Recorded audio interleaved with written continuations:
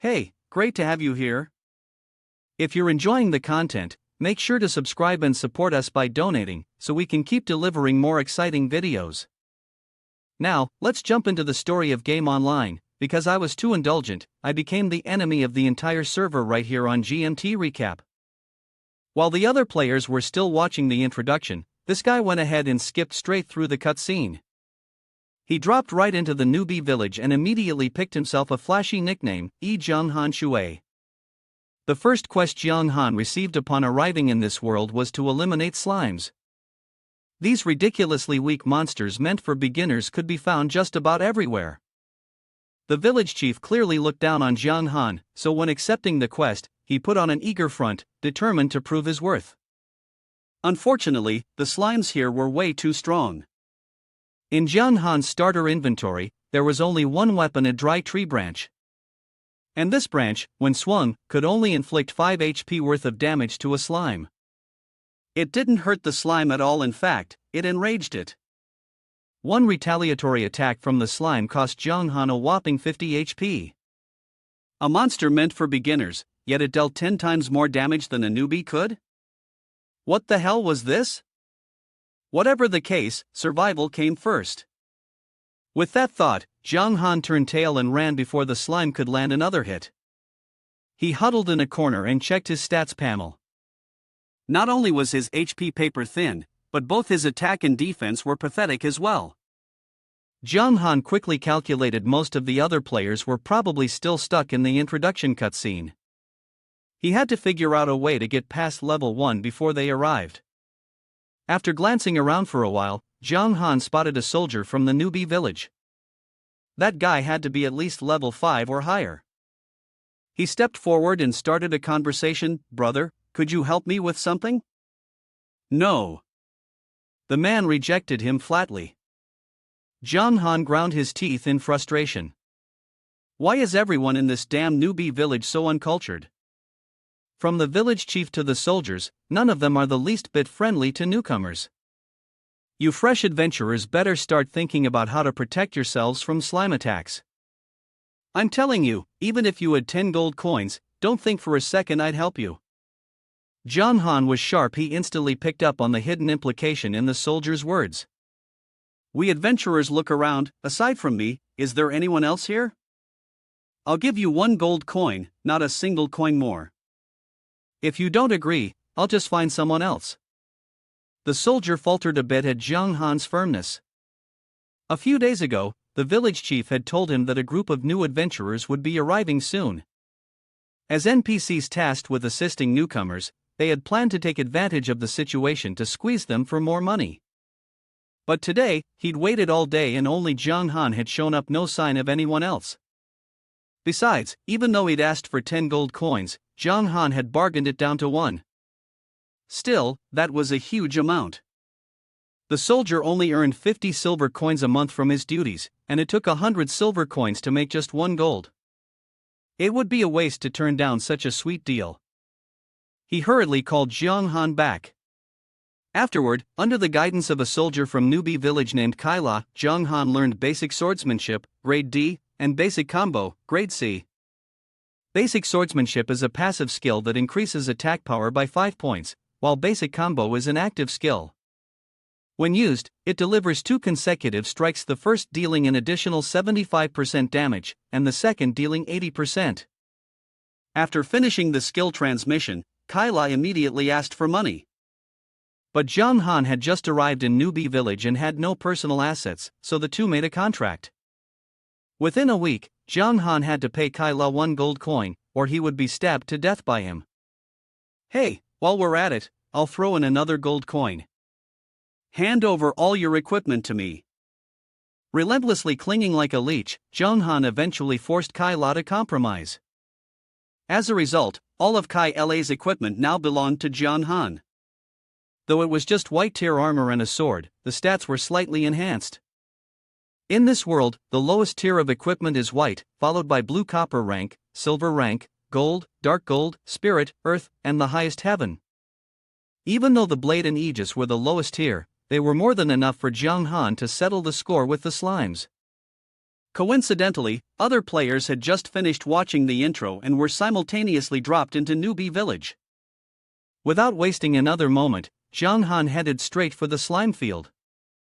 He swung his sword and used the basic combo to attack. Sure enough, the damage had significantly increased. The enraged slime, just like before, charged forward and rammed into Zhang Han, but thanks to his armor, his defense had also increased. Zhang Han swung his sword once more, taking down the slime in front of him and gaining 10 experience points. The feeling of landing a critical hit that dealt 66 damage was absolutely exhilarating. Fueled by that thrill, Zhang Han attacked even more aggressively.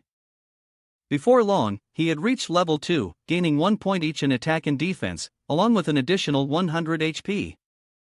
2 hours later, Zhang Han returned to Newbie Village. The other new players were all stuck, unable to defeat even the slimes. The village chief was thoroughly disappointed, lamenting how weak this batch of adventurers was. Just as he was silently cursing them as worthless trash, Zhang Han came back. By this time, he had already reached level 3. Zhang Han tossed down a sack full of slime cores. The village chief cleared his throat and snorted. "Humph, seems like at least a few adventurers have barely managed to reach the level of an average person." Zhang Han gritted his teeth in anger. This old man was being far too condescending. Seeing that, he fired back with his own sharp tongue. "This quest was way too easy. Got any other jobs for me, old man?" "I do. I'll have you go eliminate the 10 great demon gods." "Do you dare?" Defeating the demon gods was an S-rank difficulty quest, a true nightmare for a rookie like Zhang Han. On the Tianhang mainland, the world was divided into 2 factions, light and darkness. The 10 most powerful individuals of the dark military camp are revered as the 10 great demon gods. If defeated, players can gain boundless glory and countless rewards. Specifically, they will be granted the title of a level 1 city lord, a vast amount of gold coins, and the village chief's mysterious ancestral treasure.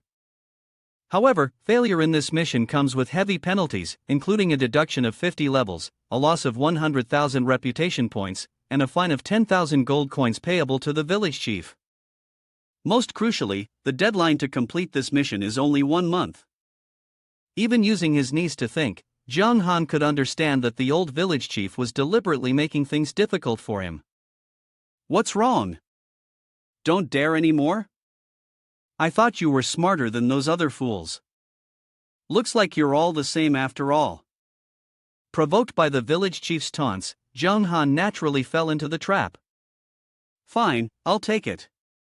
Zhang Han agreed to accept the mission, but he felt the punishment was too harsh, so he demanded the village chief hand over his ancestral treasure in advance.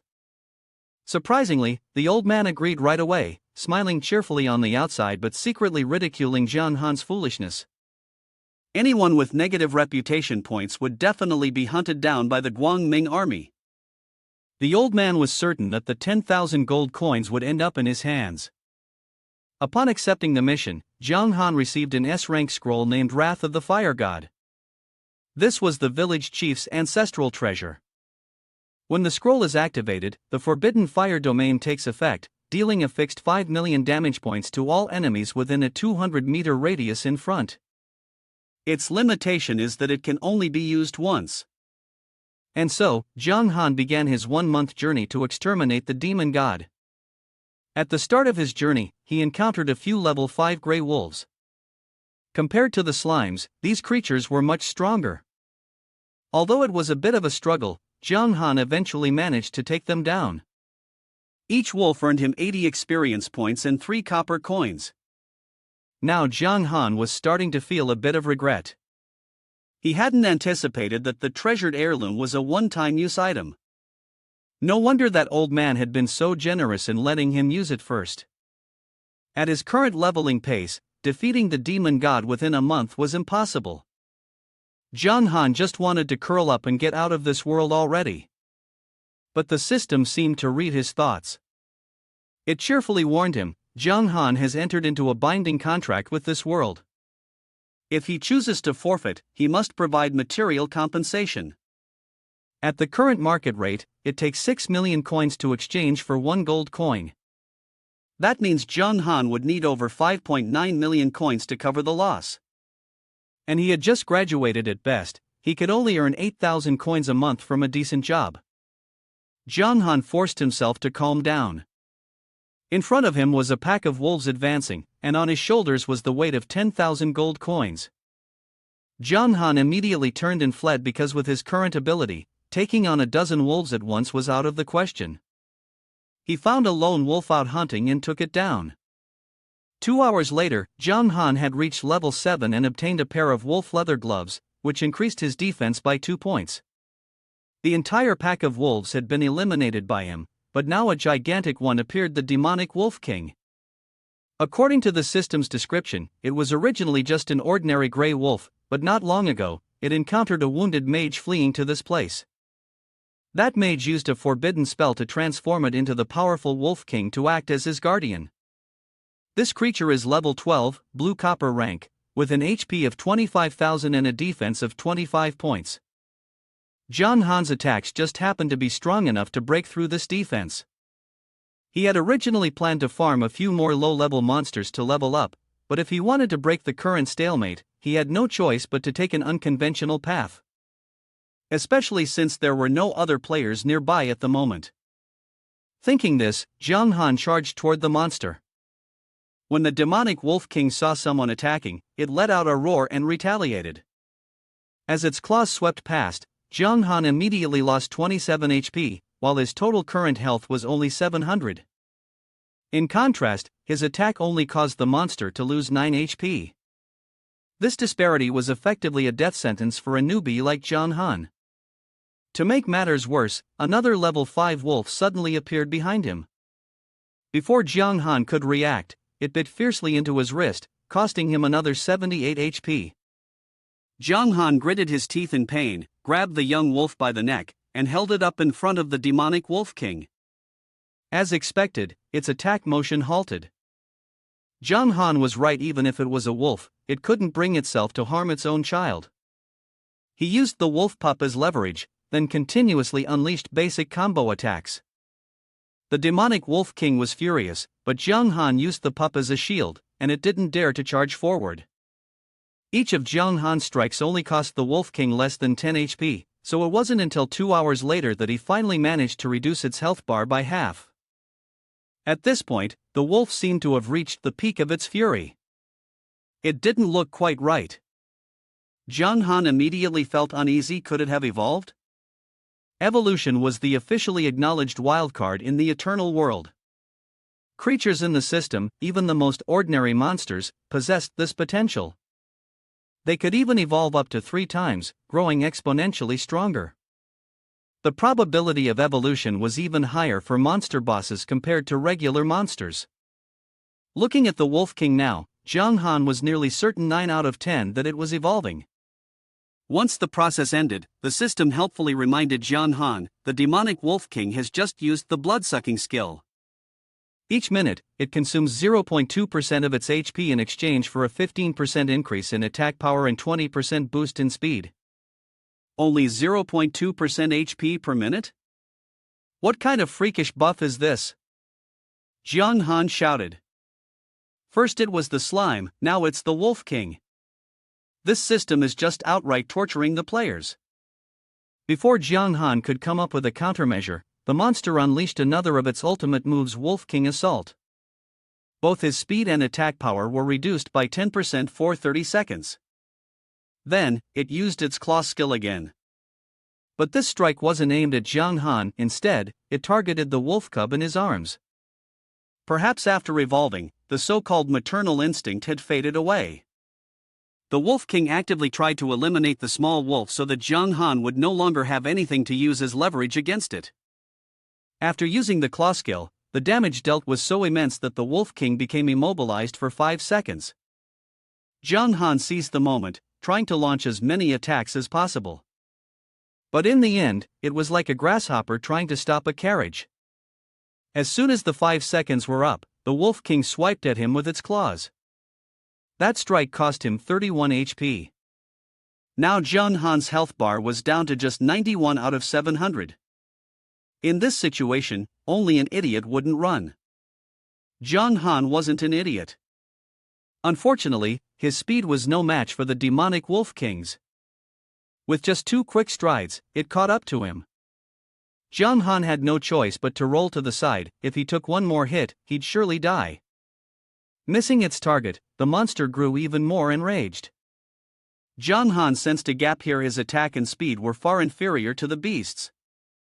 But he was slightly more agile.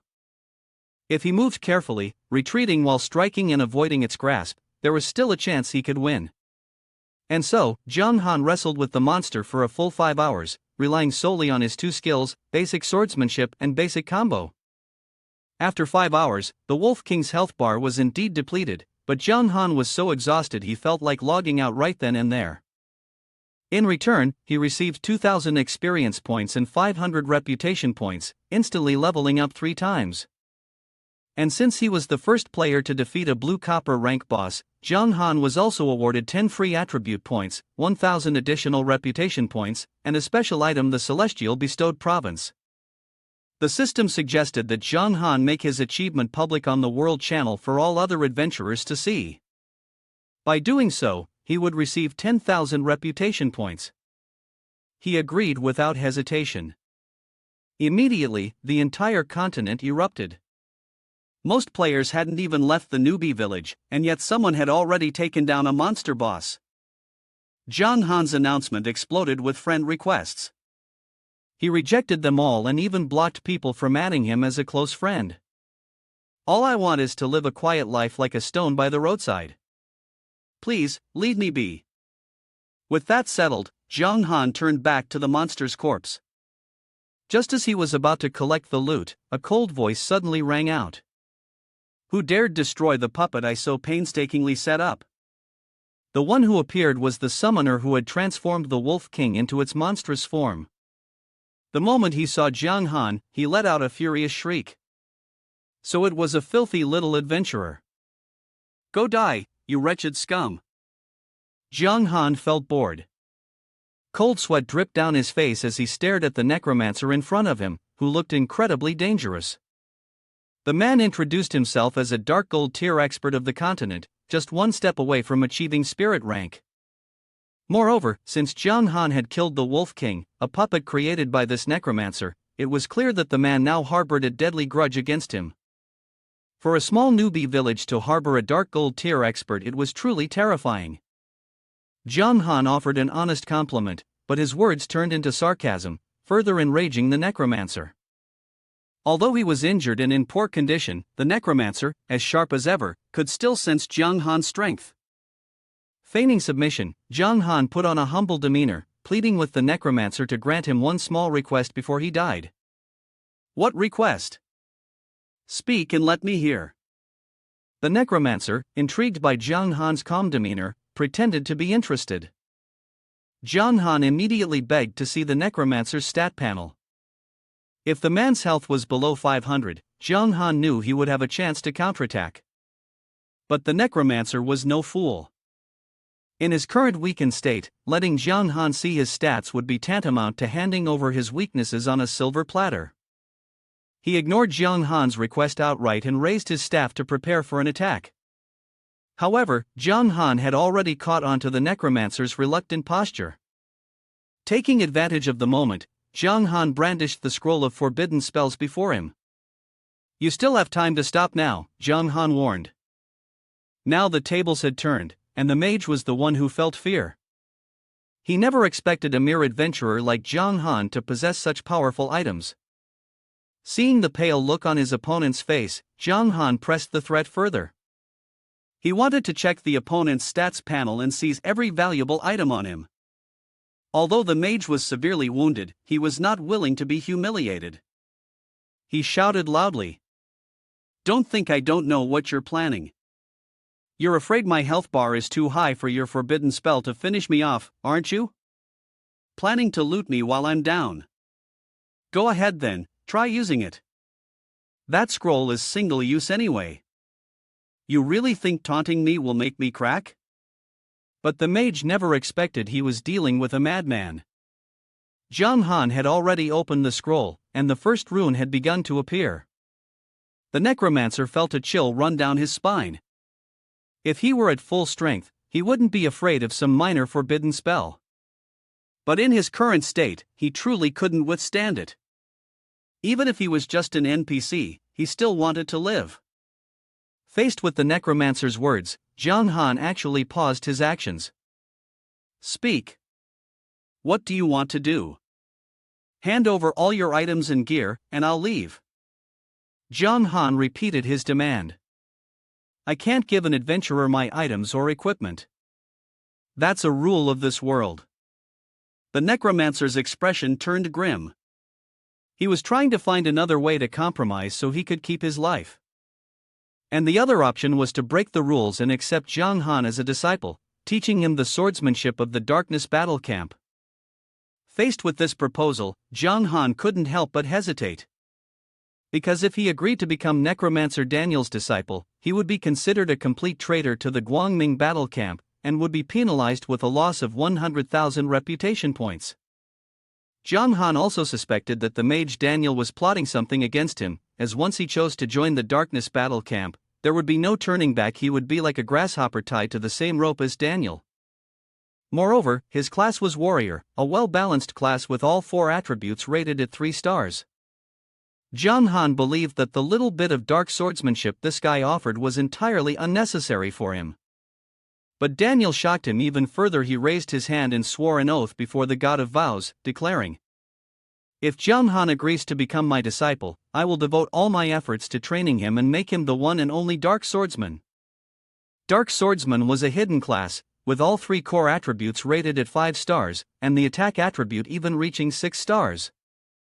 In recorded history, the Eternal Continent described the Dark Swordsman as the most powerful and mysterious being in existence, cold-blooded, violent, tyrannical, and utterly evil. Jiang Han felt this description fit him perfectly. After all, compared to the path of a white lotus, he much preferred being a bloodthirsty madman. Thus, Jiang Han shook hands and agreed with Daniel, officially joining the darkness battle camp. At the same time, following this event, he successfully changed class to the one and only hidden profession Dark Swordsman. Immediately, his body and appearance underwent dramatic changes. His basic swordsmanship skill instantly advanced into Dark Swordsmanship, while his basic combo attack transformed into Frenzied Slaughter. He also received a rare piece of equipment, the Ring of the Undead.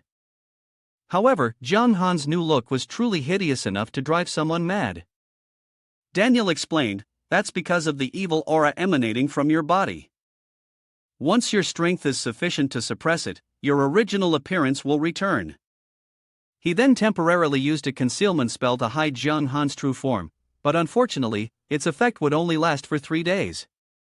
Jiang Han let out a long sigh and began to complain, "I've already changed class into the one and only hidden profession, but my master turns out to be just a dark gold level spirit mage.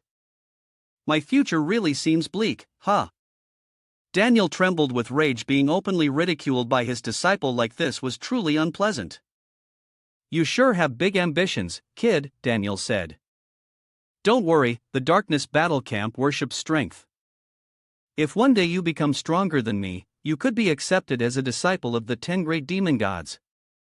Hearing this, Jiang Han's morale surged once again. Daniel then assigned him a class advancement trial mission of a rank difficulty, stating that only by completing this mission could Jiang Han prove his loyalty to the darkness battle camp. The mission required him to eliminate 100 adventurers and NPCs from the Guangming battle camp.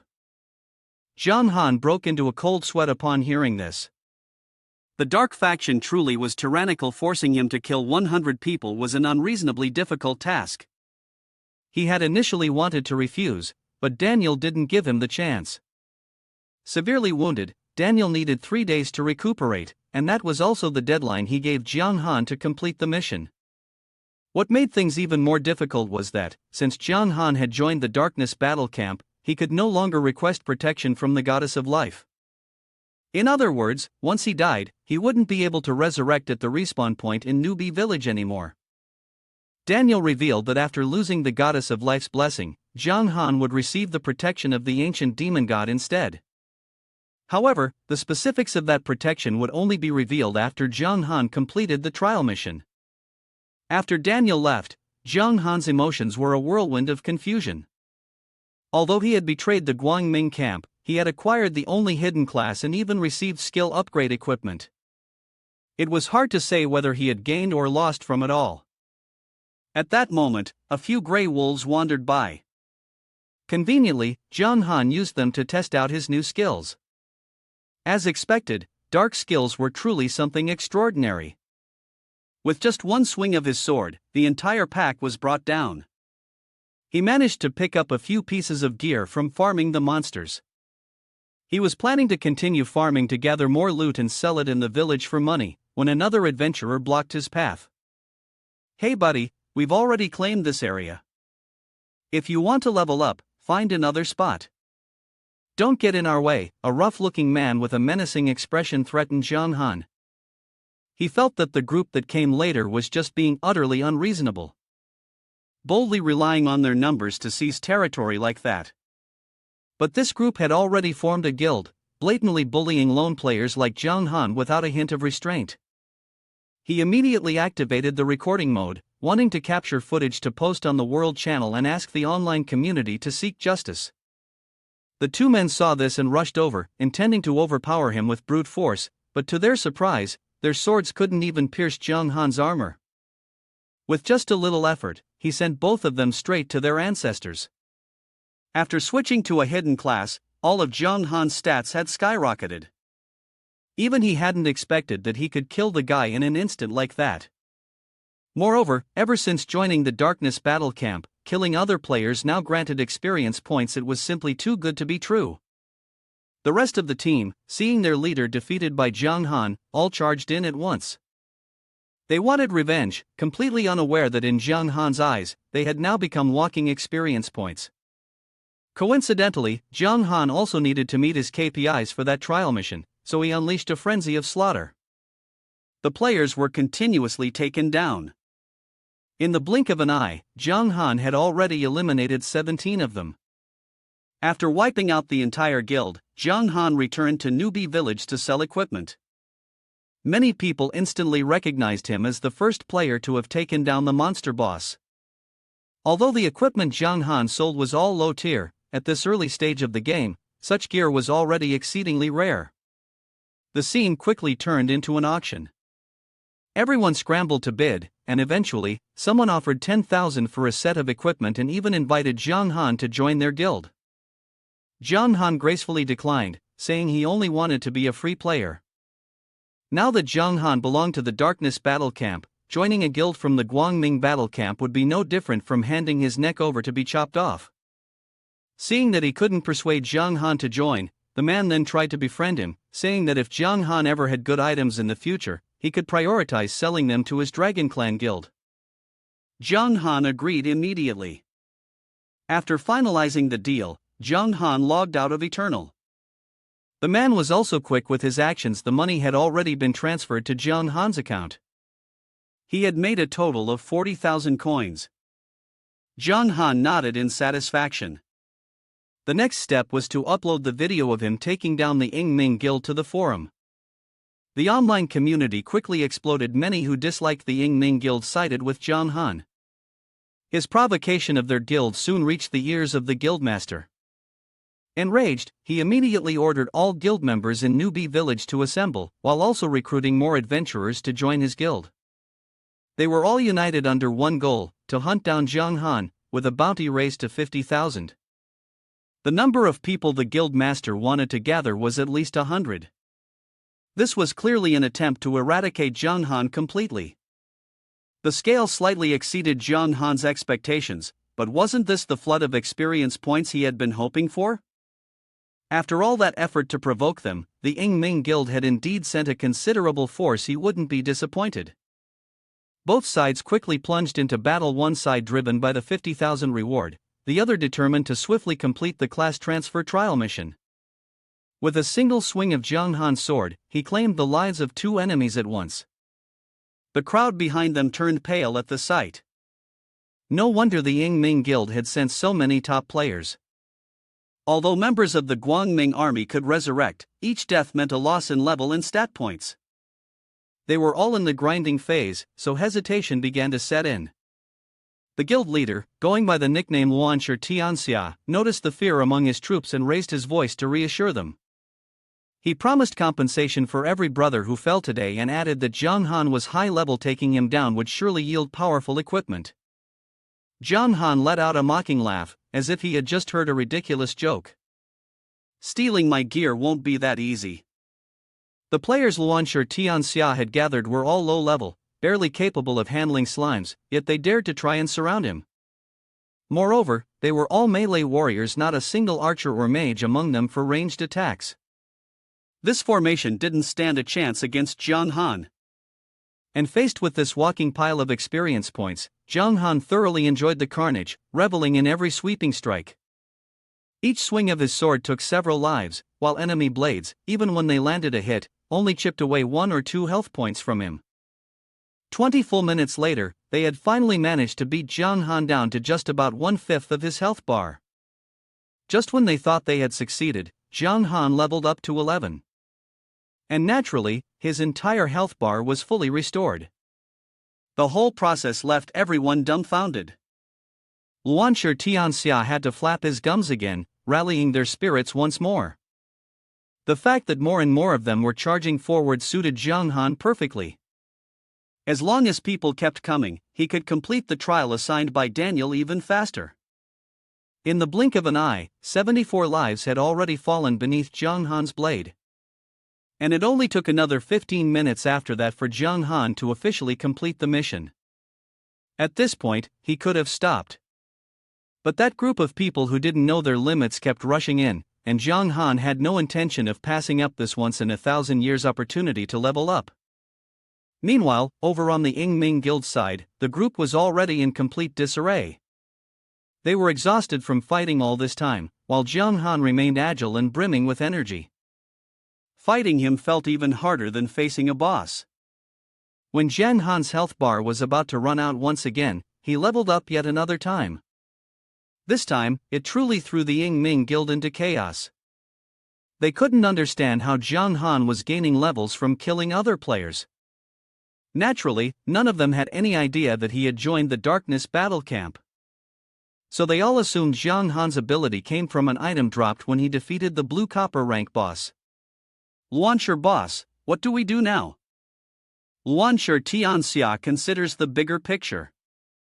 Order an immediate retreat.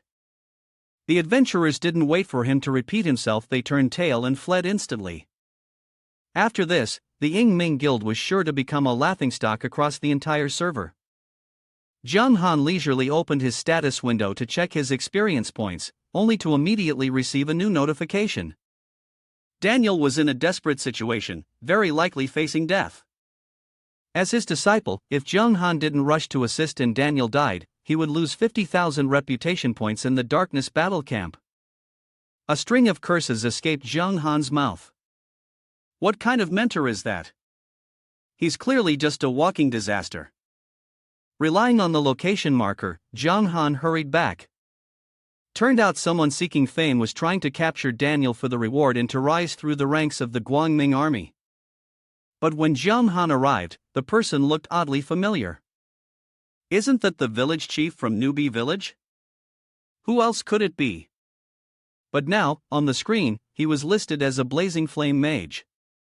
Yet just like Daniel, everything besides his name was covered in question marks, revealing absolutely nothing. The village chief sensed the sinister aura around Zhang Han and immediately guessed that he had joined the demonic path. What are you talking about? I'm a model youth who follows the rules. Zhang Han feigned innocence but couldn't hide his aura. The corner of the village chief's mouth curled up into a cruel smile. The old man planned to capture both Daniel and Zhang Han and bring them back. By then, he would surely receive a generous reward and a high chance of promotion. Is there no way to win? Zhang Han turned to Daniel and asked in a low voice. Before you arrived, I wasn't sure if we could win. But now that you're here, we'll just lose faster. So what do we do now? Daniel revealed his only plan. He intended to secretly cast a teleportation array to take them both away, but the condition was that Zhang Han had to hold off the old man for 20 seconds. Zhang Han could go along with it, but he believed in keeping things clear. If he was going to put in effort, this had to be treated as a proper mission with a worthy reward. Daniel was speechless, but if he didn't comply with Jung Han now, there would be no one left to help him escape. The game system automatically registered this situation as a new mission.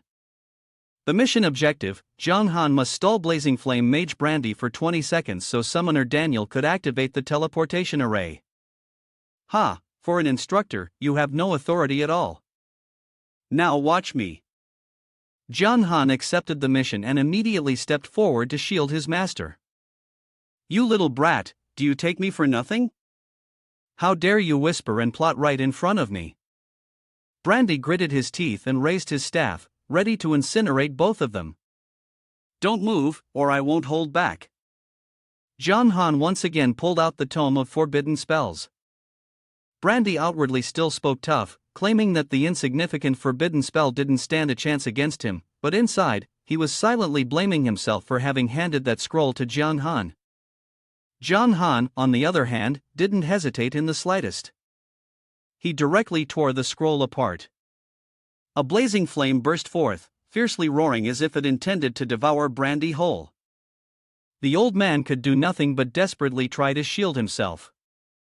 At the same moment, Daniel's teleportation array activated. The two of them were instantly sucked in and vanished. Immediately afterward, a new notification was sent to all players. Its content read: Player Jung Han Shui has betrayed the Guangming faction and joined the Darkness Battle Camp. If he is defeated, a unique item and hidden class can be obtained. The spell transported them to another desolate area, marked on Jung Han's map as the Azure Wind Plain. That ironic announcement had also been sent to him. Jung Han's face turned dark at once. The system's bounty was far too generous from now on. Countless adventurers would probably dream of stabbing him to death just to claim the reward. Moreover, saving Daniel had brought a slew of consequences. Jung Han had broken the pact with Soldier Kai La and Village Chief Brandy. The penalties he received were a deduction of 100,000 reputation points in the Guangming battle camp, a loss of 50 levels, and a fine of 10,000 gold coins. Unfortunately, Jung Han didn't even have that much money, and worse still, his level and attributes had all been reset to square one. Jung Han had no choice but to turn to Daniel for compensation. After all, he had suffered such punishments simply because he chose to stand on the same side as him. Daniel promised that he wouldn't treat Jung Han unfairly, and he truly kept his word. The reward for completing the mission to stop the Blazing Flame Mage was 100,000 experience points and the rare S-rank skill Kick of Righteousness. With that, Jung Han instantly jumped from level 1 to level 14. As for the skill itself, to be frank, its damage wasn't particularly high. However, when activated, it involved forcefully kicking the opponent right in the face, which was extremely damaging to their dignity.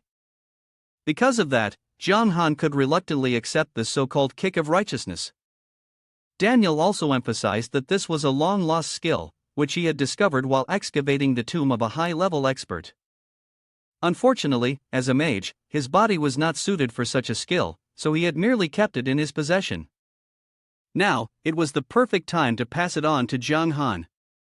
Kick of Righteousness had been lost for a long time. In the Darkness Battle Camp, many high-level experts had long hoped he would pass the skill on to them. Daniel enthusiastically promoted his reward. All right, Master, is there any other reward? Jung Han still wasn't satisfied. Daniel snapped, don't be too greedy. Do you really think trading a single-use tome of forbidden spells for a long-lost S-rank skill is a bad deal? Indeed, it wasn't a bad deal, but Jung Han still wished he could level up a bit faster. However, Daniel was even more unyielding than he had imagined, refusing to hand over even one more item or skill. He was in a hurry to take Jung Han away, as the Azure Wind Plain was not a territory under the jurisdiction of the Darkness Battle Camp. The two crossed numerous cliffs, and after walking for about an hour, they finally reached the wasteland. Daniel stopped there, as his injuries required another 2 days of rest to fully heal. He handed Jung Han a bottle of medicine and said, "You can use this to level up. After all, the monsters in this area aren't particularly strong." Zhang Han took the bottle and elixir that could restore 500 health points per second. The C-rank difficulty quest that Daniel had assigned to him was also delivered shortly afterward. Zhang Han accepted immediately, and thus, he plunged back into the leveling process. The first monster Zhang Han encountered was the demonic lizard god. It was a standard level 18 beast with 20,000 HP. Zhang Han hesitated slightly. Its health was on the lower side, but both its attack and defense stats were higher than the Wolf King he had faced before. However, Zhang Han's strength had also increased significantly since then. As long as he didn't get surrounded by a whole pack of lizards, there wouldn't be any serious issues. This happened to be the perfect opportunity to test out his new skill, Kick of Righteousness. Zhang Han took wide strides and ambushed a drowsy lizard. With a single kick, he took away nearly 1/10 of its health and simultaneously inflicted a suppression effect, leaving the opponent unable to counterattack for 2 seconds. Then, he used his active skill, Frenzied Slaughter, to push forward. Zhang Han made full use of those 2 seconds to launch his attack. As soon as the skill ended, the lizard went berserk and bit hard into Zhang Han's right leg, instantly dealing 400 damage. The injury is quite serious, but it's nothing compared to his current strength. Zhang Han swiftly thrust another sword strike at the lizard, successfully killing it and gaining 500 experience points. The commotion had drawn the attention of 3 or 4 more lizards. Zhang Han fought while retreating, trying to keep his distance to avoid being surrounded. The strategy proved effective. Within just a few minutes, he had taken down all of them. At that moment, a simulation window suddenly popped up, but it wasn't a system notification.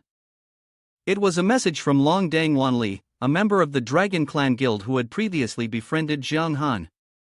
"Brother, you've gotten pretty famous lately. All the big forums are talking about the hit on you."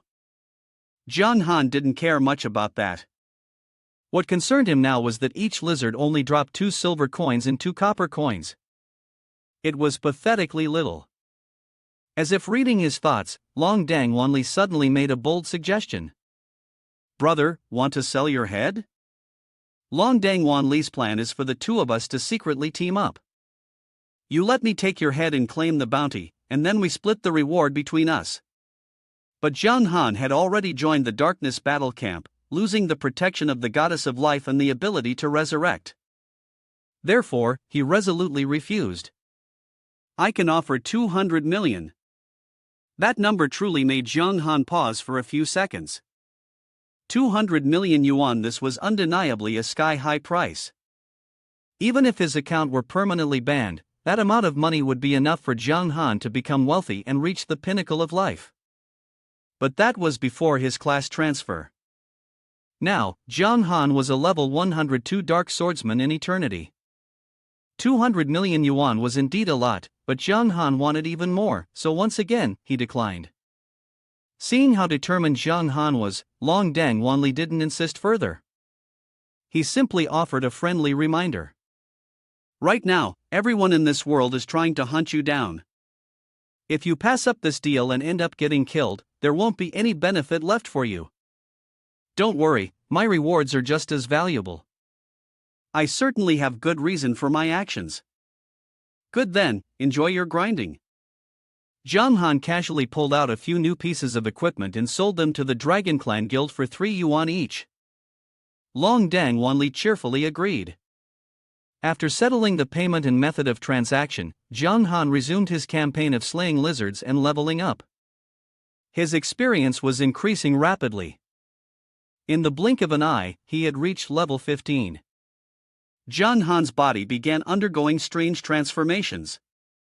In other words, he was evolving. The system reminder of the latent power of the Dark Swordsman within Zhang Han's body had just been activated, and at the same time, he comprehended a new passive skill, Power of Death.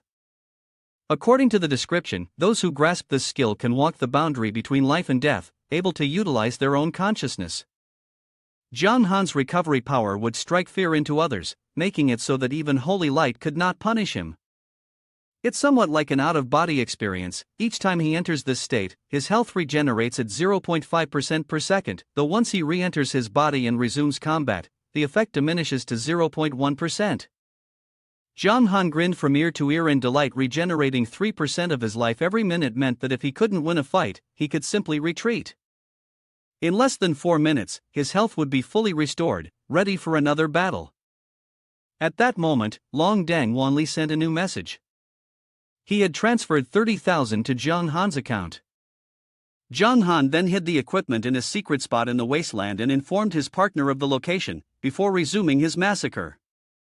In the blink of an eye, he had taken down 500 mutated lizard gods. The loot that dropped was a pair of blue copper rank boots, which increased movement speed by 2%. However, the required level was 16 and above. Zhang Han still had a little way to go. After completing some tasks, Zhang Han had to log out due to a protesting stomach. While he was busy eating, members of the Ying Ning Guild were anxiously calculating their plans for revenge. Once Zhang Han was full, he immediately returned, but the moment he appeared in the wasteland, he was struck by a lizard god's tail and lost over 1,000 health in a single hit. This time, it wasn't just an ordinary demonized lizard. It was a demonic ancient plague king, level 20, with 100,000 HP. The martial arts tournament boss hunt had begun. Zhang Han, brimming with momentum, leapt forward sword in hand. He took a running jump, then unleashed his skill, Kick of Righteousness. The monster boss lost 1,073 HP and was immobilized for 0.35 seconds. Zhang Han was stunned. The little lizards were immobilized for 2 whole seconds, yet this boss only got stunned for such a short time. And because of that kick, I got hit by the venom on the God Lizard King's body. He lost 50 HP per second for 10 seconds straight. Zhang Han had originally planned to save his items, but in the end, he had to use the healing potion he got from Daniel. He had barely finished drinking when the God Lizard King launched another attack. Frustrated over using up a valuable item, Zhang Han retaliated with ruthless, relentless strikes. The lizard used its heavy, long tail to try to smash him to death. But he didn't give it the chance. First, he slashed off the monster's tail, then launched a flurry of continuous attacks. Within minutes, the demonic ancient plague king had its skull split open by Zhang Han. The loot this time was considerable. Zhang Han's eyes were dazzled by the sheer number of drops, and his anticipation for the equipment that might appear grew even stronger.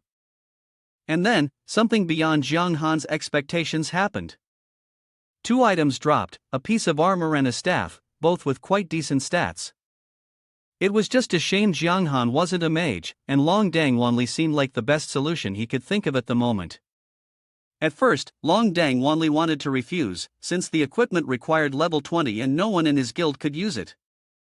But Zhang Han insisted, arguing that sooner or later, they'd be able to use it anyway.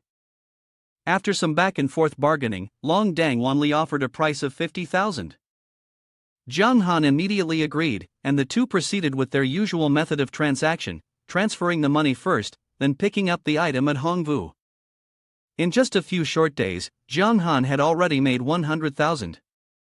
The potential of the eternal world was enormous, and he was convinced that in the future, it could earn him even more. After going around again, there were still a few divine beasts left. Zhang Han decided to finish farming them to reach the level required to wear the boots. By now, his equipment was nearly complete, so he could finally take a short break.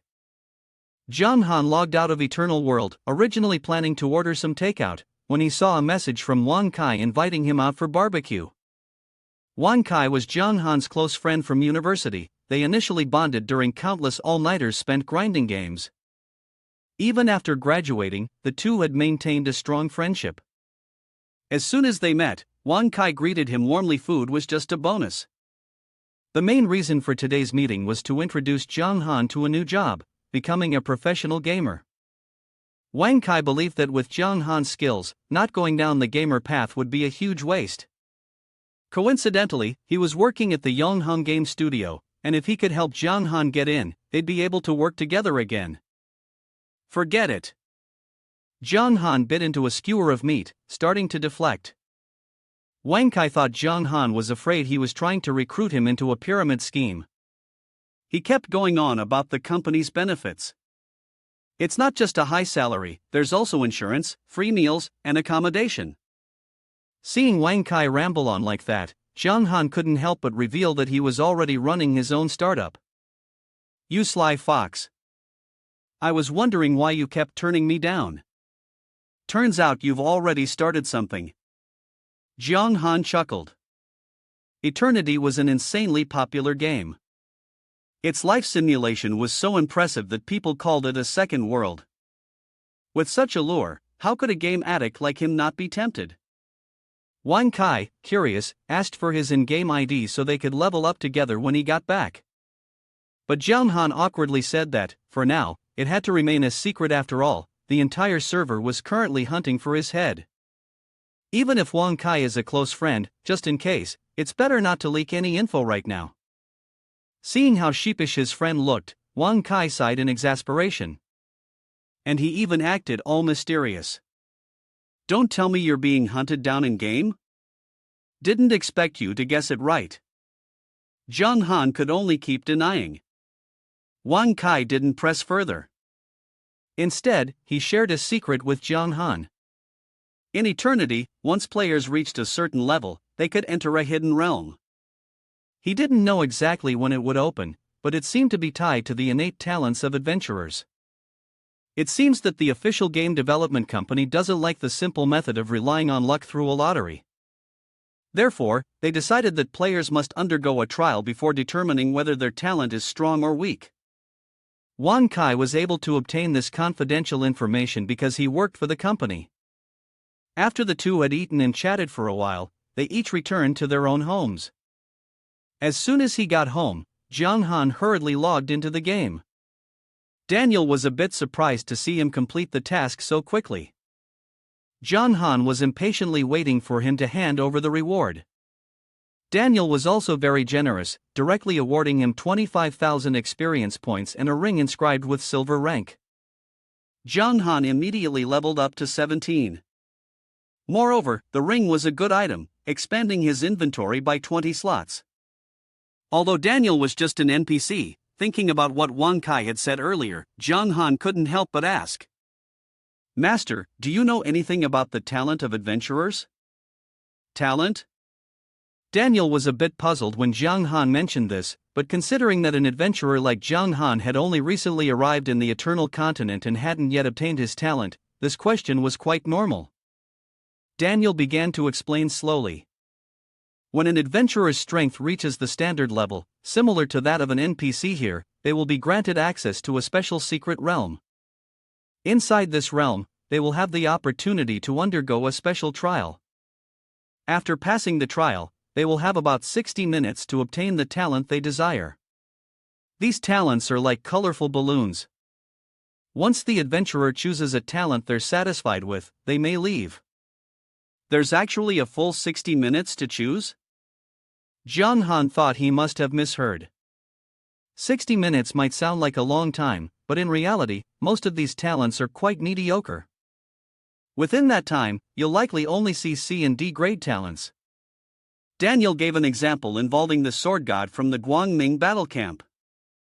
His talent is Sword Heart. When wielding weapons in the form of a sword, the final damage can increase by up to 80%. Sword Heart is an SS grade talent, the highest tier known on the entire Tianhang mainland. Aside from the sword god, the number of individuals across the continent possessing SS grade talents can be counted on one hand. It's also the highest ranked talent recorded so far, with grade S below it. Seeing Jiang Han's face full of ambition, Daniel couldn't help but give a reminder. Kid, don't get ahead of yourself. Giving you that S-grade skill, Kick of Righteousness, is already quite a deal for you. Yet Jiang Han still refused to give up on obtaining a high-grade talent. Master, then how can one meet the standards of an NPC? Daniel estimated silently, believing that the NPC standard was its silver rank, mainly based on the system's evaluation of power progression. Some people could enter the talent's secret realm as early as level 21, while others needed to reach level 30 or even higher. But that wasn't what Daniel wanted to focus on at the moment. His body had already improved considerably. Now was the time for him to let Jiang Han receive the protection of the demon god. Jiang Han held his breath, waiting.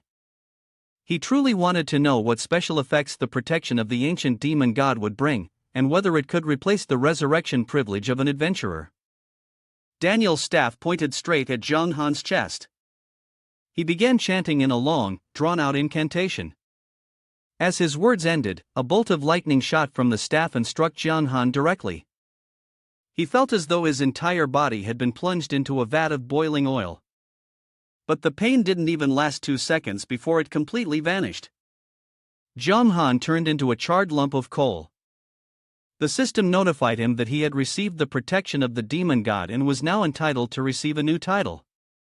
The latest title Zhang Han earned was the Fallen, granted because he had betrayed the Guangming battle camp. This title provided the effect of doubling his final life points by up to 100%, and he also became a blue copper rank boss. Now Zhang Han had a rough understanding of why bosses had such thick health pools. The adventurers on the side of the Guangming battle camp could cheat by using their unlimited resurrection ability. They used a reincarnation mechanic to trade for the right to live again, continuing to grind levels and grow stronger. Therefore, the darkness battle camp had to be balanced by increasing the difficulty of being defeated. Zhang Han was now a traitor. After joining the darkness battle camp, his rate of power growth had accelerated dramatically, and at the same time, he had become extremely difficult to take down. One could say that Zhang Han now possessed both classes, walking the path of darkness and light. Zhang Han Shui, my beloved disciple, how have you been? Are you surprised by the protective power of the demon god? Daniel also appeared excited, the corners of his mouth stretching to his ears, clearly a bit exhilarated. Master, where should we go next? We can't just keep wandering around like this forever, right? Daniel nodded. Now that his injuries had completely healed, there was no longer any need to hide or sneak around. Actually, my identity is not as simple as you think, Daniel said with a dangerous air, but Zhang Han only feigned excitement to humor him, thinking to himself that this guy was just full of self-flattery. The two began their new journey. Not long after, they entered a new map, the City of Shadows. This place was originally the territory of the Guangming battle camp, known as Tianguang City. However, under the assault of the 10 great demon gods, it had been turned into land belonging to the darkness battle camp. Nevertheless, because it was extremely close to the Guangming side, battles frequently broke out here. Guangming battle camp's goal of reclaiming Tianguang City had never changed. As Zhang Han and Daniel arrived at Chen City, a loud and clear voice rang out. The lord of the city has returned, quickly open the gates to welcome him.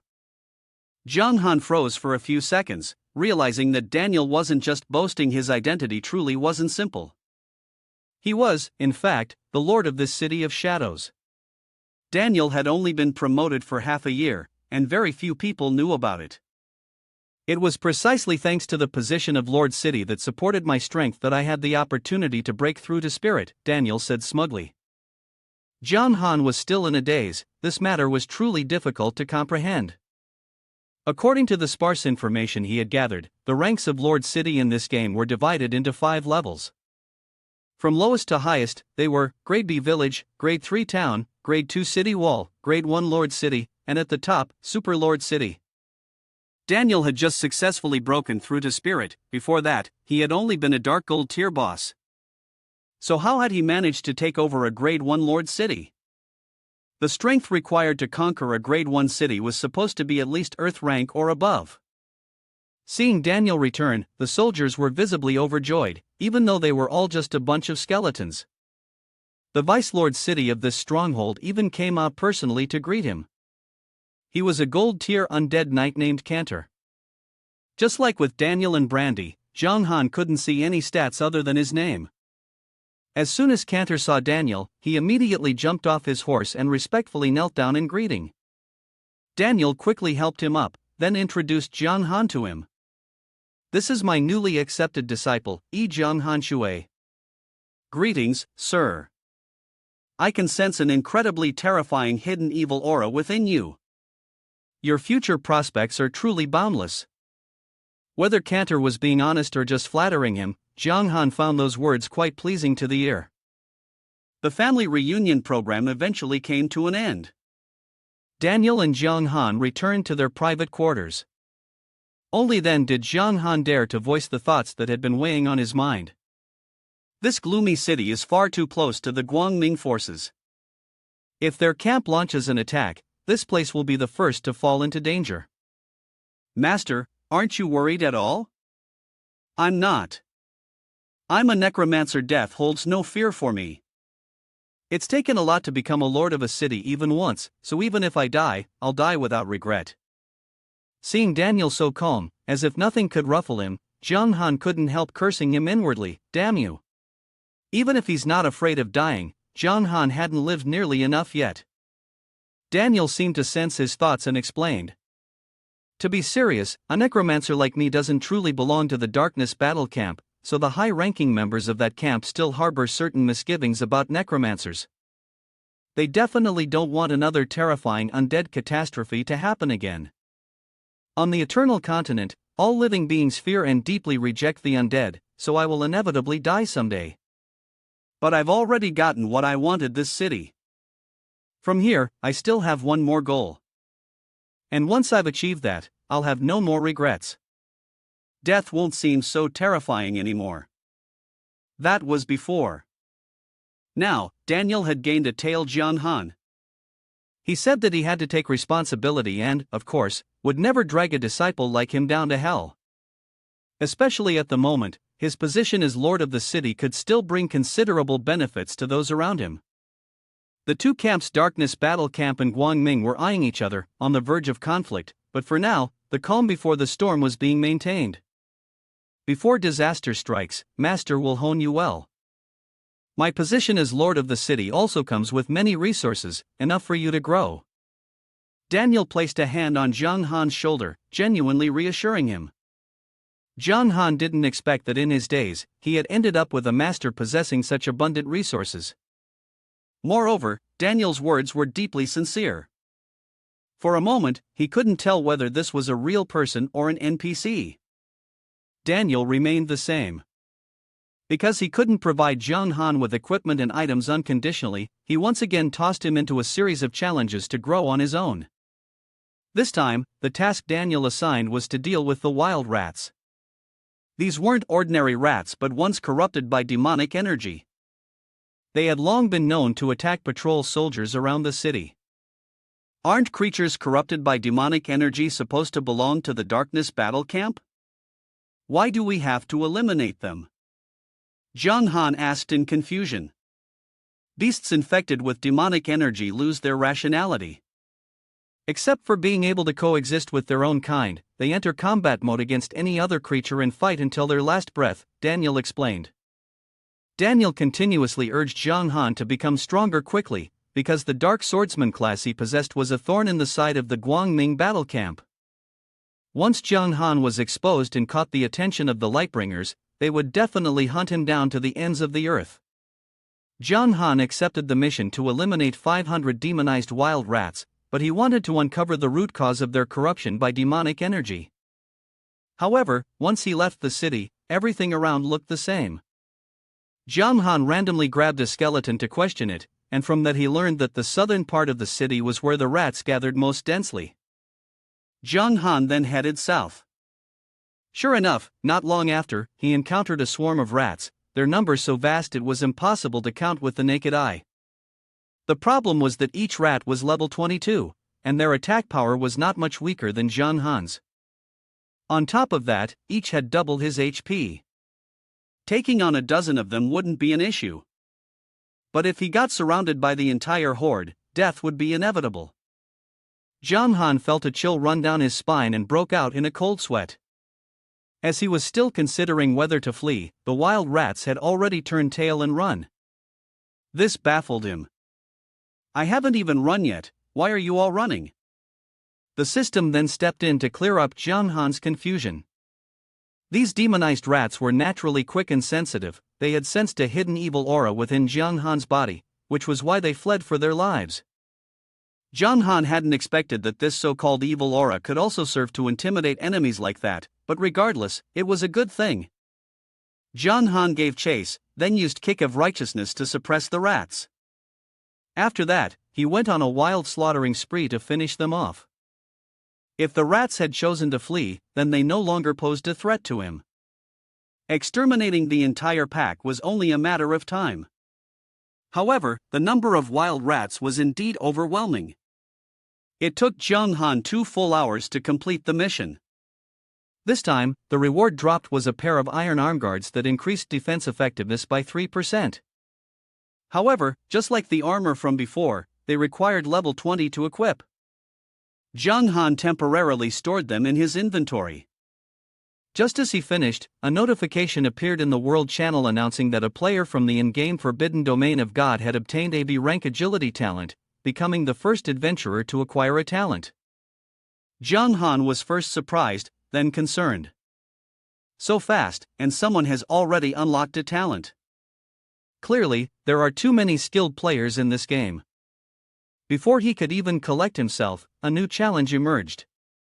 Jung Han had sent the entire pack of wild rats to their doom, so it was only natural to anticipate the appearance of a monster boss.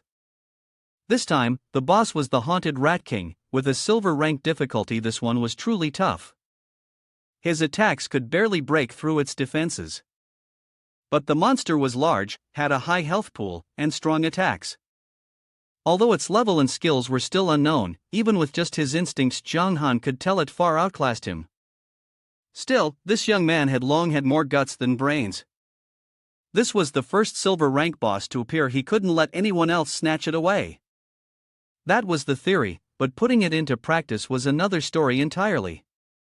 Kick of Righteousness from Jung Han only inflicted a 0.2 second suppression on the Rat King, yet just one hit from it already took out half of his health bar. Fortunately, Jung Han still had some of the healing medicine Daniel had given him, otherwise, he surely wouldn't have been able to continue the fight. He swung his sword to attack, but it only dealt a little over 1,000 damage. Persisting like that, after about an hour, the Rat King's health bar had dropped to half. At this point, Jung Han was extremely tense, because under normal circumstances, when a boss's health drops to half, it almost always triggers a new phase of evolution. Sure enough, the Rat King then raised its head and squeaked several times. Swarms of rats from all directions started pouring in. This time, their numbers were several times greater than before, enough to completely overwhelm Jung Han. But the moment these new rats faced him, they started trembling. Just like the previous group, they hesitated for a while and then turned tail and fled. Both Jung Han and the Haunted Rat King fell into a contemplative silence. Eventually, even the Rat King began to panic. Like its underlings, it too chose to flee as the wisest course of action. Of course, Jung Han couldn't let all that experience slip away so easily. Seeing the Rat King duck into a hole, he immediately lunged forward and grabbed its tail, then began slashing wildly. But when both of them fell to the bottom of the hole, the Rat King's nearly depleted health bar suddenly began to regenerate. At the same time, Jung Han could sense a powerful force emanating from within this place. He was certain this was the root cause of the rats being corroded by demonic energy. However, before Jung Han could react, several massive gemstones nearby suddenly emitted a tremendous surge of energy, and the entire force struck his body directly. At first, Jung Han thought it was some dark power ambushing him, but unexpectedly, he was bathed in the radiance of the Death Lightning Gem. The evil power within Jung Han was temporarily activated, and all his attributes increased by 1,000% for 1 minute. What kind of insane number was 1,000%? Even if it only lasted for a minute, it was more than enough to reduce the Rat King to dust under Jung Han's hand. With a little dirty buff, his momentum was undeniably overwhelming. Jung Han, blazing with fighting spirit, charged forward with his sword. Even a random slash took over 20,000 HP from the Rat King. By the fifth strike, it was enough to send the boss to its death. Since it was a silver rank boss, the experience points awarded reached a whopping 180,000. Jung Han immediately leveled up to level 19. Additionally, being a silver rank boss, it granted 1,000 reputation points, 20 free attribute points, and a rare item called Bias Energy. This item took the form of a scroll, and its effect was to unconditionally increase the level of any skill ranked B or below by 1 level. Jung Han was astonished, never expecting something this fortunate. Just like last time, the system reminded Jiang Han of the option to announce his achievement on the World Channel, with a reward of 10,000 reputation points. He agreed immediately. With his current fame, Jiang Han could be considered a rising star in the game. There was no need to keep anything hidden anymore. The information had just been posted, and the gaming community immediately erupted. To be honest, everyone was still in the beginner phase. Yet someone had only reached level 5, while Jiang Han was already able to take down a silver rank boss. That level of ability was downright terrifying. Naturally, the Ying Ming Guild wasn't pleased with this announcement, as they were still struggling with those low-level monsters over there. Jiang Han leisurely made his way to the Rat King's corpse to see if any good equipment had dropped. Suddenly, he received a new notification stating that the talent trial would open in 3 minutes. It was all so abrupt. Jiang Han was taken aback, dumbfounded, and fell flat in surprise, but above all, he was overjoyed. He even had a full 3 minutes to prepare. This time, he had really hit the jackpot. Daniel had once said that in the talent trial, items and equipment couldn't be used, but he never said that skills were prohibited. If victory depended on skills, then Jiang Han had no choice but to use bias energy to upgrade himself. The skill he wanted to upgrade was, of course, dark swordsmanship. After confirming the selection, the system immediately upgraded it to the skill 6 killing technique of a grade quality, with the basic attack of dark swordsmanship originally at 50. Now, 6 killing technique could deal a base damage of up to 200, along with an additional 20% stacking effect. Moreover, it increased attack speed by 50%. This upgraded skill was far beyond Jiang Han's imagination. The effect had quadrupled. The gemstones in front of Jiang Han suddenly lit up, then transformed into an artifact. Jiang Han reached out to receive it. Surprisingly, it was an A-grade artifact. It could stimulate the potential within the body for a short period. If the user's latent power was great enough, their strength would skyrocket. However, if the basic potential was lacking, the increase would be limited. The number of uses was 3. Just earlier, Jiang Han had already used it once. Jiang Han clicked his tongue in regret. If only I could use the Death Lightning Gem during the trial to forcibly boost my stats like just now, that would be amazing. In the blink of an eye, 3 minutes passed. The system reminded Jiang Han to prepare to enter the talent trial in 10 seconds. As the countdown ended, he immediately vanished from the cave. The place Jiang Han was thrown into was a dense ancient forest. The first mission of the trial was to eliminate the enemy within 10 minutes. If successful, the scope of talent obtained would rise from grade D to C. If failed, it would remain at grade D. After reading the notification, Jiang Han glanced around, cautiously searching for the enemy, but he only saw a wild rabbit. It was level 1, with only 100 health points, and both its attack and defense stats were pitifully low. Jiang Han's face darkened. This rabbit's stats aren't even as good as a slime's. Starting a trial with this level of difficulty feels like the system is underestimating the players. Still, to be safe, he opened his own stat panel to take a look. The result was a bit surprising. Jiang Han had also been level reduced in this trial.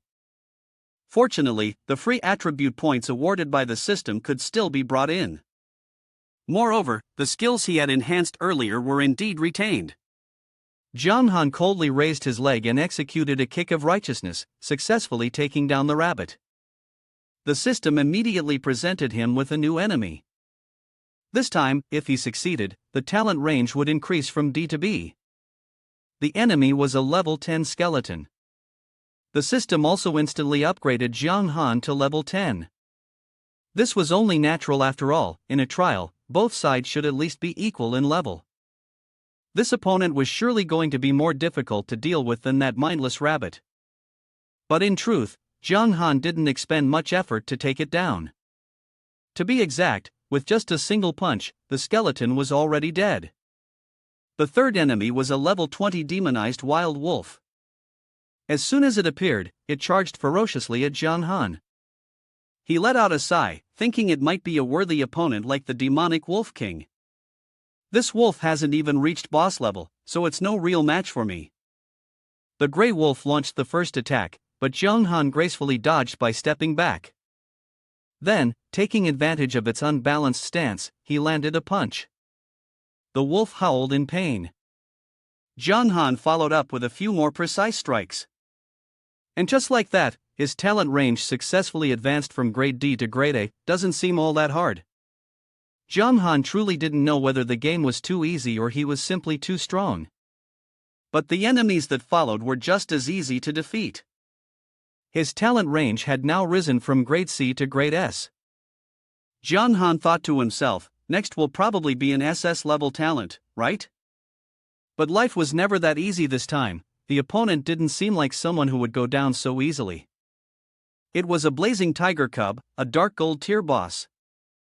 Zhang Han's level rose to 40, and his attack stats increased slightly. Strike first to gain the upper hand, he thought, and immediately launched his attack. But as expected, this tiger was not as easy to bring down as the previous opponents.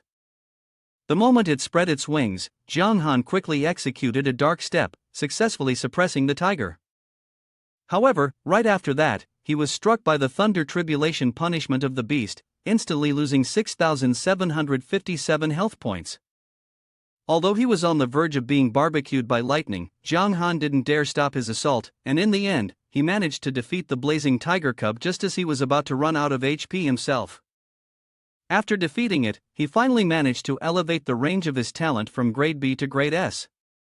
The next task was to defeat a dark gold tier boss. Even though he was still in a trial, Zhang Han received 5 free attribute points. He immediately allocated all of them to his attack stat. Right after that, the next opponent appeared. It was a water Qilin, an immortal tier boss. Zhang Han already felt a headache coming on. Was the challenge level always this high? Still, if he could defeat it, he would be guaranteed to obtain an A or S level talent. It seemed that only by passing this trial could he dare to dream of acquiring an SS level talent. The water Qilin before him was an extraordinarily rare creature that dwelled in the vast oceanic expanse. An ordinary person might not be lucky enough to witness it even once in a lifetime. Its appearance was inherently a sign of good fortune. The water Qilin was born with the perfect ability to control the water element. The opponent was an immortal tier boss of divine rank, which meant it had surpassed the top 3 levels of spiritual, terrestrial, and celestial. Even though the system had upgraded Zhang Han to level 50, facing an immortal tier boss, he felt certain he would be utterly crushed. In the blink of an eye, the water Qilin shot out a pillar of water. Zhang Han narrowly dodged to the side. The system kindly reminded him, this is the opponent's skill, Cold Dynasty Silent Scroll. It can reduce the speed and attack power of the targeted enemy by half for 10 seconds. This skill posed too many disadvantages for Zhang Han. Before he could even react, the water Qilin had already taken large strides toward him. Then, using its 2 front legs, it stomped heavily on Zhang Han. It was merely a basic attack, yet the damage was immense. Zhang Han was completely overpowered. If the trial ended here, his talent range would fall between grade B and grade S. If lucky, he could still choose an S grade talent. But if it ended like this, Zhang Han would not be reconciled. In desperation, he came up with a dirty, underhanded trick. Seeing the water Qilin opening its mouth, Zhang Han spat directly into it. The opponent immediately recoiled in disgust, leaping backward while continuously spitting. Zhang Han laughed gleefully, but the system didn't let him enjoy the moment for more than 3 seconds. It had just sent a notification that water Qilin's hatred value toward Zhang Han had increased by 1,000 points, and the opponent was about to unleash its ultimate move, the domain of the ocean skill. A torrent of water surged toward Zhang Han from out of nowhere. Don't be fooled into thinking this was just ordinary water, it concealed deadly, critical damage within. Zhang Han began to panic. With an attack this powerful, he feared he wouldn't survive. But just then, a surge of energy deep within his body suddenly burst forth. In the midst of battle, Zhang Han had activated his hidden potential and comprehended the S-rank skill Dark Reincarnation. Indeed, the protagonist's aura never fades. Zhang Han could clearly feel the dark power within him breaking through its restraints in a frenzy. Fueled by his desire to become the strongest, he refused to let himself fall here. Speaking of the dark reincarnation skill, once activated, it boosts the effectiveness of all attributes by 50% for 5 minutes. However, the trade-off is a decrease of 10 levels.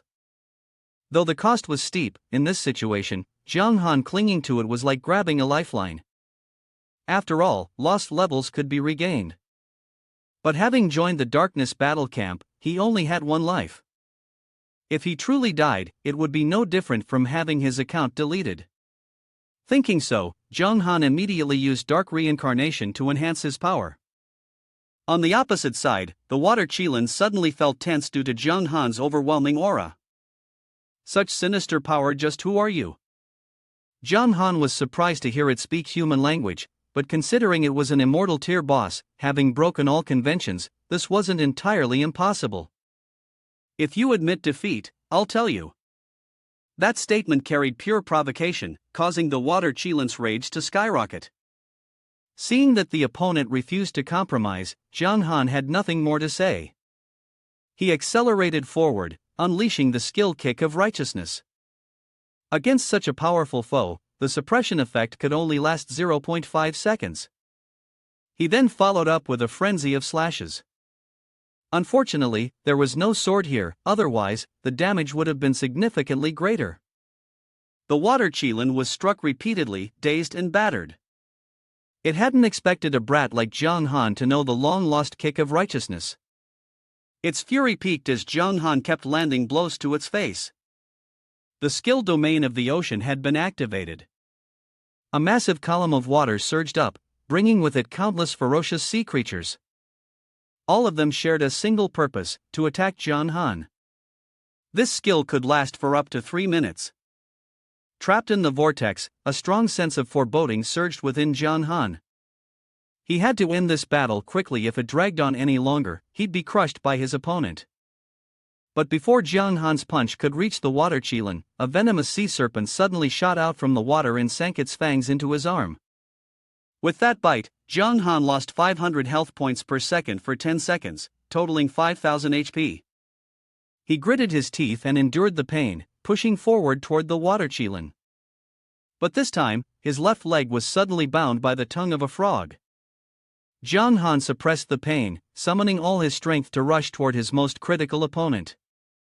He leapt onto the water Qilin's back, pummeling it wildly with fists and kicks. The creature's health barely decreased, but the dignity of the Qilin race had been trampled under Zhang Han's assault. This sent the water Qilin into a sudden frenzy. Zhang Han couldn't understand why a creature traditionally considered auspicious could harbor such a bloodthirsty nature. He had only intended to distract it for a moment, but instead had provoked its rage. Clearly, the fury of the water Qilin now could crush him at any moment. Jai and I remained calm, knowing that one must never lose composure when facing such a foe, carefully timing her use of skills as their cooldowns completed. A faint voice echoed from the water. Zhang Han was slightly surprised. Someone from within the game world must be secretly watching him take part in the trial, and Jai and I was probably calling out to the water Qilin. Suddenly, its fur bristled all over, and the surrounding seawater surged violently. Zhang Han immediately delivered another blow, successfully interrupting the freezing tidal skill it had just begun to activate. The time to suppress the water Qilin was extremely brief. Zhang Han didn't dare delay for even a fraction of a second. He launched continuous attacks, relentlessly pressing on until its health bar dropped to just 10%. Seeing the window of opportunity open, Zhang Han urgently intensified his assault. But the domain of the ocean technique had not yet ended. From within the swirling vortex, a massive shark emerged.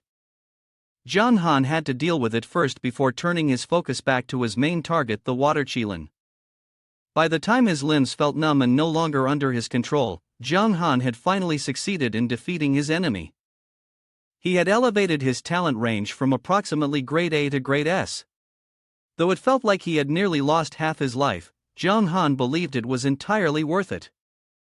The system rewarded him with 10 bonus free attribute points and advanced him to the talent selection phase. You are strong, but it's a pity you've chosen the wrong camp."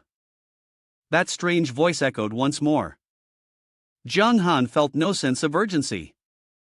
Just because someone joined the Guangming battle camp didn't mean their heart was truly loyal to Guangming. He had no regrets about accepting Daniel as his master, but he also didn't wish to become an enemy of this mysterious figure. After the voice's owner departed, Jiang Han officially entered the talent selection phase. In an instant, the space before him transformed. Just as Daniel had described, countless floating orbs appeared like balloons. Letters representing talent grades were already inscribed on them, mostly the letter A. When Jiang Han touched one of the orbs, he discovered that even graded talents were already incredibly powerful. For example, this orb provides a natural talent that increases final defense by 20%. Unfortunately, Jiang Han didn't need it, because for him, strong offense was the best defense. Moreover, his class, Dark Swordsman, had an attack attribute rated at 6 stars. If he didn't choose an offensive talent that offered a real advantage, it would be a waste of his potential. Although there seemed to be plenty of time to choose a talent, there were simply too many orbs in this space. Just a glance made Jiang Han feel dizzy, dazed, and headache-ridden. He began to roll around, searching every corner of the space. But annoyingly, all the talents he found were just a rank. After going through all the trouble of defeating the water Qilin, the least they could do was give him an S-rank talent. 10 minutes passed, and Jiang Han still hadn't found what he needed. 20 minutes later, still nothing. Just as he was about to curse out loud, his hand touched a distinctly different orb. There it is, the S-rank Jiang Han had been longing for. That orb held the undying talent. In battle, it restored 0.3% of health per second. Out of combat, it could restore up to 2% per second. This talent was quite formidable. If he exited combat, he could recover to full health in under a minute. But Jiang Han still wasn't satisfied. What he truly needed was a powerful offensive talent. Casually, he took the S-rank orb with him, planning to keep searching a while longer. If time ran out and he still hadn't found a suitable talent, he would settle for this one. At the 50th minute, Jiang Han truly discovered another S-rank talent. If this one still wasn't it, then he would have no time left. This time, the talent was called Berserk. Final defense was reduced by 20%, but attack power increased by 40%. Although it came with an undesirable side effect, Jiang Han still considered it a very powerful talent. Later, as attack power scaled with levels, the might of Berserk would become even more formidable. Jiang Han promptly confirmed the selection of this talent. The advancement process had ended, but he still felt a slight regret for not being able to witness the miracle of an SS-rank talent. Jiang Han was also the second person in the entire server to obtain a talent. He received a reward of a talent grade 1000 reputation points and 5 free attribute points. The so-called innate talent rank was precisely the key here. Because right after that, the Berserk talent of rank S instantly transformed into the Overlord talent of rank SS. Wasn't it previously stated that talents would stay with the player for life and couldn't be upgraded? Unexpectedly, this game was so generous to the second person who cleared the talent trial. It seems the first person only obtained a rank B talent at first, then advanced it to a rank A talent as it is now. Jiang Han was so ecstatic he nearly went mad. This time, it was truly a massive gain. He was transported back to the cave filled with wild rats from before. The rats, upon seeing him, scattered in sheer panic. The first thing Jiang Han did was open the status panel to check. That Overlord talent had the effect of boosting final attack power by 50%, and unlike Berserk, it didn't even reduce his defense. This talent could be said to be no less impressive than the sword heart of that self-proclaimed sword god from the Guangming battle camp, perhaps even more unique than the sword heart itself. Jiang Han couldn't control his emotions and threw his head back with a loud shout, "System, I love you." Now that the matter of talent was settled, Jiang Han finally remembered something he hadn't checked: what had dropped from the Rat King's corpse. This time's loot also turned out to be quite the haul. Truly, double happiness arrives. The 3 pieces of equipment were all silver rank, namely the Golden Star helmet, the Rat King's sword, and the Golden Star battle boots. It's just a pity that the sword requires level 25 to equip, and the boots need level 30. Jiang Han was only at level 20, with 27% of the experience remaining. Fortunately, this was the perfect opportunity to test his new overlord talent. With a swing of his sword, all the rats in the area had to take damage, which left people astonished. Like the previous two times, Jiang Han continued to let the system announce his achievements to the entire server's adventurers in exchange for reputation points. This time, however, the reaction of the players was even more exaggerated. After all, Jiang Han's SS tier talent was leagues ahead of someone else's A tier talent. In the minds of other players, a talent of S tier was considered the highest possible in the system. WTF, is this guy the system's favorite or something? Didn't everyone say that getting a high tier talent is supposed to be extremely hard? All the players temporarily stopped what they were doing and focused on the announcement about Jiang Han on the World Channel. At this moment, Long Dang Wanli also sent a private message to congratulate him. But asking about his success was just a small part of it. His main goal was to find out how to acquire a high-tier talent during the trial. Of course, if Jiang Han shared his method, Long Dang Wanli would offer him a fair price in return. Jiang Han thought to himself that this wasn't such a big deal. Since Boss Long had been so generous, how could he possibly keep it a secret? So, he revealed to him the key point: it all depended on the skill and class growth levels. To be more specific, after acquiring powerful enough skills, one needed to level them up as much as possible. At that time, only by entering the trials would there be a greater chance of winning. The second factor is owning a profession with multi-star attributes and growth potential. This is closely related to the range of innate talents that can be achieved, and it is best to have a hidden profession. However, this is a matter of luck. If not, one has to accept the outcome. The third point he revealed was that one must seize the time, because the first players to reach innate talent may receive a reward that advances the rank of their innate talent. For example, the first person, or Jiang Han, could be upgraded, especially since he could advance to SS rank. Having just revealed such simple matters, Long Dang Wanli generously transferred 100,000 yuan to Jiang Han's account. He felt exhausted. This person is really too rich. Thank you. My passive skill had reached its maximum power. I had realized this long ago. But as for the star level of the profession's attributes, I had no idea. It seems that your profession's growth level is quite high? Not high. It's only 4 stars, Jiang Han answered humbly. Normally, 5 stars would already be impressive. If it were to be revealed that the attacking attributes of his profession had reached 6 stars, it might not be a good thing. Immediately, a notice appeared on the World Channel. Long Dang Wanli was the one issuing this notice. The content stated that he wanted to buy hidden professions from players at a price over 7 digits. If it were a unique hidden profession, the price could even reach 8 digits. Jiang Han was once again dazzled by the wealth of this person.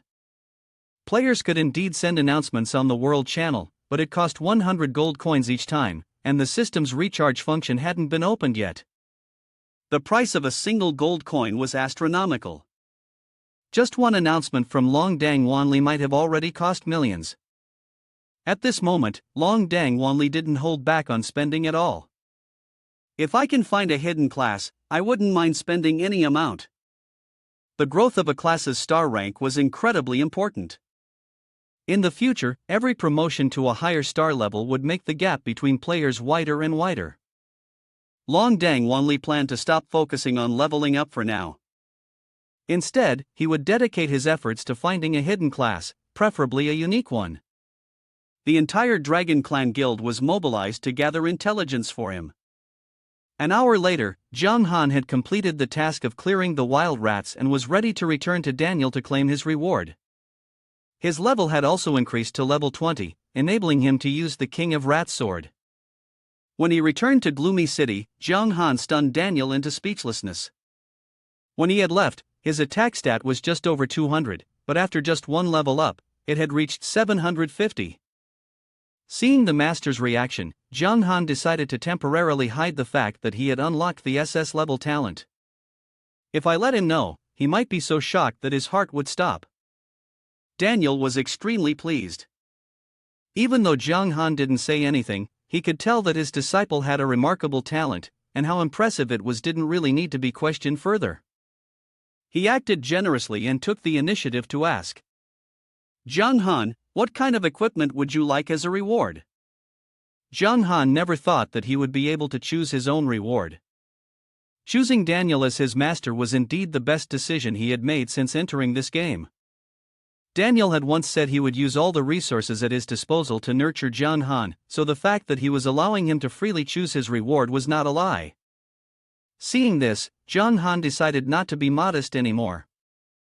He said, "Actually, I've always wanted a powerful weapon, but powerful weapons usually require a high level, and I want to find a way to lower the level requirement for them." With that, Jiang Han presented a fine sword that required level 25 to use.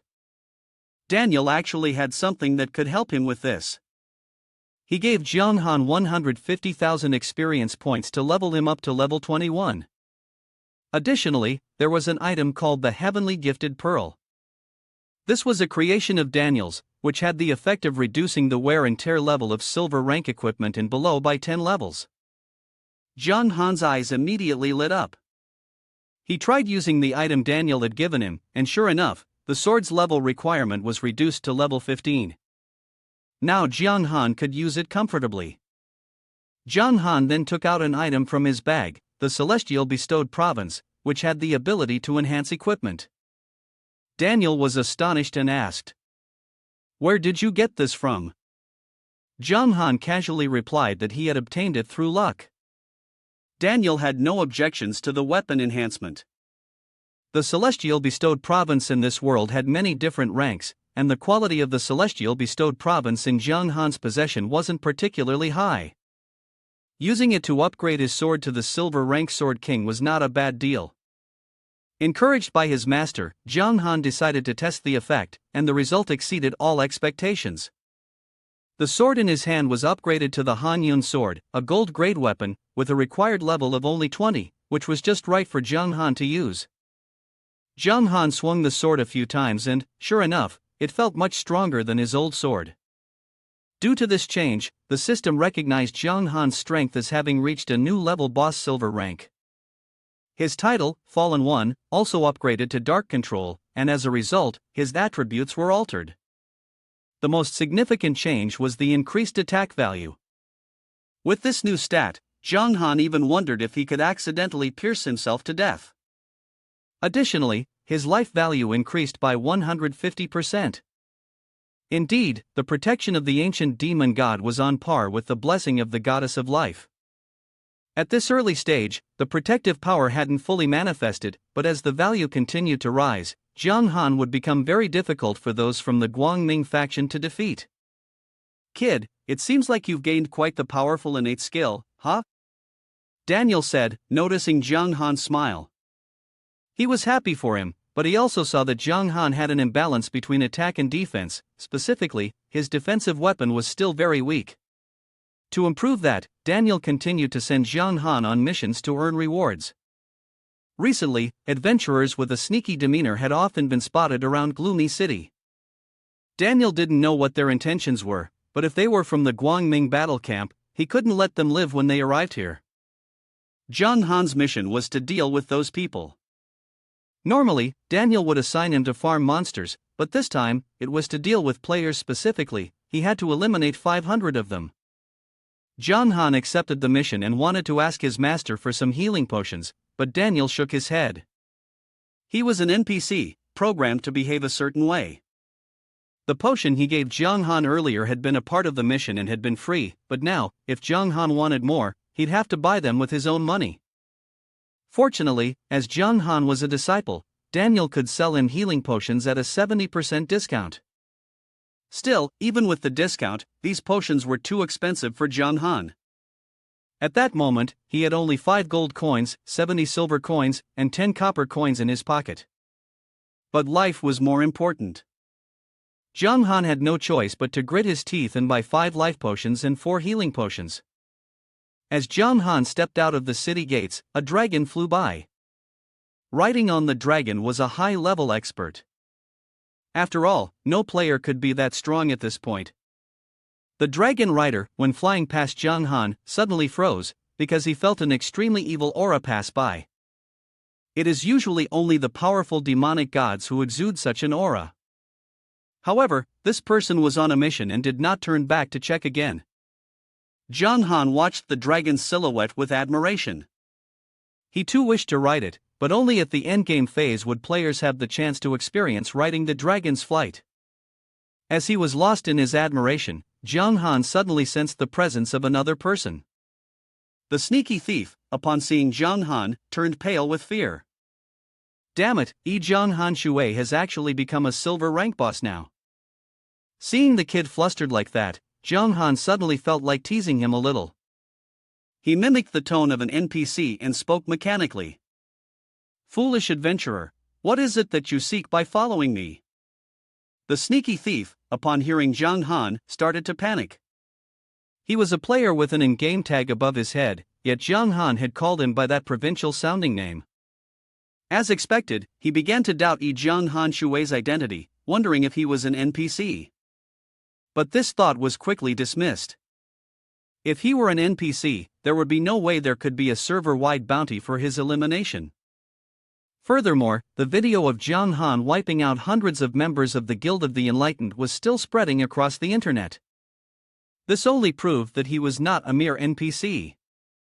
Jiang Han Shui, what are you pretending for? If I kill you, I'll earn a reward. Surely, any player would turn green with envy. Do you not think that in this game, everyone will follow the code of chivalry? The other player, enraged, stepped forward to criticize Jiang Han, but he couldn't be bothered to argue with him and simply drew his sword. This sword draw caused the player to lose an entire column of health, and he was sent back to the respawn point with just one hit. Moreover, this was only a basic attack. The sneaky thief, upon reaching the respawn point, still couldn't understand how a player from the early stages of the game could be so strong. The other players, seeing him get defeated like that, were eager to find out Jiang Han's coordinates. The crew cut guy immediately sent the location to his entire group, not forgetting to remind them that Jiang Han's attack could deal over 1,000 damage. This news quickly stirred up a buzz among the other players. Are you kidding? The best player in our guild can only deal 176 damage with his attack. Jiang Han Shui must have some divine weapon. With his current level, there's no way he could deal that much damage. This information was leaked, and many guilds started gathering their players. Don't even talk about a silver rank boss, even a gold rank boss would definitely be in for a beating. Jiang Han, after casually checking the news on the World Channel for a while, decided to play it safe. He didn't want to wait for the others to swarm over. After all, his head was currently worth a lot, so it was inevitable that some skilled players would come after him. Although not all NPCs were as foolish as Brandy, who gave the scroll of forbidden spells to an adventurer like him, Jiang Han still had to be extremely cautious. If such a powerful item really appeared, even he wouldn't be able to withstand it. About 10 minutes later, as expected, a large crowd arrived. Jiang Han was hiding on the side, observing the situation. The moment the group reached the scene, they immediately began scanning the area, but not even a shadow of him could be seen. The sneaky crew cut guy had personally led the entire group there. He was absolutely certain that just 10 minutes earlier, he had been personally killed by Jiang Han right at that very spot. Hearing this, the leader, with the in-game name Sword Ring of Fierce Storm, immediately ordered his men to split up and search. The entire group scattered to comb through the area. This was exactly within Jiang Han's calculated plan. Very soon after, someone reported in the guild. I'm here with a few brothers, and we just got ambushed by him at coordinates 7847, 548. Sword Ring of Fierce Storm rushed over with his men. But by the time they reached the specified coordinates, Jiang Han had already vanished. Then someone else reported being ambushed by Jiang Han again. His attack is too powerful, and he moves incredibly fast. We didn't even get a chance to react. Sword Ring of Fierce Storm was so furious his teeth were grinding. That bastard, is he playing hide and seek with me? This was all part of Jiang Han's meticulously calculated plan. He couldn't risk fighting 1,000 people head-on. But if they were scattered, none of them could stand a chance against him. Brothers, he's changed location again. The new coordinates are. These kinds of alerts kept echoing non-stop, each one a trap Jiang Han had set. They even started to suspect that Jiang Han must be using hacks. Sword Ring of Fierce Storm realized he had lost this fight. Just to deal with Jiang Han, he had spent a huge sum of money to purchase special items. To be able to hold him off for about 10 minutes and deplete his attributes. Unexpectedly, Jiang Han was a step ahead, using the strategy of splitting the enemy formation to eliminate each group one by one. The Sword Ring of Violent Wind Guild had suffered heavy losses. If they didn't retreat soon, the situation would likely deteriorate further. Therefore, he immediately ordered all his comrades to regroup and retreat together. On the other side, Jiang Han was still making the most of every moment. Indeed, compared to farming monsters, farming players leveled him up much faster. In the blink of an eye, he had already reached level 22 and completed the adventurer elimination mission assigned by his master. However, it was precisely because of this blood-soaked, wind-swept battle that the Guangming battle camp started to take an interest in the gloomy city region. The high-ranking officials in the camp decided to accelerate their plans to reclaim Tianguang City for the Guangming faction. Specifically, after 1 week of preparations, Jiang Han was stunned as he read the notification before him. The main siege battle was undoubtedly the first large-scale event organized in the game. It was also the moment to test the unity and execution capabilities of allied guild members. Gathering a large number of players within a short time frame and conducting a prolonged siege was no simple feat. Shortly after, Jiang Han received a private notification from the system. He was designated as the fortress defense boss in this third siege battle. Failure to appear on the battlefield would result in a penalty of 10 levels and the permanent loss of 1,000 attribute points. This was, without a doubt, the worst news Jiang Han had heard all day. It was bad enough that the siege battle was organized so early, but now they had cornered him into being the fortress defense boss and made it mandatory to participate. Jiang Han felt that things were truly starting to get serious. In normal circumstances, large-scale events like this would definitely result in a victory for the Guangming battle camp. Especially since all the current players were aligned with Guangming, and only Jiang Han had chosen a different path. Even if he tried to change the situation, he couldn't possibly go against the system's arrangement. Moreover, Gloomy City was a Tier 1 city, so the Guangming battle camp would certainly dispatch at least one extremely powerful NPC. For a moment, Jiang Han didn't know what to do and had no choice but to return and consult with his master. Daniel, after listening to him for a while, had grasped the general issue. He hadn't expected that the current order on Eternal Continent would even involve the players in such a way. Jiang Han's forehead was drenched in cold sweat. He felt that Daniel's words were far too emotional, as if he were openly revealing the rules of this game world. He didn't seem like a mechanically programmed NPC at all. Seeing Jiang Han's tense expression, Daniel tried to calm him down with the gentlest tone he could muster. "Disciple, don't worry. I won't let anything happen to you. At the most critical moment, I will step in to help.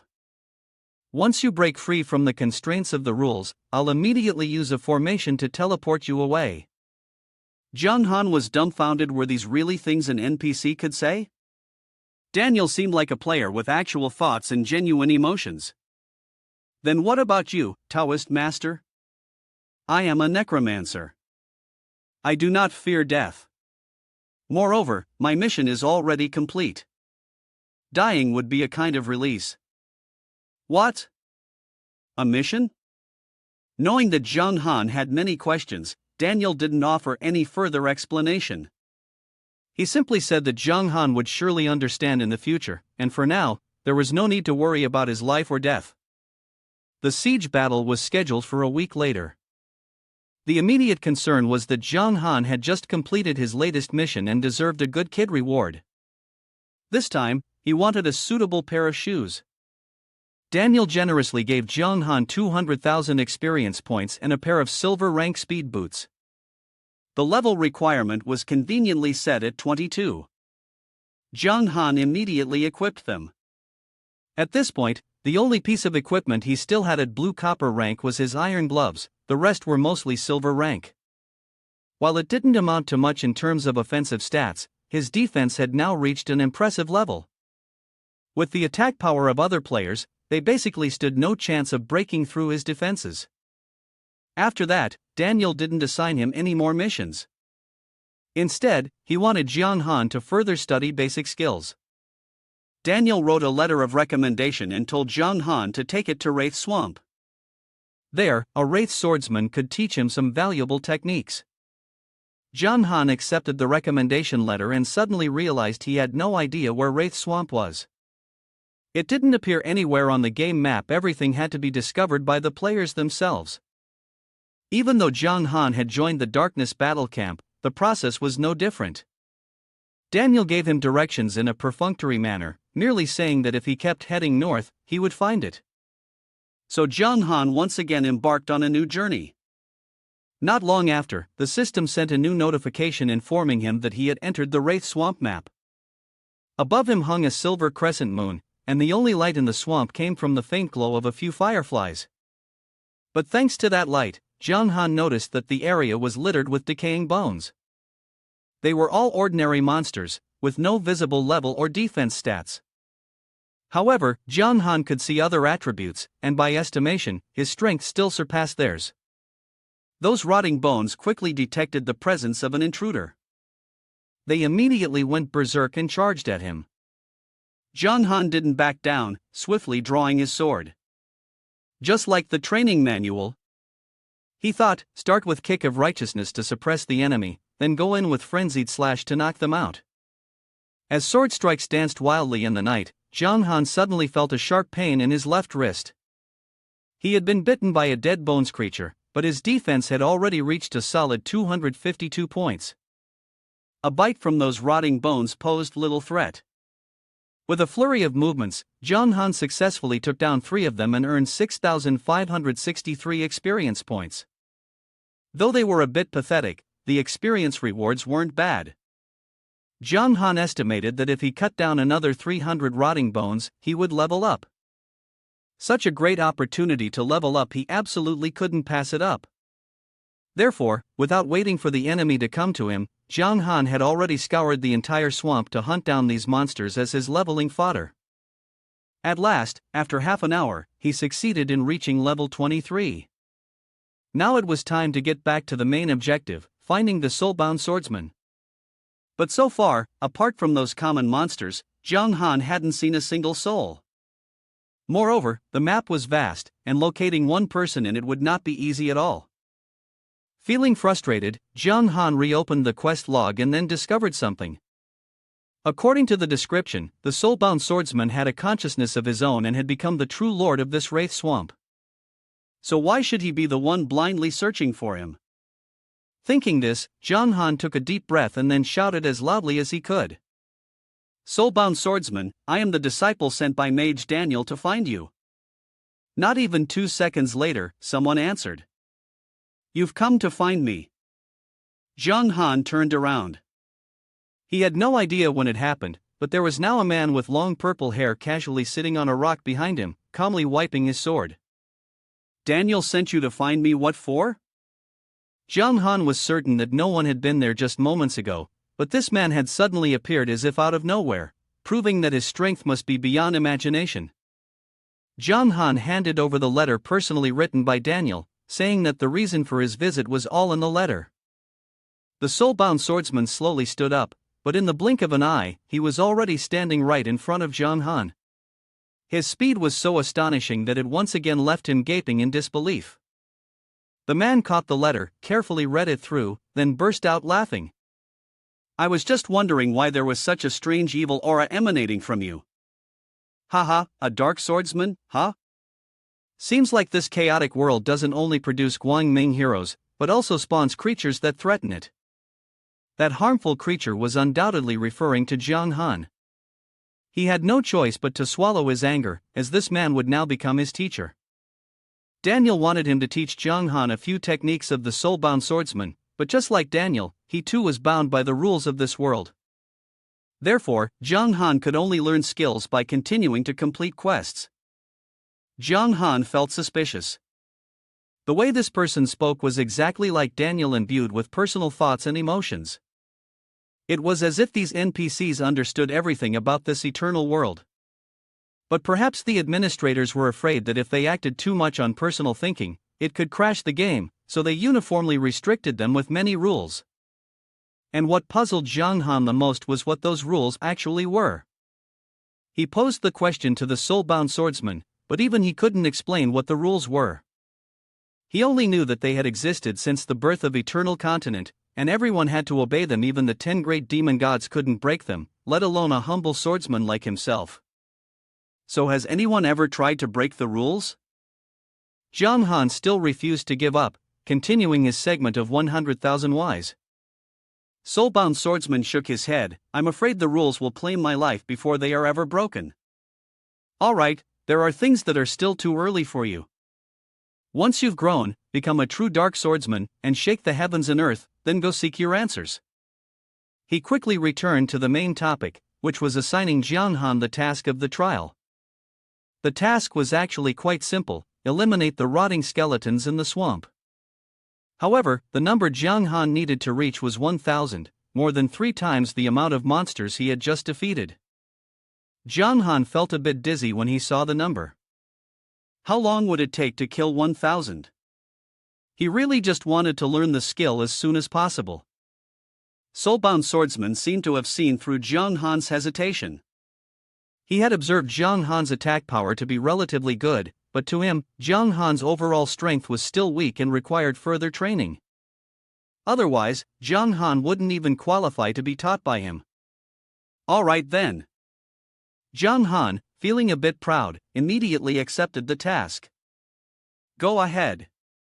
Once you've completed the mission, just call out to me. After saying this, Soulbound swordsman vanished behind a misty screen. He came and went just like that, like a shadow. Jong Han mentally calculated that it was probably around 11 p.m. by now, but the siege battle was approaching, and he didn't have much time. He would likely have to stay up all night farming monsters to increase his strength. The rotting skeletons weren't too strong for Jong Han. But farming up to 1,000 creatures was both time-consuming and exhausting, and the process of dealing with them was incredibly dull.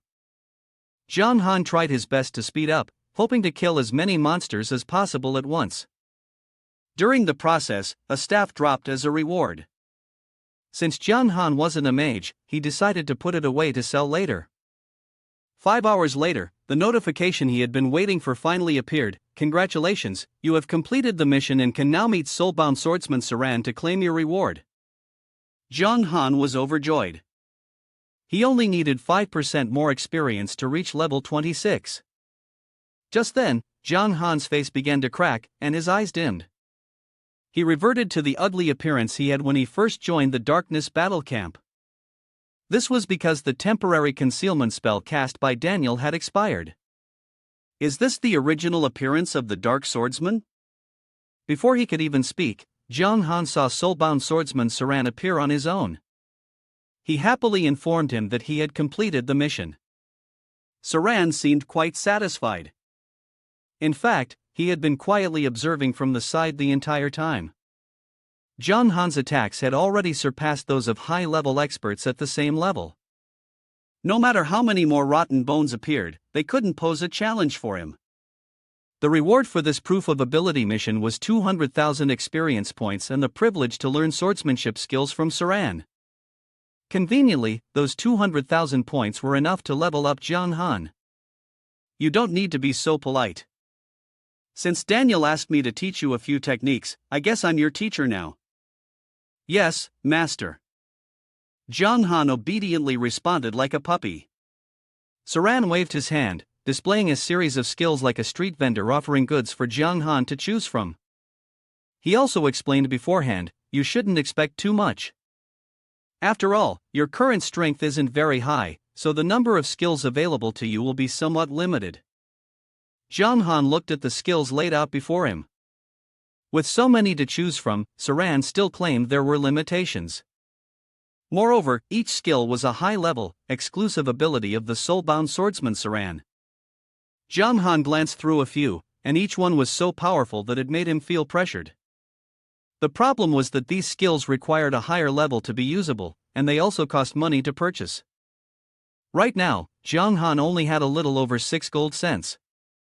It turned out that when Saran said limited choices, this was what he meant. Even though the delicious options were right in front of him, Jiang Han couldn't afford them. Just as he thought this trip might be a bust, Jiang Han actually found a skill within his budget. It was Evil of the Lost Souls, grade A, priced at 2 gold cents. It boosted the energy within his body and bound enemies in a 10-meter radius ahead of him, rendering them immobile. The effect lasted for 3 seconds, with a cooldown of 1 minute. Next, there was the Death Spirit / grade B, which dealt 250% damage and reduced the target's movement speed by 10% for 2 seconds. It cost 1 gold cent and had a cooldown of only 15 seconds. Though not as overpowered as the other skills, having these two at the early stage of the game would be more than enough for Jiang Han to dominate the virtual world. Saran saw that Jiang Han had learned the skill and immediately sent the guest off, while also reminding him, when your strength is strong enough, you can come back to learn new skills. Jiang Han respectfully bid him farewell, then prepared to leave. In reality, it was already past 3 a.m. At 12 p.m. the next day, Jiang Han was woken up by a call from Wang Kai. He called to inform Jiang Han about the upcoming siege event. The rewards for this event are very generous, including both equipment and super rare gold items, Wang Kai said. As a close brother, Wang Kai wanted Jiang Han to hear the excitement first. Although the rewards haven't been announced on the system, I got the info through an internal channel for staff. Hearing this, Jiang Han wanted to go back to sleep, but he immediately sat up, thinking about how to earn the rewards from this event. To thank Wang Kai for leaking this military secret to him, Jiang Han even puckered his lips and blew a kiss before hanging up. As a result, goosebumps spread from Wang Kai's neck to his feet. Jiang Han immediately logged into the game. There was no time to waste, he needed to find Daniel to discuss a countermeasure. When he returned, Daniel was still absorbed in crafting some kind of potion. Upon hearing Jiang Han mention a way to counter the Guangming battle camp and protect the city wall, Daniel didn't seem very interested. Oh, let's hear it. You know, us adventurers aren't bound by the rules. Although adventurers come to the Eternal Continent to represent the Guangming battle camp in battle, there are many like you. Whether we side with Guangming or the dark side, there's basically no way to control our actions. Daniel immediately understood that Jiang Han's intention was to offer a high reward to attract a champion. The Guangming battle camp had always looked down on adventurers. The most obvious example of this was the village chief in Newbie Village, who constantly disrespected the rookies. Thus, the Darkness battle camp only needed to do the opposite, simply attracting adventurers to fight for them. Since his time in Newbie Village, Jiang Han had noticed that many people were dissatisfied with the attitude of the NPCs there and wanted to change the game's storyline. He planned to take advantage of this to draw them to his side. However, Daniel thought Jiang Han was being overly simplistic. The Darkness battle camp was not a place anyone could join just because they wanted to. Jiang Han then considered another approach, such as offering a substantial reward and giving the top winner the exclusive opportunity to join the camp. Daniel remained firmly against allowing others to join the Darkness battle camp. He had previously compromised with Jiang Han solely for self-protection. The Darkness battle camp was never meant to be a place where adventurers could simply come and go. From the moment they stepped into the Eternal Continent, they were under the protection of the Goddess of Life and had to fight for the Guangming battle camp. It was a contract that could not be betrayed. However, this didn't mean the reward for the winner couldn't be a ticket to join the Darkness battle camp. Jiang Han remained steadfast in his thoughts. Daniel pondered for a few seconds, then suddenly everything clicked. Good kid, then all you need to do is take the top position, and the rewards from the Darkness battle camp will just be a blank ticket. Jiang Han nodded repeatedly, glad that the Taoist master finally understood his point. Daniel nodded, not thinking that a good disciple taught by him would turn out to be as treacherous as this. With Daniel's approval, Zhang Han's plan was quickly set in motion. The system then issued a new notification to all players. The content stated that the Darkness Battle Camp was expanding its recruitment of adventurers with generous rewards. Anyone interested may report to the Undying Night Cantor guarding outside Gloomy City to register. Immediately afterward, the system launched a leaderboard for accumulated points in city conquest and another for accumulated points in city defense.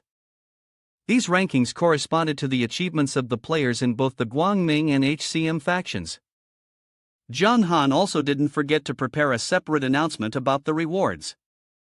Specifically, the top player will be granted entry to the Darkness Battle Camp, along with the hidden class of Undying Swordmaster. The second place will receive a random dark gold level equipment and a rare S-grade item. The third place will receive 2 random gold level equipment sets and a rare A-grade item. As soon as this announcement was made, the online community began to buzz with excitement. Most of them were already contemplating joining the Dark faction. Once the public was stirred up, Zhang Han remembered an important matter. He immediately asked Daniel to continue using the invisibility spell on him, as he wouldn't dare to go outside in his current disfigured state. Daniel waved his hand, and his clean face began to return. Moreover, this time, the effect lasted for a whole month, due to Daniel's increased strength and fully healed injuries. Have you met Saran yet? Daniel suddenly asked. Yes, Zhang Han replied. She has learned 2 new skills. He said that once your strength is strong enough, you will go there to continue learning. That's fine. It seems he truly isn't planning to return to the Guangming battle camp, which is just as well, since he can provide support for you. Zhang Han was astonished. Daniel's words meant that Saran had once been a member of the Guangming battle camp. Seeing Zhang Han appear deep in thought, Daniel continued to advise him. In the letter from before, he clearly wrote that if one day Daniel steps into the other world, Saran would be the one to take over the young panther, Zhang Han. But the more he spoke, the more Zhang Han felt uneasy. Although Daniel was just an NPC, he had truly guided him a great deal, helping Zhang Han achieve many accomplishments. Following me, you won't go far, and death is not the end for me. Remember, when the day comes that I'm gone, don't grieve. As long as you live long enough, we will meet again in the future. This statement left Zhang Han even more shocked. It seemed Daniel's identity was far deeper than he had imagined, to the point where he could die and come back to life. A necromancer does whatever they wish. You're still too weak, become stronger. I hope that when the accumulation points are tallied, you will be the one who deserves to be at the top. Zhang Han understood the meaning of Daniel's words. He wanted to test his strength in the city conquest battle. Sure enough, right after, an S-rank mission was sent, requiring Zhang Han to take the top spot in the accumulation points leaderboard for the city defense. If successful, the reward is unclear, however, if failed, you will be stripped of the protection of the ancient demon god. Zhang Han did not see the words accept or decline. It seemed that the system was forcing the player to accept the mission, rather than the Taoist master giving the directive. Clearly, the system would not stand idly by while he disrupted the main storyline without facing any punishment. Next came a mission with a difficulty level of B. This was the mission sent by Daniel. The task required Zhang Han to deal with the human soldiers and defeat the boss at the southeastern camp in Gloomy City. Daniel had placed great hope in Zhang Han, and thus, he did not intend to disappoint him. After accepting the mission, Zhang Han headed southeast. Not long after, he entered a new map named Sunlight Forest. The camp appeared before him. According to the mission description, the soldiers stationed here were planning an early attack to eliminate part of Gloomy City's forces. The guards outside were ordinary monsters called Soldiers of Stars and Moon, each with 100,000 HP. Zhang Han could not see their levels or attack power. This was troublesome. As a beginner with the detection skill, he could only check the attributes of creatures no higher than 5 levels above him. Since he couldn't probe deeper, it was time to take action. Jiang Han approached a lone soldier of stars and moon from behind and used his newly learned evil of the lost souls, stunning the enemy for 1 second. Then, he used the death spirit slash, dealing 24,765 damage and reducing the enemy's movement speed by 10%. The soldier, after breaking free from the control, shouted loudly to announce that there was an enemy attacking. Jiang Han quickly activated the frenzied slash kill skill, sending the enemy to the altar to gaze at a naked chicken. The death spirit slash, combined with the frenzied slash kill and evil of the lost souls, created a fantastic control combo. However, the commotion was so loud that a group of soldiers of stars and moon began to gather. Jiang Han decided to flee, thinking there was still a major boss inside, but after taking just 3 steps, he overheard the soldiers shouting to each other. "Where is the general, sir? Quickly, go call him. My lord has taken the concubine out to Yu Yan, it's so infuriating." Jiang Han, in the process of fleeing, suddenly stopped with a screech, then turned around fiercely. If there was no major boss, then these soldiers were nothing more than a swarm of ants in his eyes. The soldiers of stars and moon gathered into a group, using the celestial formation skill to increase their attack by 15%. But even then, in Jiang Han's eyes, they were not worthy opponents. The entire group of soldiers of stars and moon, so numerous, was wiped out by him in just 10 minutes. Jiang Han had expected at least several hundred soldiers, but to his surprise, there were only a few dozen in total. While he was picking up the silver coins as a reward, lamenting how few they were, he suddenly heard a voice. "Who is the one responsible for this? It seems that this is the general they mentioned. The great boss has appeared. This Commander Koendan of the Lunar Star is a silver rank boss." Apart from his health bar of 250,000 points, Jiang Han couldn't see anything about his opponent's attacks, defense, or skills. Jiang Han Shui, I know you. Looks like my soldiers were harmed by you." Jiang Han let out a sound of realization. Looks like your reputation isn't bad now. Even a silver rank boss has to greet you first. Koendan's gaze towards him was like that of a predator eyeing a fat prey. Well, that's to be expected.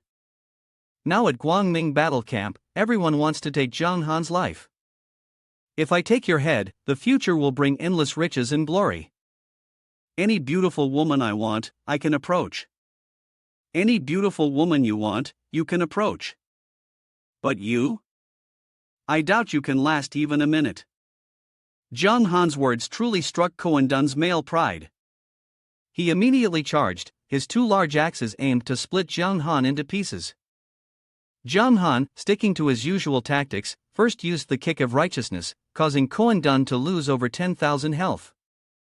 However, due to the massive level difference, this move couldn't impose any real pressure on Koendan. This was something Jiang Han hadn't anticipated. Koendan fought back fiercely, and within just a few moves, Jiang Han had lost a quarter of his health bar. The situation wasn't looking good. Despite Jiang Han's high attack capabilities, his health and defense couldn't keep up with Koendan's strength. If it can't be hard, then choose soft. Jiang Han thought to himself and began to strike while retreating. By the time his health bar was down to 1/3, Jiang Han took out some healing items to use, then activated the skill evil of the lost souls. This time, it worked, trapping Koendan in a binding state for 0.8 seconds. Just as his kick of righteousness was off cooldown, Jiang Han used it again, draining another 10,000 health from Koendan.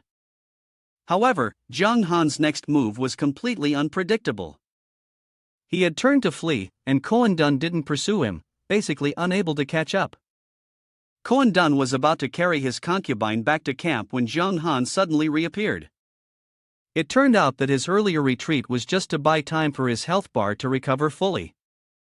Koendan flew into a fit of rage, his fury peaking, as he rushed toward Jiang Han. But Jiang Han repeated the same routine, using a series of attacks to drain his opponent's health, then fleeing and using healing items. When his health was fully restored, he would return to fight again. Deceptive and dishonorable, Koendan muttered after several such encounters, his anger escalating. His health bar was now down to half. Once again, when Koendan tried to leave with his concubine, Jiang Han reappeared, and this time, his expression was one of blatant provocation. Can't fight, so you run. You're so cowardly, Koen Dun. You. Koen Dun stammered, unable to form coherent words, basically because he couldn't understand how Jong Han could say such a thing without any shame. Jong Han was not interested in engaging in a war of words with him. Taking advantage of his quick reflexes, he once again took the initiative to launch an attack. Koen Dun's defensive tactics were also being compromised, and he swore that today would be the day he fought Jong Han to the death. Koen Dun's strikes became more and more brutal. The silver rank boss is truly not easy to deal with. Koen Dun's attacks were like a whirlwind. The moment Jong Han made contact, he would continue to bleed. In this situation, Jong Han had no choice but to rely on healing potions and evade to the side, waiting for Koen Dun's skills to run out before striking back. As predicted, once the skill expired, the opponent's strength had significantly weakened. Jong Han waited for the perfect moment and struck, causing one of Koen Dun's axes to fall from his hand. Losing your weapon means you've surrendered. But Koen Dun couldn't understand how Jong Han's stamina and health remained completely intact.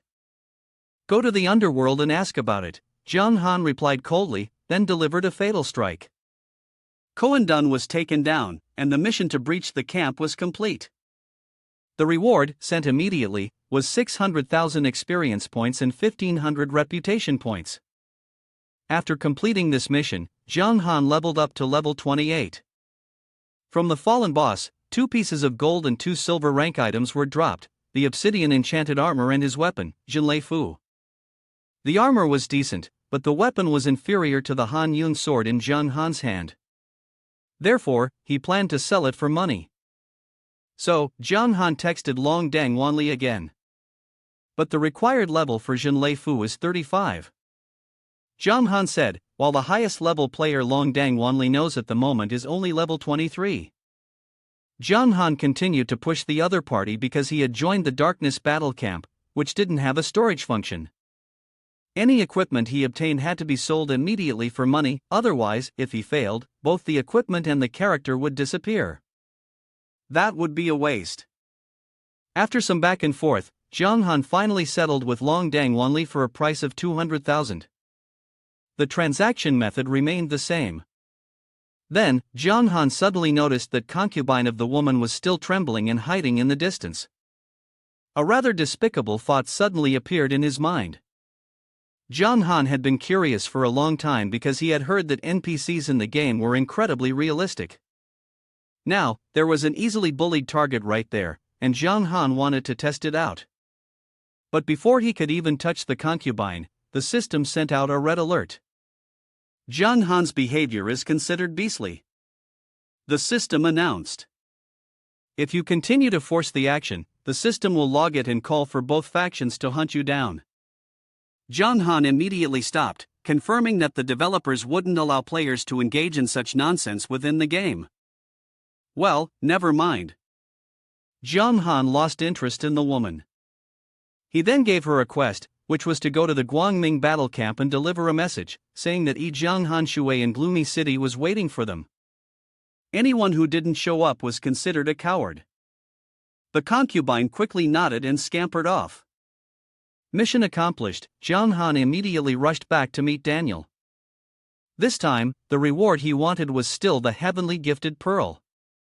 Daniel naturally agreed, and Jong Han used it on his jade rock armor to reach the required equipment level. After donning it, the defensive effects were indeed quite impressive. Just as he finished, the system notified him that Jong Han's strength had reached the requirements to activate the Darkness Battle Camp strength ranking. Jong Han opened the ranking to check. The top 10 names were occupied by the 10 great demon gods. He curiously searched for his own in-game name and found himself ranked at 99,999,955. As the minister of the tribe, Jong Han could only comfort himself that the characters he couldn't defeat in the Darkness Battle Camp numbered no more than 100 million. It seems you've already learned the names of the demon gods. Although the 10 great demon gods are incredibly strong, unrivaled in Tianhang mainland, don't feel discouraged. In the future, you might even have the chance to make it into the top 10, Daniel remarked. Jong Han knew Daniel wasn't just making things up to console him, what he said was undoubtedly possible. After all, Jong Han possessed the unique hidden class, Dark Swordsman. According to Daniel, the previous Dark Swordsman was also one of the 10 great demon gods, commanding power over the world. Hearing this, Jong Han became even more curious. How could such a powerful being have fallen? Daniel didn't explain further, merely repeating that as Jong Han grew stronger, he would understand for himself. Moving on, Daniel spoke about Jong Han's plan to recruit talented individuals. Daniel announced that more than 200,000 adventurers had already registered at Cantor. When the war begins, they will fight for the Darkness Battle Camp. Jong Han was fully aware that things would turn out this way. Players always follow their own path, the concept of justice doesn't exist. Since entering the game, he had been placed in the newbie village of the Guangming Battle Camp. If not for that, those so-called moral principles wouldn't have been able to restrain them. So, perhaps as long as they don't show up, we might actually be able to hold on to Gloomy City. Daniel spoke in an incredibly optimistic tone. Who exactly are you talking about when you say them? Actually, so why pretend to be clueless? Jong Han was caught off guard by Daniel's question. He had a vague sense of what was going on, but hadn't figured it out entirely. He decided to just continue following the storyline. Then, Daniel quickly brushed aside the talk of distant futures. For the moment, he wanted Jong Han to take on a mission, to train the Skull Soldiers, a demon force defending the city. Jong Han agreed to take on the task, but he was really hungry at the moment, so he needed to log off and grab something to eat first. At that exact moment, Wan Kai also called, inviting Jong Han to go out for Malatang. The two of them went out together. Of course, once they arrived at the restaurant, it wasn't just about eating. Wan Kai eagerly asked Jong Han if he was facing any problems. As a game developer, he might be able to help, but Jong Han declined, saying that he had already solved the issue on his own. At this moment, he still didn't want to reveal his identity too much. "What's your level now?" Wan Kai began to get curious. Jong Han replied while eating that he was level 29. As soon as these words left his mouth, Wan Kai was stunned. That level was probably in the top ranks of the leaderboard. Wan Kai himself was only level 19, and he was ranked 39th on the leaderboard. He was the guy known for his in-game name, the Triumphant King. At this point, his curiosity couldn't be contained anymore, and he kept pressing Jong Han about his in-game identity. Jong Han thought for a while and then decided to reveal it. "Brother, I'll tell you, but don't tell anyone, alright? Are you worried my mouth isn't trustworthy? Actually, I'm Jong Han Shui." The noodle Wan Kai was chewing flew out of his mouth. He never would have imagined the connection between Jong Han and Jong Han Shui. Wan Kai asked again to be sure. Jong Han confirmed with certainty. Finally, he understood why his friend didn't want to reveal his in-game identity. If you really are him, then it's better not to disclose it, to avoid unnecessary trouble.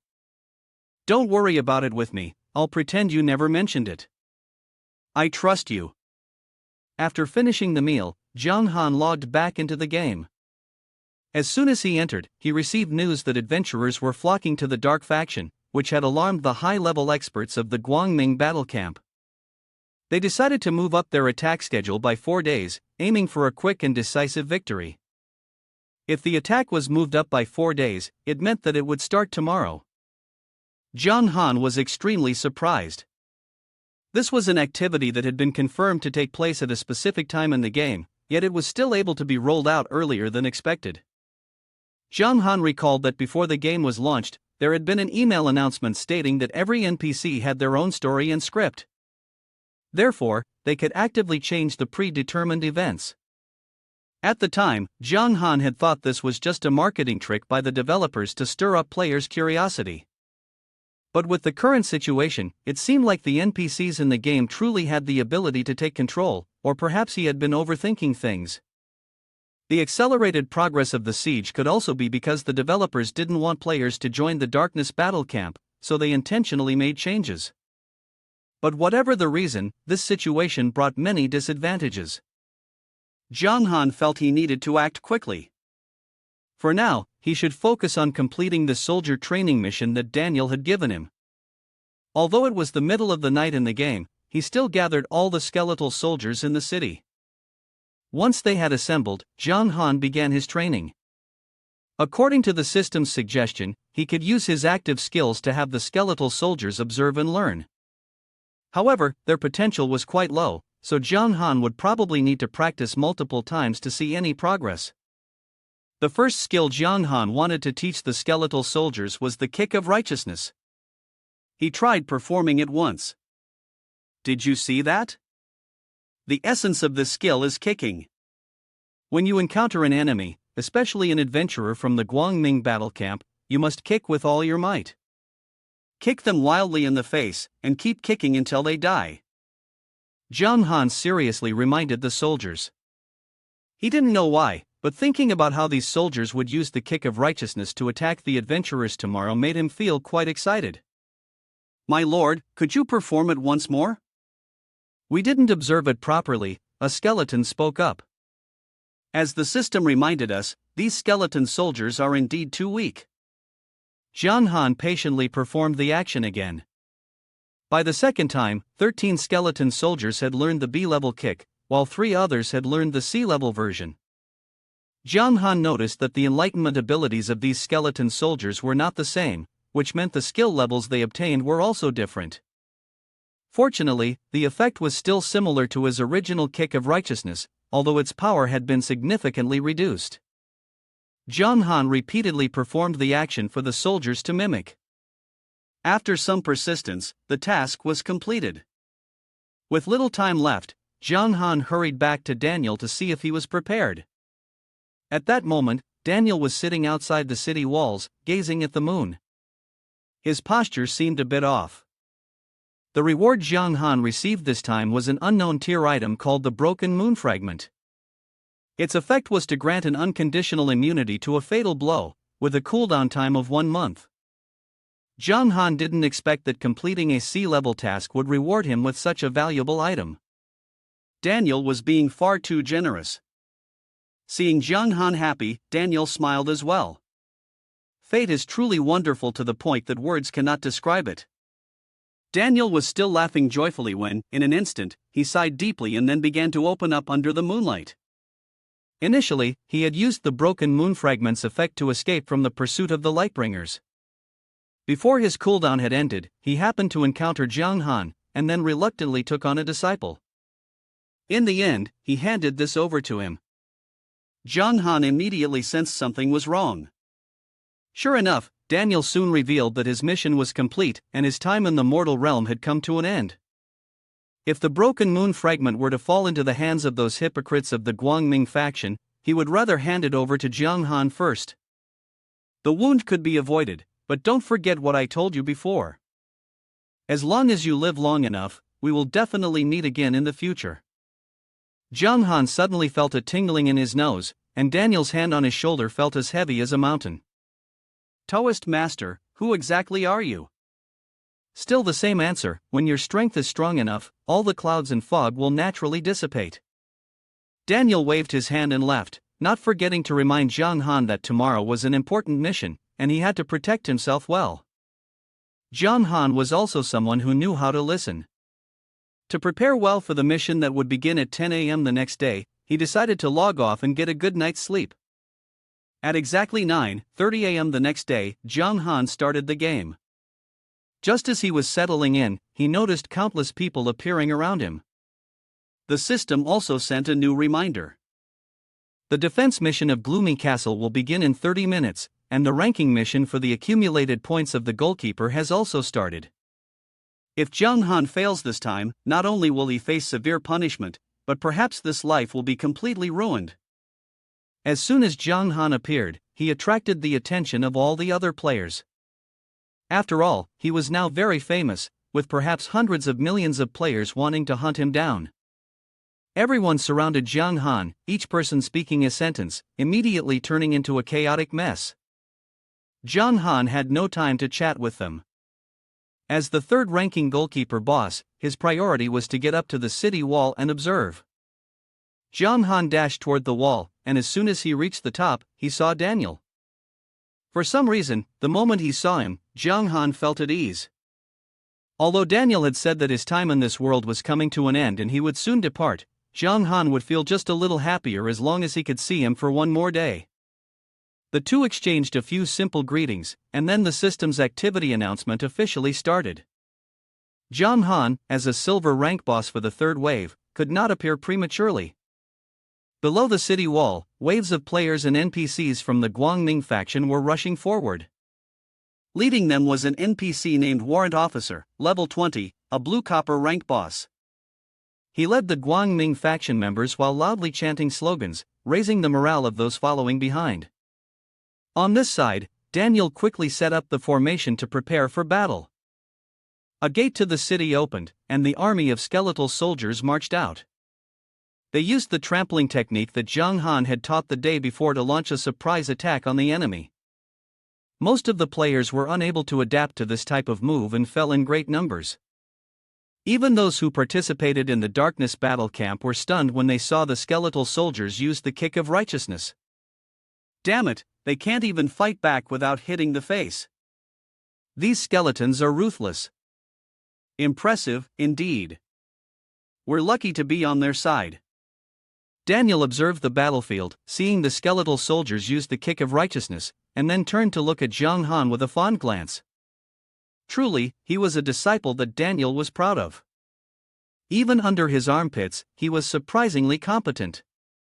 The Guangming players down there were being kicked mercilessly, with many of them fleeing the battlefield as soon as they arrived.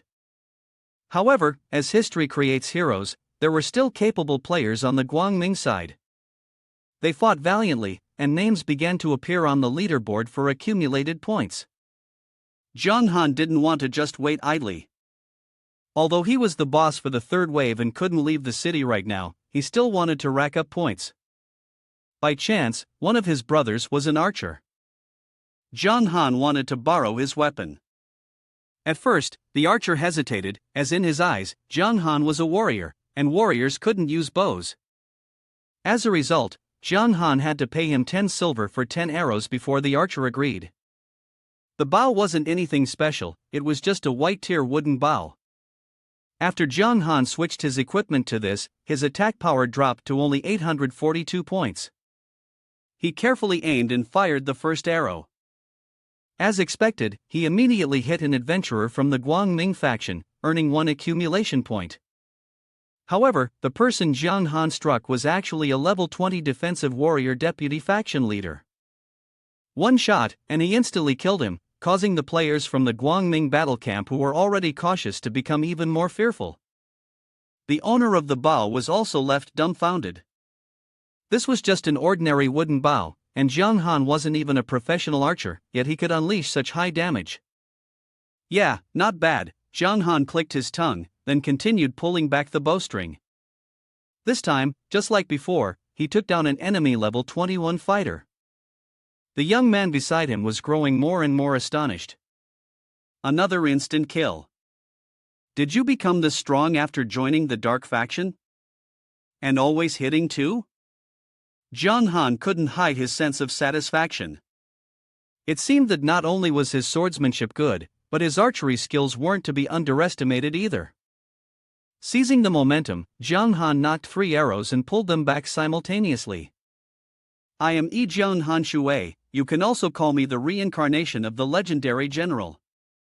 Haven't you heard of me? This guy sure was boasting loudly. The 3 arrows he shot all hit their targets. However, this time, the arrows struck 3 skeleton soldiers. Since he had accidentally friendly fired, Jiang Han was penalized by the system, losing 1 point for each soldier, and also received a look full of affection from his master. If you shoot like that, your own army will be wiped out soon enough, Daniel commented. Jiang Han's face darkened as he seriously reflected on his actions. He had gotten too cocky after the compliments earlier and ended up shooting recklessly at his own soldiers. Now he had to get back on track and restore his reputation, so no one would look down on him. The battle was extremely intense. 20 minutes later, the NPC warrant officer was left with only a sliver of health. The player, who was unknowingly AFK, away from keyboard, killed the warrant officer and earned a bonus of 25 points. Currently, this player holds the top spot on the leaderboard with a total of 129 points, while Jung Han ranks 4th with 51 points. After the warrant officer fell, the first wave of the siege ended. In 5 minutes, the second siege wave would begin, led by Boss Blue Copper rank Thunder S. Angus, level 25. Compared to the warrant officer, Angus was even more aggressive. As soon as he appeared, the morale of the Guangming army surged once again. The players on the dark side weren't about to be outdone either. Archers on high ground launched arrows, while the second army marched out of the city. This time, the group of skeleton soldiers was led by a similar Blue Copper rank boss from the opposing side. The attack power of these skeletal commanders was far superior to that of the regular soldiers. At this point, it was clear that the dark side had the advantage. Angus was particularly annoyed by the wicked bone-crushing kick of the skeletal soldiers. He considered the move to be dishonorable, but Angus himself was just an empty barrel making noise. During the advance, he was slain by one of the skeletal commanders with a single strike. Losing their commander so early in the battle, the second army of the Guangming faction became a headless snake. The players, along with the skeleton soldiers from the dark side, seized the opportunity and charged forward. It wasn't long before they decapitated countless enemies. The situation became increasingly chaotic, and time passed quickly. The third siege wave was about to begin. This time, the boss leading the charge is a silver rank level 35 named Kai La. What the heck? From a Blue Copper rank level 25 boss directly jumping to a silver rank level 35? Shouldn't it be around level 30 instead? The players on the dark faction started to feel uneasy. It seems like as the third round begins, the difficulty is steadily rising. They need to be careful now. When Jung Han heard the name of the enraged soldier, Kai La, he fell into a brief moment of contemplation. It resembled the name of someone he had recently met. But Jung Han wasn't sure if it was just a coincidence or if they were truly the same person. The answer quickly revealed itself. As soon as Kai La appeared, he shouted loudly, "Tell him to roll out here so I can settle the score." So it really was the same person. This was the one from Newbie Village, to whom Jung Han still owed 2 gold coins. Indeed, material things shape one's mentality. It made sense now why he was so eager to fight. Even the skeletal generals were defeated by a single move. But then again, the Boss Cup 25 can't compare to Boss Cup 35, so this outcome is understandable. This is the third wave, so Jung Han is finally able to descend into the city. The debts with Kai La should be something he handles himself. Before Jung Han left the city, Daniel couldn't help but remind him, "Remember clearly, your goal is to protect yourself. Don't let the instinct to kill cloud your judgment." "I remember, Taoist master." As soon as Jung Han finished responding, he leapt directly from the high wall. The system immediately sent out a notification to all other players. "Attention adventurers, silver rank boss, level 28, Dark Sovereign Yi Jung Han Shui will appear in the third defense wave." As soon as the name Yi Jung Han Shui appeared, the righteous faction players began to stir with excitement. They all wanted to capture him to claim the huge reward. However, the system required Jung Han to stay here for at least 20 minutes before he could return to Daniel. It seemed the system wasn't going to let him easily escape this fate. The crowd began launching attacks on Jung Han, but their speed was still too slow compared to him. Realizing that fighting him solo wasn't going to work, they quickly tried to encircle him. Since Jung Han's appearance, the players all had one target. Not only players from the Guangming faction wanted to hunt him down, but even those who had joined the Darkness battle camp were eager to do the same. Because as long as they could defeat Jung Han, they would still receive the reward, regardless of whether the Guangming faction or the Dark faction won afterward. So that's how it is. To deal with me, they didn't hesitate to place spies in the darkness battle camp, Zhang Han muttered. He hated deception more than anything in the world, so he would never forgive those pretending to side with the dark faction. In the blink of an eye, the number of adventurers surrounding Zhang Han had reached 5,000. As a result, both his stamina and HP were boosted by 100%. Then, the number swelled to 8,000. The system directly increased his health and stamina by 200%. His current HP had exceeded 150,000. It seemed the system would increase the boss's HP according to the number of players. Zhang Han, on the other hand, would have to stay here for at least 20 minutes.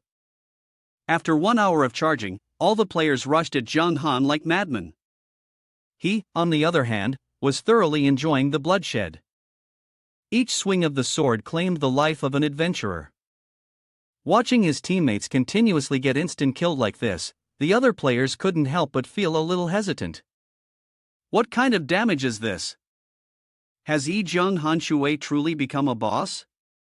The top 10 players on the leaderboard had all posted their stats. His attack stat was 1300. This wasn't the stat of an average level 28 player. The more Zhang Han fought, the more exhilarated he became. What he enjoyed most was seeing the notifications for ranking points accumulate. Fighting against those low-level players was getting boring. What Zhang Han had been waiting for had finally arrived. Kai La's first strike made him lose 5,000 HP. Though this guy was just an NPC, the damage was no joke. Zhang Han Shui, do you remember me? Of course I do. The big fool from Newbie Village. Zhang Han recalled, speaking of which, it still stings. When I first arrived, I tricked Kai La into thinking I was the only adventurer. As a result, adventurers soon flooded the village, and even a basic set of newbie gear was inflated to 1,000 gold. That's why he came here today to take your head as compensation for his losses. Seeing the unreasonable anger from his opponent, Zhang Han chuckled, didn't we agree on 2 gold for the contract? If you want, I can pay you right now. But if you're going to force me like this, I might accidentally stab you to death. Just so you know. While Zhang Han and Kai La were bickering, the other players took the opportunity to launch a sneak attack on him. But unlike the silver rank boss, their full-powered attacks only dealt 1 or 2 points of damage at most. In fact, some couldn't even penetrate Zhang Han's defense to deal any damage at all. Zhang Han's health bar was still quite full, so this ambush only served to anger him further. How cute, trying to ambush me. In that case, I won't hold back anymore. Kai La had activated his rage mode because Zhang Han had the audacity to mock him like that. He then launched a high-level swordsmanship skill aimed at him. Zhang Han wasn't one to back down. The two of them fought fiercely, with both dealing equivalent damage to each other. Their skills were all about trading blows, and the other players couldn't get close. They all thought Zhang Han was committing suicide since Kai La was a level 35 boss. How could he possibly compare to him in terms of tankiness? After 2 minutes of close combat, Zhang Han's health was nearly depleted, while Kai La still had plenty left. Zhang Han then used the skill Evil of the Lost Souls, causing his opponent to lose control for 1 second. After that second, Kai La madly charged at him again. Is this all you've got? Of course, a shrewd person like Zhang Han would never let himself fall into a disadvantage. As Kai La rushed towards him, Zhang Han suddenly shifted his attack towards the adventurer behind him. After taking him down, Zhang Han received 2,340 experience points, instantly leveling up to level 29. The blood column, therefore, began to surge once more. Kai La was so enraged that his entire body trembled.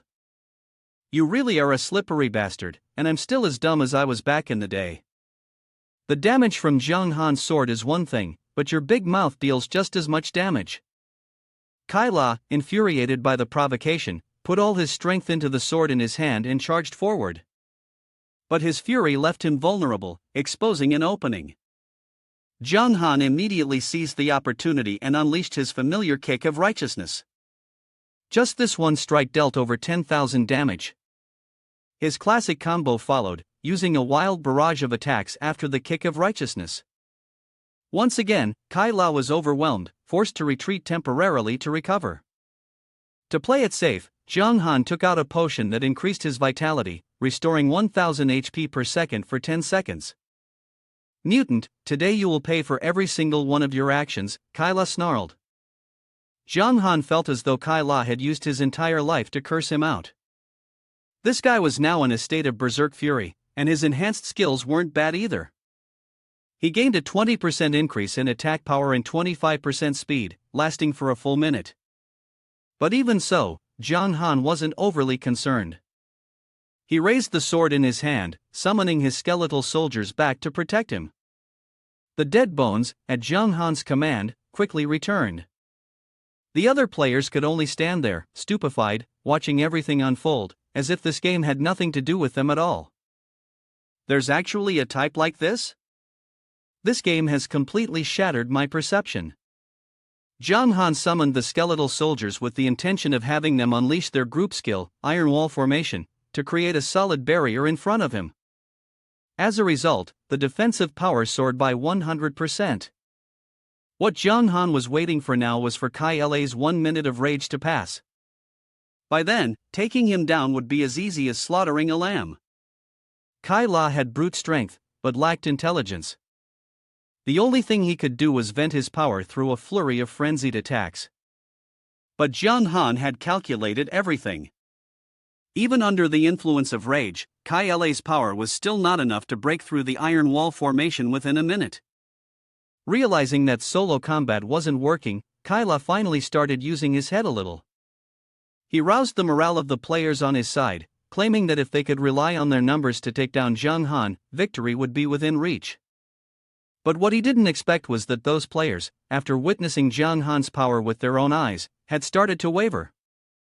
If they truly managed to defeat him, it would be a feat worthy of founding a nation.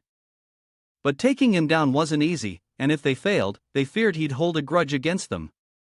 As they continued to hesitate, 30 seconds of Kai La's rage had already passed. With no one coming to his aid, he broke through the encirclement on his own.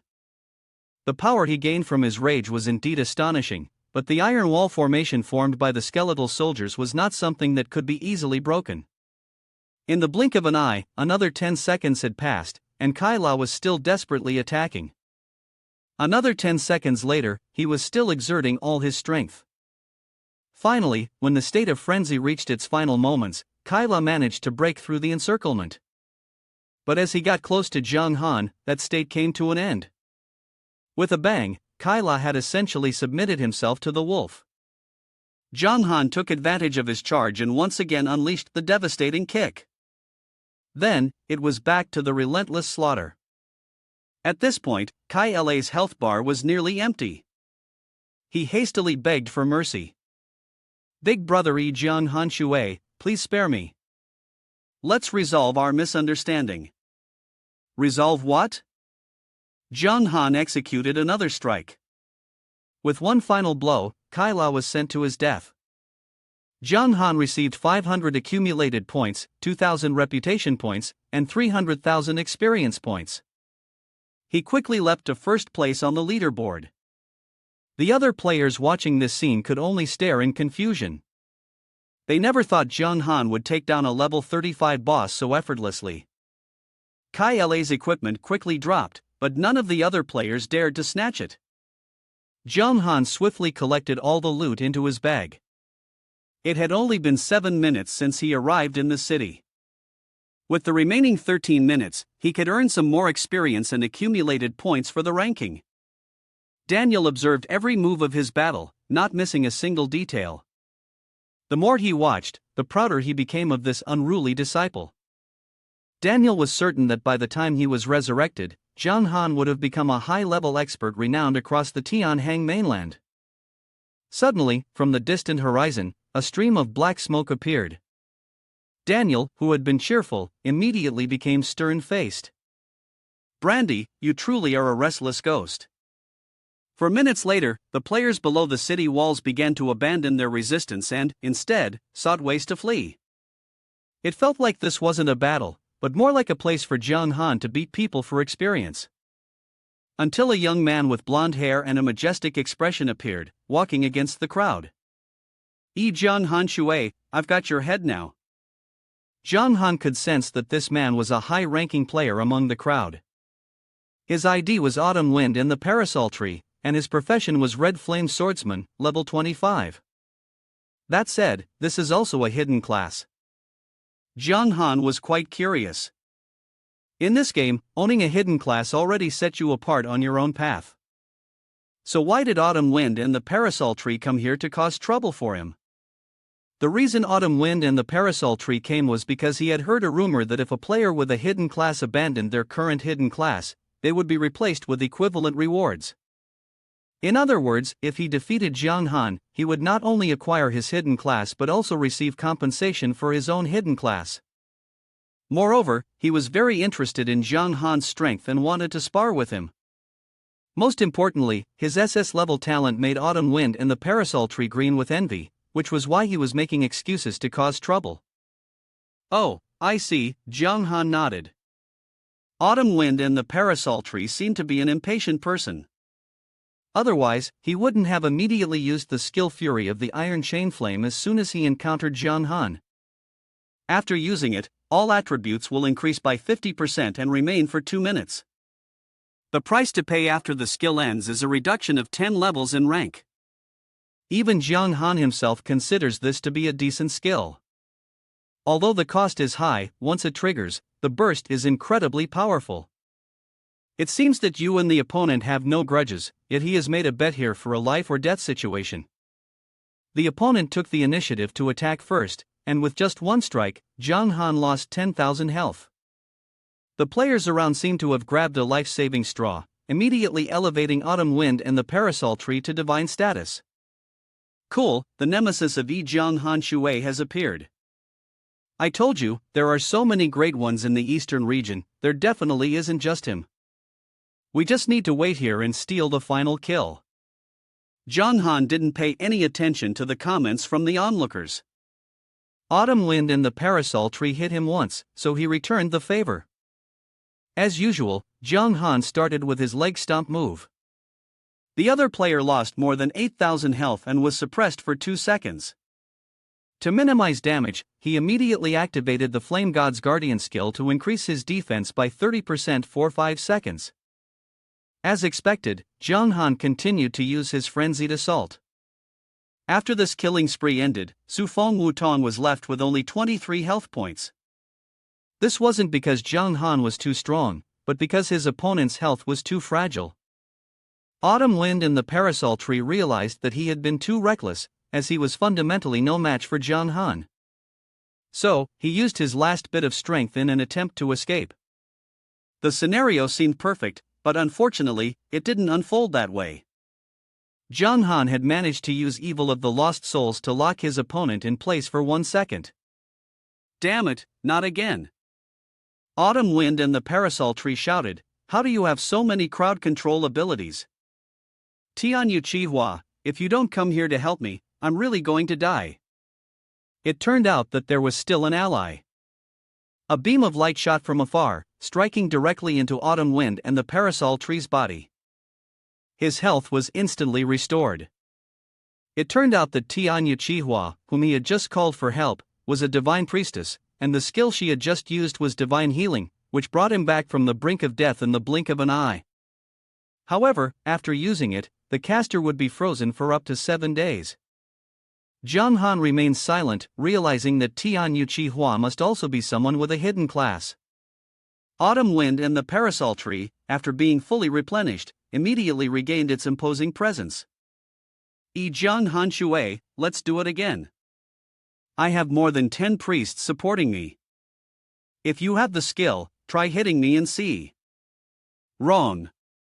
If you have the skill, try to deplete my 140,000 health within 2 minutes. Jiang Han mimicked the opponent's tone to mock him. Autumn Wind and the Parasol Tree, enraged by the taunt, took the initiative to attack once more. Daniel was very satisfied with the performance of his apprentice.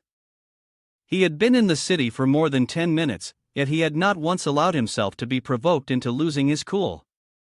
Even now, all he had to do was wait for the opponent's berserk fury to subside, and then he could easily defeat him.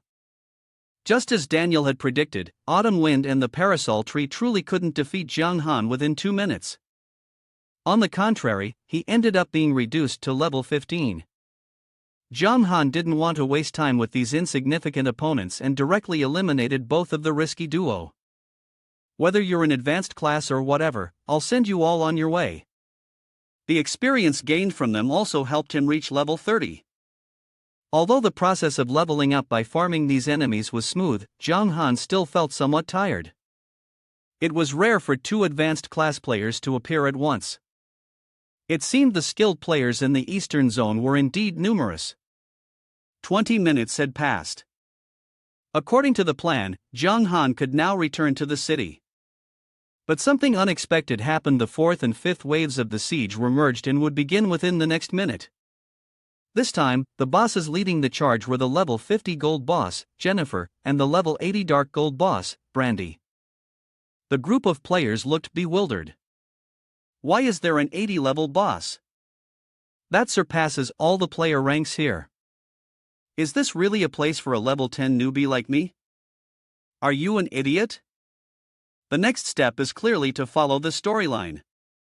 The basic activities for players have already ended. That's right.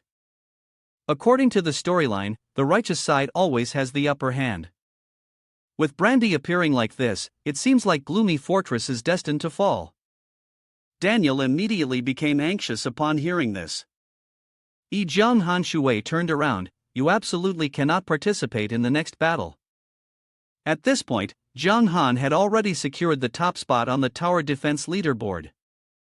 He had left the second place player by a solid 10,000 points, making his position incredibly stable. Therefore, Jiang Han had no intention of taking risks.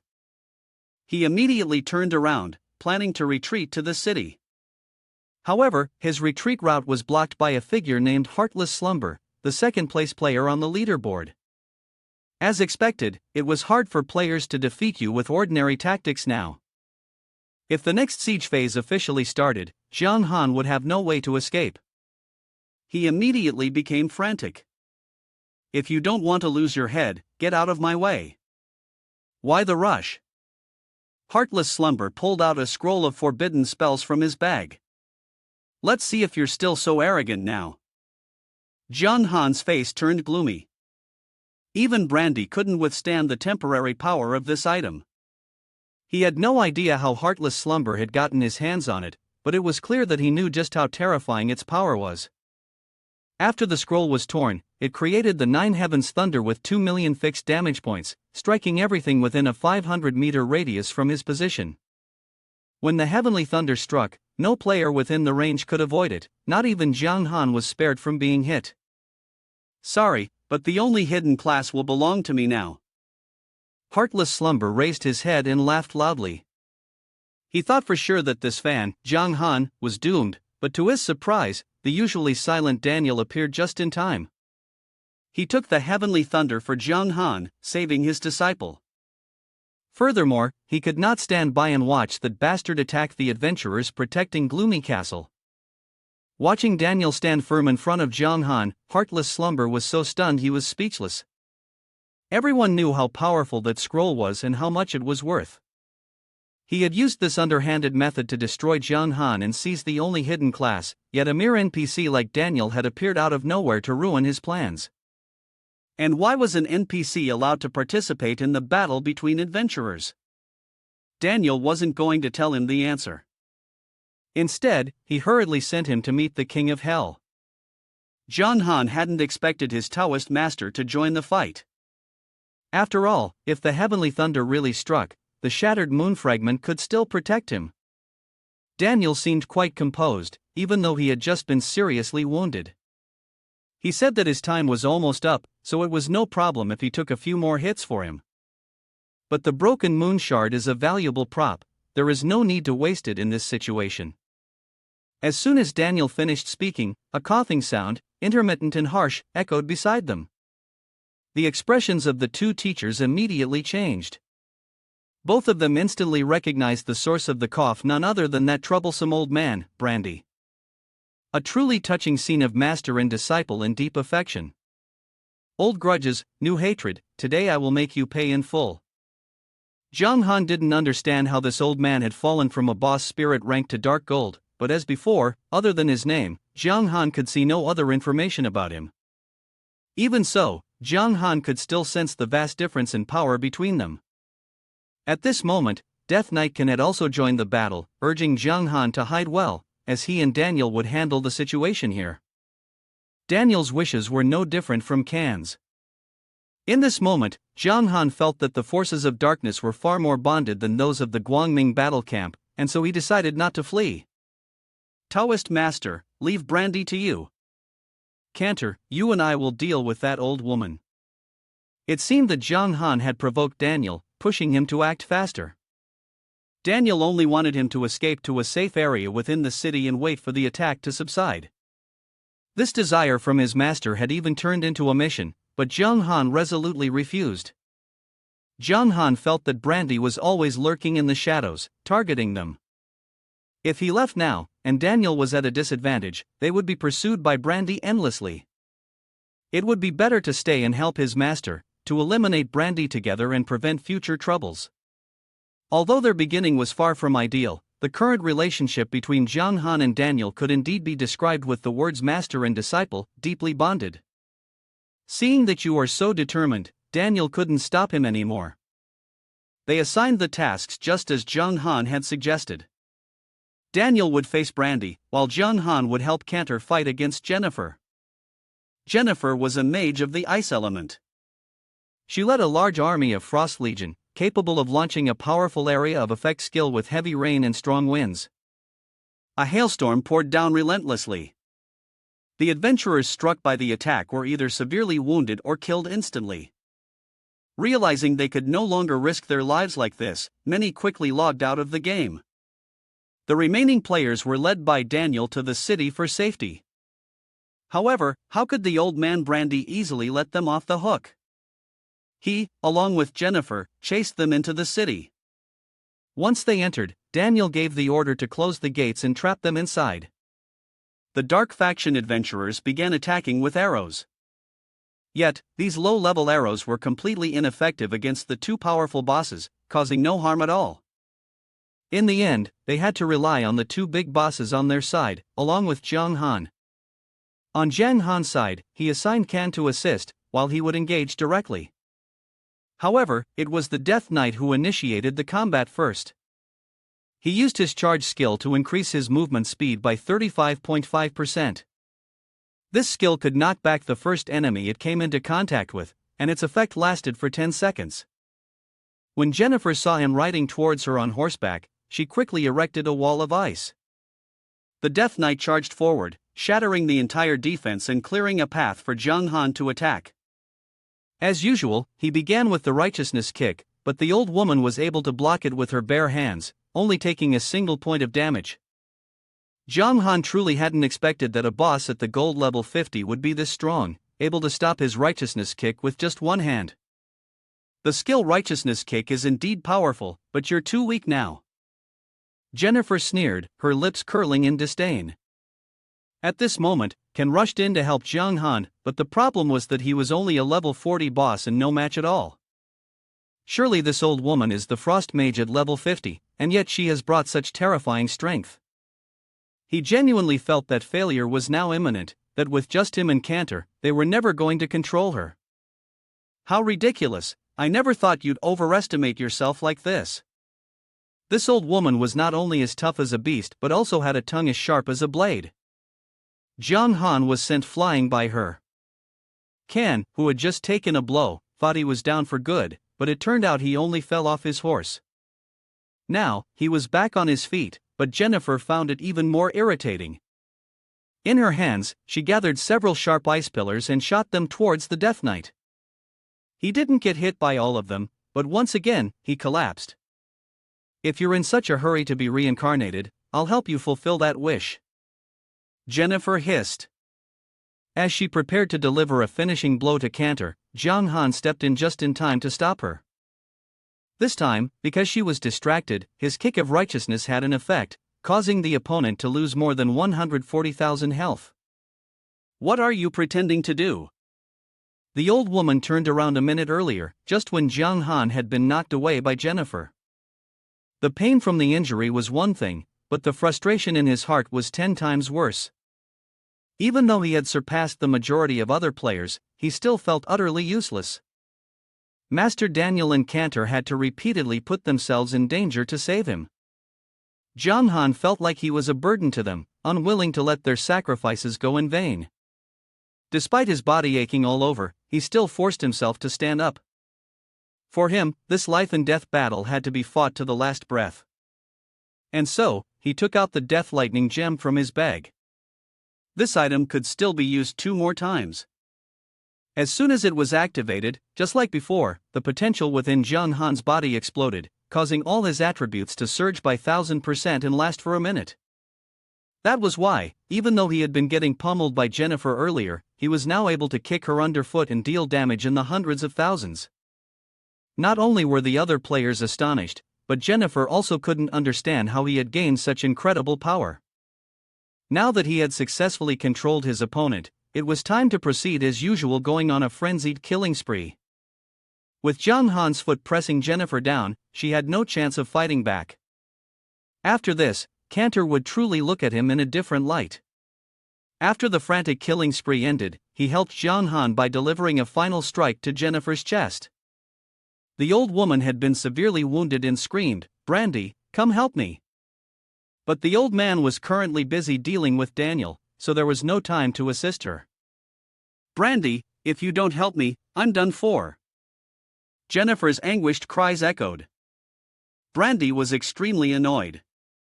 In his eyes, Jiang Han was just a weak kid, like a chicken, yet he had managed to push a level 50 boss to this point. He could no longer stand idly by, so he raised his staff and summoned a massive sunstorm, launching it directly at Jiang Han. In order to avoid this attack, Jiang Han had to temporarily release Jennifer. The moment she was freed from his control, she tried to run, but to her surprise, after only 2 steps, she was caught by Jiang Han's evil of the lost spirit. Using her own tactic against her, he tightly bound Jennifer right before Brandy's attack landed. "Brandy, please finish off this old woman for me." The attack had already been cast, and Brandy couldn't recall it. Neither of them had anticipated that Jiang Han would exploit this opening. Jennifer could only watch helplessly as the attack from her own ally struck her.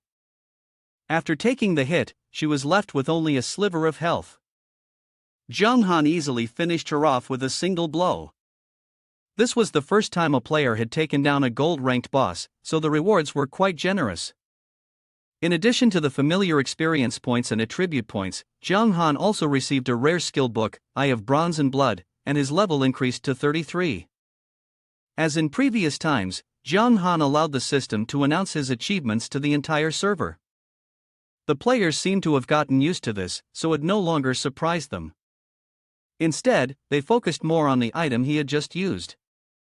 Many of them, not hesitating to spend money, wanted to buy the item that had helped him turn the tide of the battle. Jiang Han, however, paid no attention to them. He quickly picked up all the dropped gear from the boss and stored it in his inventory, planning to inspect it after the siege battle ended. At the moment, only Brandy remained, but he was also the toughest boss to deal with. After Jennifer was defeated, Brandy's anger soared to new heights. He activated his skill, T-Flame Shield, creating a protective shield equivalent to 25% of his remaining health, capable of withstanding all forms of physical attacks. Jiang Han's Death Lightning Gem still had 17 seconds of effect left, and he wanted to make the most of this time to deal more damage and reduce Daniel's burden. Unfortunately, every attack from Jiang Han was blocked. "Fall back, you're no match for him," Daniel said, panting heavily. He looked in a terrible state now. "Taoist Master, are you alright?" Daniel gulped down a healing potion. "Yeah, I can still hang on." On one side was Daniel, looking as fragile as a lantern in the wind, and on the other side was the enraged old monster, Brandy. The boss seemed tireless, unleashing another skill, Sea of Blazing Flames. Every second, it dealt damage to all enemies within a 100-meter radius based on 10% of his own attack power, while also reducing the movement speed of his enemies by 10%. This skill can last for up to 2 minutes. The skeletal soldiers and the low-level players caught in this sea of flames were immediately wiped out. Even John Han couldn't avoid his HP dropping second by second. Every second, he lost 1,585 HP. This meant that Brandy's attack power was over 15,000 points. The Death Lightning Gem had already lost its effectiveness. Even if it still worked, with that terrifying attack power, John Han wouldn't be able to harm him. Daniel was incredibly anxious when he saw his disciple burning. "Leave this to me, you and Cantor quickly get out of the fire's range, I want to find a chance from the outside." John Han stubbornly responded, "Do you enjoy putting on this fake, deep master-disciple bond in front of me? Don't you find it sickeningly fake?" Before Daniel could reply, Brandy roared, "You insects, time and time again you try to trick me. Today, I'll make sure you both hold hands and go to hell together." As he spoke, Brandy unleashed a killing move aimed directly at John Han. With the speed of the attack, avoiding it was nearly impossible, but unexpectedly, Cantor suddenly appeared out of nowhere and took the blow for him. He bore all the damage of the attack, and his body immediately ignited in flames. Daniel screamed his name in pain, but Cantor only looked towards John Han. With the little strength he had left, he managed to say a few words, smiling bitterly, "Kid, from now on, you will carry the light of the eternal world. You can't be buried here." The trembling voice of Cantor signaled that his fate was about to come to an end. John Han was both shocked and bitterly regretful. But Daniel didn't give him time to mourn, immediately grabbing his shirt and pulling him away. The two temporarily escaped the sea of flames, but Brandy continued to chase them, a deadly wind pursuing from behind. Even if the two of them teamed up, it would still be difficult to match this old man with so many tricks. Brandy attacked relentlessly as if his energy would never run out. Daniel could only barely defend himself, unable to retaliate effectively. Moreover, after each defense, he grew weaker. It seemed Brandy had also noticed this. And deeper still, he even knew the root cause of why Daniel had ended up in such a state. "Perhaps if you hadn't been corroded by that cursed spell, you might have been able to fight me on equal terms. But now, go to hell." John Han was thrown aside by the shockwave as Daniel and Brandy's powers clashed against each other. His entire body felt as heavy as lead, a sense of helplessness he had never experienced before rising within him. John Han didn't want to give up like this. He frantically searched through his belongings for something useful. His eyes brightened when he saw an unopened S-rank skill book eye of the common Piafline. This skill allowed the user to analyze the strength of an opponent, even revealing certain weak points. The condition was that the opponent could not be more than 50 levels higher than the user. John Han couldn't afford to waste time and immediately activated the skill. Brandy was 47 levels higher than him, just enough to meet the conditions to trigger the skill. Thanks to the Eye of Bronze and Blood, all the hidden information about that old man was now laid bare. His stats were truly exaggerated. His health reached up to 10 million, his highest possible attack could hit 16,200, and even his defense reached 12,100. His four main skills, Scorching Fireball, Scroll of the Flaming Dragon, Flaming Guard, and Sea of Blazing Flames, had been rotating non-stop. The reason why Brandy kept targeting Daniel also became clear. It turned out his lifespan was nearing its end, so he was always seeking ways to prolong his life. Eventually, he set his sights on the undead mage Daniel, pursuing him relentlessly to earn merit. After that, through the divine baptism ceremony of the Guangming battle camp, he sought a way to survive. Most importantly, John Han had spotted the enemy's weakness. Brandy was already very old, and physical stamina was his fatal flaw. Earlier, he had been unleashing skills one after another, and John Han had thought the old man didn't even know what fatigue was.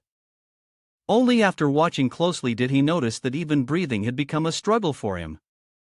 John Han then spoke up to remind Daniel, "Master, don't go head-to-head with him anymore. The old man's stamina is weak. Play the long game against him." Daniel didn't know why John Han said that, but since his beloved disciple had spoken, he would definitely comply. Daniel waved his hand and summoned all the skeletal soldiers in the city. They swarmed Brandy like ants, completely surrounding him. Of all things, Brandy hated these low-level rabble the most, so his counterattacks were particularly vicious. Brandy was hitting and cursing continuously. "Is my physical strength weak? Little bastard, are you mocking me? Even though I'm older, my strength hasn't waned. Don't even think about sending these soldiers with broken bones to humiliate me." Indeed, these low-ranking soldiers were no match for Brandy to exhaust his strength. Even if he were truly weaker, dealing with this mess was still an easy task. Daniel suddenly smiled helplessly. "As long as I'm alive, their attacks won't stop." Upon hearing this, Zhang Han became flustered. His words seemed like Daniel was planning to sacrifice himself. "Master, you can't do this. As long as we're alive, there's still a chance. If you sacrifice yourself, we will lose for sure." Daniel shook his head. "A chance? There has never been a chance."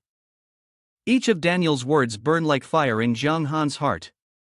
What did he mean by this? Was he implying there was another wave of attacks coming? Meanwhile, Brandy was rampaging through the sea of flames. He seemed to realize that Daniel intended to sacrifice himself, and his mocking laughter grew even more sinister. "That's right, come here and die quietly." Daniel wasn't afraid of sacrifice, but what he feared was that after he fell, Zhang Han would still be unable to deal with the old man. Given the old man's personality, he would undoubtedly chase Zhang Han down to the end. Even if he fell today, he could always come back to life. But he would not allow Brandy to become a hindrance in the way of his disciple. Daniel only raised his staff, and a massive surge of power radiated from his body, the pressure so intense that Zhang Han couldn't stay on his feet. This was absurd. Just a few seconds ago, his master had been panting heavily, and now he seemed like a completely different person. The sky quickly darkened, storm clouds swirling incessantly, gathering into the shape of a tornado. From the very center of the storm, a lightning bolt suddenly shot down straight at Daniel's body. Instantly, the system sent a new warning to Zhang Han. "Your master has just received an unidentified protection, with all attributes increased by 100 times. The state will last for 10 seconds. Zhang Han felt as if his heart was about to leap out of his chest. All attributes increased by 100 times? What kind of terrifying effect was this? This wasn't right, this was an exchange of lives. Daniel was preparing to trade his life to drag that old bastard down to hell with him. Daniel's sudden transformation left Brandy deeply suspicious. Despite the short time available, Daniel still managed to take a moment before attacking to say a few words to his disciple. "You've really tried your best, don't feel pity. The master had once said, if you live long enough in the future, we will meet again, and you'll know who I truly am." Daniel's smile was one of pure relief, as though he had been set free. Then, Daniel raised his staff, aimed it directly at Brandy, and fired a beam of dark purple light. The damage was beyond description. Brandy didn't even have time to be terrified. He was dead within seconds. As Brandy slowly faded away, it was also the moment when Daniel could no longer stand. He leaned his staff down to the ground and slowly collapsed. The system also reported that for an unknown reason, Daniel's attributes had been reduced by 100 times. Zhang Han's emotions were incredibly complicated at this moment. He originally wanted to run over, but was being herded by his master like a sheep. "Run quickly, if you don't, it will be too late." From a nearby high rooftop, a man with golden hair clad in shining armor appeared. His laughter echoed through the space.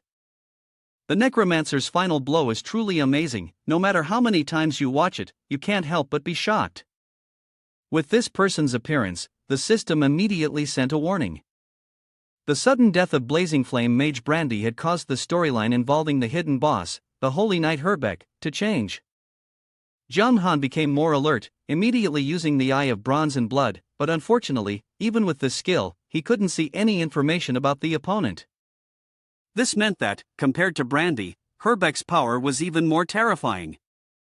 Herbeck looked down from above at Zhang Han and Daniel with a gaze filled with both contempt and mockery. Dark swordsman plus necromancer, looks like I'm going to make a fortune from this fanbase. Daniel gritted his teeth and glared at the person in front of him. The Guangming Church, what are your intentions with collecting the remains of the mages and the spirit? Everyone knows, the future will bring great disaster, and you need not waste your thoughts on this. Herbeck continued to smile brightly, a smile full of triumph. A golden spear appeared in his hand. Everyone thought HB would deal with Daniel first, but the tip of the spear was instead aimed directly at Zhang Han. He offered him a final act of mercy before ascending to the heavens, leaving behind his last words. But at this moment, Zhang Han was so terrified that he was frozen in place, unable to think of what the hell those last words even were. Seeing that his opponent remained silent for too long, Herbeck lost all patience. If there are no last words, then go straight to hell. His spear swung viciously, but just before it reached Zhang Han, it was blocked by the tip of a sword. At first, he thought someone had come to his aid, but it turned out to be a familiar face. The soul-bound swordsman Saran, who had always been hiding in the swamps, had now appeared. Seeing his attack blocked so easily, Herbeck was stunned. Normally, soul-bound swordsmen were not powerful enough to match him. Saran didn't respond. He simply lifted Zhang Han in a manner akin to a hawk carrying off a chicken, pulling him away. The two of them vanished into the night, leaving Herbeck helpless. At this moment, Daniel could finally breathe a sigh of relief. His body had faded away, but his consciousness remained unwavering. Daniel believed that, by the next time they met, his rebellious disciple would have made a name for himself across the entire Eternal Continent. Daniel completely disappeared, leaving only a dark purple gem behind. Herbeck picked it up and immediately ordered his soldiers to intensify their search. Target: Dark Swordsman Zhang Han Shui. The fifth wave of the siege had ended as the first rays of the sun began to shine. Since the Dark faction had successfully defended the city, the accumulated rewards had doubled. The players on the dark side were all hiding tightly inside the city. They had recorded the entire battle that just took place. This kind of plot was truly full of ups and downs. Even a broad twist in a Korean drama would have to call it a classic. Facing off against such powerful bosses, Zhang Han was still unharmed. Moreover, the reward hanging over his head had even increased. After posting the video on various platforms, they quickly logged out. If they stayed around any longer, they would be killed by the Guangming side for sure. Saran took Zhang Han back to the Wraith Swamp. When he had delivered the letter to him earlier, Daniel had mentioned hoping that Saran would save Zhang Han's life at the most crucial moment. Therefore, since the battle began, Saran had been hiding inside the gloomy castle, waiting for the right opportunity to act. Zhang Han, upon hearing this, felt more confused than grateful. Then why not save Daniel too? Saran sighed deeply and explained, Daniel has activated the celestial phenomenon. This is the final move of the necromancer. After using it, he cannot move anymore and has entered the countdown to death. Moreover, a necromancer like Daniel is very important to the Guangming Church. So, if Saran had taken both Zhang Han and Daniel, he would have definitely been hunted down by Herbeck. At that point, Saran wouldn't be able to protect Zhang Han, and he would be dragged into this whirlwind himself. He could barely handle Herbeck, but in reality, there are still other Lightbringers hiding nearby. Zhang Han was astonished. He had thought that HB was already quite a formidable figure, but he didn't expect that the Guangming faction had even placed other high-level experts there. It seemed that the identity of Taoist Master Daniel was truly profound and unpredictable, which is why the Guangming faction had laid out such a complex arrangement. From today on, I will be your new master. Your performance in the gloomy city was not bad, and I highly appreciate it. However, if you want me to take you as my disciple, you must still undergo a test. Saran's voice broke through Zhang Han's chaotic thoughts. He recalled that Daniel had once instructed him that when he passed away, this soul-bound swordsman would be his next master. Therefore, Zhang Han offered no resistance and immediately accepted Saran's test. Although the fall of Gloomy City was a regrettable event, Daniel had repeatedly told him that as long as he lived long enough, he would meet him again in the future. Therefore, the most important task now was to grow stronger, seek out clues, gain a full understanding of the Eternal Continent, and, most importantly, learn the true identity of Daniel. The test was assigned as a quest titled Search for the Treasure, with a difficulty rating of B. He had to find a mysterious treasure hidden at the end of the map by Saran. If he failed, not only would he not be able to become Saran's disciple, but he would also be fined 10 gold coins. After Jung Han accepted the quest, Saran disappeared. At that moment, the battle at Gloomy City had also come to an end. In the end, the Guangming faction was victorious, but Jung Han still received many rewards based on his personal contributions, including a large number of experience points and a Ring of the Clear Wind, a rare dark gold level piece of equipment. In addition, there is a gold tier equipment named Black Scale Armguards, and the hidden class Spirit Swordmaster. Although Soulbound Swordsman is also a hidden class, Jung Han didn't plan to switch to it because he had already obtained the rarer hidden class Dark Swordsman earlier. Jung Han reached level 36 and became a prime target for all the players on this server. I thought Master had finished with Brandy. Who knew Herbeck would jump in halfway and raise the bounty on Jung Han? The system notified all players that anyone who captured him would receive the unique hidden class and a rare S-tier skill as a reward. So now, everyone considers Jung Han the common enemy and is out to hunt him down. Jung Han hated this kind of trouble the most. He swore that next time they crossed paths, he would beat Herbeck to a pulp. Before taking on Saran's mission, Jung Han took the opportunity to review the items he had just picked up from the boss. First were Kai LA's items, all of which were silver rank, with a pair of boots that were an upgrade over his current gear. Jung Han immediately swapped them out for his old ones. Next, he checked out the Ring of the Clear Wind, a dark gold tier item that was the reward for the castle defense mission. Besides increasing his attack and health, it also granted a special skill, Windguard. This skill allowed the summoning of a wind elemental to reduce 20% of the damage from the next attack. The cooldown was 5 minutes, making this clearly a top-tier item that could replace his Ring of the Undead. Then, the Black Scale Armguards were much better than the ones he had been using. After equipping all these items, Jung Han's strength had increased significantly. Having completed a series of important quests, his Dark Master title was also slightly upgraded. It now increased his final life value by 200%. Jung Han felt that he had become ridiculously strong, and although he was a bit happy, he knew that this power was still nothing compared to the high-level NPCs in the game, so he couldn't rejoice too early. As for the Soulbound Swordsman class, it was weaker than the Dark Swordsman, so Jung Han had decisively rejected it. Giving up on a hidden class would grant corresponding rewards. The system allowed him to choose between skills or equipment as the exchange. However, Jung Han felt that equipment would eventually be updated and removed in the future, but skills would stay with him forever. Moreover, the Spirit Swordmaster was also a hidden class, so it was certain to reward him with a decent skill. Sure enough, Jung Han received a level S skill called War Domain. The effect of this skill was that within a 50-meter radius, the enemy's attack power would decrease based on the distance between them. The duration was 3 minutes, and the cooldown was 5 minutes. With all preparations complete, it was time to carry out the task Saran had given him. Jung Han followed the coordinates on the map to find a volcano. This was another map called the Molten Mountain Range. Just looking at it, Jung Han could tell that this place seemed dangerous, and the treasure was located right on top of the mountain. Jung Han quickly faced his first challenge, a level 38 stone monster lava. Its defense was stronger than its attack, so it posed little threat to Jung Han. It was a good opportunity for him to test the power of his new skill. The Warfield has been activated, increasing your attack by 20% and reducing the enemy's attack by 20%, lasting for 3 minutes. Taking advantage of the moment, he struck the monster, dealing over 15,000 damage. Seeing the massive damage, the monster retreated and used its petrification skill. This skill boosted its defense by 30% for 2 minutes, but at the cost of reducing its attack by 20%. Jung Han found it amusing, thinking that the creature was rather foolish.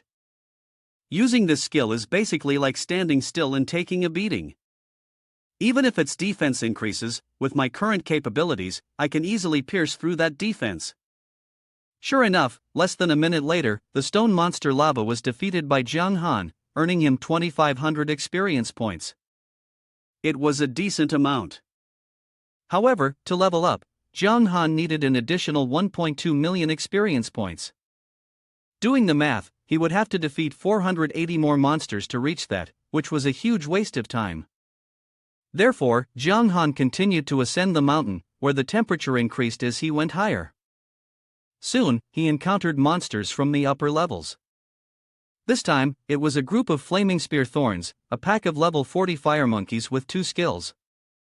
This is the most hated creature in the Eternal Continent due to its penchant for mocking enemies. Jiang Han was still wondering how these monsters could mock players when the monkeys had already started speaking. Look, someone's coming. This guy's ugly, and even his name's ugly. Ha ha ha. Look at how weak he looks, how could he possibly crawl all the way here? Now Jiang Han understood what essing meant. The feeling of being mocked by those monkeys was truly unpleasant. Even though he knew this was a trait of the enemy, Jiang Han still fumed with rage. He immediately leapt into action. Stupid monkeys, you're all going to be buried here today. Jiang Han continued using the field of war to initiate the battle. This time, his attack power was increased by 20%, but the flaming spear thorn creatures only had their attack power reduced by 16%. These monkeys were truly annoying, not because their attacks were powerful, but because they were so agile. However, their skills were only enough to irritate Jiang Han. He quickly dealt with all 5 of them in a flash. Among them, Jiang Han left one alive to threaten it. If you want to live, you'll lead me to the rest of your kind. The monkey, fearing for its life, immediately agreed to take him back to its lair. As they were heading there, Jiang Han suddenly saw a system notification pop up. It wasn't bad news, just that more than 100,000 people across the server had awakened their talents. Therefore, the system had opened a ranking list for the players' talent levels. Jiang Han curiously opened it, and sure enough, his SS level talent ranked first. Looking at the entire leaderboard, only he had achieved the SS level talent. This feeling was truly satisfying. Meanwhile, the stupid monkey had led Jiang Han to where several of its kind were. As soon as they saw him, they opened their mouths, seemingly ready to mock him. Everyone, look! Jiang Han didn't give it a chance to finish the sentence, immediately slicing off its head. After that, he turned to the stupid monkey and continued walking. Lead me to all your kind. At that speed, it wasn't long before the flaming spear thorn tribe living on the volcano was nearly wiped out.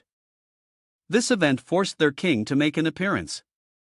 The king of Flame Spearpoint was a level 42 gold tier boss, with a life value of 2 million HP, and both its attack and defense were quite high.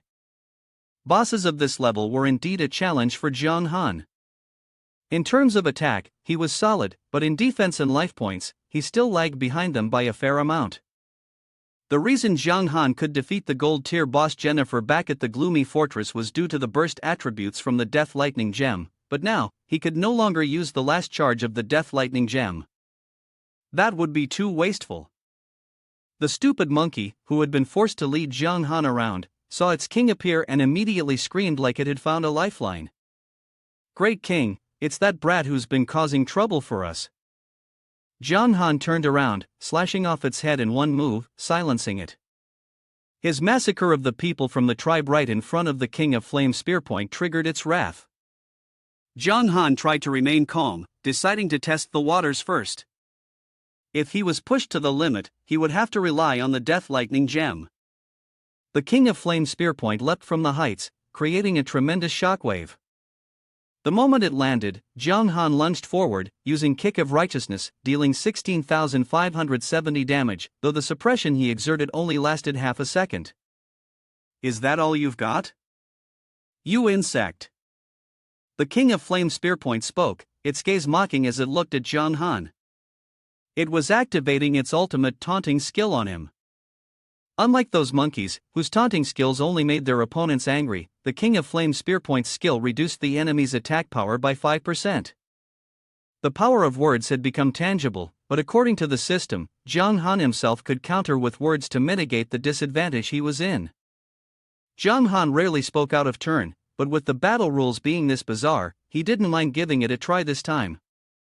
Wow, you're really strong. I believe those sharp-mouthed monkeys under your protection will definitely be safe, living to 100 years, right? Now that's just going too far. Having just wiped out its entire tribe, Zhang Han was now twisting the knife in its wound.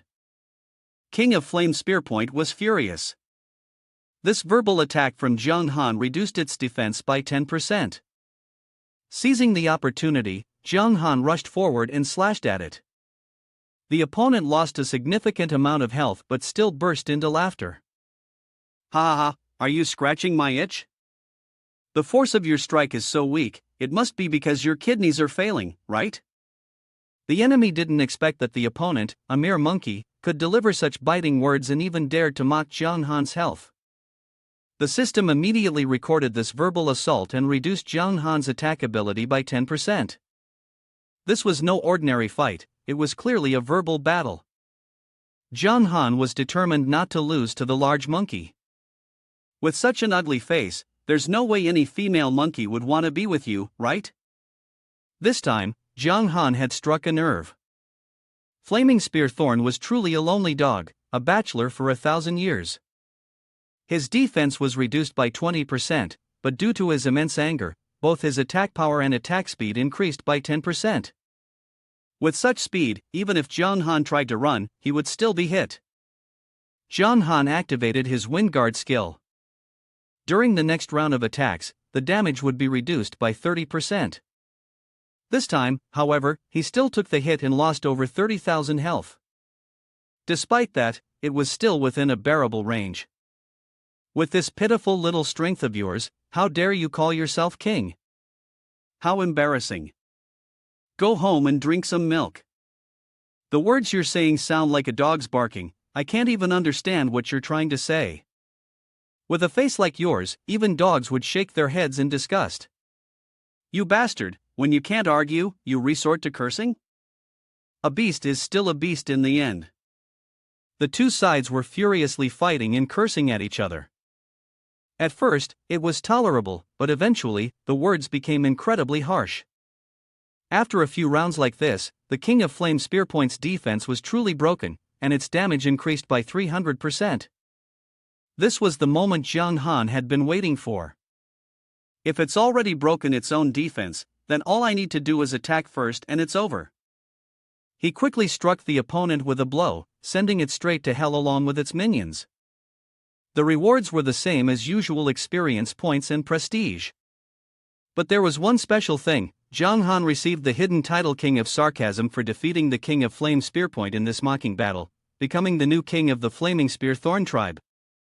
When equipped with this title, Zhang Han's words had the ability to increase the damage the opponent received by 10%, or it could backfire if he angered the opponent too much, raising their attack power by 10%.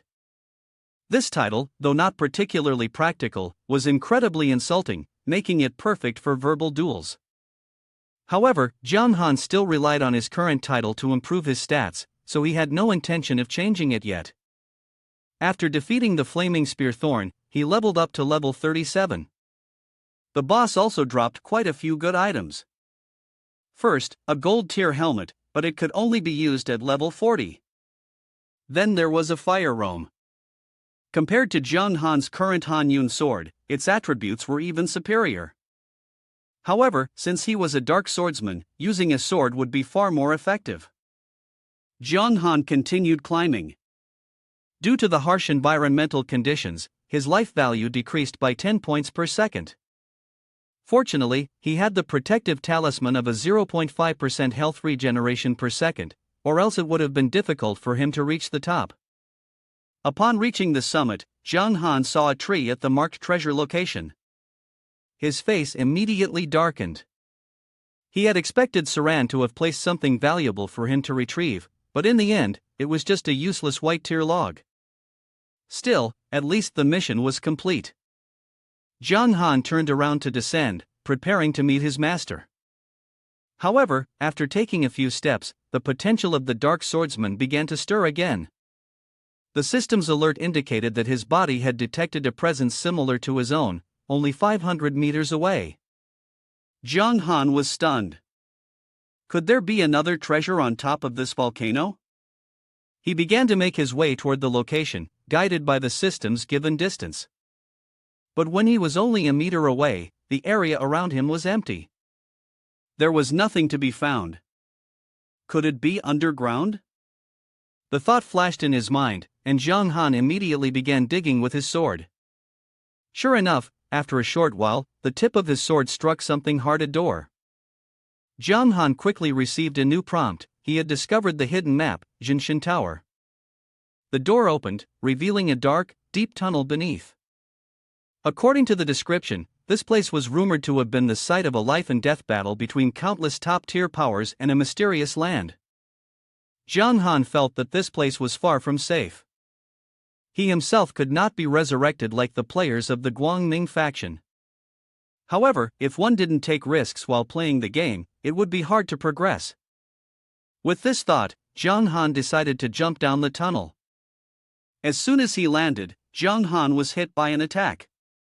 Before he could take the full brunt of the strike, he managed to activate his Windguard skill, reducing the damage by 20%. Even so, he still lost nearly 160,000 health. The system explained that the attack was triggered by Zhang Han activating the blazing flames left by the cursed spell cast by the demon god on the ground. Due to wear and tear, the strength of the curse had greatly diminished. Zhang Han felt a chill run down his spine. The power of the curse had been eroded, and yet it still nearly drained all his health. If he hadn't activated Windguard earlier, he would have certainly been dead by now.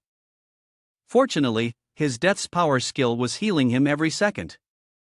After a while, Zhang Han's health bar was fully replenished, and his Windguard skill was off cooldown. He cautiously took another step forward, only to be burned once again by the blazing flames of the demon god. As before, he activated Windguard to retain a sliver of health. The system sent another notification, its content unchanged from the previous one. Zhang Han was getting frustrated. Suddenly, he noticed a staircase leading deep underground not far away. A black smoke was rising from it. It seemed to be the same ominous aura that had drawn him here in the first place. Zhang Han stood still for 5 minutes to let his health regenerate, then took another step forward. This time, the blazing flames no longer burned. Zhang Han exhaled a breath of relief, thankful that he wasn't stepping on forbidden traps with every step. After that, he walked with much more confidence. But the next time, the young man stepped right into a forbidden spell again.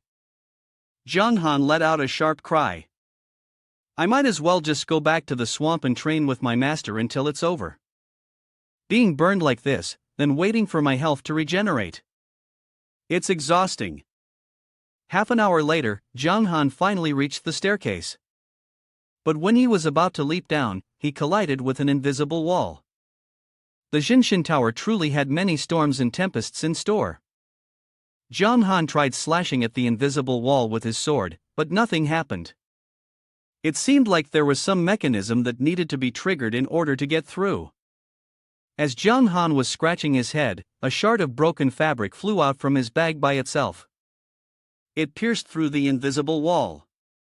When Zhang Han followed it, he too automatically passed through. Perhaps the person who created this wall had also provided him with the broken fabric, which was why the two items resonated with each other. Zhang Han descended the stairs. Both the floor and the walls were covered in numerous slashes. It seemed that a battle beyond imagination had once taken place here. In the dark, deep corridor, Zhang Han spotted the first corpse. The system identified it as one of the 10 great demon gods, a figure who could summon storms and winds, perishing in the secret realm during the great battle in the Jinshin Tower, unknown to anyone. Zhang Han was stunned. To think even the 10 great demon gods could meet their end here. What kind of divine being existed within this tower? The equipment Zhang Han was wearing had all become useless. He continued moving forward and soon discovered a room beneath him, filled with white bones, a chilling sight. Seeing so many powerful masters fallen here only strengthened his belief that the Jinshin Tower was no ordinary place. Jiang Han pressed on, descending to the 4th floor, where he was ambushed by sword intent. Every second, he lost 800 points of vitality, but thanks to the power of death, the damage was insignificant. In the center of the room on the 4th floor, Jiang Han spotted a skeleton clad in armor, standing upright, still tightly gripping a sword. This was Dark Swordsman Luo, one of the 10 great demon gods from ancient times.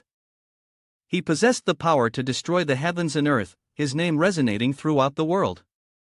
Yet, in the end, he met his demise here. Standing before this former Dark Swordsman, Jiang Han felt a sense of suffocation. It seemed that the very aura of the armor he wore had led him here. If this were a typical scenario, the armor would belong to Jiang Han. Thinking this, he couldn't help but feel excited and reached out his hand. Luo, brother, may you travel safely. I, your junior, will surely make the name Dark Swordsman shine across the world. Oh, is that so? A voice rang out from the air, making Jiang Han's heart skip a beat. Who is it? He shouted.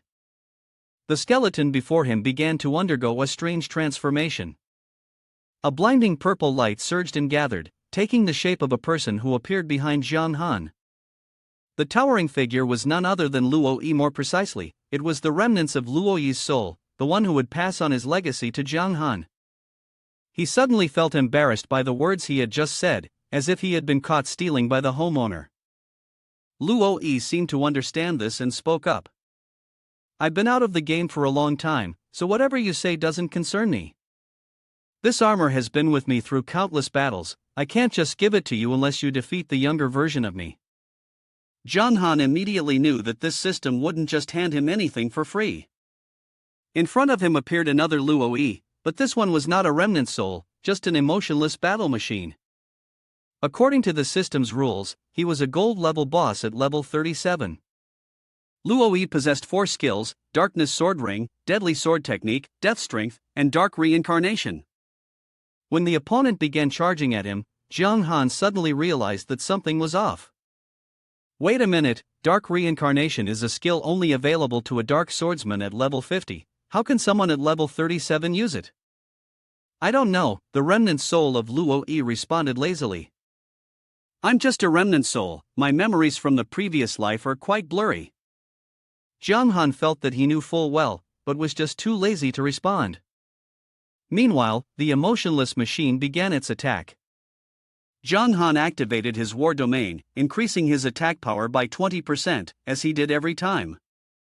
But Luo's attack power was only reduced by 10%. Luo clicked his tongue a few times. Your trick is quite impressive, I wonder where you learned it. It's my natural talent, didn't you figure it out yourself? Do you think I'll believe your words? Jiang Han lazily responded, not wanting to engage in conversation with a lingering soul, and instead focused on fighting the execution machine. He successfully used the Kick of Righteousness, dealing 26,546 damage to the boss Luo, while also suppressing him for a minute. Jiang Han combined several skills at once and unleashed a relentless attack. Luo's lingering soul, standing nearby, kept murmuring in praise, your combination is quite excellent, your attacks are far stronger than mine back in the day. Your talent must be extraordinary, right? After saying that, Luo snapped his fingers. This chaos has gone on long enough, it's time to make things a bit more challenging for you. With the snap of his fingers, the aura of the boss before him completely changed, as if they were two different beings. While Jiang Han was still stunned, Luo struck. Jiang Han failed to dodge in time, so he used Wind Guard to block the attack, but still lost 33,430 health. The strength of that blow was truly devastating. If it weren't for Wind Guard, he would have lost nearly half his health. Jiang Han quickly drank a healing potion, restoring 50,000 health per second for the next 10 seconds. How is it?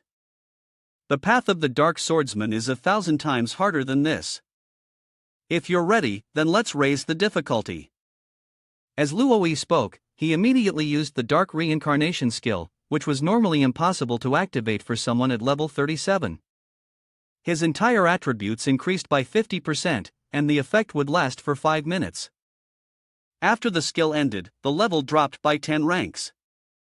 Normally, Luo was already very strong, and adding 50% to his attributes was truly disastrous. Before Jiang Han could even react, the opponent accelerated and jumped up. His landing position was slightly to the right of Jiang Han. Without hesitation, Luo slashed with his sword, and the strike took away a third of Jiang Han's health. With no other options, Jiang Han had no choice but to continue using the life potion, but that meant he had no time to counterattack. Before the potion had fully taken effect, the opponent launched another attack. This time, Jiang Han was a little more alert. He jumped high to avoid the thunderous slash. Immediately after, he used the evil kick to strike the opponent, followed by the Soul Reaper slash to increase the damage. This technique actually had some effect, as Luo's speed slowed down a little. Seizing the opportunity before the opponent regained his speed, Jiang Han continued to use the necrotic bind to restrain him and unleashed a flurry of attacks. Luo's soul, watching from above, couldn't help but nod in approval of his successor. Jiang Han's coordination of skills was truly impressive. However, at this moment, Jiang Han was feeling quite troubled. The control had ended, and the opponent resumed his relentless barrage. He had planned to hide behind the large pillar in the room for a while to wait for the evil kick to recharge, but Luo destroyed the pillar with just one strike. With such destructive power, if Jiang Han were hit, he'd likely be sent straight to heaven. With 5 more seconds before his evil kick was ready, Luo was still relentlessly attacking without the slightest hesitation. Jiang Han saw the opponent's strike coming and once again had to rely on wind guard. Fortunately, he didn't die, but now he only had a little over 30,000 health left. It was brutal. A single move from Luo seemed enough to send Jiang Han to his grave. Fortunately, after taking that hit, Kick of Righteousness was available. Without hesitation, Jiang Han delivered a powerful kick to his opponent, followed by the familiar Soul Reaper slash into Evil of the Lost Spirit, and then Field Frenzy Slayer. A series of skills were executed smoothly, causing Luo to lose a significant amount of health. Jiang Han calculated the timing and, seeing that the control time was about to end, immediately created some distance between them. However, to his surprise, Evil of the Lost Spirit ended earlier than expected. The skill had been interrupted multiple times by Luo's control skills, which reduced its effectiveness by 80%. Jiang Han cursed inwardly, "The system is playing dirty, I didn't know there was such an effect." With the distance too short to widen, if he took another hit, Jiang Han would be done for. After all, the broken moon would give him another life, but Luo's challenge would end, and he wouldn't get the armor set. Jiang Han closed his eyes, accepting his fate. But unexpectedly, even after taking the hit, he was still alive, with only a little more than 20,000 health lost. It turned out that the duration of his opponent's dark reincarnation had ended, and with the attribute reduction, the damage was naturally not as strong as before. Most importantly, Luo's level had dropped to 27, and his attributes had been greatly reduced. Jiang Han suddenly felt much more confident. "I've endured the last 5 minutes, and finally, I've waited for this moment. Now it's time for him to strike back." Without dark reincarnation anymore and with his level downgraded, fighting Luo became much easier. Jiang Han attacked fiercely, as if trying to vent his frustration from the 5 minutes of being beaten earlier. In the end, he defeated the illusion of Dark Swordsman Luo and earned 1 million experience points, leveling up to level 38. Luo's residual soul couldn't help but clap his hands, giving a few loud applauses. "Not bad, not bad, there's some strategy." Jiang Han panted heavily, exhausted, but the sense of joy from completing the mission was incredible. Luo kept his word and gave him the gold-level darkness armor. This was crafted from reversed dragon scales and countless precious ores. Jiang Han looked at the armor, his eyes gleaming. This was truly a legendary piece of equipment that every player dreamed of. Not only was it strong in terms of life and defense stats, but it also had a unique skill, S-Rank 8 Directions Tremor. The skill would unleash the power of the dragon soul hidden within the armor, dealing 100% attack damage to all enemies within a 100-meter radius, while also reducing their movement speed and attack speed. This effect lasted for 3 seconds, with a cooldown time of 5 minutes. Most importantly, it could grow. This meant that the final level of the darkness armor would not stop at gold. The description further stated that it was a magic armor that grew alongside the darkness swordsman, with a limit so high that it was unimaginable. Zhang Han was overjoyed like a child. He immediately equipped it. Luo Yi saw that the darkness armor had found a new owner, so he felt at ease. However, just as he was about to disappear, he was suddenly called back by Zhang Han. "Wait a minute, bro, what's this again?" Zhang Han pointed to the sword in his hand, showing no attempt to hide his ambition. "What about this sword? Can I take it with me?" For the first time, Luo Yi encountered someone who wanted more than what was offered. The Bi sword had accompanied him through many battles, but unfortunately, after a long period of disuse, its original power could no longer be restored. In comparison, it was indeed inferior to the armor. He agreed to let Zhang Han take it, but with one condition: he had to return the jade pendant around his neck to a certain girl. Luo Yi's request was quickly turned into a side quest. It must be said that, up until now, most of the quests Zhang Han had received were main story quests, like protecting the gloomy fortress. The side quests, however, often contained key plot elements, but they were not mandatory to complete. Zhang Han was eager to uncover the hidden story of the Eternal Continent, so he didn't refuse the quest to return the jade pendant. But little did he know, it would be harder than he imagined. The difficulty was that Luo Yi didn't know who the previous owner of the jade pendant was. He and the girl had only shared a brief romance, and he didn't even know her name. All Luo Yi knew was that the girl also wielded a sword and was probably from the Sword Pavilion. The Sword Pavilion was established to avoid the chaos of power struggles between the princes and was located in Qingfeng City. But the problem is that Qingfeng City is located in the Guangming camp. Zhang Han is now a wanted target by all the players, so it would be very dangerous to go there.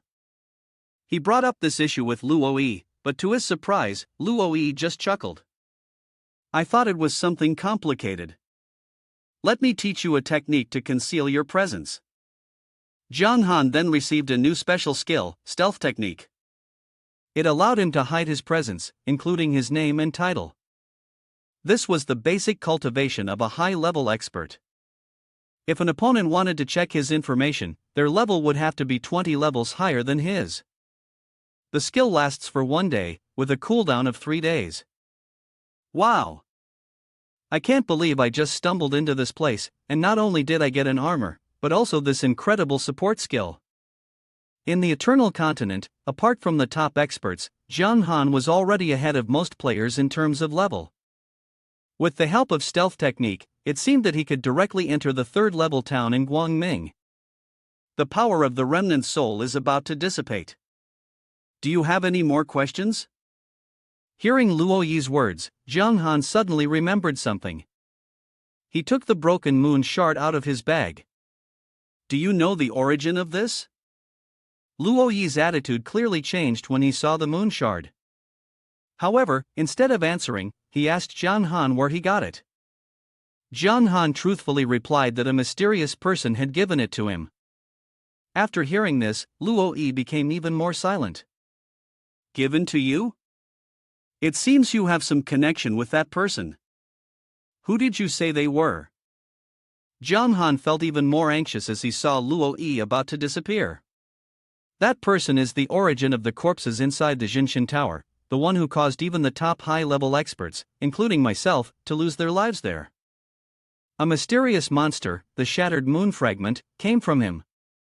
As soon as Luo Yi finished speaking, he completely disappeared, leaving only Zhang Han standing there in a daze. He didn't expect his master from the past to be so powerful.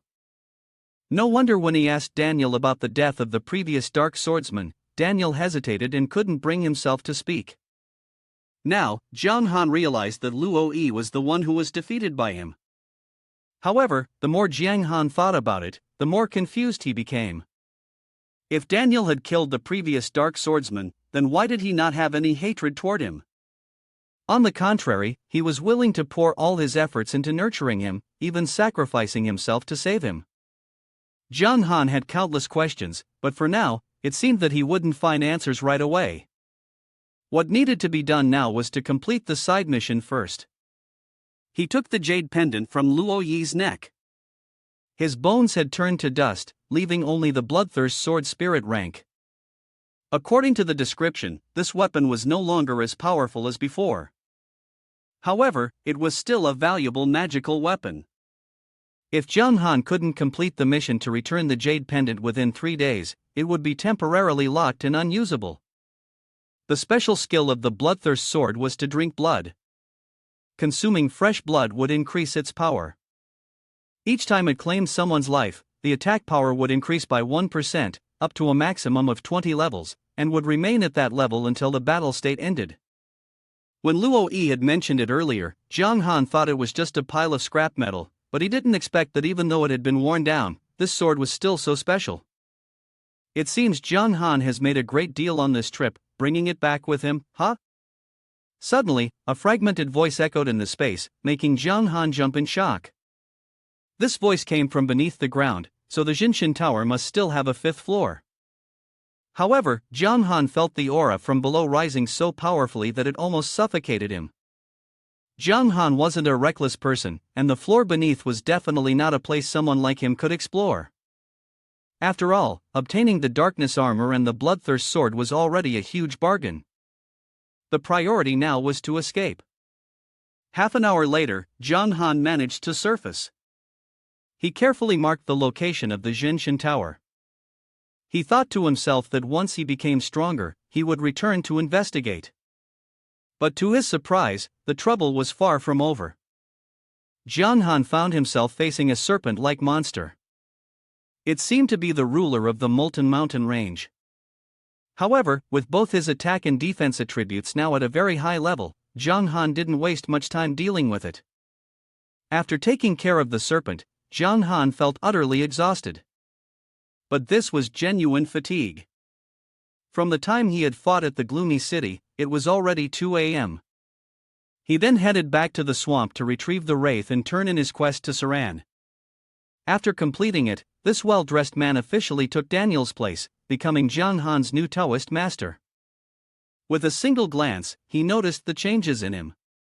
It seems you've harvested quite a lot from the Molten Mountain range? Just a bit of luck, really. Saran nodded. John Han, who had originally planned to go to bed, suddenly remembered something. He took out the jade pendant and showed it to him.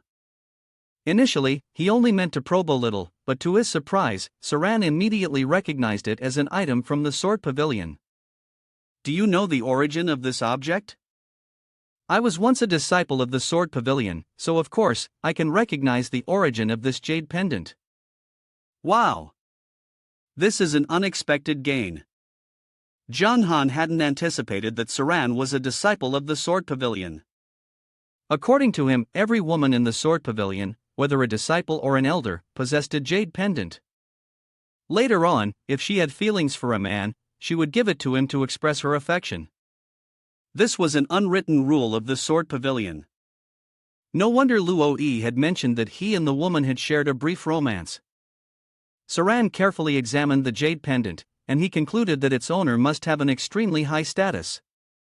This meant that if John Han were to return it, he would likely face danger. However, this was something destined by fate. After thinking for a moment, Saran said, "The sword in your hand also came from the Sword Pavilion, so it should be returned as well. You should come with me tomorrow, but first, get some rest. You've had a long journey from Gloomy City to the Molten Mountain range." John Han sighed in relief. After bidding Saran goodbye, he logged off and took a nap. When he woke up, it was already noon the next day. John Han immediately logged back into the game. Saran was already there, waiting. The two of them began their journey to Qingfeng City. On the way, John Han felt very puzzled about the concept of being online or offline. The NPCs in Eternal seemed to have their own consciousness. But whether it was Saran now or Daniel before, neither found it strange that he would suddenly appear and then vanish just as suddenly. Adventurer from another world, aren't you supposed to return to the space that belongs to you? That interesting skill must be the privilege granted to you by the god of time and space, right? It seems that the game has set up an explanation with this so-called god of time and space for NPCs. The two of them continued walking in silence. Soon after, the system notified Jiang Han that he had entered the Citadel of Heavenly Light map. He looked up in amazement, only to discover that this was the gloomy castle from before. Now, the castle was entirely occupied by soldiers from the Guangming battle camp. However, in order to reach Qingfeng City, one had to pass through the teleportation formation of Gloomy Castle. This was a perfect opportunity for Jiang Han to test the stealth technique that Luo Yi had taught him. After activating the skill for the first time, the system sent a new prompt: "You have used the stealth technique. Please provide a fake name and fill in the virtual values." Fake name. Jiang Han, upon reading the notification, instinctively repeated it aloud, not expecting the system to record what he just said. Thus, Jiang Han's new ID became his fake name. This name even caused Saran, who is usually very cold, to burst into laughter. The two of them entered Gloomy Castle together. Saran, already skilled at hiding her identity, had no issues. Many players couldn't help but laugh when they saw Jiang Han. Not only did he have a random name, but his appearance at the moment was also quite funny.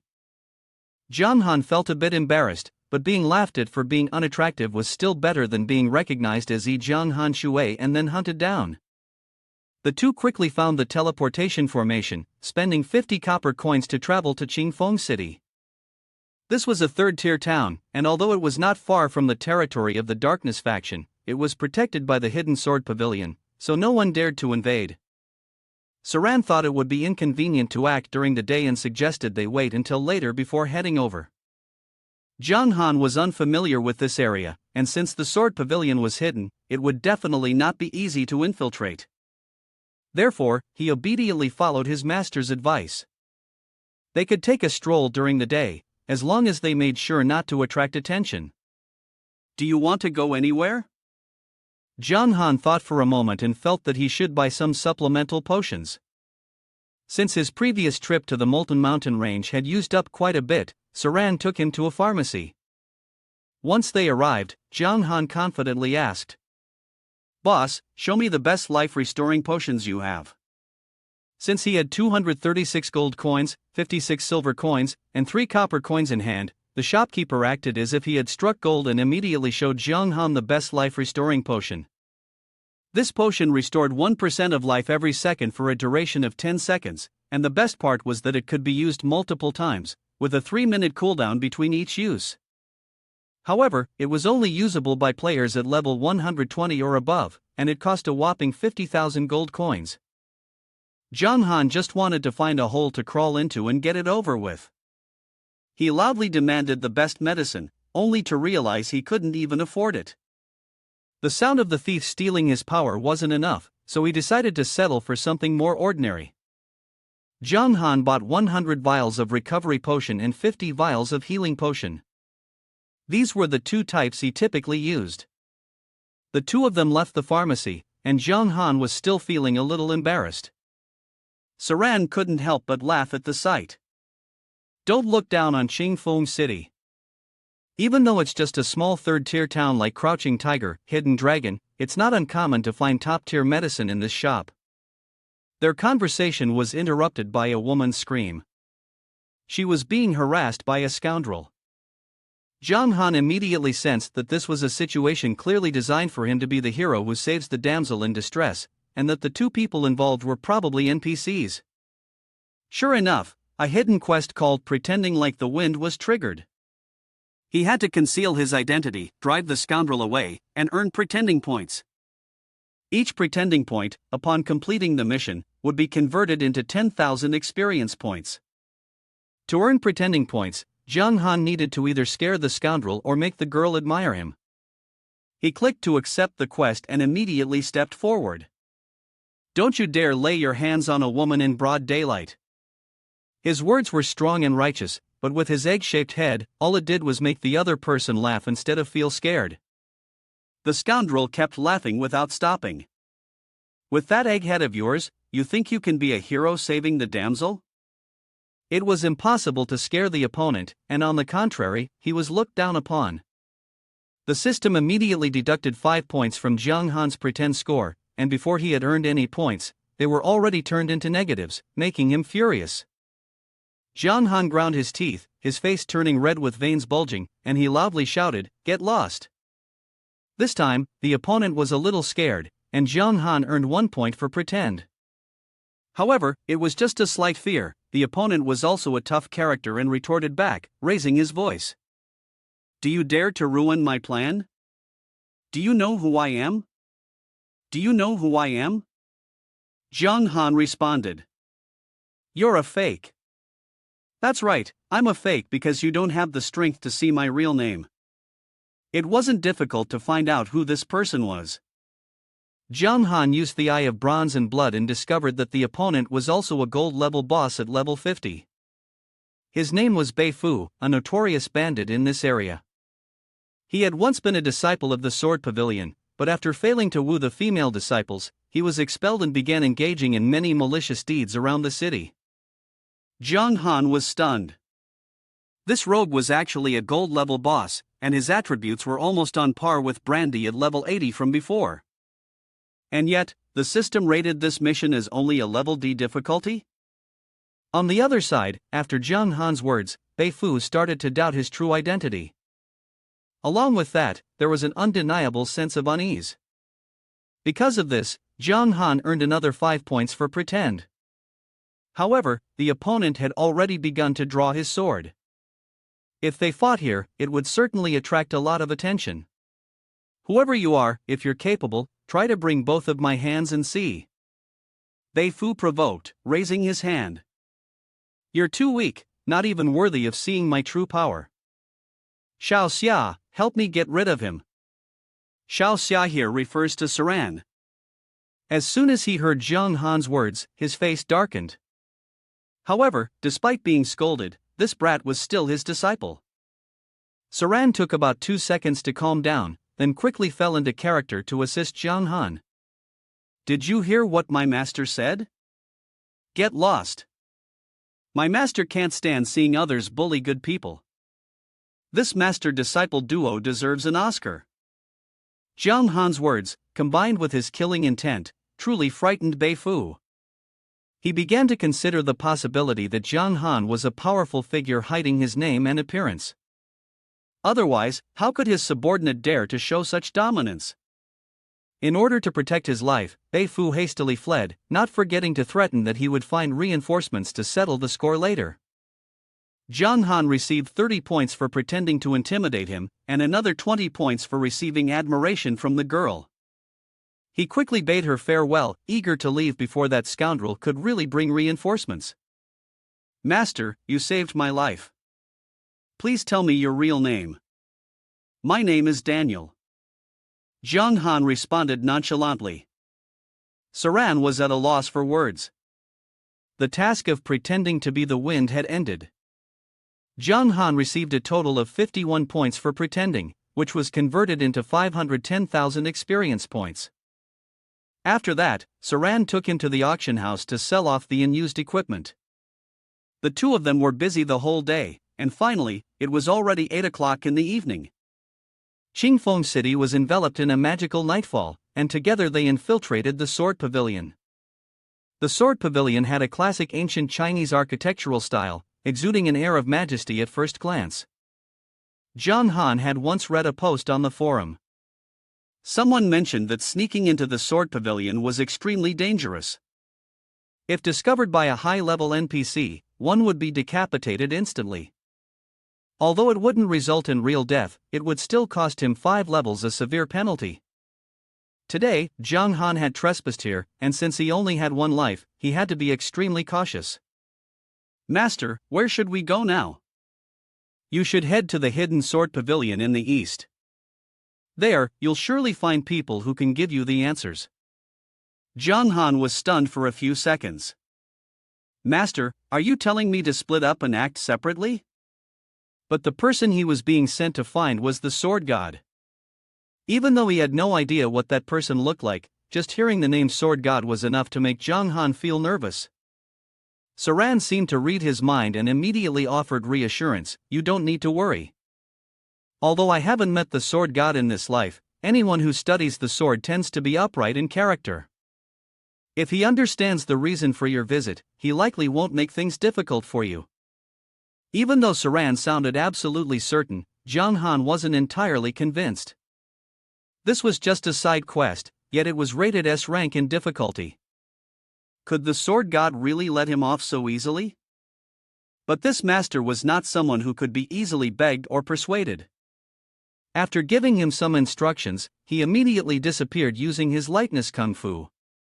Only Jiang Han was left, struggling to avoid the gaze of the NPCs. He moved cautiously, step by step, and finally found the hidden sword pavilion that Saran had mentioned. Sword god is inside. Jiang Han was really uncertain, was pushing the door open now going to get him killed by a sword strike? But if it was sword god, she probably would have noticed him long before he even entered.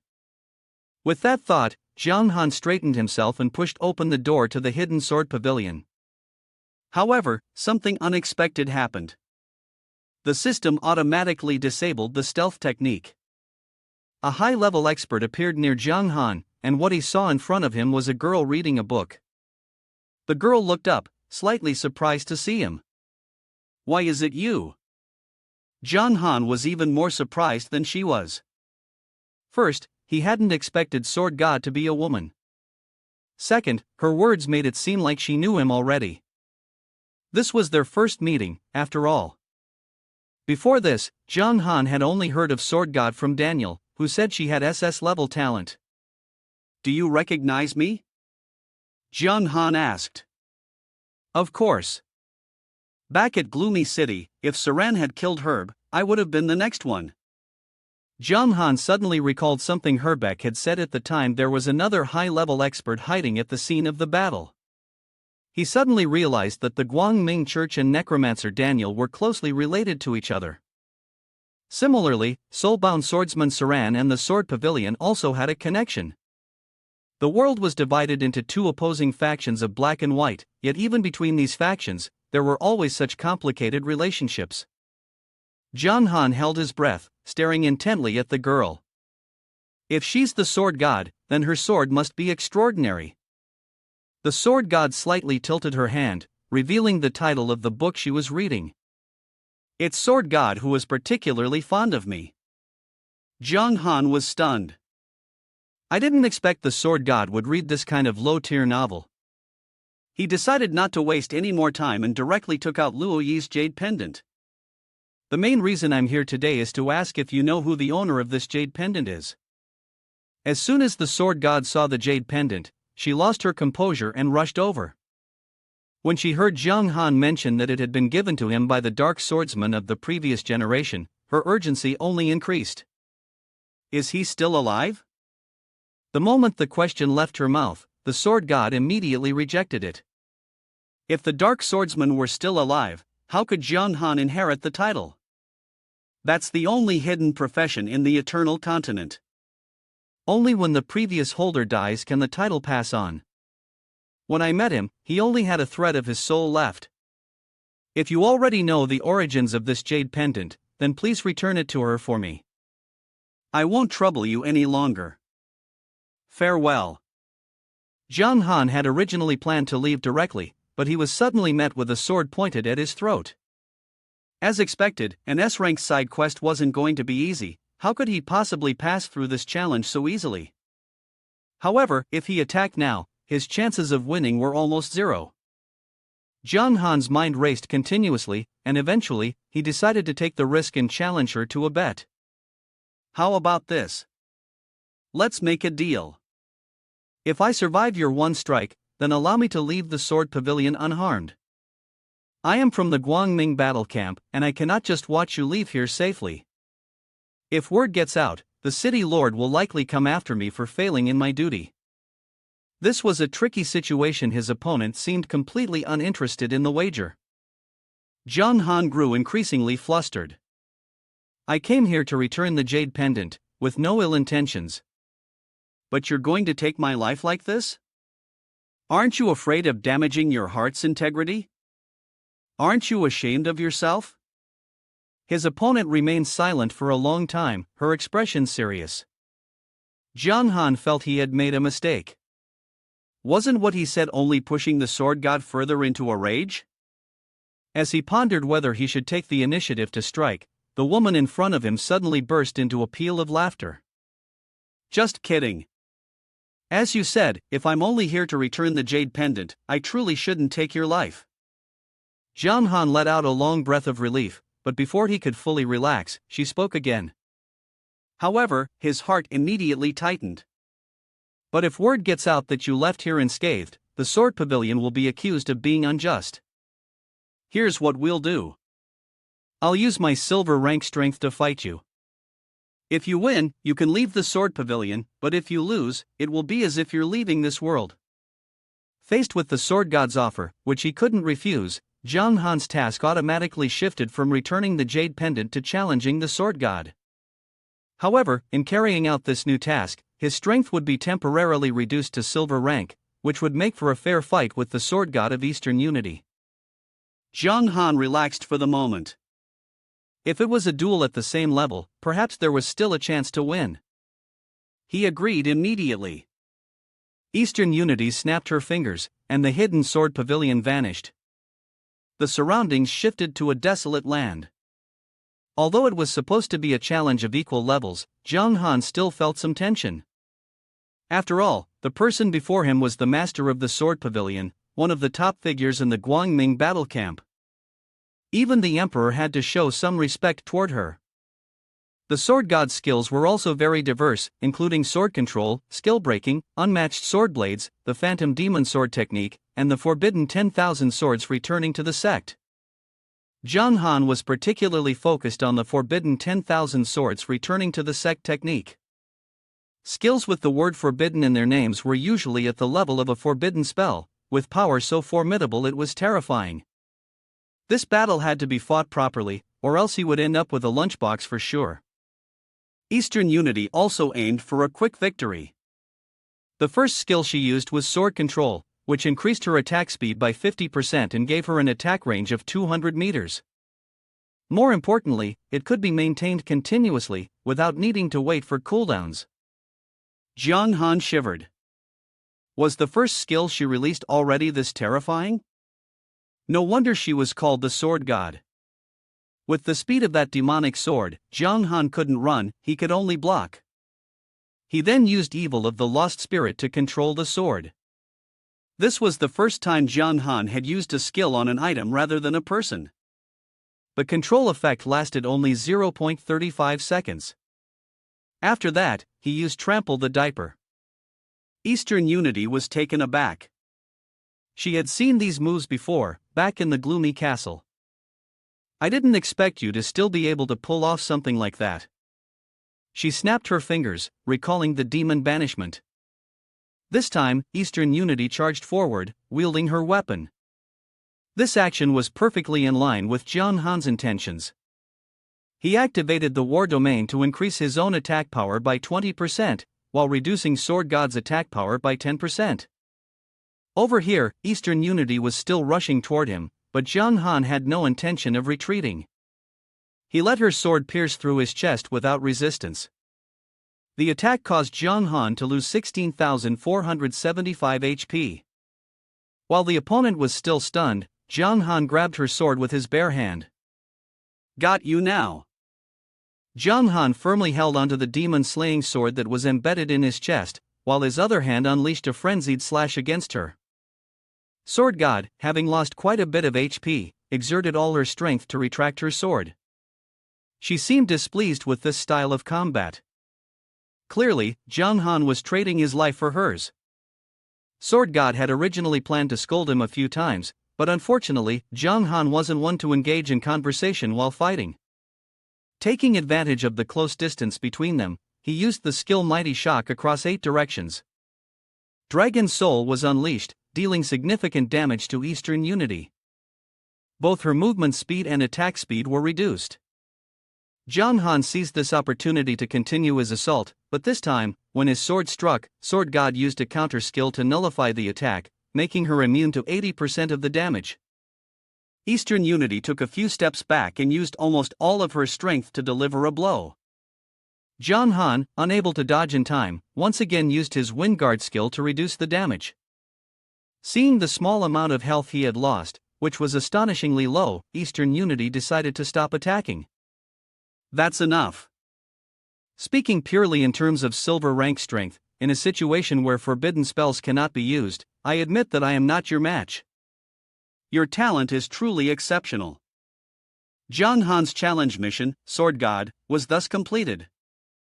The experience points he received helped him level up to 40, officially making him a gold rank boss. His title of Dark Master was also upgraded to Dark Lord. As a result, his attributes changed as well. John Han still found it puzzling as to why Eastern Unity had suddenly conceded. Her health bar was still quite full, and many of her skills hadn't been used yet. You came to return the Jade Pendant.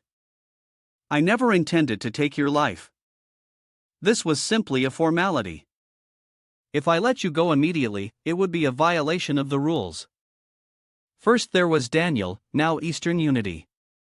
It was clear that the NPCs in this world had their own thinking.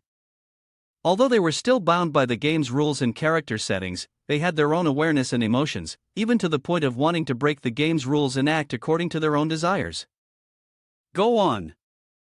Eastern Unity waved John Han away as if dismissing a ghost. After leaving this place, the chaotic times should begin to unfold. Chaotic times? What did she mean? The hatred between the two major factions had always been irreconcilable. A few days ago, the Guangming battle camp retook the gloomy fortress, which clearly showed they had been preparing for it. And you coming here to return the Jade Pendant might be the result of fate playing tricks on you.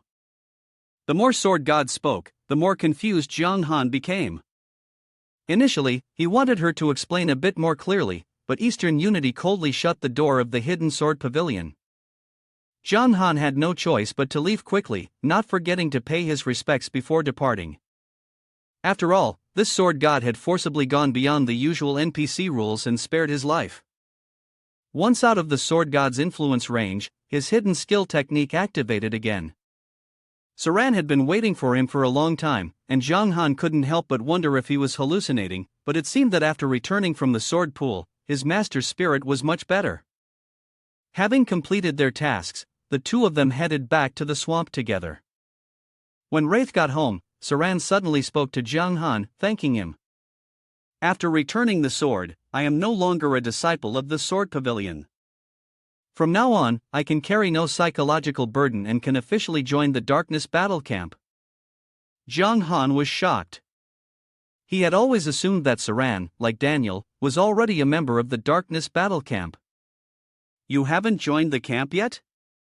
Yes, to join the Darkness battle camp, one must prove their allegiance to darkness.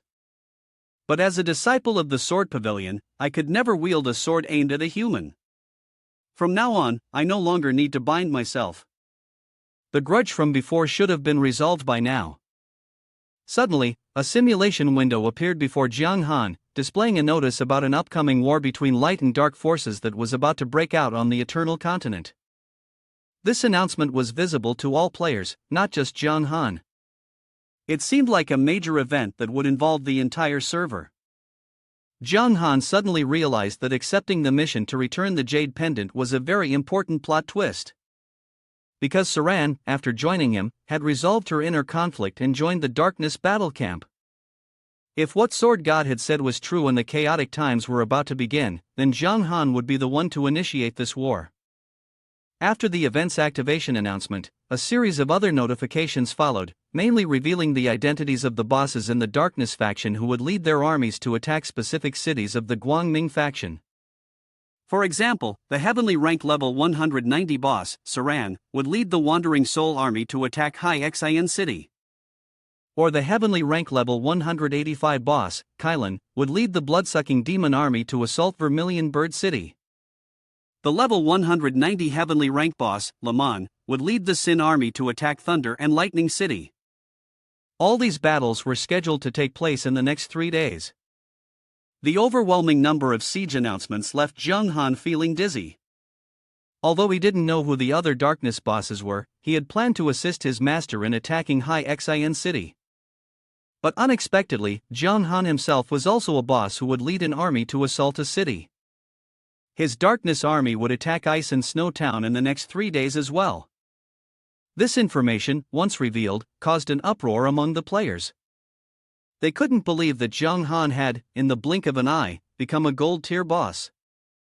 As for Jiang Han, being a member of the Darkness Battle Camp, he had no way to refuse the siege mission. This was an S-rank mission, with the reward for victory being the title and the demon god's treasury, but failure meant certain death.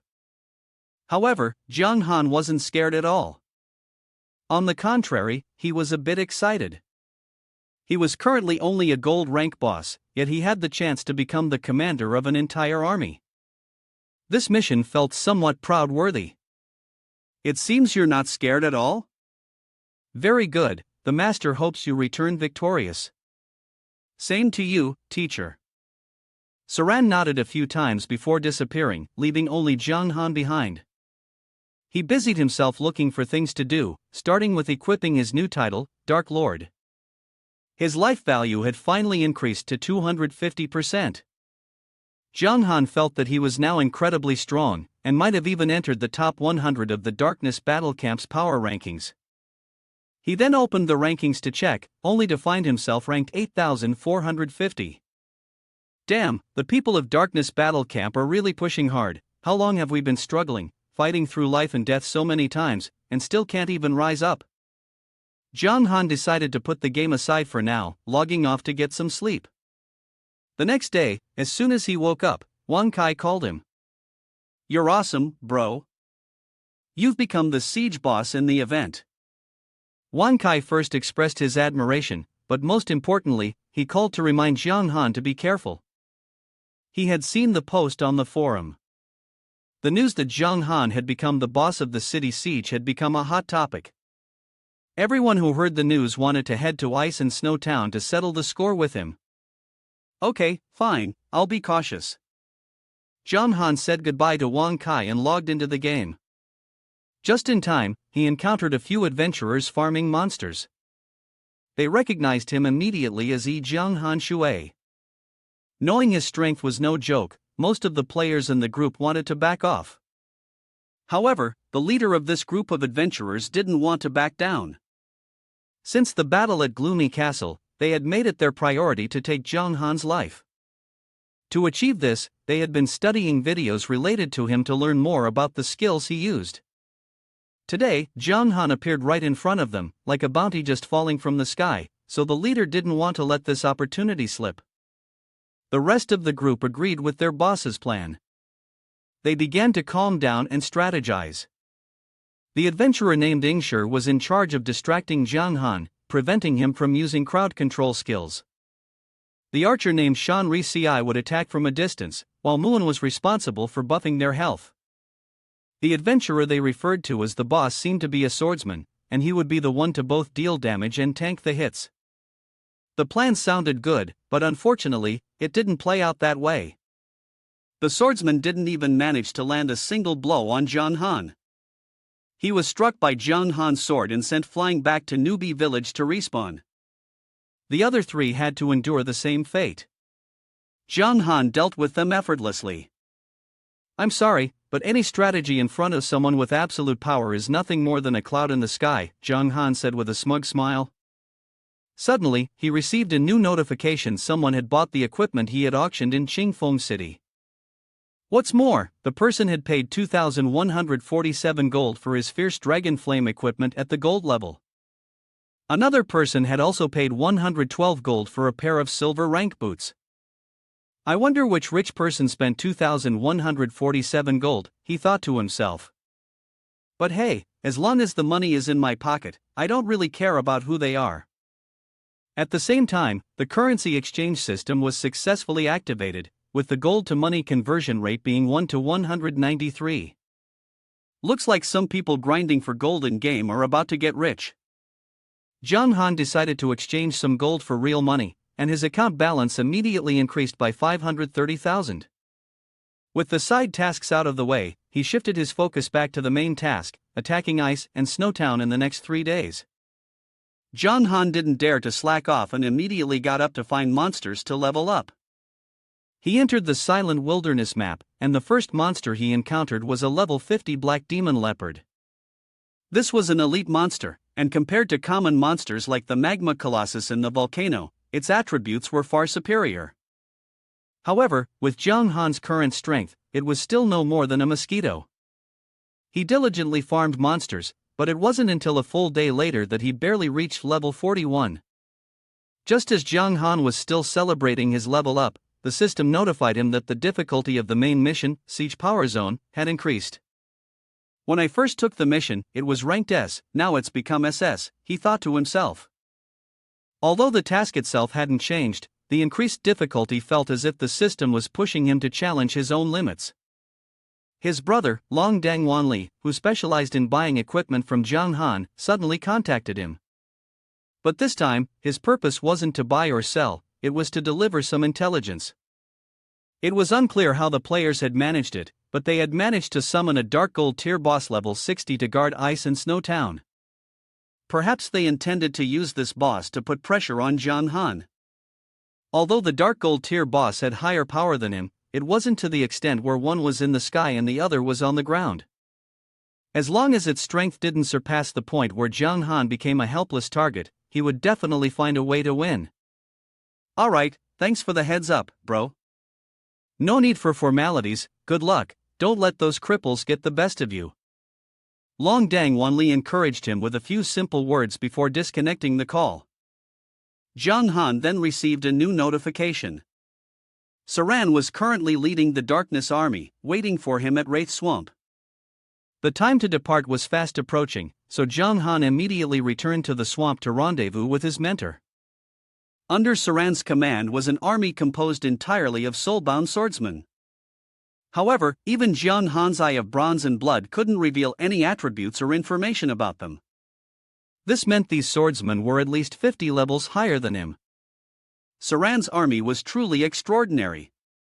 Their strength when they were alive wasn't on par with mine, so they couldn't be fortunate enough to regain their sanity like I did, and thus they became true soulbound swordsmen, mere killing machines, Saran explained, then pointed to the opposite side. There stood the Darkness Army under Jiang Han's command. It's just that, well, compared to Master's Soulbound Swordsman Legion, this bunch looks not only sneakier but also way louder. Seeing my Darkness Legion screaming aimlessly, Jiang Han's face darkened as he fell silent. System notification details: Little Demon of the Water Domain, elite monster at level 45, with 550,000 health, attack power ranging from 2150 to 2350, defense between 1000 and 1250, skills include Heartstrike Unison, Great Staff 4 Strikes, and Savage Charge. Introduction: Water beasts born in the thick demonic aura of the Water Domain possess low intelligence, but they remain one of the bulletproof lines of defense for the Darkness faction and are hard to evolve into treasures. He turned to Lier and asked, Taoist Master, could you possibly give me a few more Spirit Sword Masters?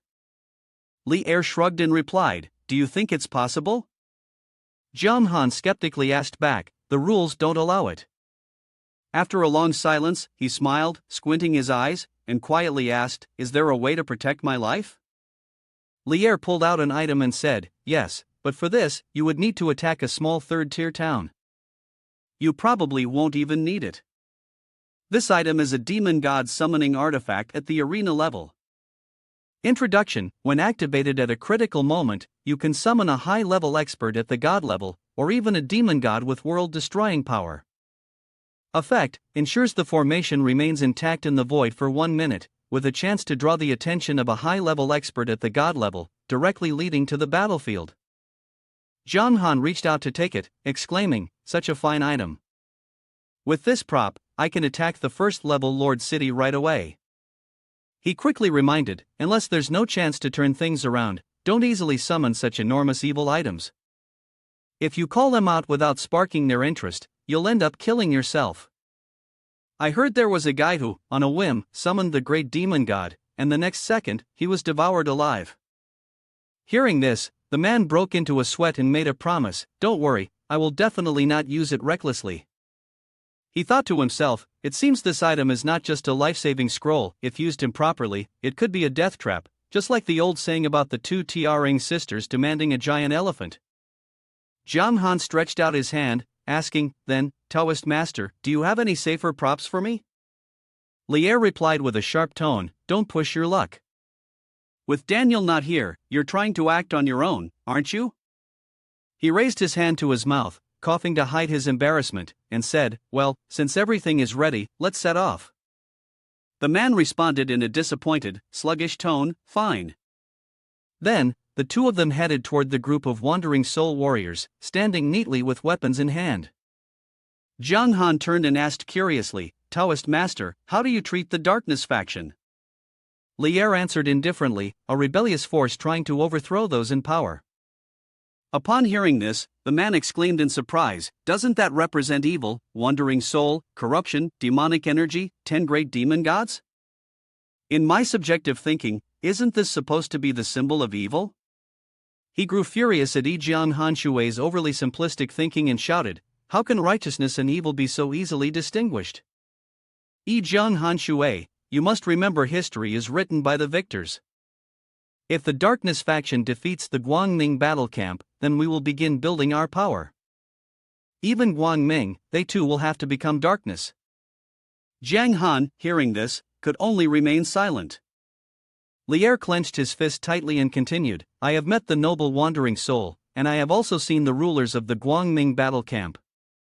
Of course, I'm not claiming that the darkness faction is the righteous side. What I'm trying to do is justify the darkness faction's extreme methods. But among the 10 great demon gods, there are a few who carry human blood. According to the Guangming battle camp, they are considered traitors to humanity. Looking at the seriousness on his face, he thought to himself that this conversation held too much information. Perhaps this would be the main mission in the coming days. After that, Lier led Jiang Han and the Darkness Legion onward. When they reached an immense green prairie, he surveyed the surroundings and then announced, we're here. The system also just notified, you have entered the map Youthful Prairie. He gazed at the vast, sprawling grassland, with undulating mountains in the distance, and asked in confusion, this place? Lier didn't answer but stepped forward, raised his hand to feel around, and then touched a certain point. A region of golden light suddenly flared up like a domino effect. The golden light continued to spread outward, forming what looked like a massive golden wall. He took out a scroll and explained, this barrier layer divides Tianhang mainland into many parts. If your strength is insufficient. Then he opened the scroll, tore it in half, and as purple light swirled around him, he finished the sentence that had hung in the air, there's no way you can get through this. The yellow wall in front of him also revealed a large gap. Lier turned his head to look at Jiang Han, urging, let's go, once we pass this barrier, we will reach the human kingdom. As he walked along, he observed his surroundings, and the system notification sounded, please be advised, you have entered a romantic area, outside the influence of any other nation. Death penalty is doubled. Jiang Han smiled to himself and wondered, death penalty is doubled, but if I die, I can just delete my account. What difference will that make to me? As if recalling something, he suddenly turned his head and kindly spoke, this place is unfamiliar to you. I'll lead you to a nearby place near Snowfrost Town. He lowered his head and replied, thank you, Taoist master.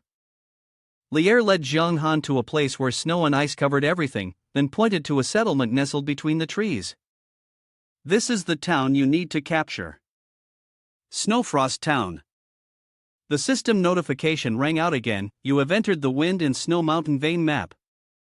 Jiang Han took a look around before making up his mind. Alright, I will definitely capture it. His body stood straight in the cold wind, yet his voice was full of confidence. The dim-witted residents of Snowfrost Town trembled as they walked by. Seeing this, Lier offered words of encouragement. Your confidence is good. I wish you success in your conquest and that we can enter the demon god's treasure vault to search for treasures together. Jiang Han, surprised, repeated the key phrase, demon god's treasure vault? Feigning curiosity, he asked, Taoist master, what treasures are in the demon god's vault? Lier shared what he knew. The treasure vault contains items the demon god has collected, including rare equipment, skills, and items.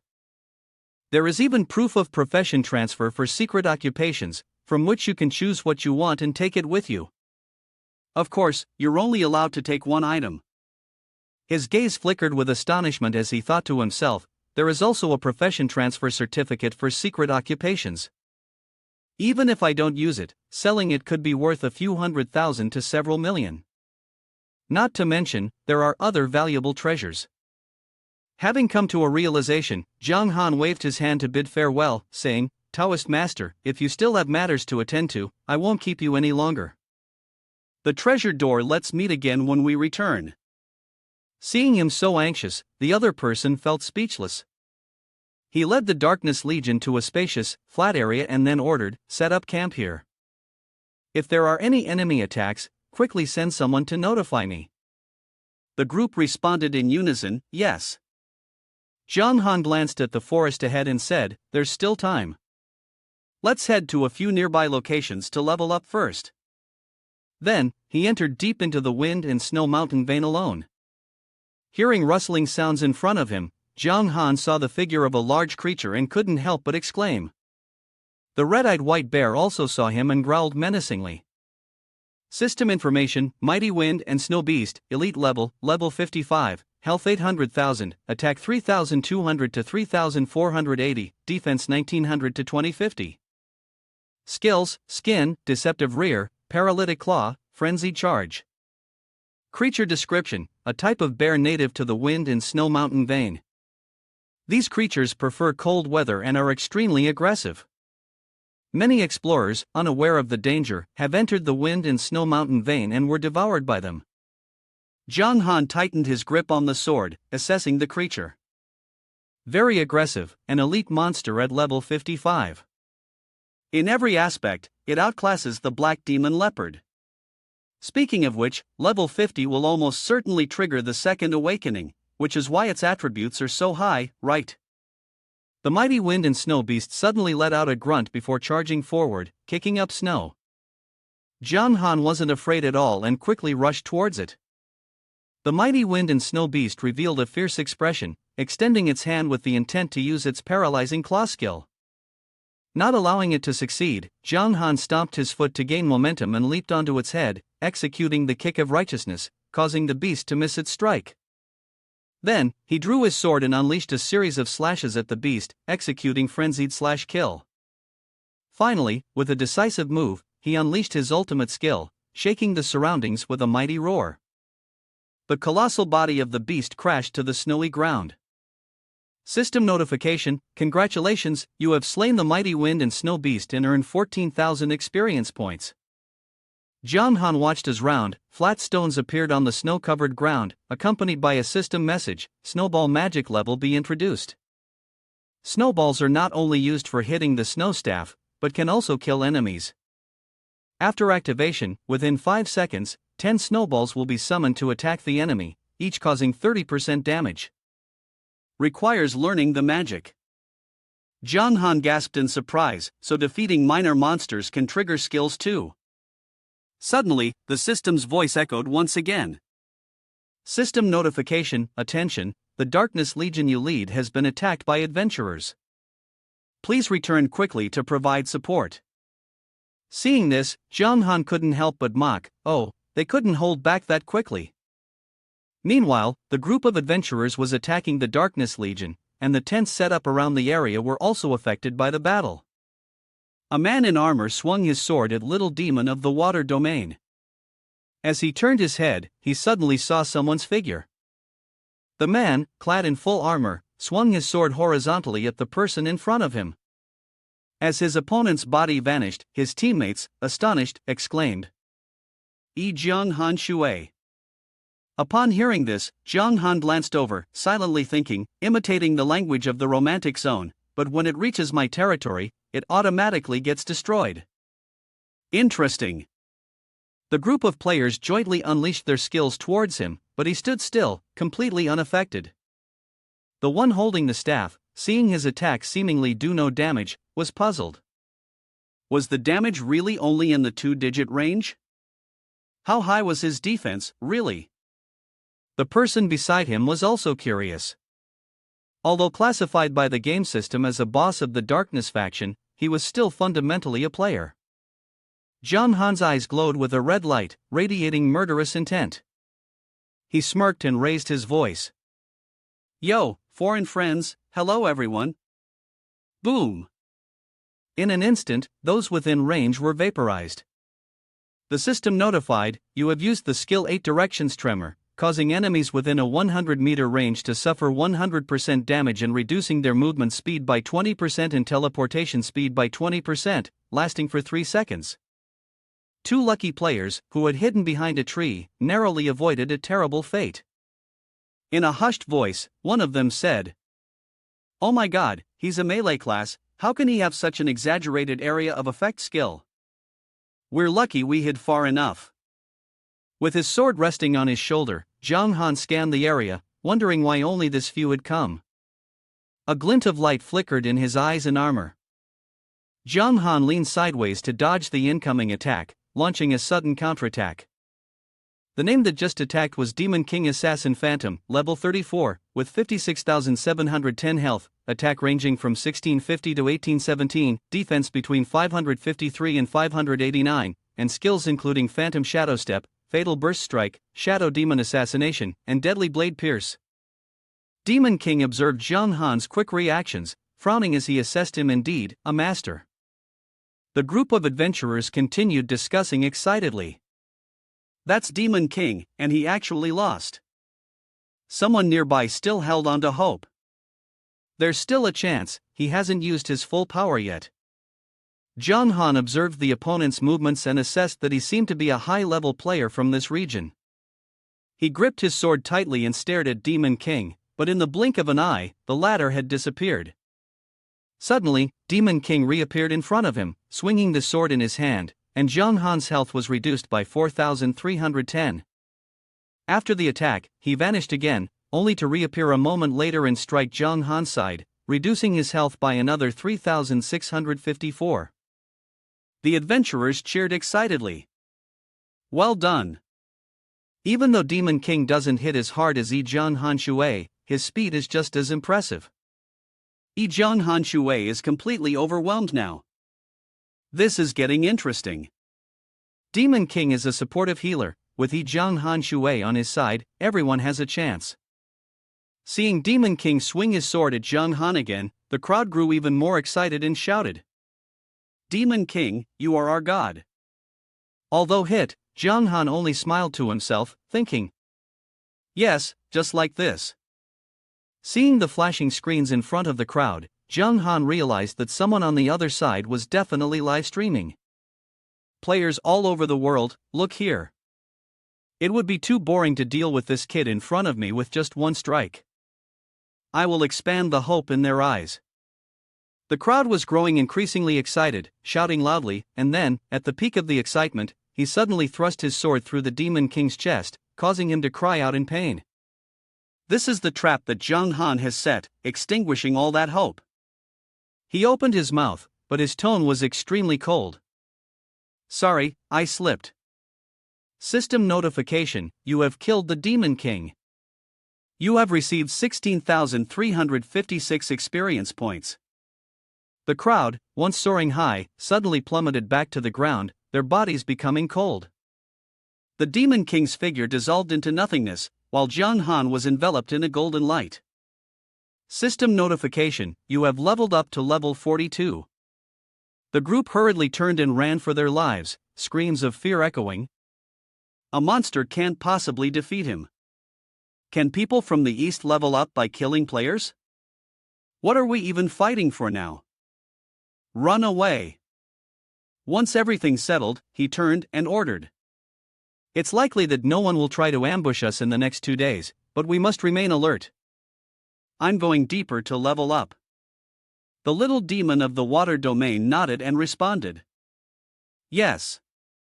2 days later, while John Han was at the military camp, the system announced, you have received an SS-level main mission.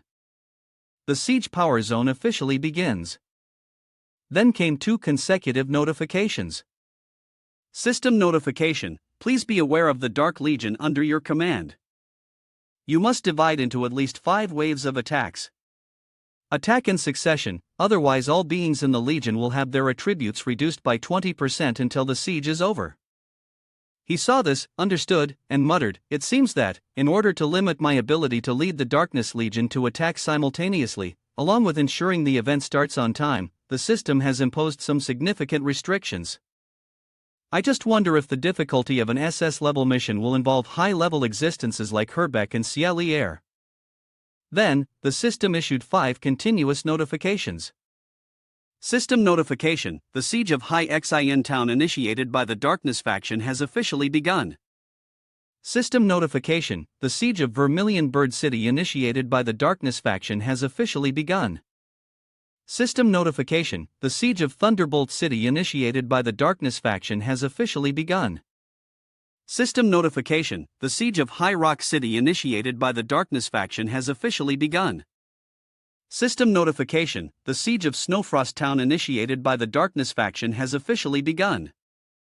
Looking at the notifications, Zhang Han ordered, "You may begin the attack now. Soldiers, prepare for the first wave of assault." A level 20 boss stepped forward and said, "My lord, I will lead the first wave of attack." After receiving Zhang Han's approval, it led the assault team toward High Xin Town. At the same time, the system notified. System notification: please note, the Dark Legion, led by Boss Blue Copper rank level 20G, has initiated the first wave of attack. The soldiers of High Xin Town, fully equipped with armor and weapons, sneered, "Just a bunch of level 20 trash. Brothers, charge!"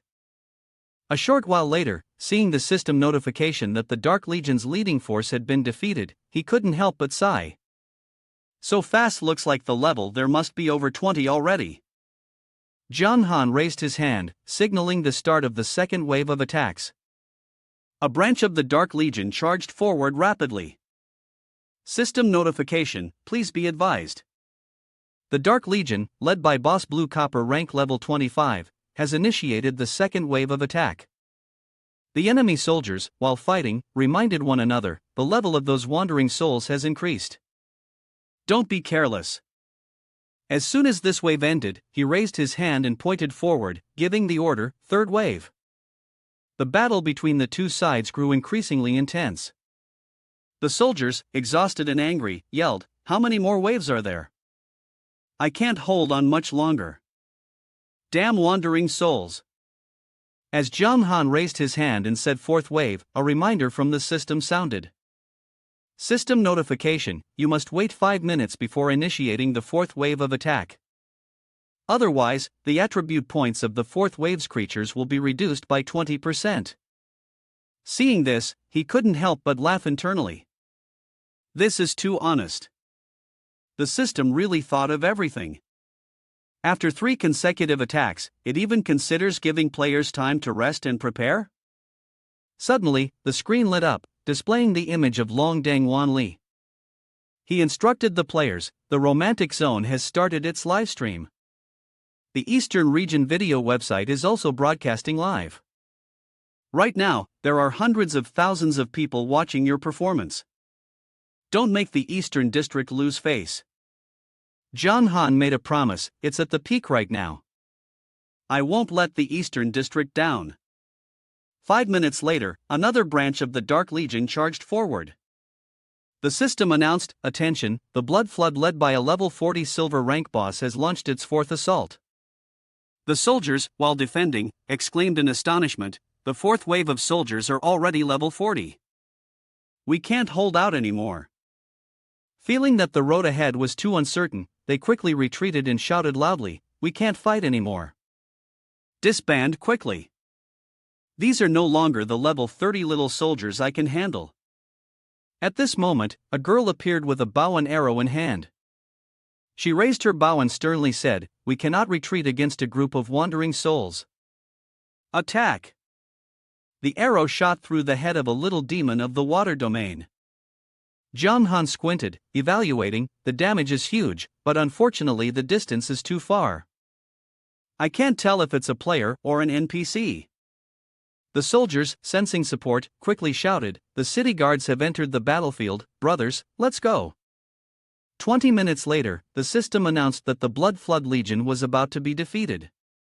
The system reminded, "Please note, the little demon of the water domain, led by the level 43 gold rank Dark Lord, Zhang Han Shui, will launch its fifth attack." Zhang Han gripped his sword tightly, eagerly saying, "After waiting so long, it's finally my turn to step in." He then took the lead and shouted loudly, "All forces, advance! Follow me to fight the enemy." The soldiers, upon seeing him, immediately turned and fled. Zhang Han Shui, he's here. I saw the video 2 days ago. Whoever is capable should step up, I'll run first. Phoenix gritted her teeth, angrily cursing, "Damn traitor, I don't know what methods he's using to make our troops lose focus." She then pointed forward and ordered, "Soldiers, don't worry. The enemy is merely a gold rank boss. There's no need for everyone to engage at once. We must prevent him from getting any buffs, and let him maintain his usual health." The soldiers regained their spirits and shouted in unison, "Right, we also have gold rank bosses on our side, and not just one. What do we have to fear from him?" Phoenix riled up her troops, the weakest of whom fell back. "Listen to my command. After we kill Zhang Han Shui, everyone will get a reward of 10,000. Everyone will have a share." Harrow, the level 35 wind blade swordsman, swung his blade confidently, saying, "Zhang Han Shui, your head will be." Before he could finish his sentence, he was kicked sharply in the face by the enemy, who disdainfully remarked, "You? With just a kick of righteousness, the youth version?" He then logged out of the server. System notification, you have killed Harrow, gaining 16,531 experience points. Feeling that the time was right, he shouted, "Battlefield." System reminder, you have used the battlefield skill, increasing your attack power by 20%. The attack power of the elite forces within a 50-meter radius increases by 15%, while the enemy's attack power is reduced by 25%. This effect lasts for 3 minutes.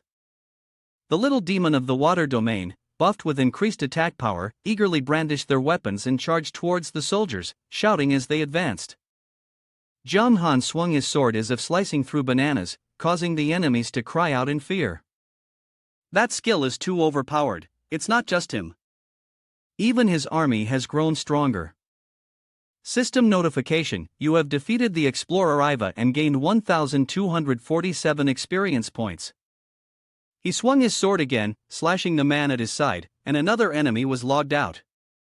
System notification, you have defeated the explorer Zod and gained 1,358 experience points. The bearded old man wiped off his sweat and remarked, "It seems like he is a weapon and can also drain blood." The man with the cross-shaped hat spoke seriously, "Not only can he drain blood, but I've also used special reconnaissance techniques to detect that his attacks are becoming increasingly stronger. My god, it's just like a demon god." In the eyes of everyone, Zhang Han appeared as a death god.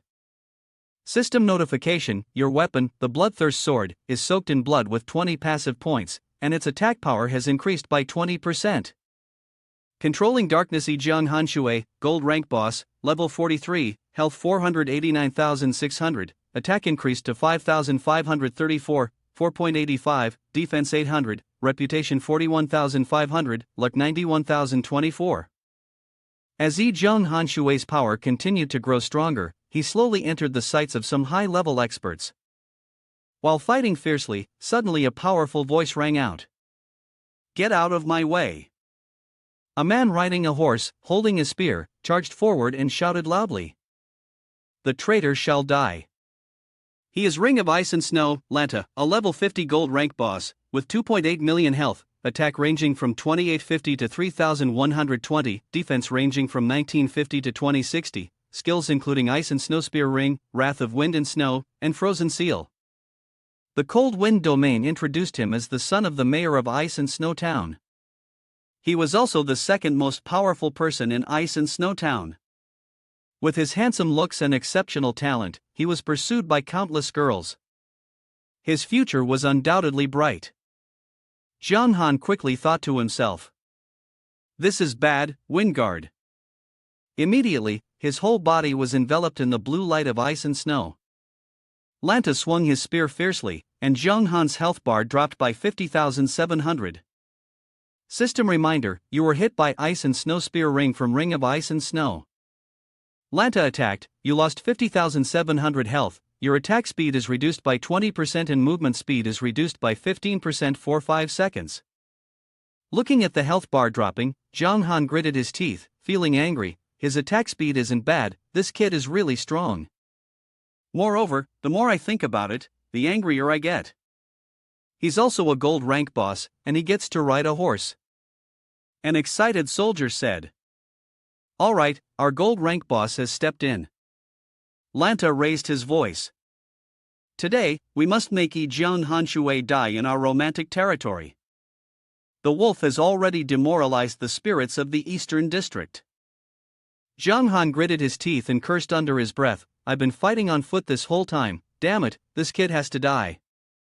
He seemed to understand Zhang Han's thoughts and taunted, oh, what are you looking at?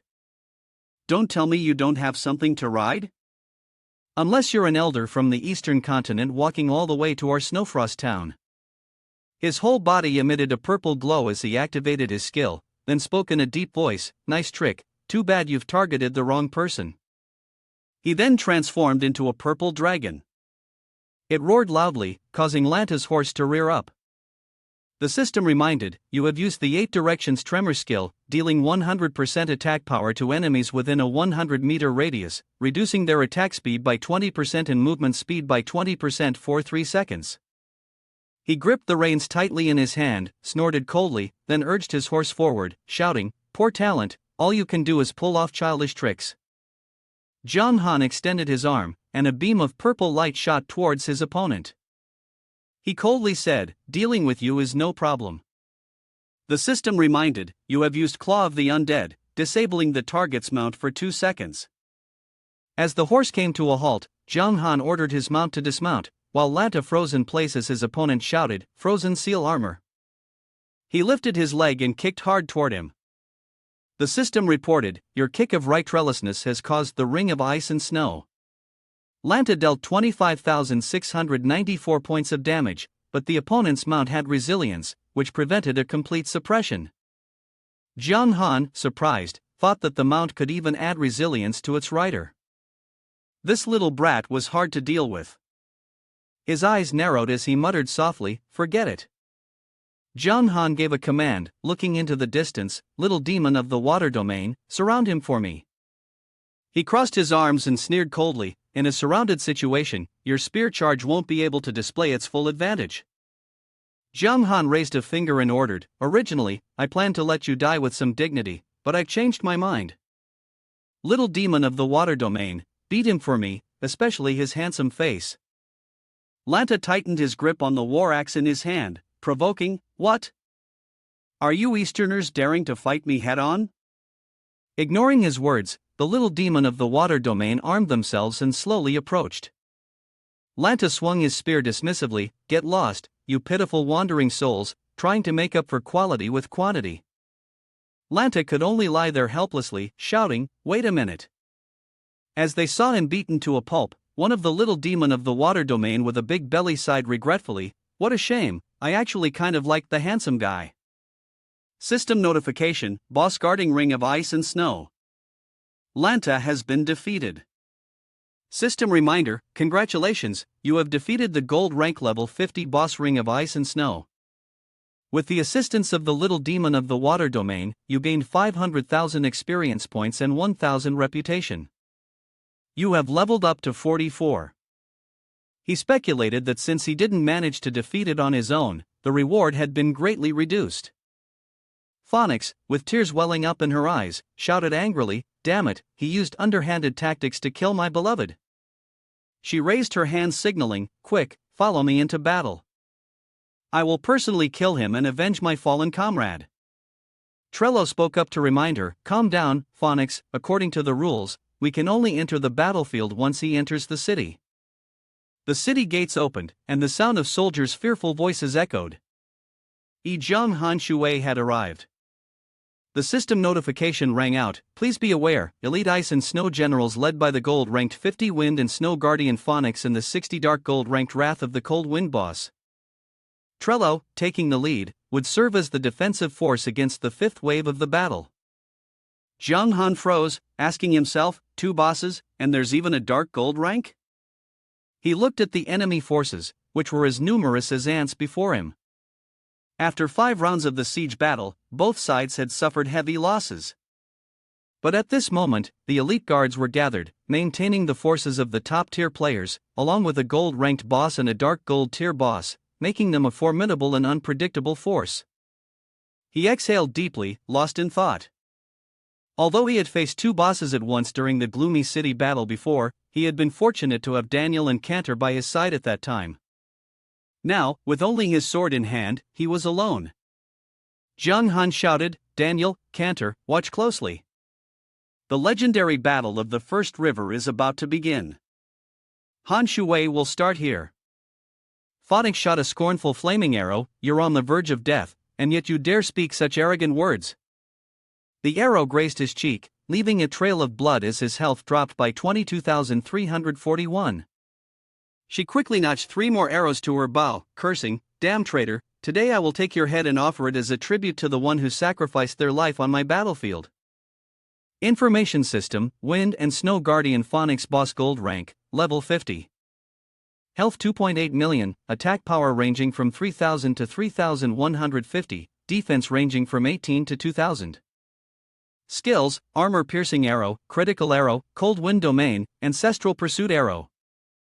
Introduction, the daughter of the Mayor of Ice and Snow Town, the Supreme Ruler of Ice and Snow Town, possessing exceptional beauty and archery skills, admired by countless men. As Phonics gave the order, a barrage of arrows rained down towards Zhang Han's army. He swung the sword in his hand, deflecting the arrow storm. However, the little demon of the water domain behind him still suffered considerable casualties. Zhang Han gritted his teeth, feeling anxious. The firepower is too dense. At this rate, before we even engage in battle, we'll be wiped out. He silently made a vow to himself, determined to move upwards and divert their attention. Zhang Han used his fastest speed to ascend the stairs. The soldiers below began to panic. "He's too fast, he's almost here, be careful, he's going to perform the evil left kick." He smiled faintly, then whispered, "Wrong." In that moment, he transformed into a massive purple dragon. The system reminded, "You have activated the 8 directions tremor skill, causing enemies within a 100-meter radius to suffer 100% damage, while their attack speed is reduced by 20% and their movement speed by 20%, lasting for 3 seconds. 3 seconds passed, and Zhang Han returned to his original form. He swung his sword, slicing horizontally across the closest enemy's body, causing the man to cry out in pain. Suddenly, from behind, 3 arrows shot through the air, piercing straight into his body, and his health dropped by 132,123. Zhang Han quickly used his healing skill. The system reminded him, "You have used a healing potion, restoring 1,000 health points per second, lasting for 10 seconds. He cursed under his breath, "Damn it. If it were a one-on-one fight, I'm confident I could kill her, but now there are too many players interfering, and there's still a dark gold tier boss who hasn't shown up. I can't risk using all my strength." Looking back, he saw his subordinates getting closer, and he let out a sigh of relief. "Luckily, the demon in my water domain has arrived. I can hold out a bit longer. I can take advantage of the chaos to eliminate the other players." With that thought, Zhang Han commanded, "Little demon of the water domain, eliminate all enemies here." The reply came in a resounding voice, "Understood." The 2 sides clashed fiercely. After using the skill, the system reminded him, "You have activated a war skill, increasing your attack power by 20%. All units within a 50-meter radius gain 15% attack power, while enemies' attack power is reduced by 25%, lasting for 3 seconds. An arrow flew toward Zhang Han but struck the head of a soldier standing beside him, causing him to cry out. Phoenix, enraged, shouted, "Damn it!" She grabbed the arrow and stabbed it into the neck of the little demon of the water domain, causing him to collapse immediately. Phonics reorganized the spirit of the soldiers and wiped out all the wandering souls. Zhang Han Shui, no matter how far he runs, it's pointless. He ignored whatever she said and continued to press forward, attacking. Suddenly, the Demon King appeared behind him, swinging his sword at Zhang Han's back. The system reminded, "You have been accurately attacked by the Demon King at a fatal spot, losing 4,356 health points, falling down. The Demon King has used the hidden phantom skill. You are now in a stun state, lasting for 35 seconds. He glanced behind and cursed inwardly, "Demon King, it's him again." The Demon King swiftly stabbed Zhang Han in the spine, and his health bar dropped by 12,634. As he turned around, he found only an empty space behind him. Zhang Han swung his sword, killing one opponent before quickly running away, even taunting as he ran with a playful sound. The crowd watching the livestream outside chatted excitedly. Zhang Han Shui encountered the Demon King and yet panicked and ran away. I think his little demon of the water domain is about to be wiped out. Defeat is certain. Earlier, Zhang Han Shui was boasting so loudly, I thought he had some powerful move. Honestly, I'm dying laughing.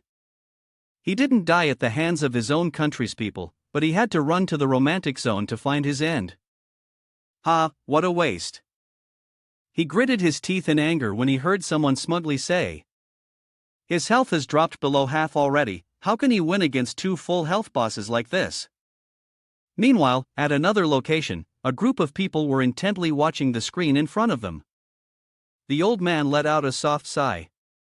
Such a pity, truly a pity. The black-clad subordinates quickly tried to comfort him. "Don't be too upset, there are countless talents in our Eastern world. Though he shines brightly, there are many experts who are no less capable than him. This person should be eliminated. As the saying goes, a tree that stands out in the forest will be destroyed by the wind." This person had been too famous from the very beginning, in the Eternal Realm. Had he kept a humble attitude and bowed his head, his future achievements would far exceed what they are now. He wasn't in a rush and simply said, "Just watch." He looked at the young man in front of him and expressed his thoughts. Perhaps he might just create a miracle. Zhang Han swung his sword down, and the system announced, "You have killed an elite guard, earned 20,000 experience points." Upon seeing the notification, Little Demon of the Water Domain has been defeated. He exhaled and asked, "How many more?" No sooner had the words left his mouth than an arrow struck his back, causing his health to drop by 56,424.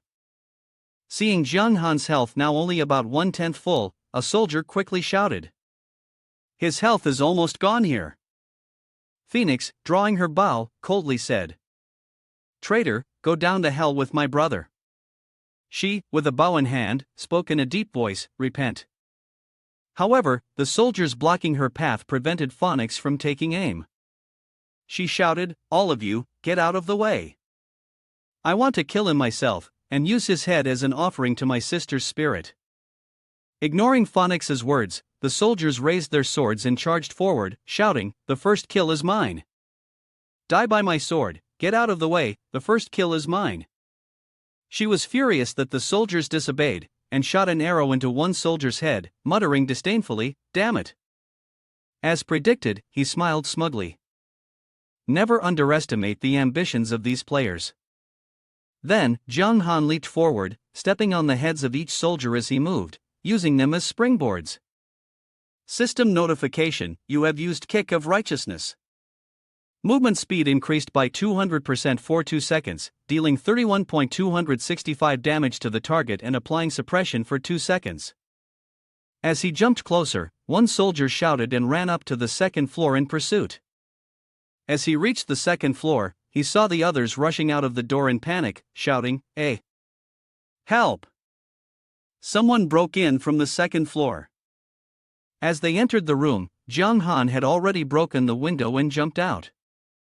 Frustrated, they yelled loudly, "Where are they? Where did they run off to?" He made a smooth escape, with the sound of angry searching behind him. "This room doesn't have him, let's check the third floor." The soldiers frantically searched, but the room was empty. They had searched everywhere. Over here, he ran through the window and moved to another house, and despite searching for a long time, they couldn't find any trace. They stopped and began discussing. The young man with brown hair asked doubtfully, "Unless he managed to escape?" The person next to him immediately refuted. "Impossible. If he escaped, the system would impose severe punishment." Phoenix slammed her fist against the wall and angrily ordered, "Find him. Search every room, even if we have to turn this whole town upside down." Seeing her like this, comments kept flooding onto the live stream screen. Jung Han Shui must be running scared. Ha, let him pretend to leave. Not even a scratch. If he doesn't run, is he waiting to die?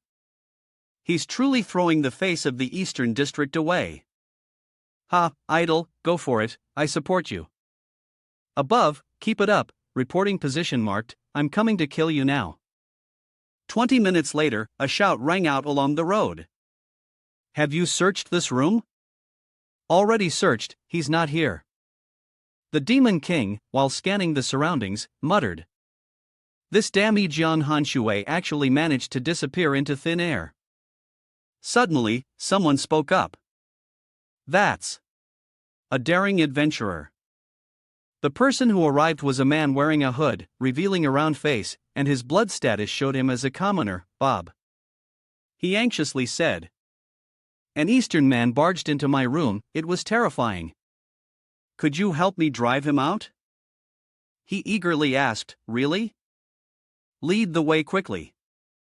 Bob replied, All right, follow me. The Demon King was led to an alley. He looked around and suspiciously asked, There's no one answering here, only a sword piercing through the chest from behind. He exclaimed in shock, What is this sword? System notification, you have been attacked by the commoner Bob, losing 47.416 health points. The Demon King glanced behind and muttered under his breath, This sneak attack, this thief. System notification, you have been killed. Jiang Han smiled faintly. They didn't know that his stealth technique could change both his name and appearance. Moreover, since he had exited combat, his health had fully recovered. Now, it was time for the assassination. He approached one of them, using his appearance to his advantage, and with a single strike, took down the opponent. System notification, you have been killed by the commoner Bob. And so, the guerrilla tactics were applied flexibly, wiping out one enemy after another. The loudspeaker reminded everyone. People began to notice a person named Commoner Bob, who was actually Jung Han Shui in disguise. Jiang Han, in the guise of a commoner, pretended to be innocent when he saw the soldiers pointing their swords at him. How is Jung Han Shui, the one you're searching for, related to me, the kind-hearted Bob? One soldier shouted, Shut up! The player you killed already told us everything.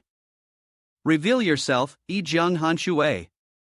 He quickly threw off his cloak and sneered, It's fine, after all, the only ones threatening us while fighting the boss are just a few kids like you. The sword slashed through the air, and the system continuously displayed, You have killed Nicholas, you have killed Mark. One of them, shocked, realized and wondered, Why is he covered in blood? In response, all he received was the cold system notification, You have killed Iron Phonics, who charged forward and shouted loudly, Jung Han Shui. With a whoosh, Jiang Han stared intently at the three arrows tearing through the air towards him. He swung his sword, the metallic clang echoing as the sounds collided. Jiang Han coldly spoke, Anyone who blocks my path will be eliminated, now it's your turn. Enraged by the mockery, she fired an arrow and angrily said, You. He gripped his sword tightly and charged forward. Jiang Han used the skill Kick of Righteousness, kicking fiercely towards Phonix's chest. The system reminded, You have used Kick of Righteousness, dealing 26,589 points of oppressive damage to the target within 1 second.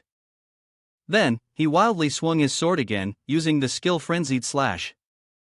Jiang Han looked down from above and said, You're just an archer, a ranged fighter.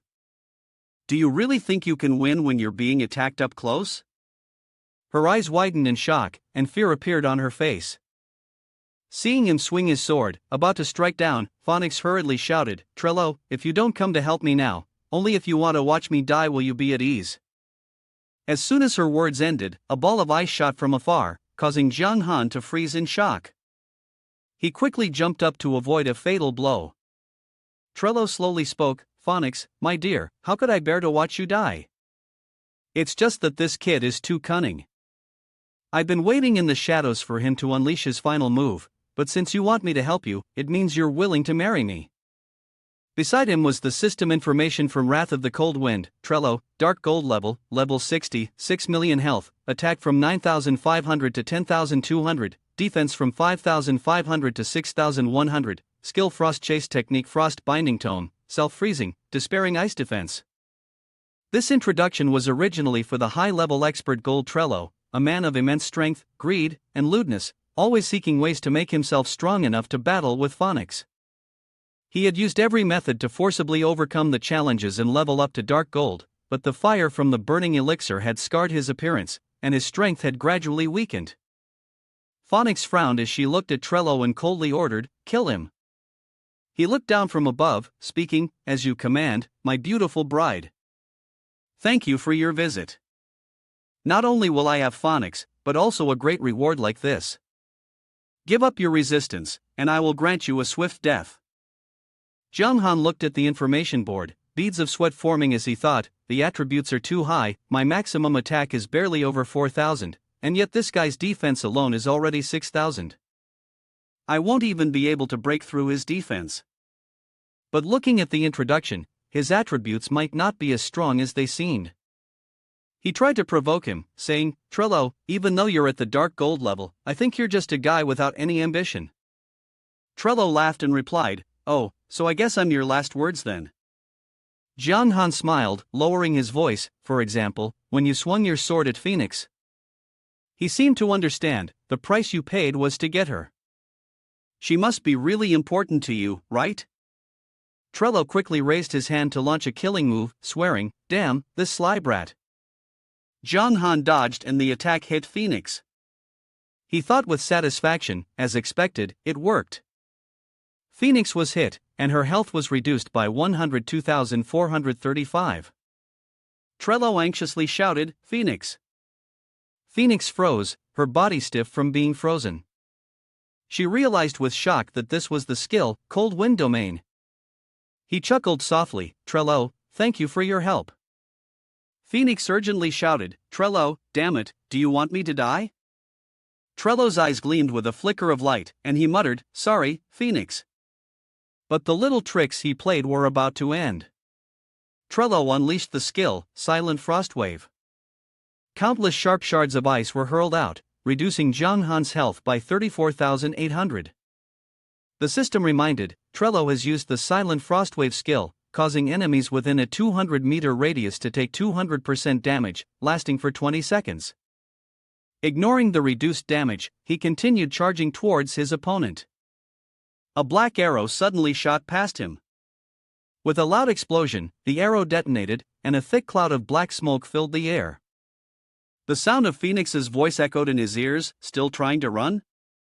Dream on." System notification, you have been hit by Phoenix's piercing wisdom arrow, losing 43,257 health points.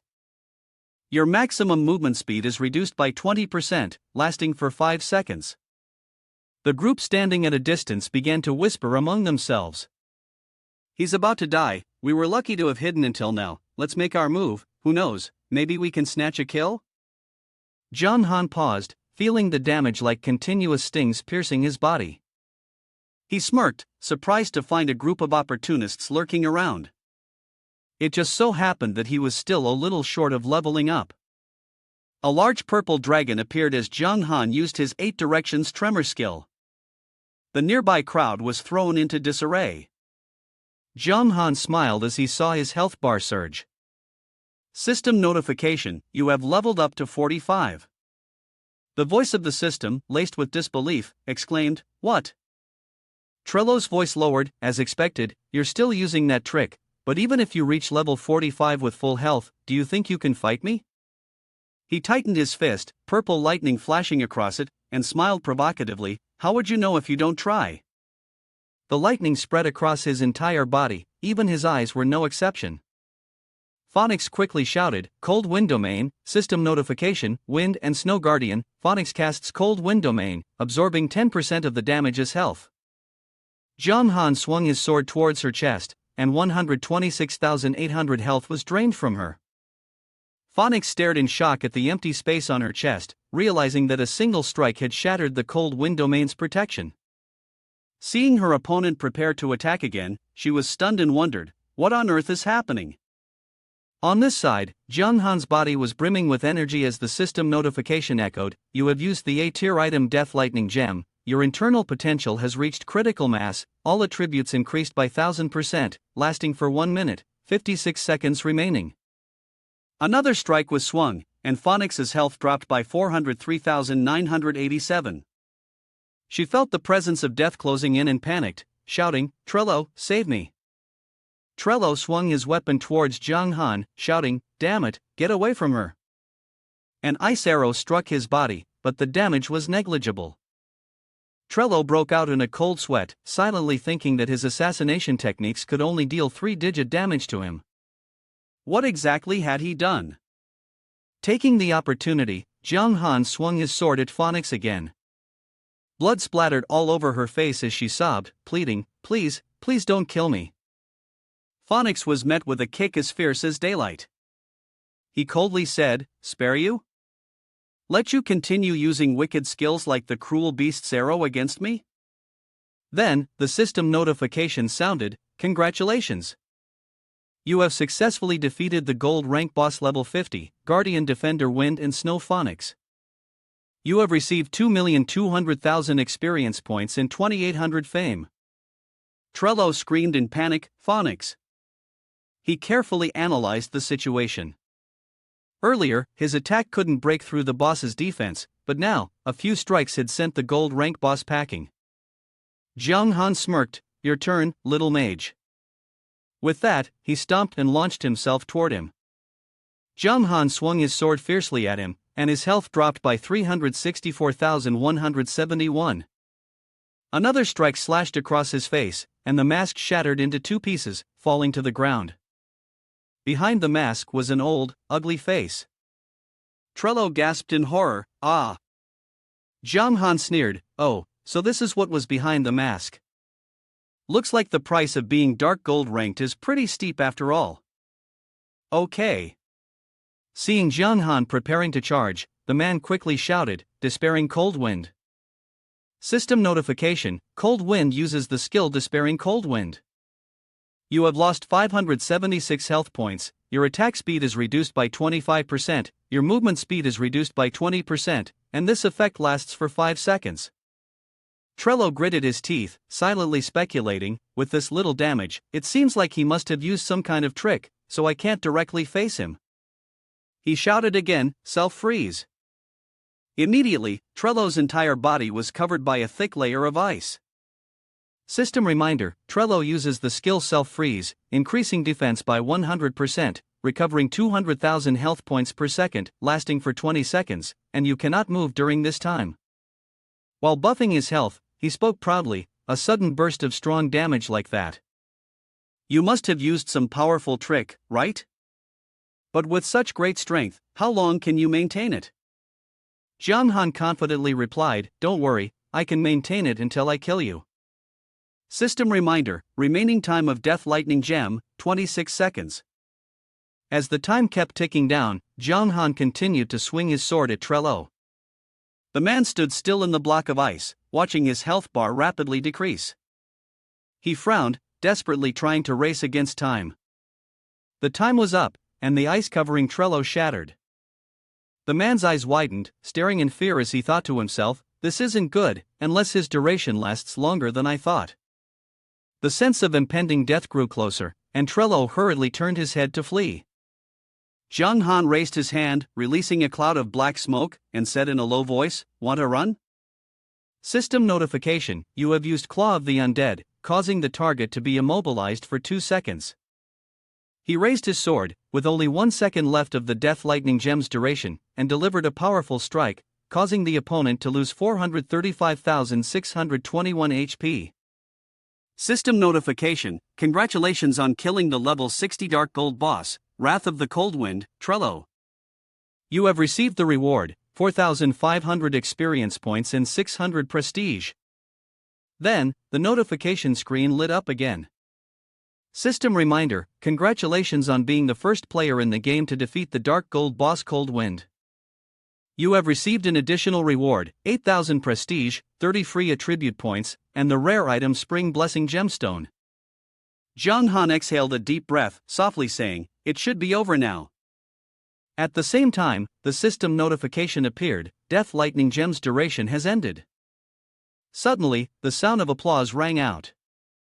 The figure wearing a red cloak praised, "Absolutely marvelous." He spun the weapon in his hand, casually saying, "To be able to turn the tide on your own.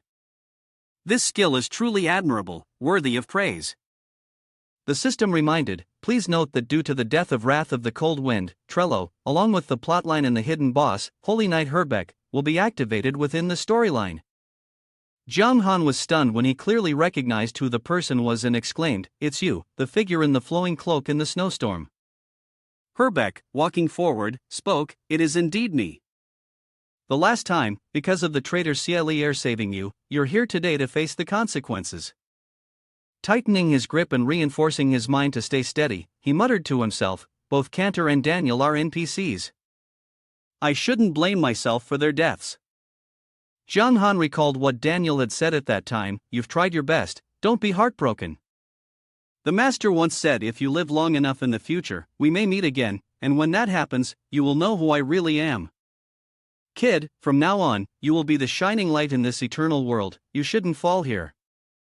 He murmured these words in his mind, only to snap back to his senses. Jung Han shouted angrily, "What did you do to Daniel after we left last time?"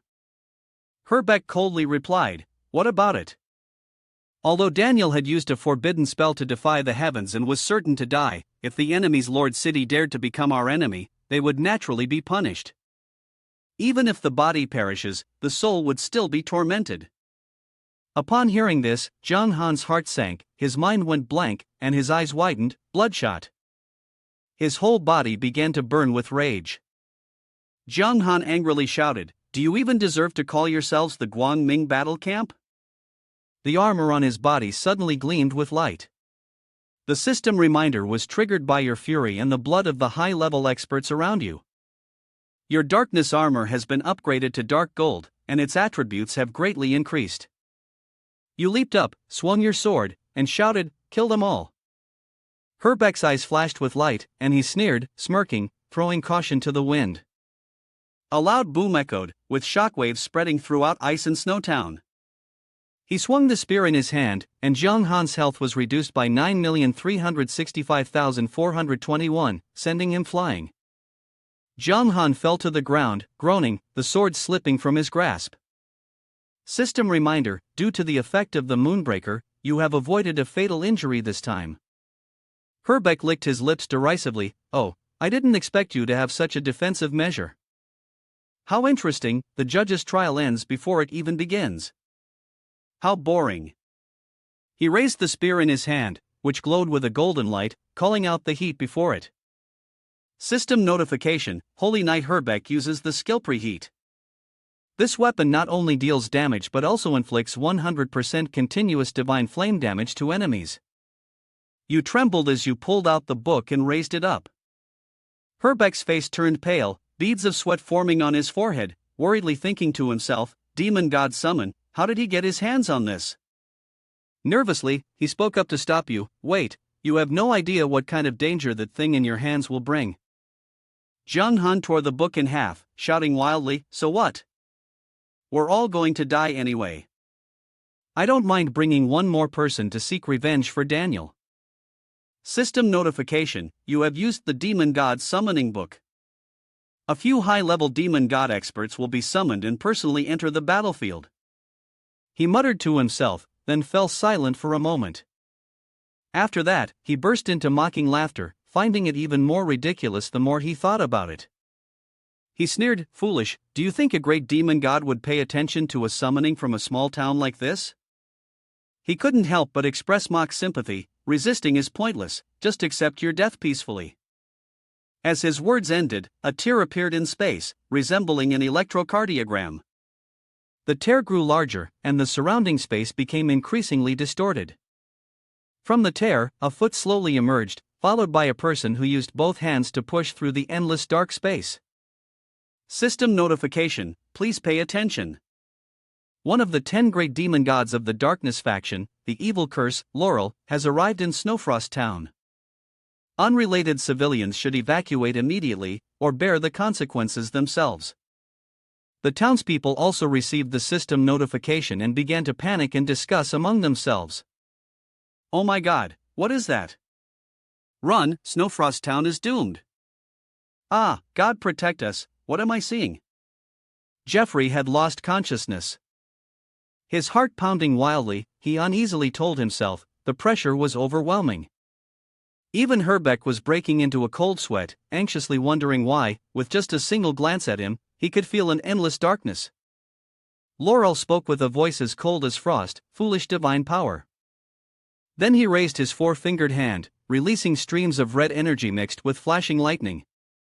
Terrified, he cried out, "Holy light bless me," and immediately his entire body was enveloped in a blinding golden light. System notification, Holy Knight Herbeck has used Holy Light Blessing, granting himself 99% damage reduction for 5 seconds and teleporting to the nearest Lord City Guangming battle camp. At the same time, his health bar dropped by 9,956 4,231. Teleportation countdown, 4 seconds remaining. As if he couldn't believe his eyes, he wondered, how is that possible? I already used 99% damage avoidance, and yet I was still just a little short of being killed. With 3 seconds left before teleportation, he shouted a blood oath, and his health bar instantly returned to full.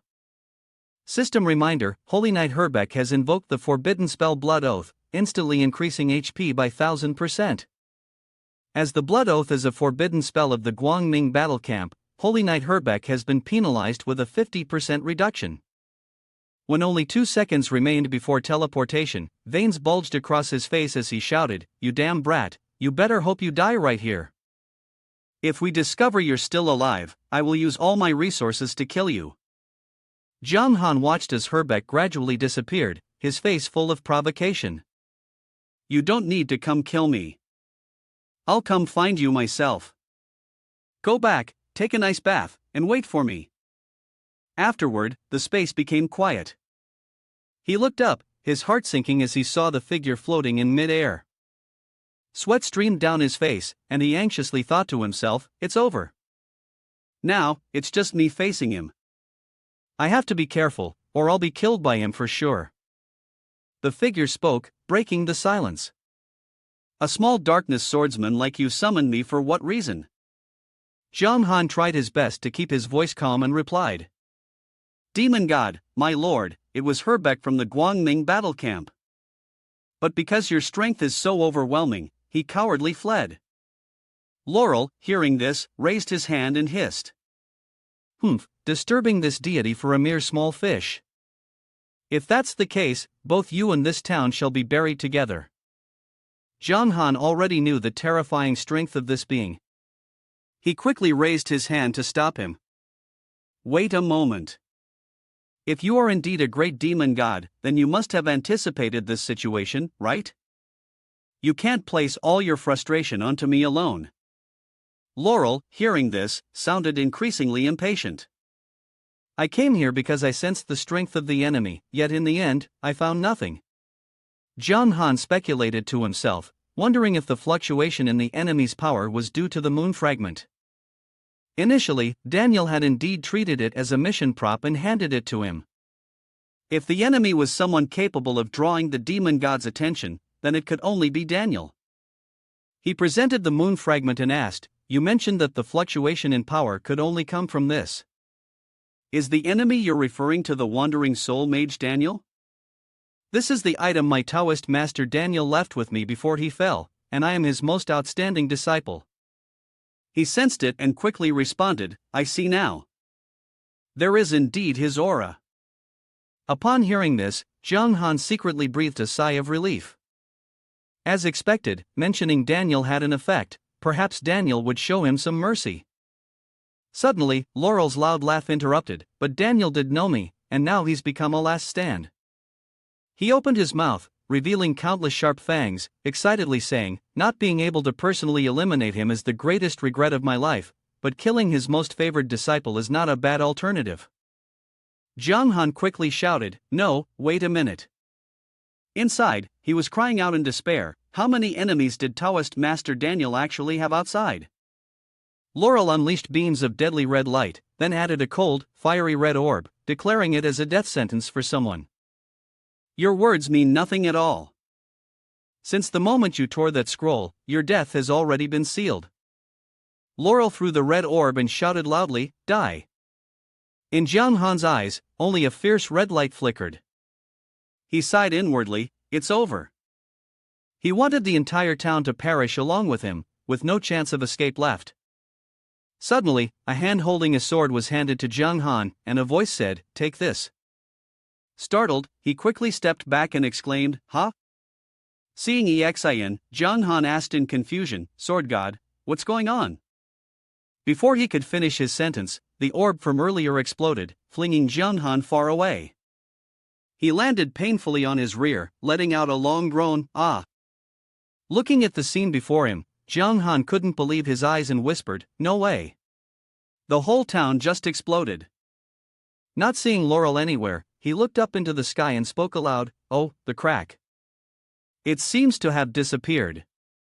Sword God, are you all right? All that responded to Jiang Han was an eerie silence. He anxiously searched around, unaware that she was behind him. As he turned around, he saw Xin clutching her left arm tightly.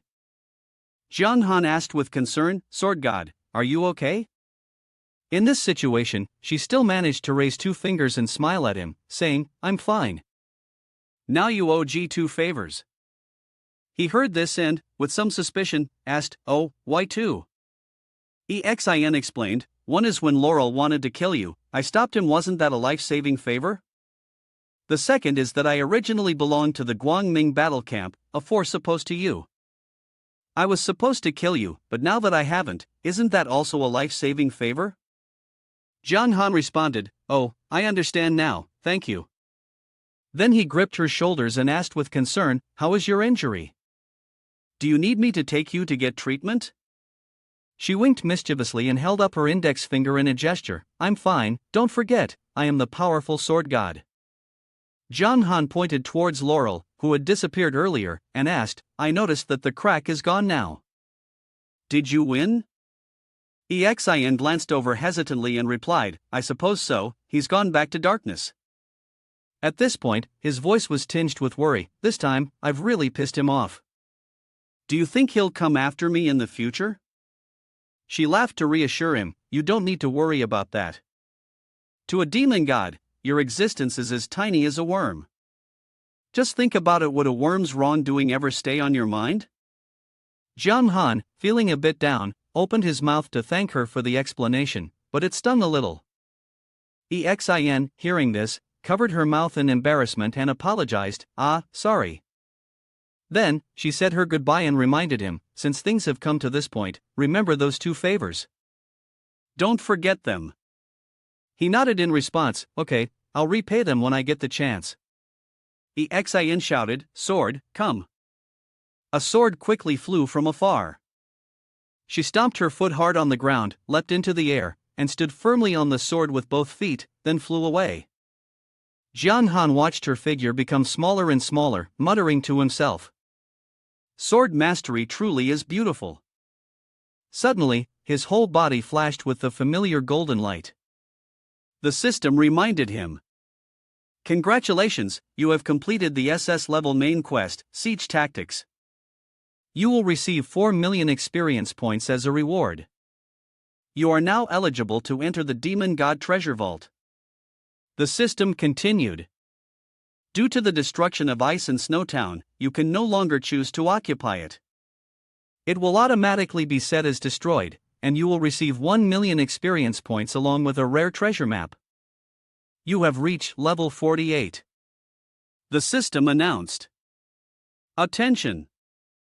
The Dark Legion, led by the leader Darkness E. Jiang Hanshui, has launched a relentless attack on the third-level ice and snow town of the Romantic Zone. He exhaled deeply and said, "Finally, it's over. Time to head back. This siege event comes with rewards, so I'll check them out while I go." Each slow step left a mark in the snow, the sound of the tinkling bell constantly ringing. System reminder, please note, the vampire army led by cold-blooded Blood Moon Catherine has captured the level 1 main city of the eastern area, Vermilion Bird City. System reminder, please note that the evil army led by Judge of Crime Solomon has captured the level 1 Lord City, Thunder and Lightning, in the Hawthorne Island area. Jiang Han anxiously pondered. Why hadn't the news of Xia Air's city siege appeared yet? The difficulty of his siege was perhaps the highest. Hopefully, everything was still fine. He opened his equipment bag and murmured, "But I can't do anything for now, let me check the spoils first." Remembering the sight of her archery, the blonde, quick-tempered girl muttered to herself, "First, the items from Phonics." The first item was the Ghost Orchid Bow, a gold-grade item, with an attack range of 300 to 330.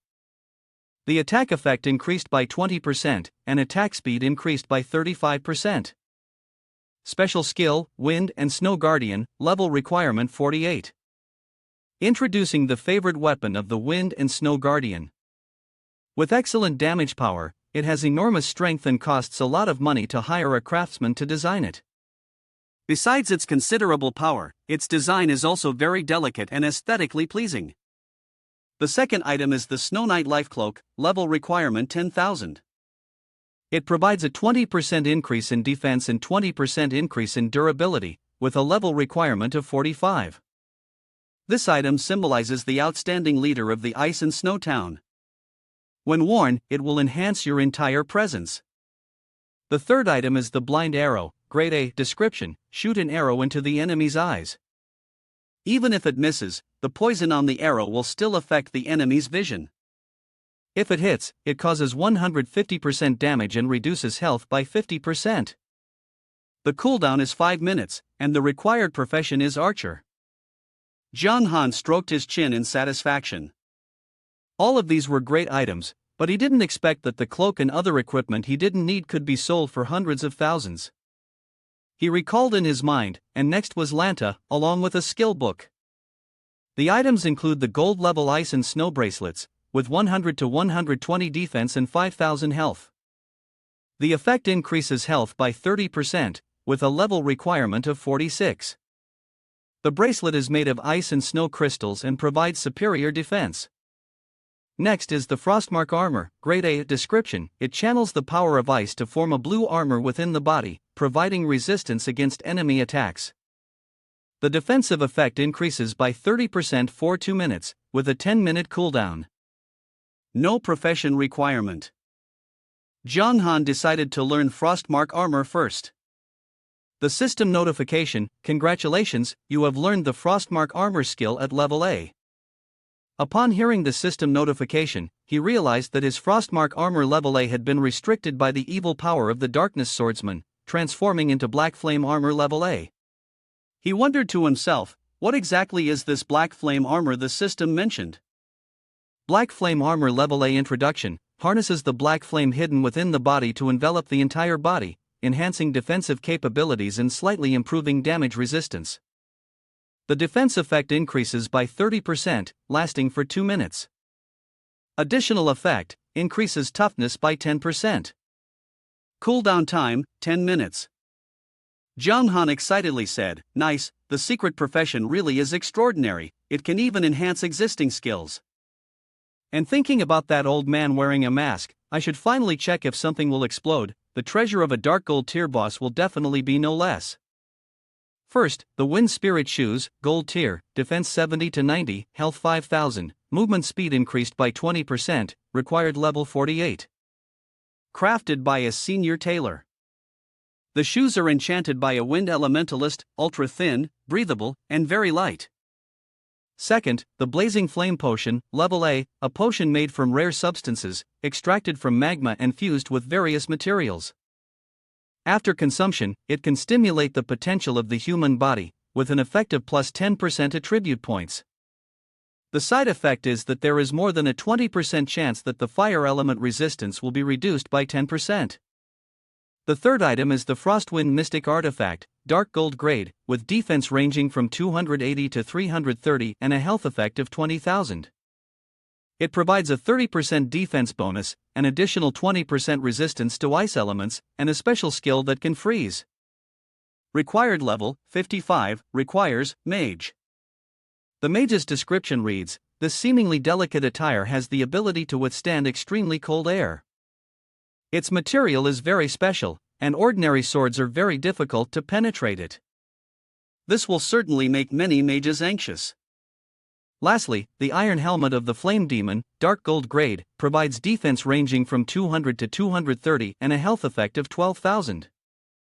The effect, plus 35% defense. Required level, 58. The description states that it is an external helmet made from the hard and hot surface of the Flame Demon's stone, fused with a large amount of precious ore. Its appearance is very domineering, making it one of the best Dark Gold grade items, though the effect of the armor is unknown. He sighed and said, "Apart from the magical items, I can't really use any other equipment, especially the Iron Helmet of the Flame Demon. It's supposed to be a piece of armor." His fingers continued to move across the screen. Zhang Han murmured, "It's a pity that this helmet is too high level. I need to exchange for some gear that I can actually equip." On the other side, Xin rode her sword through the snow and wind. Suddenly, a voice rang out, "Sword god of this era, why are you saving a nameless darkness swordsman?" She replied indifferently, "It has nothing to do with you." Laurel sneered and said, "Humph, unless every sword god of yours has a vague relationship with those darkness swordsmen." "Fine, go on then." Seeing him leave, she called after him, "Wait a moment, we haven't settled our score yet."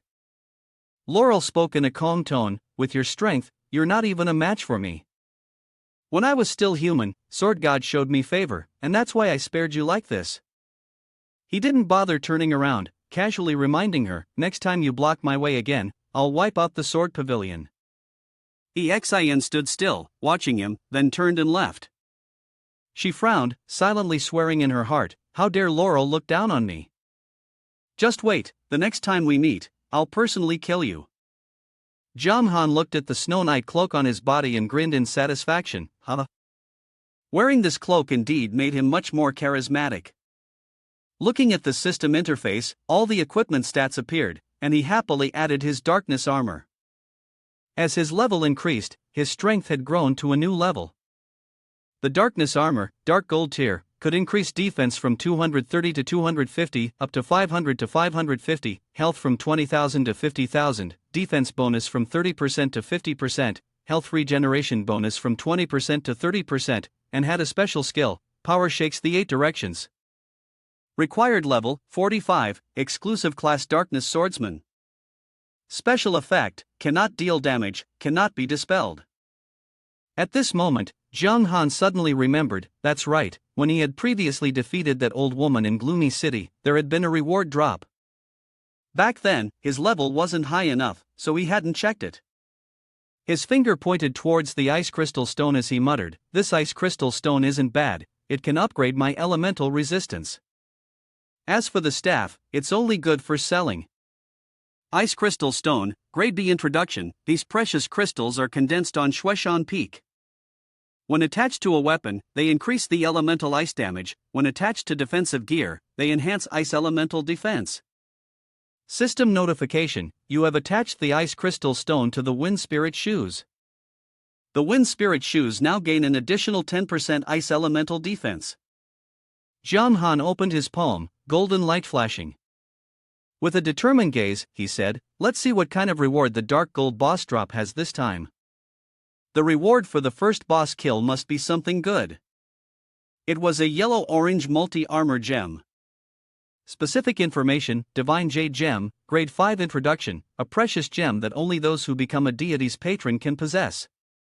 It contains incredible power, attracting even high-level experts who rush to claim it. Effect, after use, you can merge two of your skills into one, making yourself stronger. This does not include innate talents. Seeing this, Zhang Han couldn't help but marvel, no wonder it's the reward for the first dark gold boss kill. The divine jade gems effect is really something. Two skills can combine into one, making oneself even stronger. Could it be that both S-tier skills can merge and evolve into SS tier?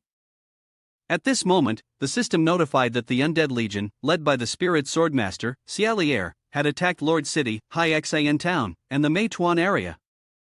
This took Zhang Han by surprise, leaving him speechless. There's news about Xialier. He probably knows more. I'll go meet him first. With that, he clenched his fists, his expression resolute. Let's finally check out this enhanced attribute. Then, the system interface popped up with the following notification. Dark Lord, Zhang Han Shui, Gold Ranked Boss Level 48, Health 655,200, Attack 4,041 to 4,383, Defense 2,331 to 2,583, Fame 69,300, Luck 1 Introduction. As Zhang Han Shui grew stronger, he started to attract the attention of several high-level expert forces. Under the cold weather, Zhang Han couldn't help but cough a few times. Seeing that Xialier had become stronger, Zhang Han thought that surely his perspective must have changed as well. He made his way to the mysterious swamp, and when he saw the person he had longed to meet, he raised his hand, joyfully shouting, "Taoist Master, I'm back." Hearing Zhang Han's voice, the other smiled and praised him. Zhang Han Shui, you truly haven't let me down. I never expected the evil demon god's curse would be so easily overcome, allowing you to arrive in Ice and Snow Town through the summoning words of that paper. Zhang Han immediately gave a thumbs up in agreement, smiling as he replied, fortunately, thinking to himself about the demon god's arrival at Ice and Snow Town. The game announcement had reminded everyone, so it definitely couldn't be hidden, but with Sword God's intervention, no one would know for sure. Lier Tian stepped closer, somewhat puzzled, and asked, "Did the demon god give you any trouble?" He shrugged and shook his head. "No, I had something to do, so I left early."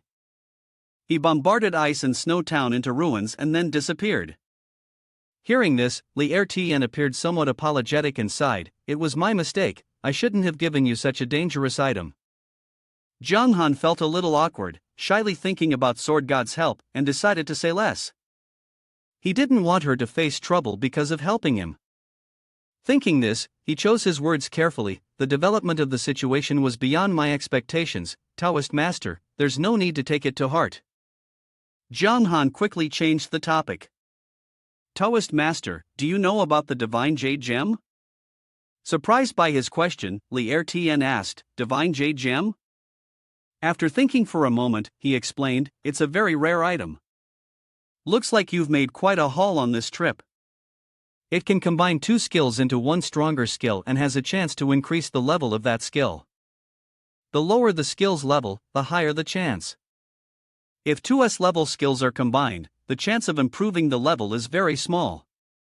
After hearing this, Zhang Han stroked his chin in realization, I see. In his mind, he began to plan how to combine skills.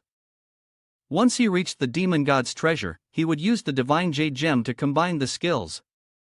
Seeing Zhang Han lost in thought and silent, Lier walked over and patted him on the shoulder, instructing, right, go rest for now. The next siege war will be tough. Once you're rested, I'll take you to the demon god's treasure vault. After hearing this, Zhang Han's face turned as dark as a pot bottom, and he mechanically nodded. Alright, thank you, Taoist Master. Zhang Han felt a bit uneasy inside, thinking, what needs to be said hasn't been said. Defeating Trello was already exhausting, and now a new challenge in the form of Herbeck appears. The battle has already drained me to the point of exhaustion. The next day, Zhang Han cheerfully arrived to find Lier waiting for him. Seeing him, Lier asked, Are you ready? Zhang Han nodded and got off the ground. Lier nodded in satisfaction, saying, Then let's go. The two of them set off. After walking for a while, Zhang Han suddenly spoke up from behind, asking, Taoist Master, when can I learn to ride a horse? Upon hearing Zhang Han's question, Lier glanced at him with a mischievous expression. Riding a horse? Soon. Zhang Han blinked in confusion, thinking, soon? Could it be the second stage? An hour later, the two of them stopped in front of a massive city. The system announcement sounded, "You have entered the dangerous area of Magic Mist City." Magic Mist City, an introduction to the Superlord City, though it is difficult to track and locate the 10 great demon gods, is the place where they gather and where the demon gods' treasure vault is located. Anyone who manages to seize this castle will undoubtedly become a legendary figure on the heavenly continent. At this moment, in the distance, a group of people were rushing like the wind, madly charging forward. John Han, noticing the commotion, turned to look behind him. They were running at top speed, flying past John Han. As they ran, they excitedly shouted, "The demon god's treasure, we're here!" He turned to Lier in astonishment and asked, "Who are they?" Lier casually replied, "They're like us. They've successfully defeated the boss of the Guangming battle camp. Only the leader of the victorious city in this attack can enter the demon god's treasure." He paused for a moment, then turned to explain, "The treasure has 5 floors, with designated areas for equipment, potions, skills, items, and special tools. There will be no fighting or looting inside. So, you can choose freely, but you must never go to the 6th floor. The prison on the 6th floor holds many terrifying high-level experts who can summon storms. With your current strength, if you go there, you will certainly die." Half an hour later, at the entrance to the treasure, they were slowly approaching the cave door to claim their spoils. John Han stood to the side, glancing at the huge green figure in front of him, wondering to himself, can this giant actually enter the treasure? Lier, as if reading his mind, reassured him, "Don't worry, once we pass through this door, the giant's huge body will be shrunk down to a normal size. Since we have limited time to choose, we'll have to split up and act accordingly." Hearing his words, John Han felt a bit more at ease and nodded. Without further delay, he quickly entered the treasure door. As soon as he poked his head in, he suddenly widened his eyes in astonishment as he looked ahead. Inside was a fortress with ancient architecture. Suddenly, the system reminded him, "Please note, you have entered the demon god's treasure vault.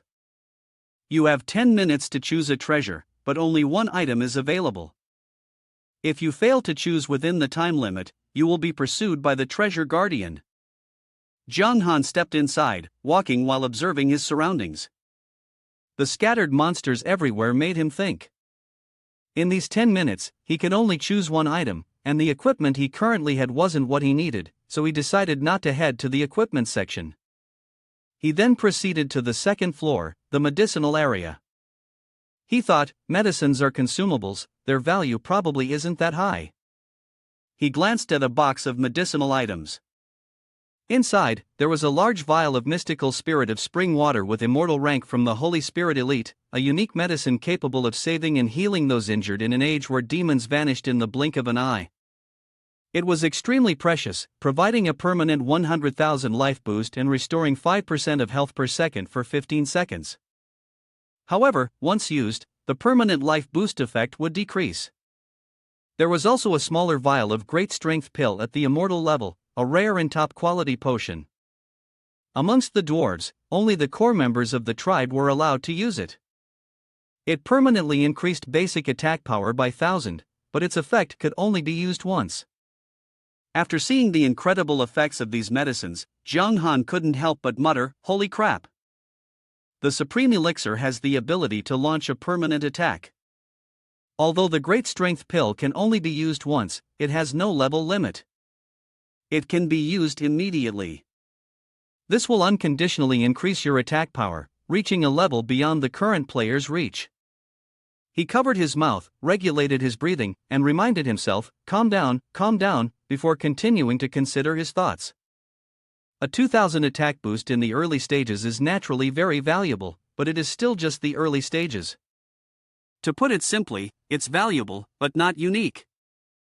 Thinking this, Jiang Han immediately moved toward the 3rd level of the skill area. As he walked, he pondered that the skill area might have some powerful skills that could be used in combination with the Divine Jade Gem. When he reached the area, a long row of skill books appeared in front of him. He stood and observed, stroking his chin in contemplation. Blades of the Whirling Wind, a level, increases attack speed by 300% for 20 seconds, with a 2-minute cooldown. Requires professions such as knight and swordsman. Next was exchange of attack and defense, a level, enhances blocking ability, reducing 90% of physical damage. However, attack power is reduced by 50%. The cooldown time lasts until the system is turned off. Requires professions such as knight and swordsman. After inspecting them for a while, Jiang Han commented, "These are decent skills, but not good enough." Suddenly, his gaze caught something, his eyes widened in shock, and he exclaimed in surprise. In front of Jiang Han was the S-rank skill book Dragon Break Slash, which gathered the energy of ancient dragons and unleashed devastating slashes capable of breaking through anything. It dealt 150% of his own attack damage to enemies and inflicted a rending effect. The following damage would cause 25% damage per second, lasting for 5 seconds. The cooldown time was 5 minutes and it required professions such as knight or swordsman. Looking at this overwhelming information, his eyes widened in astonishment, realizing that the damage potential was absurdly powerful. Then, Jiang Han picked up the Dragon Break Slash book, studied it carefully for a while, and thought to himself, there are still 4 minutes left. Maybe I should take another round. If there's no better option, I'll choose this skill book. After that, he moved up to the 4th floor of the treasure vault. Jiang Han continued observing the treasures around, marked as transfer proofs. Red Flame Swordsman, hidden profession, transfer proof. Black and White Summoner, hidden profession, transfer proof. Soul Collector, hidden profession. After a moment of observing, he figured out that this floor seemed to contain professions in mysterious scrolls. However, these professions were still not as good as his Darkness Swordsman. His eyes glanced at the giant green figure next to him, who was holding 2 scrolls and scratching his head in confusion, saying, "Alright, which one should I choose after all?" Taking a closer look at what the other party was holding, Jiang Han's eyes bulged and his jaw dropped as he exclaimed, "Heavens, he has the scroll in his hands." Fei Qi held an object in his hand. The system notification indicated that the costume capsule, at S rank, contained a special power that could create a perfect prop. The success rate for replicating props of rank S and below was 100%. There was a 50% chance of replicating a prop of rank SS.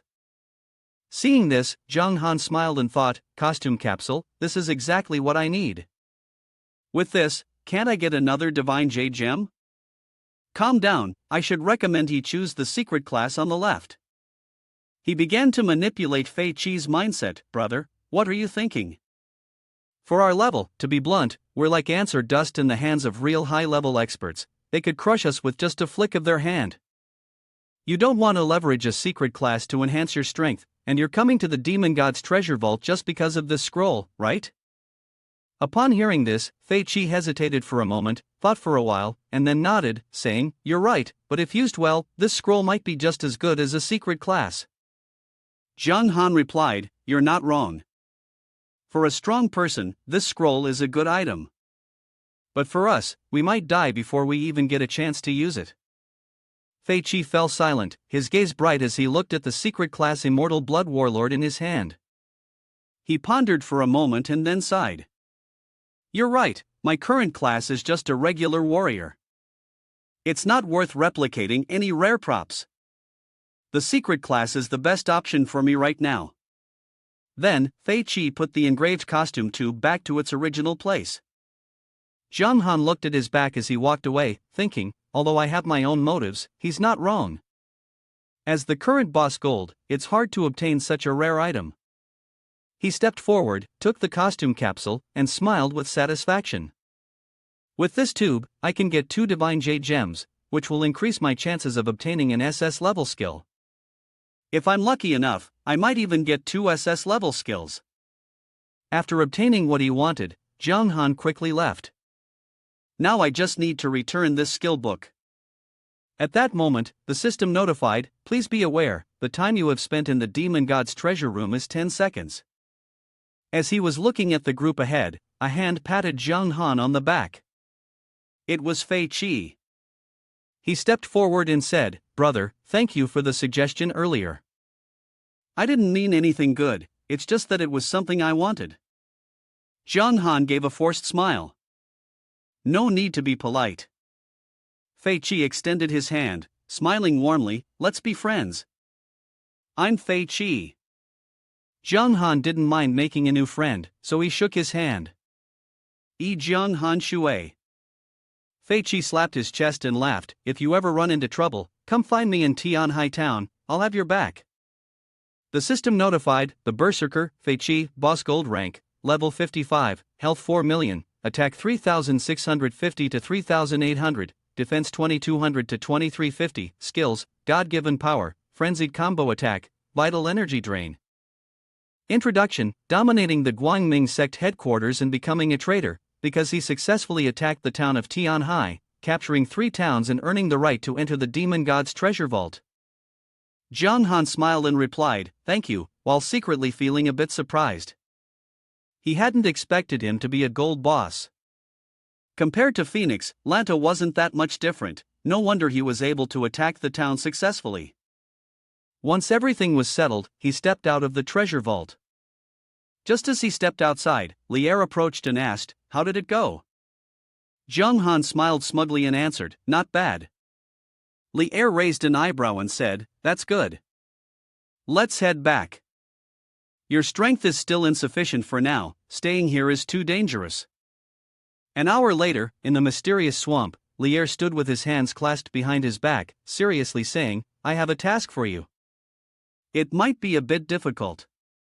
Are you interested? Zhang Han loved challenges, so he immediately responded, no problem. Seeing his eager response, Lier continued, alright, the idea of you learning to ride a horse excites me. As it happens, the master had become the lord of High Xin City, and indeed, a suitable person to ride and lead was still needed. Excited, Zhang Han asked, Lord City, my lord, is there anything I can do for you? Zhang Han thought to himself, now I understand the content of the war between light and darkness in the darkness faction area. Apart from Bloomy City and Magic Mist City, there are no other fortresses. The attack on the cities in this entire Tianhang mainland directly conquered most of the grasslands that belong to the Guangming sect's domain. Lier casually said, don't call me Lord City anymore, it's a bit uncomfortable. Hearing this, he immediately changed his way of addressing, Taoist Master, so what is the mission you mentioned? Lier replied, he said that near the purple flame of bamboo, close to Cloud Beast City, there's a secret realm. Inside the secret realm, there's a very rare beast.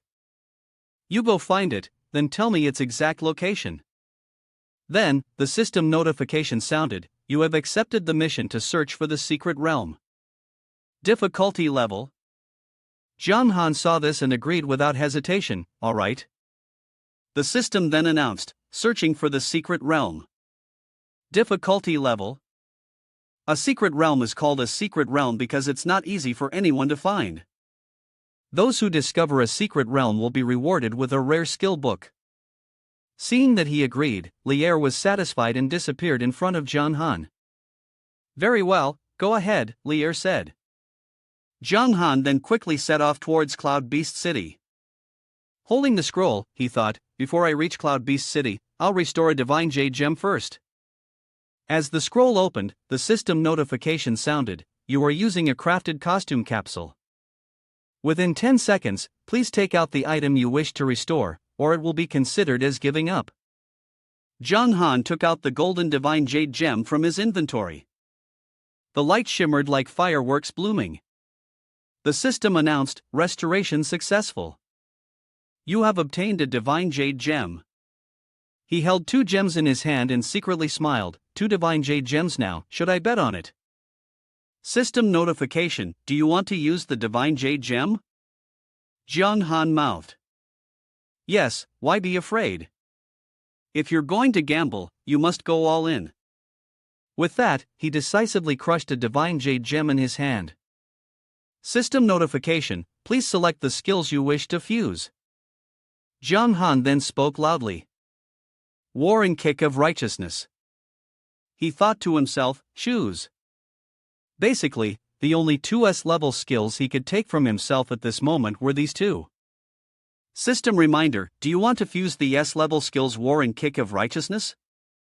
Please note, after fusion, the chance of obtaining an SS-level skill is very low. The higher chance is to obtain a rare S-level skill. He was slightly doubtful.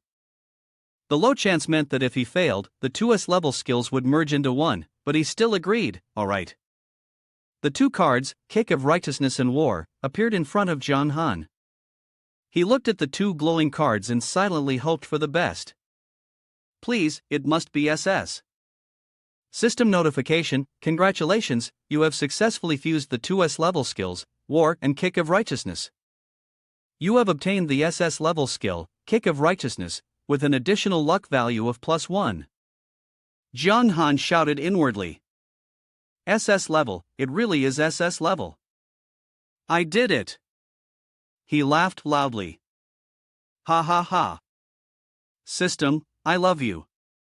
System notification, Kick of Righteousness SS level effect, focus your strength into your leg and unleash a stomp towards the enemy.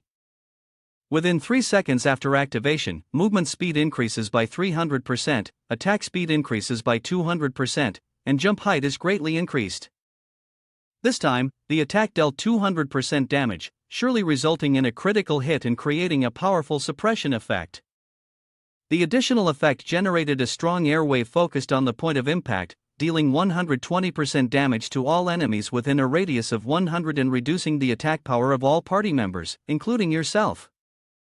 The reduction or increase depends on both sides, lasting for 1 minute with a 1-minute cooldown. John Han was excited. Is this an SS level skill? Damn, it's so overpowered. Compared to the original version of the weight slam, both the speed of movement and attack have increased significantly. Plus, the duration has been extended by 1 more second, and the effect of losing weapons is usually removed. The damage is doubled, and the critical hit rate is 100%. After being happy for a moment, he immediately set off. That's awesome, let's get going. We should be there after crossing the mountain in front. Half an hour later, as he stepped into the area, the system announced, you have entered the Cloud Beast City map. Cloud Beast City, a second-tier city, is known as one of the best cities for pets and mounts on the Tianheng continent. It is a popular spot for summoners and knights, highly favored by both residents and explorers. John Han ran straight into the forest. The system announced, you have entered the Deadly Forest map. He laughed and said, looks like this map isn't something the main players can explore easily. Suddenly, a voice rang out from behind John Han, you're in such a hurry. He glanced behind him but saw no one. Could there be someone else? Then, behind the tree trunk, 2 snakes appeared, intertwined in an intimate embrace. The larger snake pressed the female snake against the tree and said, with such a beautiful view, shouldn't we do something we enjoy? They were serpent folk militiamen, descendants of the serpent god and humans, as the system described. However, due to excessive reproduction, their bloodline had been diluted, making them incredibly weak. They typically avoided work and preferred engaging in shameful acts. John Han stepped forward and shouted, in broad daylight, you dare to do such things? You have no shame. Seeing their fun interrupted, the snake angrily retorted, who are you? John Han immediately prepared to attack, grinning as he said, watch this battle. He leaped down from above, using the skill he had just successfully combined. Kick of Righteousness. John Han's kick caused the snake's health to drop by 91,791. The system announced, you have used the skill Kick of Righteousness, causing the opponent to lose 91,791 HP, suppressing them for 2.2 seconds and increasing your attack power by 20%. All enemies within a 100-meter radius will have their attack power reduced by 18%. Dealt 120% damage. Seeing the snake defeated, John Han smirked. Combining 2S rank skills was truly overpowered. John Han didn't even bother with the other snake, quickly turning around and walking ahead to explore a bit further. After walking for a while, a massive group of giant snakes blocked his path. John Han quickly slammed on the brakes and muttered an exclamation. The snake raised its head and stared at him intensely. System announcement, Violet Flame Poison Snake King, level 55, 2000 health, attack 3650 to 3800, defense 1880 to 2000. The deadly poisonous snake remains one of the most dangerous creatures in the purple flame deep forest. They are extremely numerous, and their fangs are laced with deadly poison. Ordinary people would not dare approach them. He wasn't afraid. Instead, his chest swelled with excitement as he wondered to himself, there are so many of them. System announcement: your title has changed from Shadow Master to King of Sarcasm. The effect of your words will now reduce the enemy's attack power by 10% or increase it by 10%, while also increasing their hatred toward you. Jang Han immediately turned around and ran, luring the snakes to chase after him, taunting, "Come on, you stupid snakes." One by one, they became enraged, following him with hissing sounds. After a while, he saw two snakes tangled together. Jang Han poked fun at them, saying, "How dare you two do this in broad daylight? It's so disgusting I had to turn the lights on." The snake, furious at having its moment ruined, hissed loudly in anger. 10 minutes later, all he could see was the crowd of them, densely packed, gradually chasing behind. He unleashed his strength, running faster, glancing behind and thinking, there must be a few hundred violet flame poison snake kings back there now. At that moment, the system announced, you have activated the banner of the Black Flame skill, increasing defense by 30%, stamina by 10%, lasting for 2 minutes. Jang Han immediately propelled himself forward, then turned around to deliver a kick. He used the kick of righteousness technique, and they were caught off guard, taking the full brunt of the attack. Jang Han felt it wasn't enough, so he delivered a few more kicks. The system announced, you have used the kick of righteousness skill, dealing 99,791 points of damage to the Violet Flame Poison Snake King, suppressing them for 2.2 seconds. Your attack power has increased by 20%. Enemies within a 100x100 radius suffer an 18% reduction in attack power, dealing 120% damage. His eyes gleamed, and he muttered to himself, still not enough. Jang Han poured all his strength into the final blow, power shakes the 8 directions, as the system continuously issued notifications, you have defeated the Violet Flame Poison Snake King and earned 22,000 experience points. After wiping them out, he felt exhilarated, and said aloud, these 2 group skills are awesome. His whole body gleamed with the familiar golden light. The system announced, you have reached level 49. The system announced, you have reached level 50. Congratulations on reaching level 50. Go to the Taoist Master for your promotion quest. Seeing this, Jang Han smiled proudly, just as expected, once I hit level 50, the second class transfer will be available. In his mind, Jang Han suddenly thought, he remembered a prediction on the forum similar to the first time the position was transferred. The top 10 players would receive an extremely large reward, but before that, he still needed to go find the secret realm that Li Er had mentioned earlier. Jang Han immediately opened the communication system with Long Dang Wanli and asked, brother, what is the highest level of the players right now? Wanli responded with a question, has the eastern area been fully pacified? He shook his head and replied, it has. Wanli continued, let me ask brother to help out with this. Jang Han nodded and smiled, all right, thanks for your trouble. He also laughed loudly and said, no need to mention it, no need to mention it, you're the boss here. Whatever equipment you have, just prioritize it for the people in Dragon Clan Guild. The price is not a problem. He seemed to remember something, opened the item list, and said, there are also some equipment in my bag, let me send them to you to take a look. Seeing Jang Han's equipment, Wanli cursed under his breath, damn it, the equipment that this kid doesn't even use is still a few levels better than mine. Even if these were auctioned, they wouldn't sell. The bald-headed guy, noticing his silence and his twitching expression, asked, boss, what's up? Wanli snapped out of his thoughts and shook his head, nothing, just had a quick chat with the boss. Upon hearing this, the guy's mouth twitched, and he asked, boss, you mean Yi Jian Han Shui? The response he got was a simple yes, exactly. Not receiving a reply from Jang Han on his end, he spoke again, do you need it? If not, I'll just send it to the auction. He hurriedly said, the best price for the equipment at auction right now is 2,000 gold coins. Your equipment is of a very high level, and its attributes are not bad. I'll price it at 2,500 gold coins. What do you think? He nodded in agreement. All right, excluding that magical item. Wanli also took an interest in it and started negotiating. If it's the Frostwind Mystic artifact, it's an exceptional item with skills, but it doesn't have a market price. I'll offer 15,000 gold coins to buy it. What do you think? Han seized the opportunity to raise the price to 18,000 gold coins. Hearing this price, he exclaimed, "That's too expensive, brother. My family doesn't run a bank, you know." He began to sweet-talk him. If it were 10,000 gold coins, I could make the deal. I could also sell you a top-tier archer's perfect arrow. Would 20,000 gold coins work for you?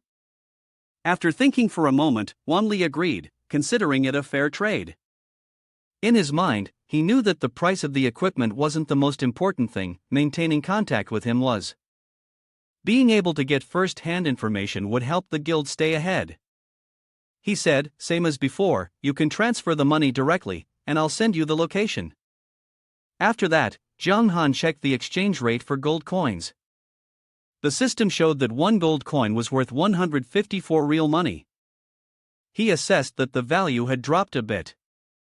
It made sense though, after all, players had so many gold coins, they were bound to be spent quickly.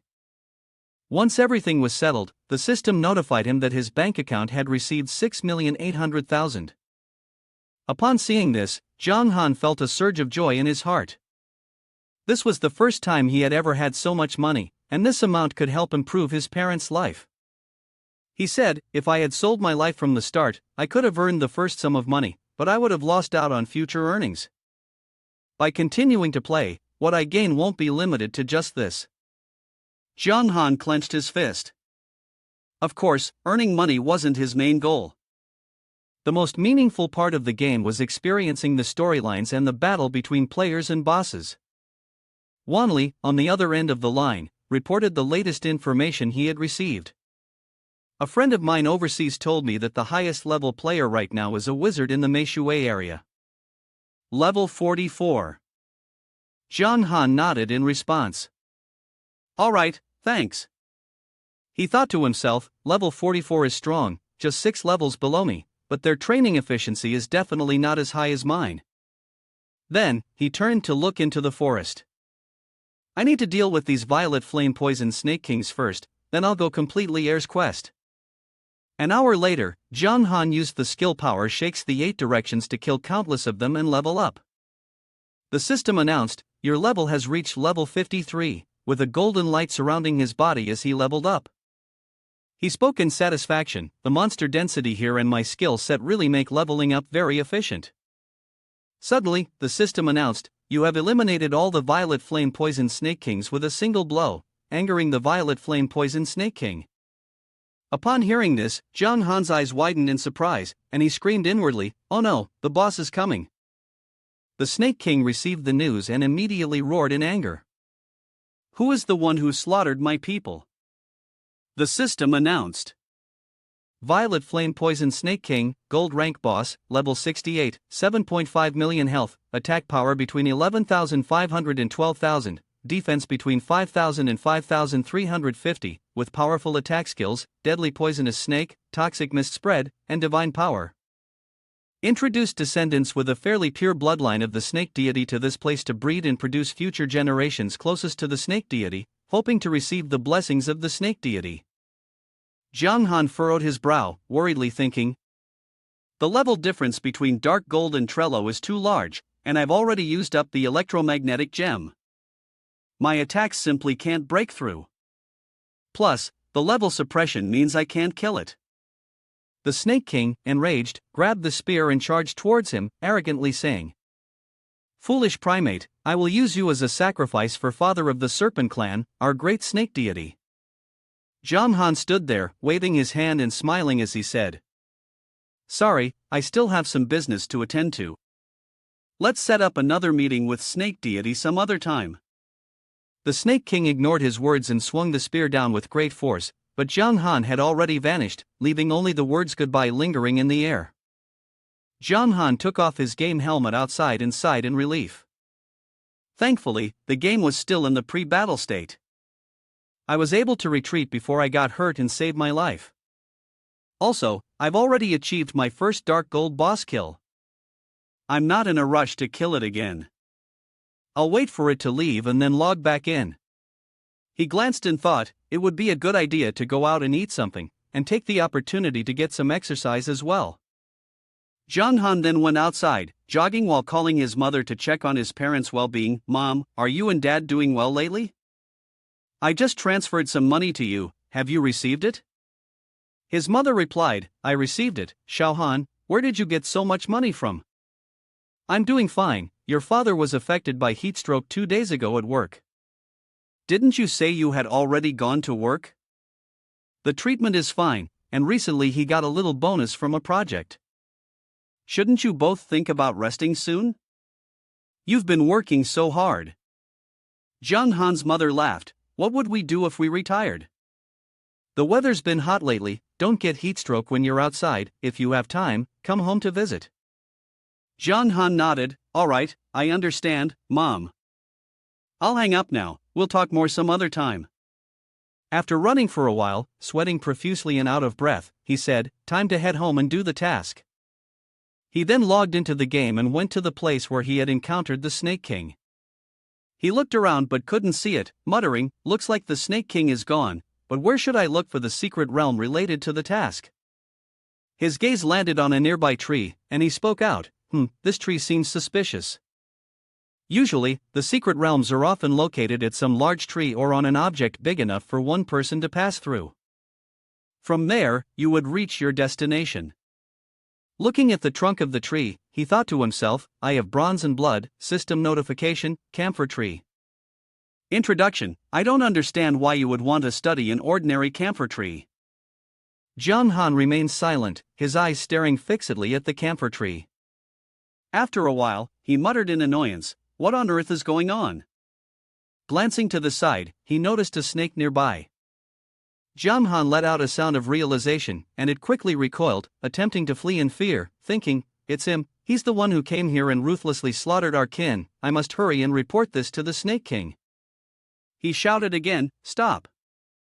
Jong Han drew his sword and threatened, do you see this long sword in my hand? Even if you run 40 meters, I can still kill you. If you obediently answer my question, I might spare your life. The snake, terrified, fell to the ground and begged, my lord, please, feel free to give any orders. Seizing the opportunity, Jong Han asked, there is a secret realm here, and many high-level experts use it to find places with rare beasts. Do you know about it? Fearing Jong Han would kill it, the snake pointed to the side and responded, I know. If you go 500 meters forward from here, you'll find 3 large trees. The one in the middle is the entrance to the secret realm. Jong Han nodded in satisfaction and commanded, good. Now, start counting from 1 to 10,000. During that time, you are not allowed to turn around. Understand? The snake trembled and replied, understood, understood. Then, it stammered in compliance, beginning to count, 1, 2, 3, 4, 5. Seeing that the snake was following his orders, Jong Han turned and ran off, muttering to himself as he ran, if I kill it now, it might alert the Snake King. To avoid it going to report the news, this is the only move I can make. He walked to the place it pointed out and stopped to search for the 3 giant trees, this was the spot. Suddenly, the system notified him, congratulations, you have successfully found the entrance to the secret realm. Then, the system sent another message, your quest to find the secret realm has been completed. Please go to Taoist Master to claim your reward. Jong Han stepped forward, placed his hand on one of the giant trees, and spoke softly. To his surprise, there really was an entrance hidden within one of the tree trunks. The spot where he placed his hand emitted a beam of light. The system then notified, your current strength is insufficient to enter the secret realm. He thought for a moment, then muttered to himself, the mission is completed, so if I can't enter, that's fine. After that, he turned and left, thinking, if I hadn't asked a serpent-folk militiaman on the way, I wonder how long it would have taken me to find this tree. Indeed, communication within this game could provide a wealth of information. 2 hours later, in the gloomy swamp, he met Lier again. He said, I didn't expect that within just one day, you would find the entrance to the secret realm. Zhang Han grinned proudly, but his tone remained humble. It was all thanks to my strength. Lier smiled in return. Alright, it seems clear from the system notification that you've completed the A-level difficulty secret realm search quest. You've earned 2.5 million experience and a rare skill book. Seeing the skill book, Zhang Han was astonished, exclaiming, "No way, a quest like this can actually reward a rare skill book." Phantom Pursuit, a passive skill. The S-rank description says that skilled riders can maximize the advantages of their mounts, improving their performance and making them faster and more efficient than before. The effect of the riding skill is strengthened while mounted. The mount's endurance increases by 20%. Movement speed is boosted by 20%. Requires a profession level of 50. There is no profession requirement. In his heart, Zhang Han felt an immense sense of joy and exclaimed, "So it's actually the horse riding skill, I finally got it. This means that as long as I find a suitable mount, I'll be able to ride a horse in the Eternal Continent." Lier raised an eyebrow and asked, "So, how is it? Are you satisfied?" Zhang Han excitedly shouted, "Satisfied, extremely satisfied. Thank you, Taoist master." He shook his head nonchalantly and replied, "No need to be polite." Lier returned to the main topic and stated the purpose of his visit. Today, the master has officially joined the Darkness faction, and furthermore, has become the Lord of High Xin Town. As the Lord of the city, I must shoulder the responsibility of guarding the city, and cannot stay outside for too long. Zhang Han, confused, asked, "What do you mean?" Lier took two objects out from his person and said, "Take these two books. Hold on to them. When the potential of the Darkness swordsman within you is released again, you can open these books to summon me. You can learn many new skills from me." The system notification appeared, Spirit Resonance, Grade A, description, a special seal is bound within the body. Once released, it will trigger a mental connection, allowing the user to sense its effects. After use, the Immortal Tier Boss, level 193, Spirit Swordmaster Xialier, will quickly come to meet you. Zhang Han took the two books and examined them carefully. Lier added, "In addition, if you encounter a severe threat or face an enemy you cannot deal with, you can summon me for help. However, if I come from High Xin Town, and if the distance is great, even if I rush with all my strength, it will still take some time." He was overjoyed upon hearing this, unable to express his happiness in words. "Yes, thank you, Taoist master." He clasped his hands behind his back and replied, "These two books are a compensation for the power upgrade the next time, not something based on taking a mission from me, but rather a non-conditional gift." Zhang Han nodded. "Alright, I understand." Lier's eyes sparkled. "Then let me ask you," he stepped closer to him, furrowing his brow and asking seriously, "Darkness swordsman Zhang Han Shui, do you regret joining the Darkness faction?" Zhang Han immediately responded without hesitation, "No regrets." In his heart, Zhang Han knew that this was probably the answer for the second transformation. Lier patted Zhang Han's shoulder and asked, "Would you dare to use this sword to face the Guangming battle camp?" He shouted confidently, "I dare." Lier was satisfied. "Very well, then I, Spirit Swordmaster Xialier, officially acknowledge that the adventurer Zhang Han Shui has met the qualifications and possesses the strength to advance his profession and become a Darkness swordsman." Zhang Han asked curiously, "Didn't you say a mission was required to level up the profession?" Lier shook his head. "Didn't I tell you earlier? Find the secret realm." Suddenly, a dark light surrounded him, spreading across his whole body, even to his face. Zhang Han's body seemed to undergo a mutation, with purple lightning coursing through him. Deep inside, he suddenly felt something, as if a surge of tremendous power was rising within his body. The system announced, "Congratulations, you have successfully completed the profession upgrade, and have evolved into a higher rank." Around Zhang Han, a purple aura emanated, and his eyes shone brightly. The system announced, "Darkness swordsman introduces the most powerful mysterious creature among the undead." There had been countless records in history of the Darkness swordsman causing harm to the world. The darkest and most wicked power was concealed within their body. They were indifferent, violent, tyrannical, and addicted to evil, with unparalleled potential. Jiang Han observed the stats of the creature: attack, defense, and speed were unbelievably high. "What?" he exclaimed. Fully matured, all stats doubled. The system announced, "Congratulations, you are the first player to complete a career advancement.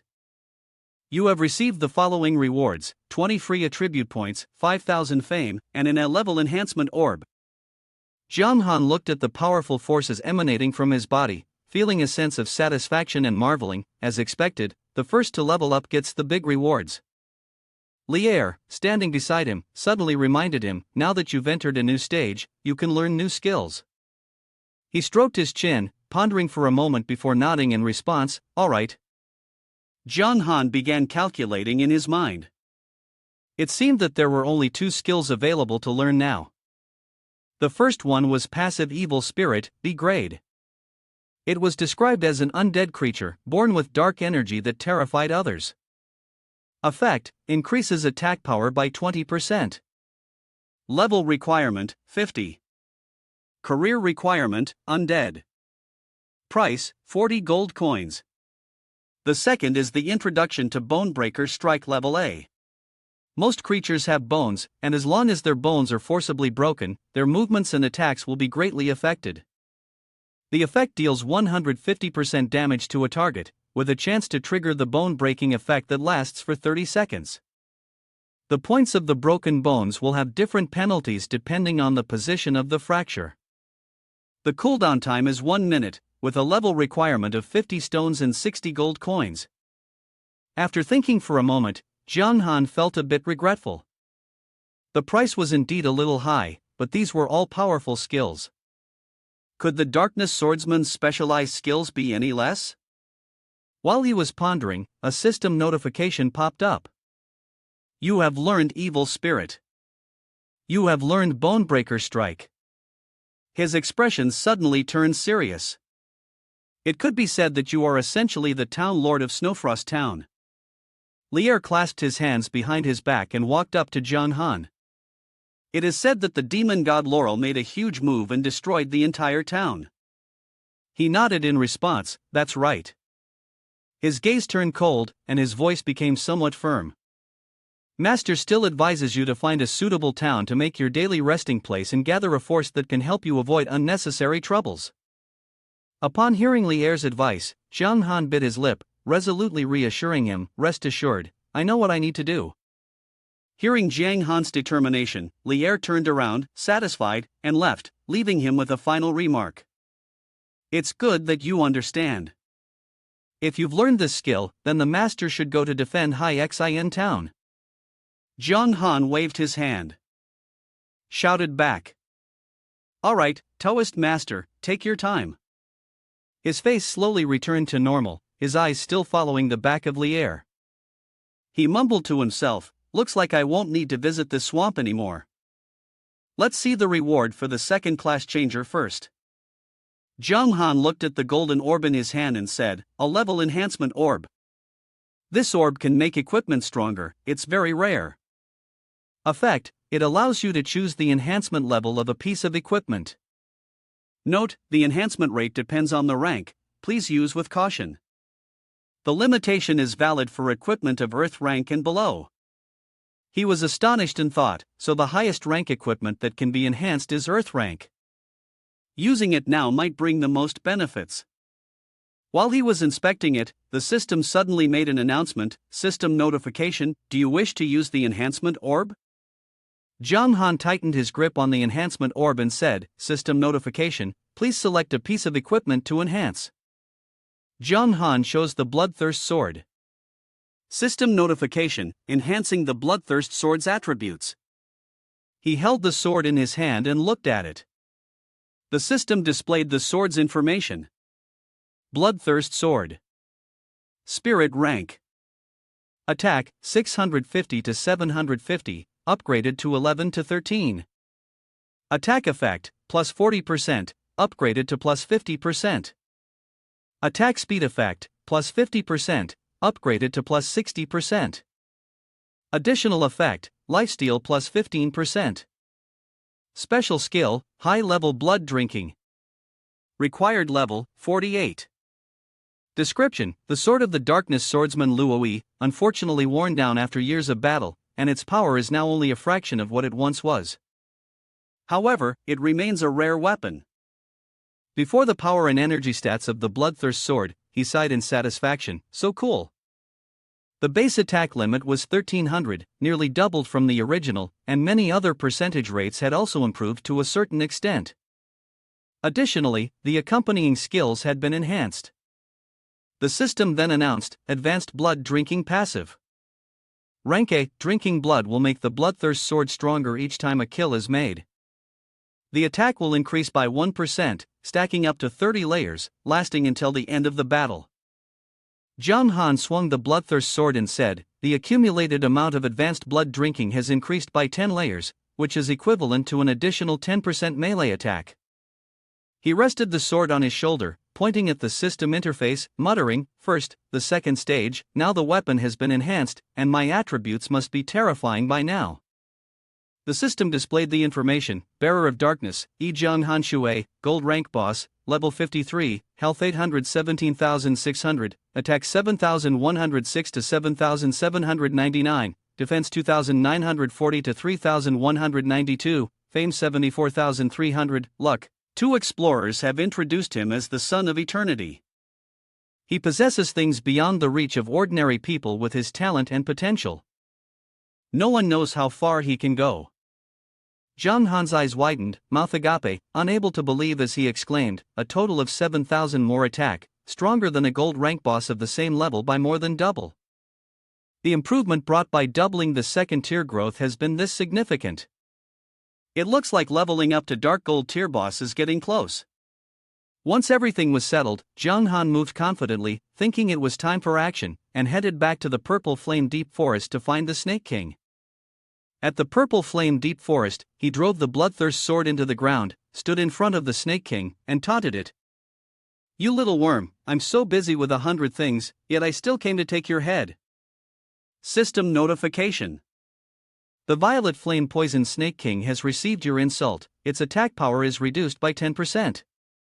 Hearing this insult, the Snake King turned around, grabbed its spear, and angrily charged, cursing. You! That panicking monkey only knows how to run away. System reminder. Your title has changed from King of Sarcasm to Shadow Control, increasing your life by 40%.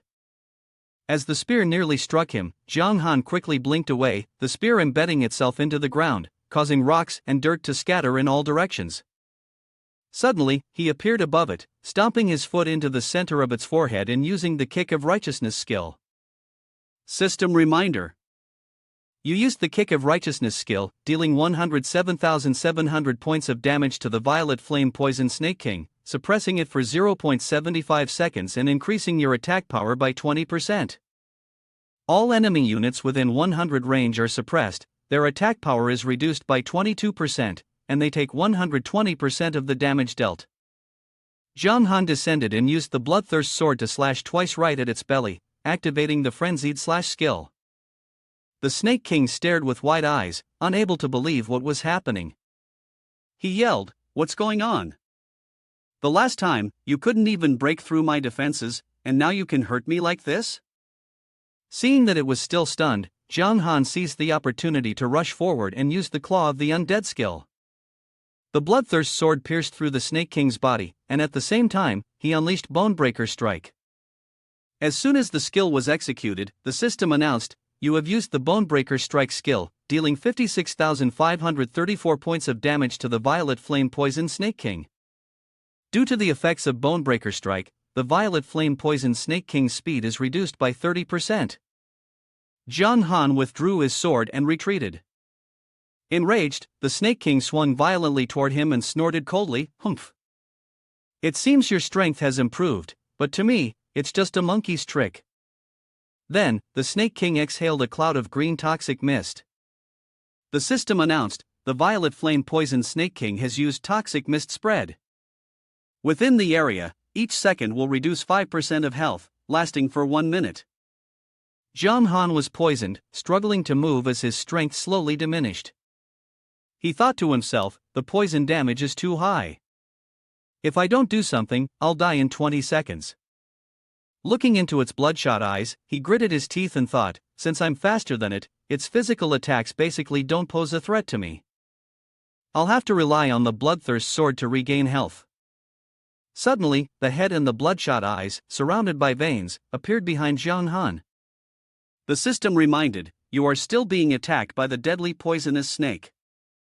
Losing 132,470 life points, your attack power is reduced by 15% and your attack speed is reduced by 25% for 1 minute. He gritted his teeth and said to himself, I can't lose like this. As long as I'm within the range of the venomous bones, not only will I lose my life, but my eyesight will also be damaged. I should leave the battlefield first. Seeing Zhang Han's posture indicating his intention to flee, the Snake King flicked its tongue and pointed at him, trying to run away? My children, go out and enjoy your prey. Suddenly, countless snakes slithered out from somewhere and crawled toward Zhang Han. He called out in confusion. Seeing the snakes coming toward him, he couldn't help but smile with joy. Isn't this just giving me health? Unexpectedly, his strength suddenly increased, and he bared his teeth in a grin, thanking it, Snake King, thank you. The system continuously issued notifications. You have used the skill power shakes the 8 directions, dealing 200,000 points of damage to Violet Flame Poison Snake King. Due to the blood-sucking effect of the Bloodthirst Sword, you have restored 30,000 life points. Zhang Han smiled as he looked at his full health bar, secretly thinking, with my current attack power, one strong strike is enough to instantly kill these venomous snakes. He happily taunted, come on, let's keep fighting. Hearing Zhang Han's taunts, the Snake King roared in anger, you despicable human. It raised its spear and channeled power into it, saying, Great Snake Deity, please grant strength to your loyal servant. I am willing to sacrifice everything for you. System notification, the Violet Flame Poison Snake King has activated the power of the Serpent God skill, at the cost of being unable to use any other skills to increase its attack by 100%, speed by 50%, and lifesteal by 50%, lasting until the battle ends. Inside him, despite the dangerous situation, there was no fear. He secretly smiled to the point of almost dying. If he hadn't used this skill, the Snake King could still threaten him with its poisonous bones.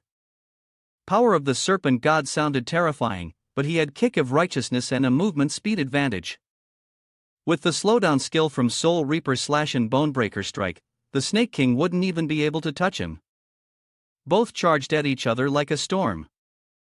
The Snake King swung its sword at him, sending dirt and rocks flying. Zhang Han seized the opportunity, stepping on it, channeling his strength, and using the Kick of Righteousness skill. He thought to himself, now it's time for the good part. 30 minutes later, he was still using the Frenzied Slash skill. Then, Zhang Han gathered all his strength for one final slash toward the Snake King, shouting, Soul Reaper Slash. The attack landed, and its strength and health were depleted. It didn't believe it, roaring, how is this possible? Its body slowly began to dissipate. System notification, congratulations, you have killed the level 68 Dark Gold boss Violet Flame Poison Snake King. Reward, experience plus 20 million, fame plus 28,000. The familiar golden light flashed. Your level has increased to level 56.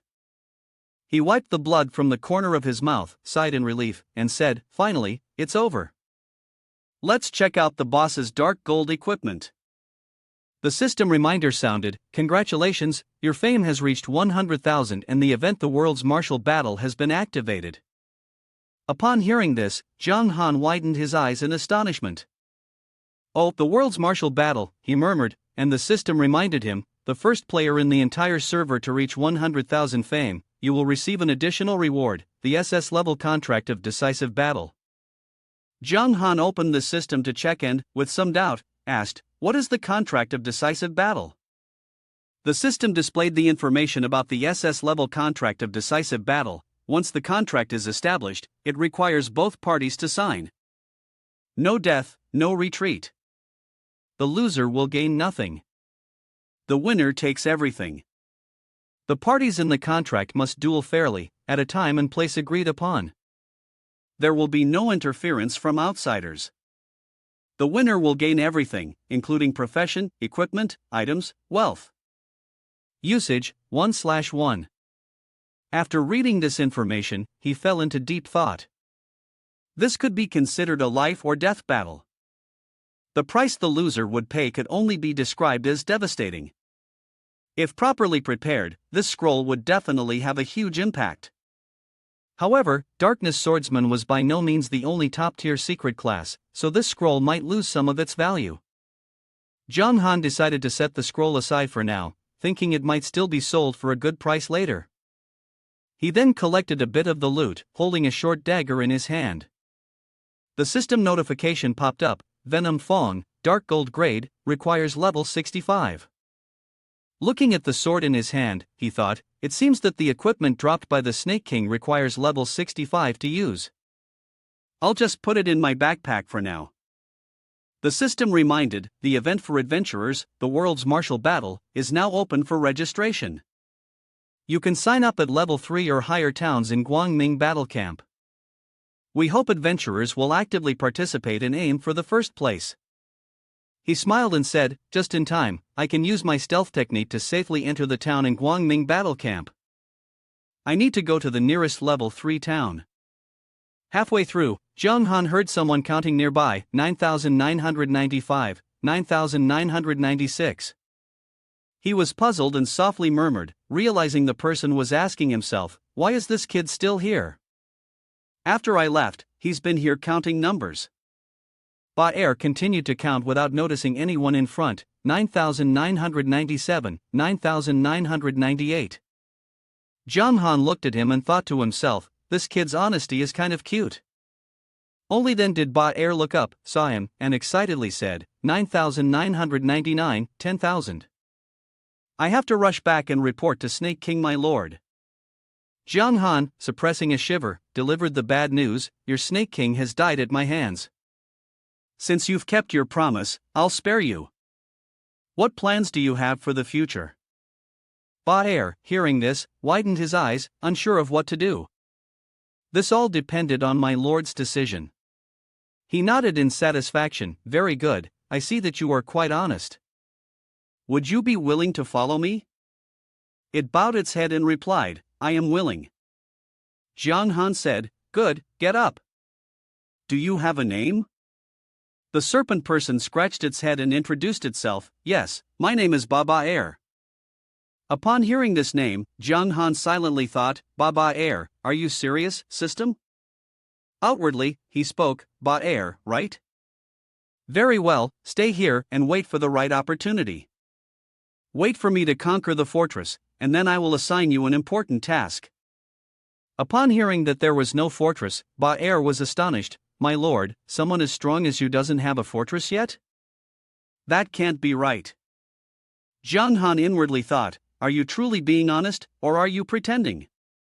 He grinned mischievously and pointed at Ba-er, saying, exactly because I am so strong, that's why I accidentally destroyed all the siege power zones. Don't worry, once I firmly establish myself as the king of a fortress, I will make you a general, and all the beautiful serpent women in the world will be yours to enjoy. Hearing this, Ba-er blushed and said, how mean, I am actually a female serpent. Jong Han's lips twitched slightly, not expecting that it was a female serpent. He then corrected the title, well then, a female general will do. Jong Han turned around, waved his hand in farewell, and instructed, it's getting late, I must leave. After the Snake King dies, more and more adventurers will come to this place. You should hide, and when I have taken the fortress, I will come back to get you. Ba-er nodded and replied, understood, my lord. When he stepped into a new area, the system announcement rang out, you have entered a new map, White Crane Town. Jong Han paused for a moment, then said, before entering the town, I should use some concealment techniques to disguise myself. The system reminded him, the concealment technique has been activated. Please choose a pseudonym and fill in the required size numbers. A purple aura radiated from his head. He shouted, for heaven's sake, don't use a random name like the fake one from before. The system announced, you have used the same fake name again. The intelligence system has assigned you a more personalized name than the previous fake one. Jiang Han yelled, "Oh my god, again? Are you sure you're an intelligent system and not a stupid one?" He, with his bald head, walked into the town, looking around and wondering, where do I register? He noticed a group of people gathering ahead, with a red gem in the middle. Jiang Han speculated, those adventurers are gathering around the gem over there. That must be the registration point. He moved closer to get a better look. One person saw Jiang Han's appearance and let out a vague exclamation. The system announced, "The World's Martial Battle, Eastern District, introduces the winners of the special competition for adventurers who can gain fame and rewards. Rules: the system will randomly assign participants to be opponents. After 10 consecutive losses, the winner will be eliminated and will continue advancing until the top 10 are determined. Note, unless there are very few participants left, the same explorer will not be ranked consecutively in 5 matches. Rewards: First place, an S-level item or skill, human grade 2 spirit equipment. Second place, an S-level item or skill, human grade 1 spirit equipment. Third place, an A-level item, human grade 1 spirit equipment. Fourth place. The item ranks range from white tier to celestial level. Jiang Han thought to himself that the Earth rank celestial level had not yet been introduced. With his current level, the spirit tier equipment was the highest grade item available. He moved forward and reached out to touch the gem. With such a rich first place reward, it seemed that he would have to compete seriously. The system reminded him, "Would you like to register for the world's martial battle? Note that once registered, you cannot withdraw. If you fail to participate online within the specified time, you will automatically be eliminated, and your level will be reduced by 2 ranks as a penalty." Jiang Han quickly confirmed. The system then announced, "You have successfully registered for the world's martial battle, which will start at 10:03 a.m. tomorrow. Please wait patiently during this time." A person next to him stepped forward and sneered, saying, "You low-level punks at level 18 want to participate in the world's martial battle? You really don't know your place." The system announced, "Thunderhand, level 37 Chi Master, special occupation."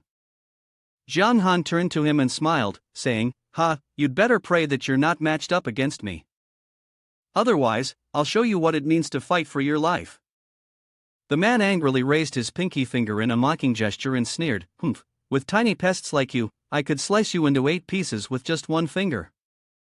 Jiang Han ignored him and turned away, walking off as the Chi Master continued shouting behind him, "What a pity, martial power can't be used in the town. Otherwise, I'd kill you and send you back to Newbie Village," he thought. "Forget it, killing him and exposing my identity isn't worth it. It's better to just leave this place." Suddenly, he heard the sound of voices chattering, as people kept calling out, "Don't miss this big sale of premium potions. Come check out my newbie level skill book. The treasure map is now on sale. If you want to dig for treasure, come take a look." He thought, after exchanging gold coins, some players had started engaging in business. Jiang Han overheard bits and pieces of the conversation. Mounts, super rare mounts. He was astonished. Super rare mounts? When the vendor saw Jiang Han approaching, he introduced, "Hey, come take a look, super rare mounts right here."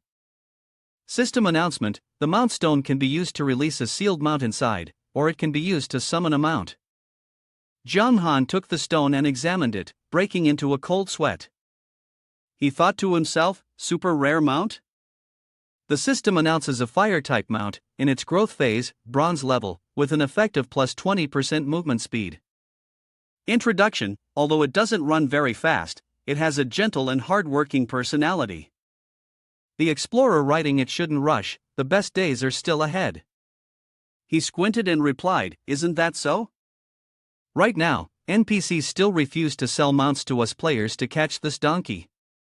My friends and I have spent a lot of effort and time, so don't just focus on its attributes. Now, only my shop sells mounts. Jiang Han looked at the vendor and asked, "Alright, how much?" The vendor raised one finger and answered, 1,000 gold coins. He shook his head, dissatisfied with the price. Too expensive. After the conversion, it was already 150,000. This mount was now truly rare. But the horseback riding skill needed to reach level 50 to learn it. As people leveled up, better mounts would appear on the market than this one. Then he began to negotiate. I'll offer this price. 100 coins, and if that's not acceptable, then forget it. Hearing this price, the seller was stunned. 100 coins? Boss, you're really bargaining hard. 300 coins is the lowest I can go. Seeing that he refused to agree, Zhang Han turned around and started to leave, pretending to regret it. Such a pity, your donkey isn't worth it. The seller hurriedly called him back. Wait a minute. Fine, I'll accept it. You really know how to bargain. Alright, 100 coins, it's a deal. In his heart, the seller thought that although he wasn't losing money, he wasn't making a profit either. As the boy said, the longer you wait, the more expensive it gets. Zhang Han picked up the stone, laughing, and called out, come here, my little donkey. The stone glowed, and the donkey appeared, braying loudly to the amazement of the people around. Zhang Han, satisfied, lifted his leg and mounted the donkey. Holding the reins, he smiled triumphantly, finally riding a mount. The system reported, you have equipped a mount. The passive skill Shadow Chase is now active, increasing your movement speed by 40%. Excited, Zhang Han spurred the donkey's belly and shouted. The donkey, following the command, dashed forward like the wind, rushing through the crowd. It ran so fast that Zhang Han shouted in panic, am I really going this fast? Move aside, move aside. But after a while, once he had adapted, Zhang Han suddenly burst out laughing. Ha ha ha, let's set off for Tianhai town. 2 hours later, Zhang Han arrived riding a donkey. The system announced, you have entered the territory of the Darkness faction. After traveling a bit further, the system announced, you have entered a new map, Tianhai town. Looking at the city ahead, he wondered, is this Fei Qi's domain? Zhang Han thought of Fei Qi and mused to himself, the Taoist master wanted me to find a town to settle down in. It just so happens I can meet Fei Qi, the one I encountered a few days ago at the demon god's treasure. And inside the city, the cheerful voices of people echoed through the streets. Peppa, don't run, the fish were just caught outside. Everyone, come and have a look. Seeing this, he smiled and thought, surprised that a city recently attacked and occupied by the Darkness faction could establish such order. Moreover, the original residents of the place hadn't been expelled. Fei Qi, that kid, despite his rough appearance, could actually manage a town this well. Zhang Han put away his donkey and slowly walked through the city gate, observing and evaluating his surroundings. It seemed this was also the residence of the town lord. The guard, seeing Zhang Han, called out. Sorry, this is the town lord's residence. Strangers are not allowed to enter. He got straight to the point and said, I've come seeking refuge in Tianhai town. Please inform the town lord. One of the guards sternly instructed. Wait here for a moment. I'll go notify the town lord. Zhang Han nodded in response. All right. He approached the guard and asked, were you once soldiers of the Guangming battle camp? Why are you so loyal to Fei Qi? The man replied, the former town lord was a greedy and cruel man. After Fei Qi arrived, Tianhai town was gradually reorganized. We voluntarily pledged allegiance to him. As long as we can live well in the future, what difference does it make to us whether it's the dark side or the Guangming battle camp? Soon, the sound of hurried footsteps approached. It was Fei Qi, who happily said, Brother, I didn't expect us to meet so quickly. Zhang Han responded, the city I was about to attack was accidentally destroyed. With no place to stay, I had to come to you for help. Hope you don't mind? Fei Qi smiled and shook his head, not at all, not at all, there's no need to be so polite. Actually, you arrived just in time. The system just announced, Town Lord of Tianhai Town, the Berserker, Fei Qi, passionate battle general, rare profession. He widened his eyes in shock, then thought about what he had just said, you arrived just in time, unless it's a mission. Fei Qi continued, in my opinion, You're more suited for the position of the town leader of Tianhai Town than I am. How about I let you take this position? System notification: do you want to accept the commission from the berserker Fei Qi to become the town leader of Tianhai Town? Jiang Han stood still, thinking. Could it be that Fei Qi isn't as generous as he appears and is afraid I might take his town? So, he decided to play the soft approach and make a firm decision. With the knowledge I have thoroughly mastered in 3 countries, this is absolutely impossible. Thinking so, he shook his head and declined. He asked in doubt, I don't agree, brother. We truly want to give this whole city to you. Moreover, I have already made adjustments to Tianhai Town, you just need to maintain things as they are from now on. He still firmly replied, it's not possible. Jiang Han's face turned serious as he said, Fei Qi brother, I really support you, and I have no intention of taking over. Brother, if you continue to press me to step down, then I will have no choice but to leave. Fei Qi hesitated a little after hearing this. At that moment, he interrupted, brother, do you want me to become the town lord for some specific reason? Or is there something you are reluctant to say? Jiang Han thought, could it be that he has some task to assign to me? But he's already a boss-level player, so it might be a main storyline mission? He sighed and replied, let's talk inside the mansion. Once inside the room, Fei Qi sat on a chair, and he stood opposite him, asking, Fei Qi brother, is there something we can talk about now? He thought of his own tribe and answered, all right, our tribe used to be a small village on the outskirts of the Guangming battle camp's influence. Back then, the Guangming sect headquarters constantly pressured us, taking all the strong young men from our tribe to train, modifying our defenses. Considering the situation with their tribe and the guards, we rose up to resist and expelled the officials of that time. As a result, we faced even stronger oppression. The more Fei Qi spoke, the angrier he became, his eyes bloodshot. The army of the Guangming sect headquarters is pressing forward, wanting to massacre and wipe out our village. My 8-year-old sister was captured by those people. I don't know where she is. I was lucky to survive that massacre. After that, I joined the Darkness faction, but I never gave up on finding my sister. An understanding expression appeared on his face as he spoke, so that's why you want to give me this town and go to the camp yourself to rescue your sister. Fei Qi nodded, yes, this matter is indeed related to you. Jiang Han, confused, asked, what do you mean by that? He raised both hands and said, Jiang Han Shui brother, I've heard of your story. You were once a member of the Guangming battle camp, but due to your connection with the people here, you ran into some difficulties, incurred a huge debt, and eventually joined the necromancer Daniel. During the battle for Gloomy City, your Taoist master, Daniel, fell, and all 9 necromancers perished. Afterward, the Guangming sect headquarters gathered their bodies and turned them into jewels. He was shocked, staring wide-eyed, and asked in disbelief, Taoist master Daniel? He thought to himself, never expecting the matter related to the Taoist master to be spoken of by him, as he originally thought his task was only a secondary one. Fei Qi explained, it said that the necromancers were formed by the power of a self-proclaimed peerless high-level expert after death, scattered into 9 individuals. After they died, when gathered, they turned into jewels. Breaking the restrictions of the rules, they may allow beings from higher dimensions to descend upon the Tianhang mainland. He revealed the purpose of the Holy Church, stating that Guangming the Holy Church was collecting the gemstone to summon one of the divine brightness beings worshipped by its followers to the human world.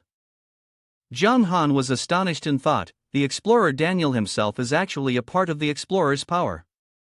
According to Luoyi, the battle at the God Tower might not have been about facing Daniel, but rather confronting the true essence of the explorer. He asked aloud, what does breaking the limitations of the rules mean? Fei Qi shook his head and answered, I'm not entirely sure. The information I have was obtained from the town lord himself. He rampaged through Tianhai town before I killed him. He clenched his fists, angrily speaking out. Because the essence of the explorer's power is evil, Guangming the Holy Church wanted to summon divine brightness, so they planned to use the 100 virgin girls, who possessed high light elemental affinity and physical harmony, as sacrifices to cleanse the evil within the gems. Fei Qi shouted angrily, they preach love and righteousness, yet they sacrifice those girls at Guangming as offerings. My little sister is only 8 years old. How could those monsters do such a thing? Seeing Fei Qi's anger, Jiang Han thought, it seems that he knew this was a death-seeking mission, which is why he decided to leave the town of Tianhai to me. He furrowed his brows and asked, do you really think you can save your sister? Infiltrating Guangming the Holy Church, that's simply asking for death. Until now, Fei Qi only wanted to save his younger sister and didn't want to think about anything else. I know there's a high chance that I will die, but if I don't go save her, how could I call myself a brother? I have a special method that allows me to teleport directly to where my sister is. As long as I can defeat the guards around her, I can rescue her. System notification, congratulations, you have activated the hidden rescue mission with difficulty SSA. Do you accept? He frowned, deep in thought. A mission with difficulty level SS. Will this mission change depending on my actions? It seems this mission is exceptionally dangerous. But Jiang Han smiled and, with his usual demeanor, wasn't the type to let a loyal person like that die in vain. He spoke up, since that's the case, Fei Qi brother. He pointed confidently toward the other side and said, I will help you. Fei Qi stood up in shock, asking again to make sure, did you agree to take the position of town lord? Jiang Han shook his head, no, I agreed to go with you to rescue your sister. Fei Qi was so moved that tears welled up in his eyes, choking on his words, in the treasure of the demon god, I truly didn't misjudge you. System notification, you have accepted the secret mainline mission, rescue difficulty SSA. Introduction, those who obstruct the appearance of divine brightness will face judgment. I hope you understand the consequences of becoming an enemy of the holy peak of Guangming. The punishment for failing the mission is irreversible. Seeing this, he thought that although there was no punishment for failure, this mission was essentially a dead-end path. Whether it happened or not no longer mattered. Jiang Han asked, when do we act? He replied, any time, but no later than 5 days. On the night of the 5th day, they will begin the sacrificial ritual, offering 100 young girls to summon divine brightness. I cannot just stand by and watch this unfold. Jiang Han nodded, all right, I'll prepare. Fei Qi appeared more cheerful than before, smiling with narrowed eyes. All right, Jiang Han Shui brother, just let me know if you need anything. The resources in the town are at your disposal. He suggested, could you assign me a leisurely position in Tianhai town? Without hesitation, except for the position of town lord, he agreed immediately. A leisurely position, no problem. System notification, you have been appointed as the imperially appointed wandering reciting poet of Tianhai town. Jiang Han twitched his mouth. A reciting and wandering poet really was quite a laid-back position. He had asked the right question. Is there anywhere nearby for leveling up? Preferably with a bit higher difficulty. Fei Qi stroked his chin in thought, then replied, 2 hours walk north of the city, there's the Flame Demon mountain range. But the flame demons there are very powerful. Brother, please be careful when training. Upon hearing the words Flame Demon, he immediately thought that the Flame Demon might be the place where Flame Demon equipment drops. Jiang Han walked out and spoke to the item exchange vendor, boss, exchange 100 mount stones for me. The vendor nodded, I can quote that. The total is 3 gold coins. Because the chances of obtaining mounts in the Tianhang world were so low, and the rarer the species, the greater the difficulty, mount stones were not rare items and could be sold by ordinary merchants. He held the mount steed stone in his hand, thinking that with a few more of these stones on him, perhaps he could add a stronger mount while adventuring, so he set off towards the Flame Demon mountain range. Jiang Han rode a donkey to the location. The system notified, you have entered the Flame Demon mountain range map. A monster roared, and the system displayed its details, Flame Demon Elite Monster, Level 70, Health 15 million, Attack 6,600 to 6,800, Defense 3,800 to 4,000, Skills, No Tool Flame, Chaos Body, Fire Strike. Monster introduction, born from volcanic magma, extremely powerful. After being corrupted by demonic energy, its personality became extremely unruly. It can withstand high-temperature environments, so it is always found near the volcanic craters. He held the glowing Mount Stone in his hand, thinking that the elite monster behind might drop more essence crystals, which likely meant that its attributes were far superior to those of a regular elite monster. Jiang Han furrowed his brow, speculating that raising the venomous snake in the deep flame forest was too easy, but unfortunately, he had nearly wiped out all the venomous snakes there. Jiang Han found it somewhat difficult and muttered under his breath, "These attributes are a bit too strong, it's a little hard to gather the monsters." Suddenly, a figure appeared behind him, and a voice rang out, "Yes, I feel the same way." He turned around in confusion, only to see Jiang Han. Irritated, he furrowed his brows and then shouted loudly, "Little thief, why is it you?" System notification, Waterchilin, level 20 immortal tier boss, with 5 million HP, attack ranging from 6,500 to 6,800, defense between 3,500 and 3,800, Aqua Breath of Earth, Divine Frost Pearl Silent Swirl of Auspicious Protection, Frozen Heavens, Thunderous Earth, Domain of the Forbidden Ocean Raging Tides and Furious Waves, introduces a rare creature that exists in the vast ocean, one that ordinary people would never be lucky enough to encounter in their lifetime. It is a branch of fortune. It is born with the ability to perfectly control the water element. In its youth, it is at the level of a ruler, and upon maturity, it will have the chance to reach the divine realm, becoming a top high-level expert in the eternal continent. Jiang Han also recognized it and thought to himself, "It's her, the immortal tier boss from the talent trial. At first, I did some things with her that can't be described." She wouldn't still remember, would she? He cleared his throat. "Excuse me, are you sure you have the right person?" Jie recalled the time he had spat in her face, and she became angry. The past was long gone, how could she possibly be mistaken? Jiang Han Shui, that name is etched deep into my soul. Even if you turn into someone else, I'd still recognize you. Seeing that she was about to make a move, Jiang Han quickly stopped her. "Wait a moment." A block of ice appeared in Jie's hand. She irritably asked, "What is it? Do you have any final words?" Jiang Han made a request, "You can fight if you want, but are you brave enough to have a fair duel with me?" He recalled that during the talent trial, there had been a guiding voice helping her. If that person didn't intervene, wouldn't he have been the first to kill the immortal tier boss? Jie was furious for being looked down upon and quickly agreed. "What's there to be afraid of? Let's have a showdown right here." Jiang Han asked again. "If you lose, you're not going to call for backup, are you?" She frowned and her face darkened. "Of course not." Suddenly, a beam of golden light shone down from the sky, and a voice rang out. "Jia and I, don't make trouble."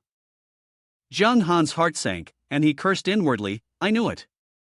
If I had really fought just now, I'd probably be dead by now." Jie glanced at him and snorted coldly. "Consider yourself lucky.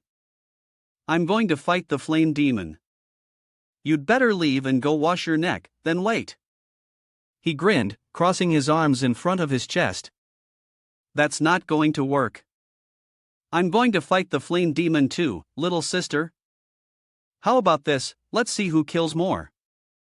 The loser has to agree to whatever the winner asks." She sneered and agreed. "Fine, what's the condition?"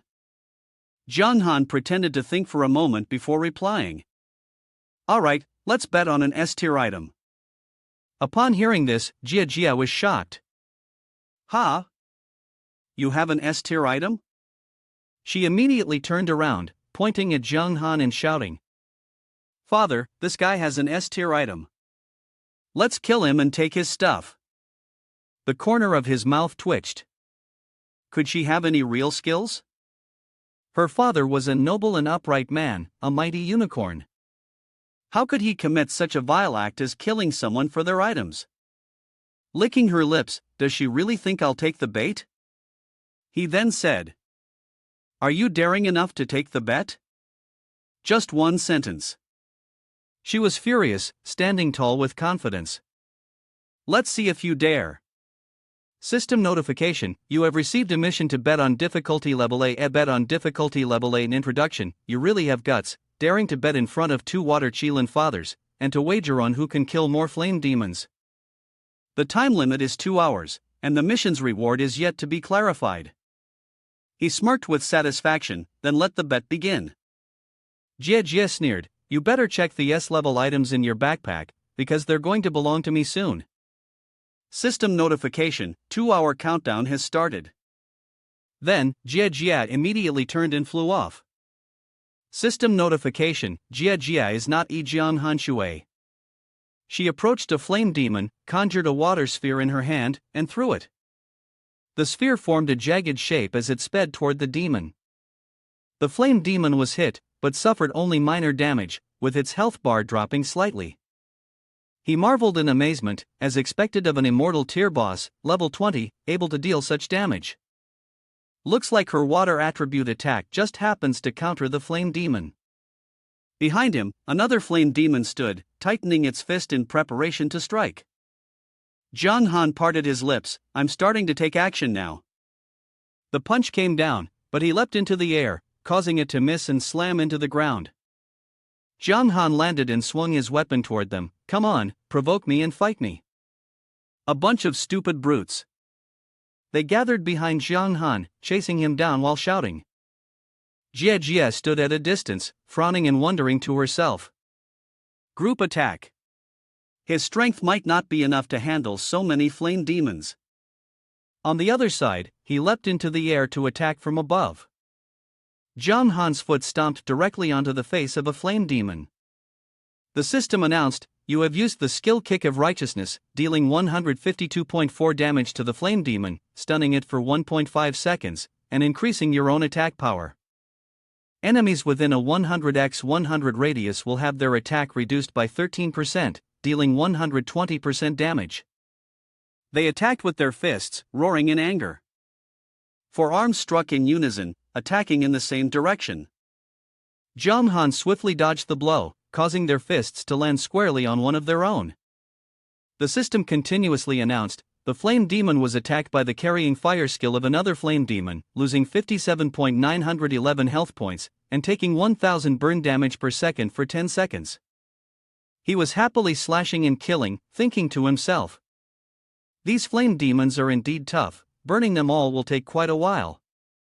She stood off to the side, eyes wide and mouth agape, exclaiming. Good heavens, are the skills of adventurers really that powerful now? Jie gritted her teeth, frustrated. Due to her current level, she couldn't use any area of effect skills. Damn it, at this rate, I'm going to lose. Half an hour later, the system continuously gave notifications. Congratulations, you have killed the elite monster flame demon and earned 35,000 experience points. Jie, 12. Zhang Han, 34. Zhang Han looked at Jie, growing more and more excited as he struck. He thought to himself, this kid is pretty impressive, each and every one of those shrieks adds up to 12. No wonder he's an immortal tier boss, even at level 20, he shouldn't be underestimated. Suddenly, his gaze shifted toward her. Wait a minute. Zhang Han seemed to be calculating something in his mind. It seemed like the unicorn could also be considered a mount. Jie, exhausted from fighting, took a step back and let out a breath. Ugh. Seeing this, Zhang Han, with a touch of kindness, tossed something to her. Catch this, it'll help you recover your stamina. She caught it with her hand. Looks like this kid has some humanity, she thought. But it's not medicine, it's a stone. System notification, failure. Jie glared angrily. What are you trying to do? He gave an awkward smile. Oops, my bad, I grabbed the wrong item. She thought, this kid actually wants to turn me into his mount, to bind me. This is too much. Half an hour later, he severed the head of the flame demon. System notification, Jie 78, Zhang Hanshui 124. After slaying the flame demon, equipment appeared. Zhang Han spoke, got some equipment. System notification, Flame Demon Protective Pellet, Dark Gold Grade, Life 230 to 250, Effectiveness 1200, Life plus 40%. Level requirements 6. Description: the protective pellet is made from the tough and hot stone surface of the flame demon, combined with a large amount of precious minerals. It has a very imposing appearance and is one of the finest dark gold equipment pieces. The effects of the equipment are unclear. He thought to himself, it's definitely from the flame demon's gear. This attribute is much better than the ice and snow protective pellet I have. The sound of 2 beeps rang out, signaling the end of the betting mission. Congratulations, you have won, the system announced. Zhang Han chuckled with delight. Hee, looks like I've won. I wonder what little Killen has hidden up their sleeve. He walked over to Jia with a sly grin on his face and raised his hand. Come on, show it to me. The S-grade props. She pouted, turning her face away in defiance, then played her little trick. No props here, only my life. Jia Ye's voice echoed again. Jia and I, you really are becoming more and more unrecognizable. Water Qilin, Jia Yi at the divine level.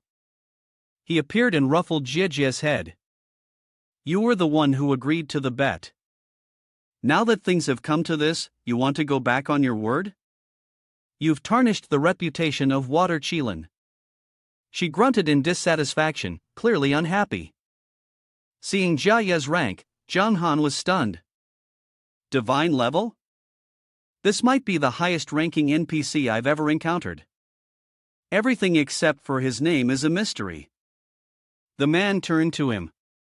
Little fellow, this is probably the second time we've met, right? Zhang Han fell into contemplation. Indeed, this was their second meeting. The first time was during the talent trial when he had spoken clearly. He even regretted accidentally joining the wrong faction. On the surface, he nodded and replied, "That's right, you've grown quickly. Even faster than I imagined." He awkwardly scratched his head and smiled. Thank you for the compliment. Jia Yi took something out from his robes. I only speak what's on my mind, ready to accept the consequences and take what's owed. When Jia saw what Jia Yi took out, she hurriedly stopped him. Father, this is too much. She hasn't even finished speaking and you're already scolding her. Jia and I. Jia pouted, turned her face away, and fell silent. Zhang Han happily took the item and responded. Thank you for the system notification. The S-grade unicorn bamboo blessing description says that the unicorn brings good fortune. Their blessings will provide countless benefits to other beings. Basic life stat permanently plus 50,000, basic attack permanently plus 500, basic defense permanently plus 400, movement speed permanently plus 10%, luck plus 1, additional effects unclear, condition unavailable. He stared at the unicorn bamboo blessing, thinking that the effects of this scroll were simply extraordinary. The excessive boost in various basic attributes was enough to drive all players mad, but why couldn't it be used? Seeing Zhang Han in silence, Jia Yi asked, "Do you know why I gave you this scroll?" He sincerely wanted to know, so he said, "Please, Master, enlighten me."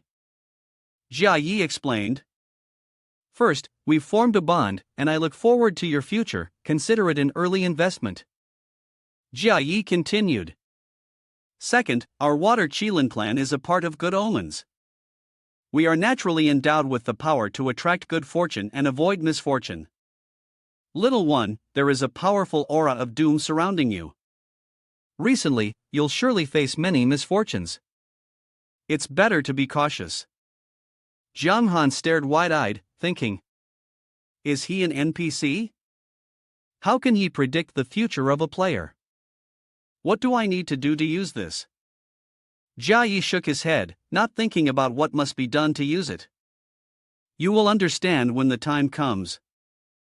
Then his eyes lit up, he stroked his chin, looked at him, and said, "It seems you want to turn my daughter into a mount."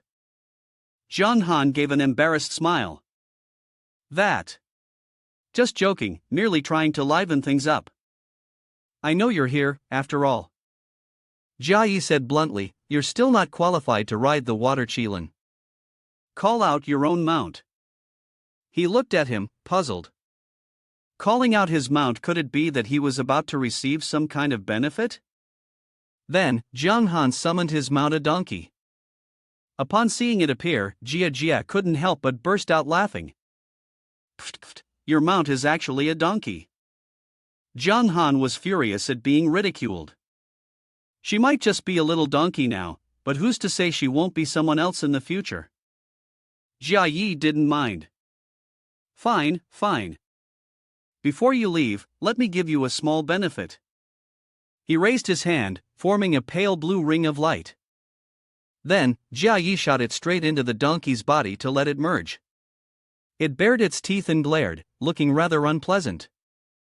Notification from the mount system: your donkey has obtained the bloodline of the water qilin. Traveling guest undergoes transformation. System notification: your mount has mutated, traveling guest increased dramatically, successfully evolving into the dark gold tier boss blue unicorn beast. A layer of shiny blue scales appears on its back. System notification: blue unicorn beast. Mature stage, dark gold tier boss mount, level 50. Movement speed 120%, attack 30%, health 50%. Stamina effect increased by 30%. Special skill: flattening the battery. Introduction: a regular donkey has fused with the bloodline of the water qilin, transforming into a special creature with incredibly fast speed and the rare endurance of fire. Jiang Han felt a sense of joy in his heart upon seeing this. The speed being 6 times faster than that of the fire creature was already impressive, and on top of that, there was an increase in attributes as well. Perhaps riding this in battle could enhance both attack and vitality. Jia, dissatisfied, disagreed. "Father, using your blood to increase the potential of that donkey is too much of a waste." He replied nonchalantly, "You adventurers from another world, I can't just give you benefits for no reason. This will be a reward for you killing 1,000 flame demons. How about it?" he asked with a smile and a nod. "Okay, I truly appreciate it." System notification: you have accepted the mission to kill the flame demon. Difficulty B. Introduction: if you kill the flame demon, you can obtain a valuable dark gold grade mount. Such a reward, please go ahead and complete it. Mission requirements: eliminate a series of flame demons.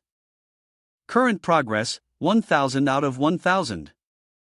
Mission reward: permanent use rights of the dark gold grade mount blue unicorn beast. He was stunned as he looked at the system notification. The loyalty of your blue unicorn beast mount has increased by 100 points. Jiang Han analyzed: mounts also have a concept of loyalty. He had once read a strategy guide online, with the lowest loyalty being 60 points. Regardless of whether it was a mount or a pet, they all had the ability to escape. Above 80 points, if the mount could be freely controlled, they would never betray you. As for 100 points, it was difficult to achieve. If no incidents occurred, they would remain loyal to the very end. Jia Yi left, so it was time to say goodbye. The battle between light and darkness was inevitable. Wait for your performance. Jia, unwilling to be outdone, pointed at him threateningly. "Just wait, next time I'll make you cry." He laughed heartily. "Thursday, ride with me, try to become stronger, and later, take me to ride the wind." Jiang Han glanced at the remaining flame demons. "Alright, next we need to deal with all these flame demons here." 2 days later, at 9:30, the system announced the progress of mission 965 out of 1000. Your level has reached level 60. Looking at the equipment in the system interface, he had managed to obtain some flame demon gear over the past 2 days. It would only take a little more time to complete this mission. The system displayed the flame demon boots, dark gold level, defense from 180 to 200, health 10,000, effect, movement speed increased by 35%. Required level, 59. Equipment effect description not yet clear. He stared in astonishment at the system prompt. Please note, the East region of the world's martial battle event you're participating in will begin its first round of the elimination tournament at 10 a.m. Would you like to go to the venue in advance? Note, once the event officially begins, you can choose to teleport to the competition site immediately or forfeit the match. Jong Han clicked on the system interface to check his level.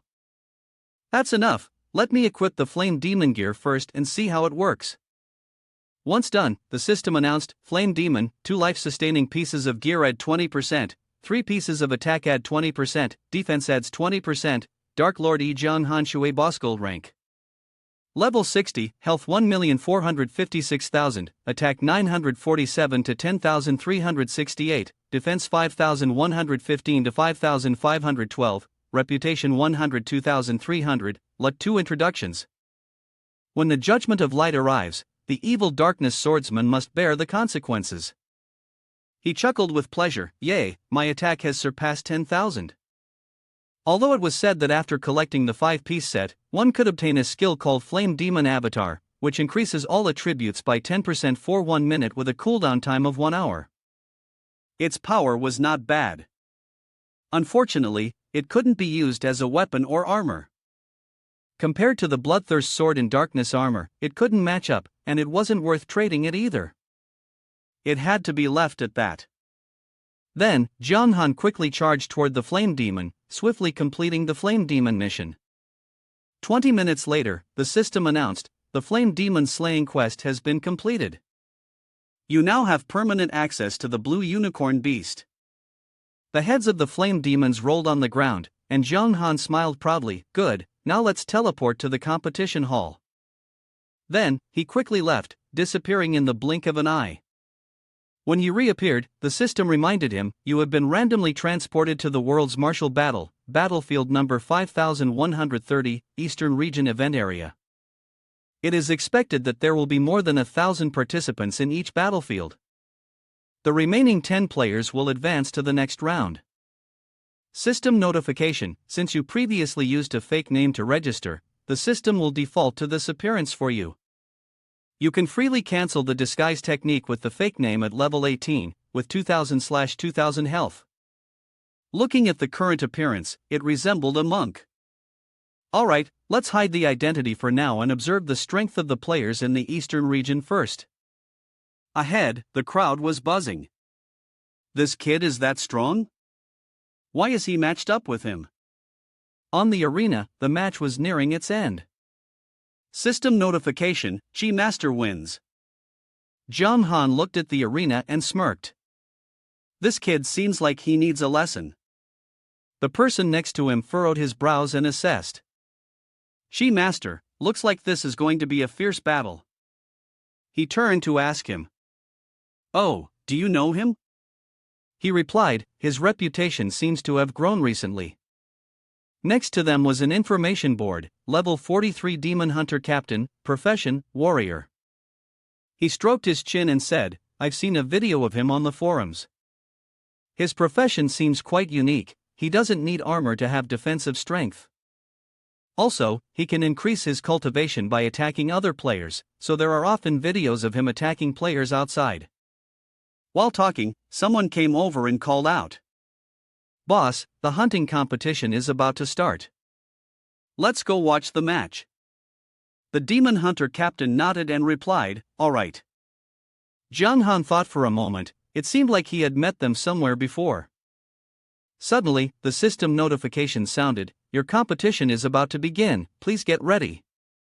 Then, the system announced, you will be transported to the battle arena in 3 seconds.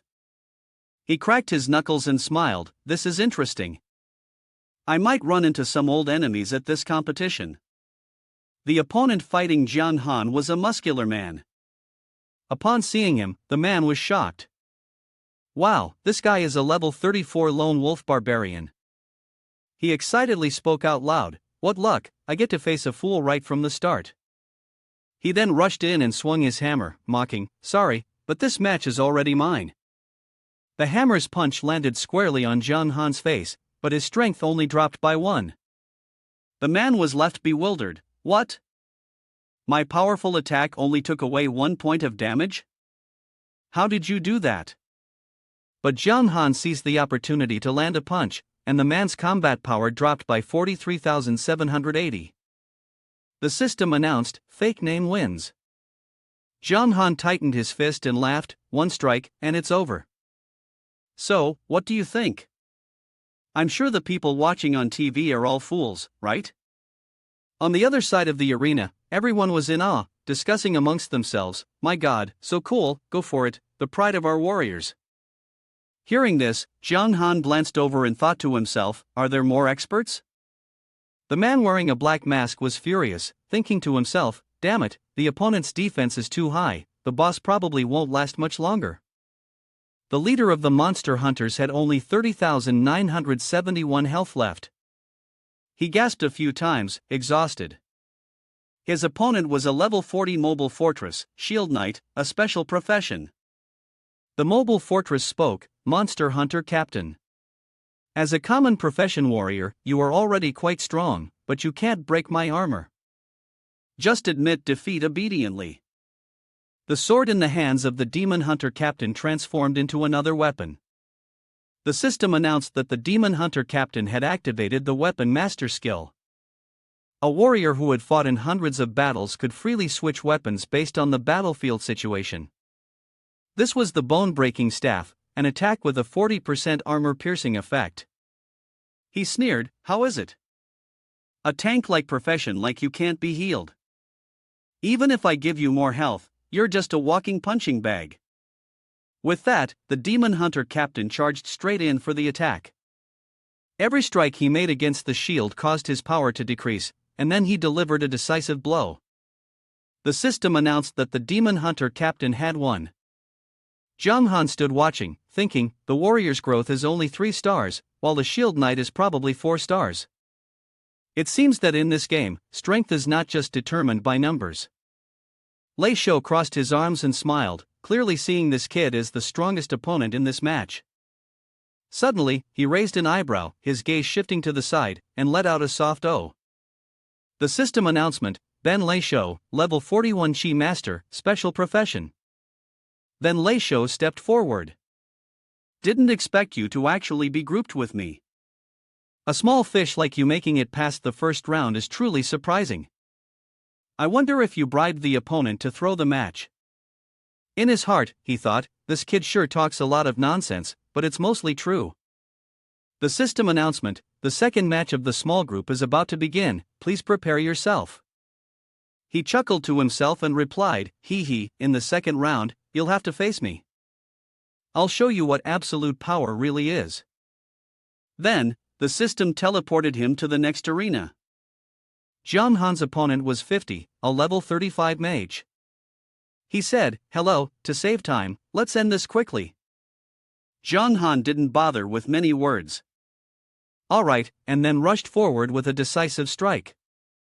The system announced the fake name victory. He glanced over to the other side, thinking, everyone has been drawn over there again, and this time, there are twice as many people. Cheers erupted from below the arena. Go for it, team leader of the hunters, teach that ambusher outside the city a lesson for me. Lei Shou kicked the Demon Hunter team leader. The team leader used his sword to block the attack, while Lei Shou clenched his fist and grinned with satisfaction. What's wrong? The master weapon you warriors have always prided yourselves on can't be used anymore? One punch from Lei Shou caused his opponent's strength to drop by 13,901.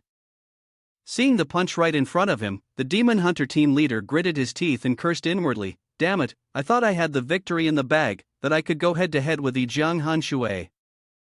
I never expected that the squad in this match would be eliminated. He landed a punch directly on his opponent's face.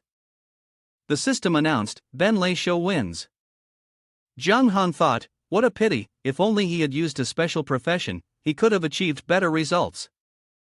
The system then announced, the third match of the group is about to begin, please prepare. Immediately, he was teleported in front of Lei Shou. Lei Shou sneered, it's you, the miscellaneous fish. Although I don't know how you managed to survive the first 2 rounds, your luck ends here. The crowd under the arena was discussing among themselves. Level 18 opponent, although we can't see what profession the opponent is, Ben Leisho is sure to win this match. Another person sighed. It's a pity we can't see Ben Leisho get beaten. Let's disperse. Leisho raised 3 fingers, teasing him. How about this? To avoid people saying I'm bullying a newbie, I'll give you 3 moves. How does that sound? John Han was furious, veins bulging on his forehead, unable to respond. Suddenly, a foot appeared above his head. John Han's foot directly stomped Leisho's head into the ground. He shouted loudly, "Is that enough talking?" His health bar was now down to just a sliver. Leisho was slammed to the ground, face down. His eyes widened in disbelief. Gritting his teeth, he thought, what? 1 move and I've lost 2/3 of my health? Is this something a level 18 can do? John Han's punch made everyone gasp in amazement. What kind of newbie is this? So strong, those legs are insanely powerful. The bald guy standing next to them raised his hand, excited. I thought he was a newbie, but turns out he's a god-tier player. The guy with black hair clenched his fist. As long as we can't see the profession, it must be someone with a hidden class. Seeing this, the crowd outside simultaneously shouted, "Go, bald guy! Get revenge for us!" He heard the cheers and stared at John Han, wondering, who is this kid? Leisho gritted his teeth in anger, forming a ball of energy in his hand. Maybe you do have some strength, but can you handle this move of mine? System notification: Ben Leisho has activated the skill Li Tkh Ba. After 5 seconds, the resulting force will deal massive damage to the opponent. He put all his strength into the orb and launched it toward his opponent. Die! John Han remained standing still, watching the orb, which seemed almost lifeless, heading toward him. Yet, its damage was only in the low 2 digits. Leisho's eyes bulged with bloodshot veins, his mouth agape in disbelief. How could the strongest attack he had muster only deal 79 points of damage? Before Leisho could even process it, John Han rushed forward and landed a crushing blow on him, reducing his power by 45.901. He muttered, "Too weak." System announcement: the fake fighter wins. Then, the system's voice echoed again, "System announcement, congratulations, you have successfully leveled up to the 2nd round of the world's martial battle. The 2nd round will begin at 10 a.m. tomorrow. Please prepare accordingly. You may leave the arena at any time." As the system's message ended, John Han felt a surge of power from within his body. Time was tight, the mission was crucial.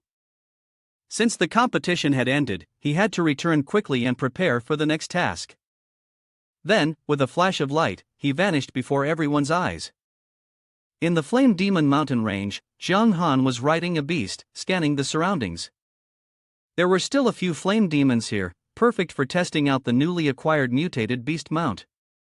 System announcement: you are currently riding the boss grade dark gold blue unicorn beast in riding mode, with a movement speed of 140%, attack power at 30%, health at 50%, and stamina efficiency increased by 50%. Upon hearing this, he eagerly snapped the reins and urged the beast into a full gallop.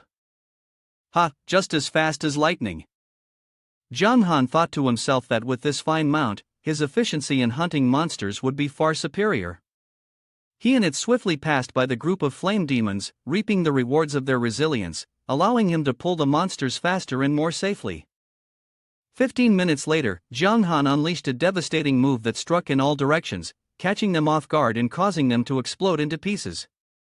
The system's notifications rang constantly: congratulations on killing the elite monster, Flame Demon, earning 35,000 experience points. He held the reins, watching it gradually die, and smiled as he evaluated it. The effectiveness of riding the giant centipede beast was truly high, its whole body glowing with the familiar golden light. System notification: you have reached level 61. Suddenly, he glanced toward the cloud of smoke and dust, realizing that his actions had almost wiped out the entire group of flame demons. Since it was like this, he would head back to the Sword Pavilion to ask Sword God for information related to the ritual of the Holy Light Church first. The scene shifted to John Han returning to Qing Feng City's Sword Pavilion. He stood at a distance, observing. In front, a person was swinging a sword. It was Sword God, practicing her swordsmanship. Exin suddenly sensed a disturbance, a pair of eyes staring at her. She swiftly swung her sword towards him. I ordered you to leave the sword pavilion. You dare to come back? John Han, caught off guard, was unable to block the strike, allowing it to land. His strength dropped to a mere 1 point. Sweat dripped down his face, and he couldn't help but laugh helplessly. 1 point. Great, I almost had nothing left. Seeing that it was Jiang Han, she unexpectedly exclaimed, "It's you." She supported herself with one hand and stared at him. "Have you come here out of addiction? Do you know that by coming to find me, you're forcing me to face immense pressure?" Jiang Han walked forward and responded, "Don't worry, I came here secretly.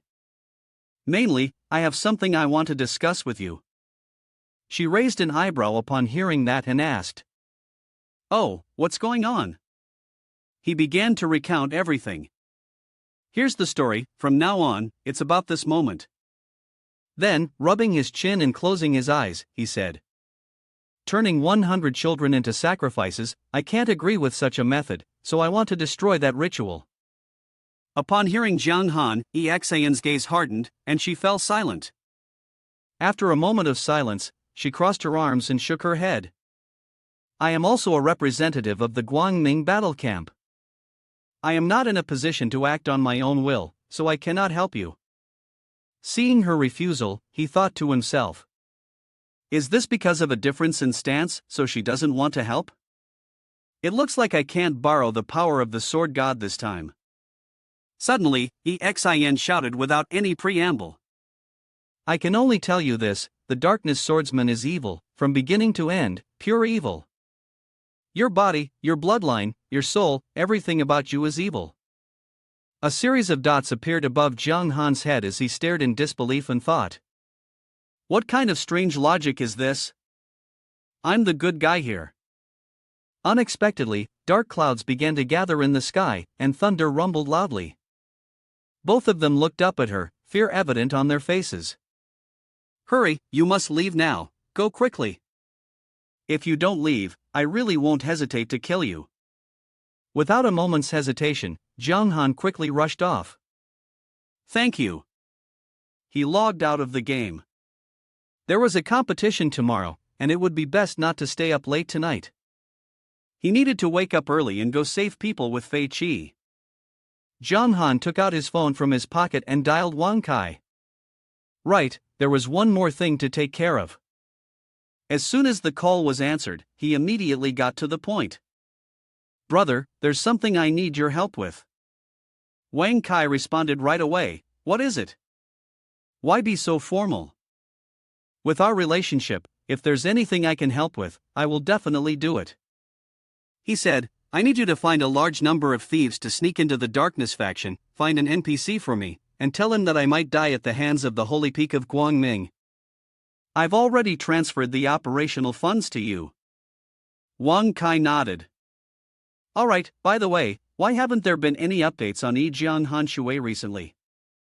Isn't he secretly carrying out some evil plan?" Jiang Han smiled as he said goodbye. You'll know in 2 days. I have quite a bit to do tomorrow. I'm going to sleep now. Bye-bye. The next morning, in Tianhai town, Jiang Han emitted a green aura as he logged into the game. He was about to start the mission to save someone, just in time to participate in the competition at 10 o'clock. Ahead, Fei Qi was testing the axe in his hand, swinging it down. Jiang Han quickly ran up from behind and shouted, "Fei Qi." He heard the voice and turned around. Jiang Han hurriedly said, "The plan has changed. If you don't save your sister within 2 hours, she will definitely die." Fei Qi was stunned upon hearing this, gritting his teeth, his hand gripping the axe tightly as he exclaimed, "What? Damn Guangming, the Holy Church, they actually started the sacrificial ritual earlier than planned." Jiang Han felt a bit guilty and said, "I'm sorry, Fei Qi brother, I advanced the plan earlier than expected." He couldn't explain any further. "Have you thought of a way to save your sister?" Fei Qi nodded. Yes.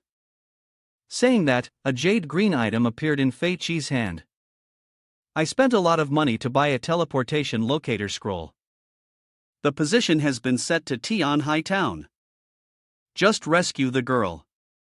The time span is 10 seconds, and once the formation shift is activated, it can safely return. As for how to get there, he gripped his arm tightly and explained. The left bond arm still had 3 remaining uses, similar to a scroll. It could activate a one-time special formation to approach the opponent instantly. However, the formation sealing the girl was very special and could only be teleported out of the formation. Moreover, within a 10-meter radius, it was possible to switch positions with the opponent, but the change in position required the agreement of both parties. Our sister, the girl, wouldn't agree. Jiang Han quickly interrupted. We'll explain the extra details when we get back. Fei Qi nodded, a surge of power emanating from his hands, enveloping both of them. All right, let's go. Then, a flash of light appeared, and the two disappeared from the spot, leaving behind a faint blue glow. In the secret path formation of Guangming, the Holy Church, countless people surrounded the area, with a group of people inside. The system notification appeared. You have entered a dangerous map, the secret path of Guangming, the Holy Church. The two of them materialized from the space, and the Holy Church guards, seeing the intruders, immediately shouted, "Who are you? They're pointing the wind at us, kill them quickly, or else the High Priest will punish us. Tonight, divine brightness will come to Tianhang mainland, and surely, people from the darkness faction will try to sabotage it."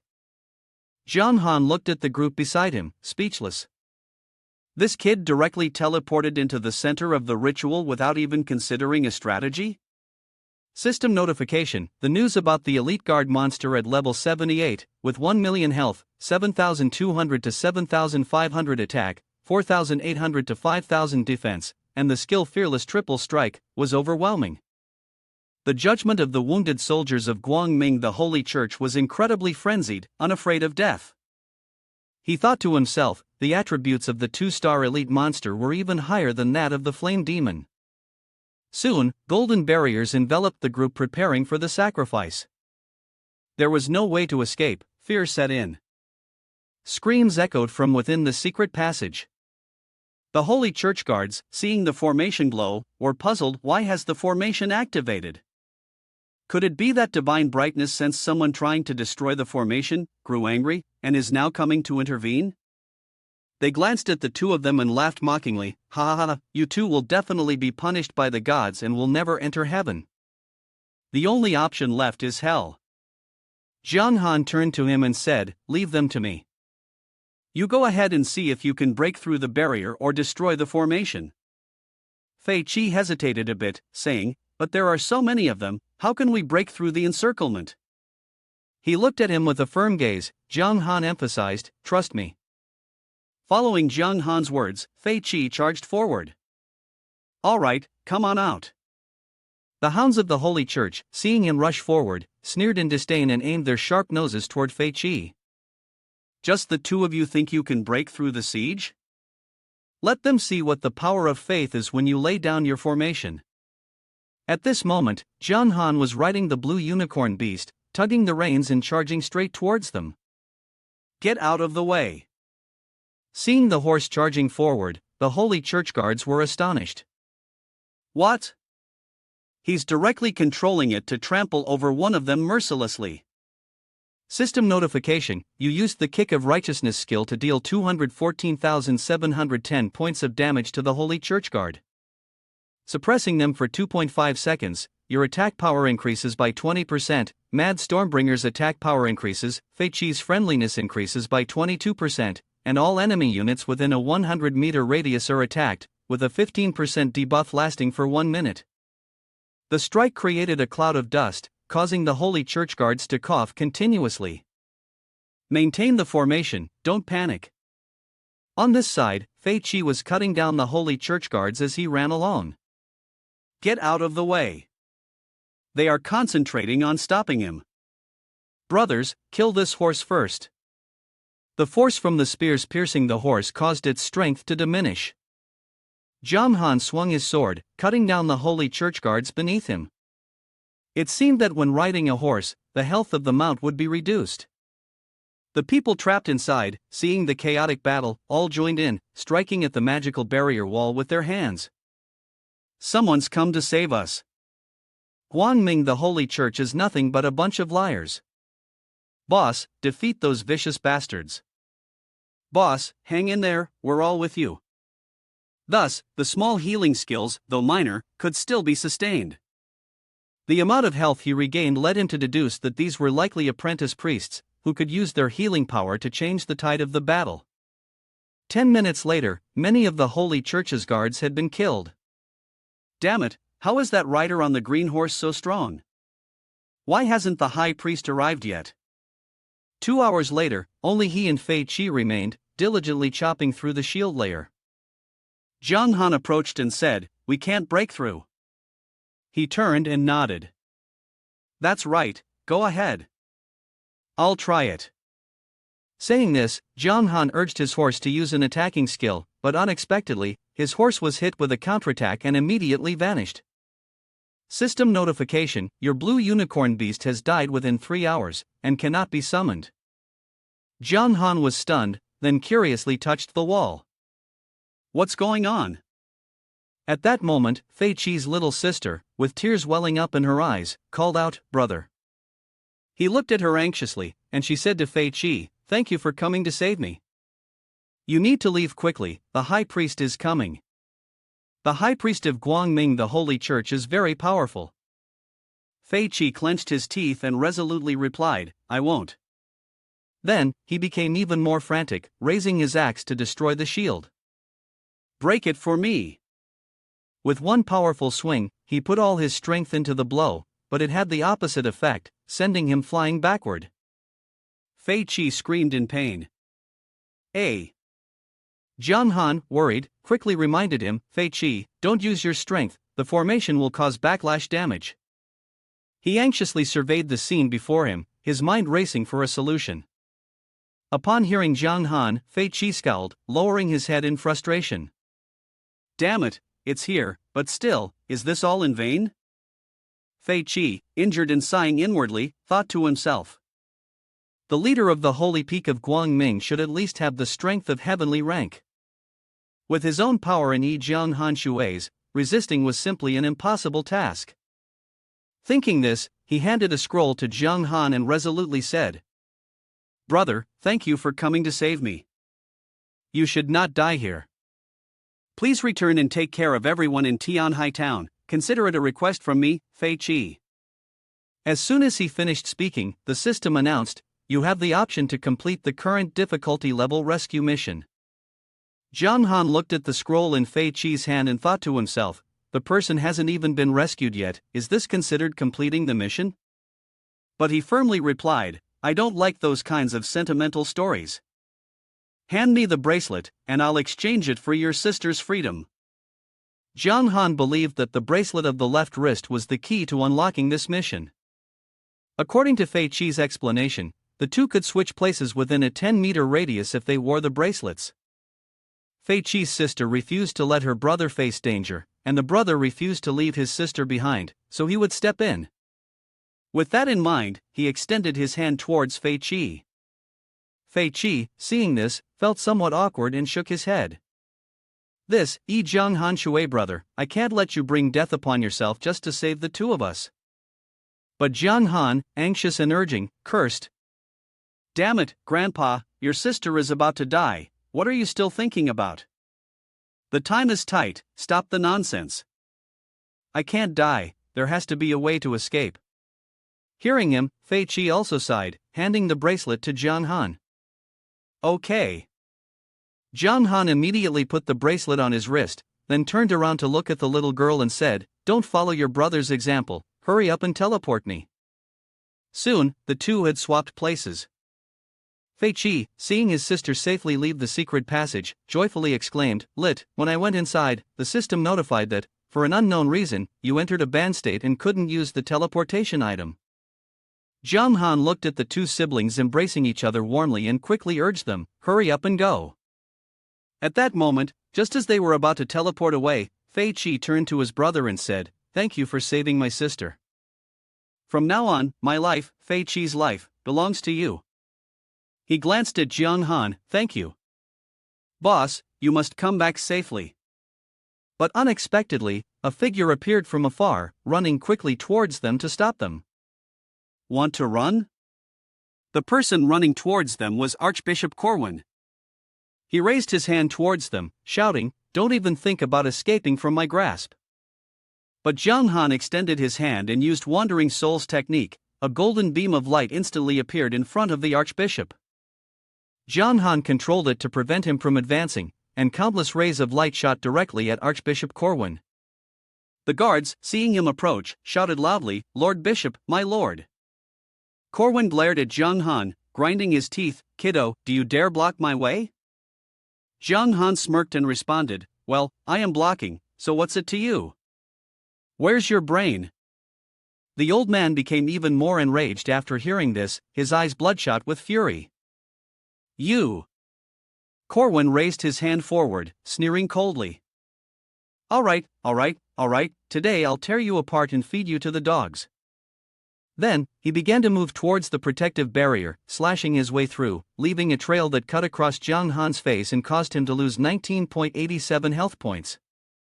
The others within the protective layer couldn't withstand it, their bodies were struck, and blood splattered everywhere as they screamed in pain. "Ah, we're going to die, we're going to die. Sob, sob, sob, I don't want to die, I miss my mom." Hearing the terrified screams of the others, Jiang Han turned his head to look, thinking to himself, "What, is this guy planning to slaughter these innocent girls to offer them as a sacrifice to the god of Guangming?" Outside, Corwin laughed victoriously upon seeing this. "Ah, die along with these brats then." Jiang Han stood still, thinking to himself, "Even though they're just NPCs to me, they are still human. How can I just stand by and watch them get slaughtered like this? But I'm stuck here today, and if I don't do something, I might not make it out either." Suddenly, an idea struck him, and he remembered something Xin had said to him earlier. "That's not right, there's a way. The darkness swordsman is evil, from start to finish, your body, bloodline, and soul are all evil." A thought flashed in Jiang Han's mind, and he reached out to touch the protective barrier. As his hand made contact, a stream of black blood began to flow from it. "You old bastard, I suggest you stop right now. Do you know what my blood represents?" Seeing the blood constantly flowing out, Corwin was taken aback. "What? You're the darkness swordsman?" Jiang Han manipulated the black blood, and it began to spread slowly.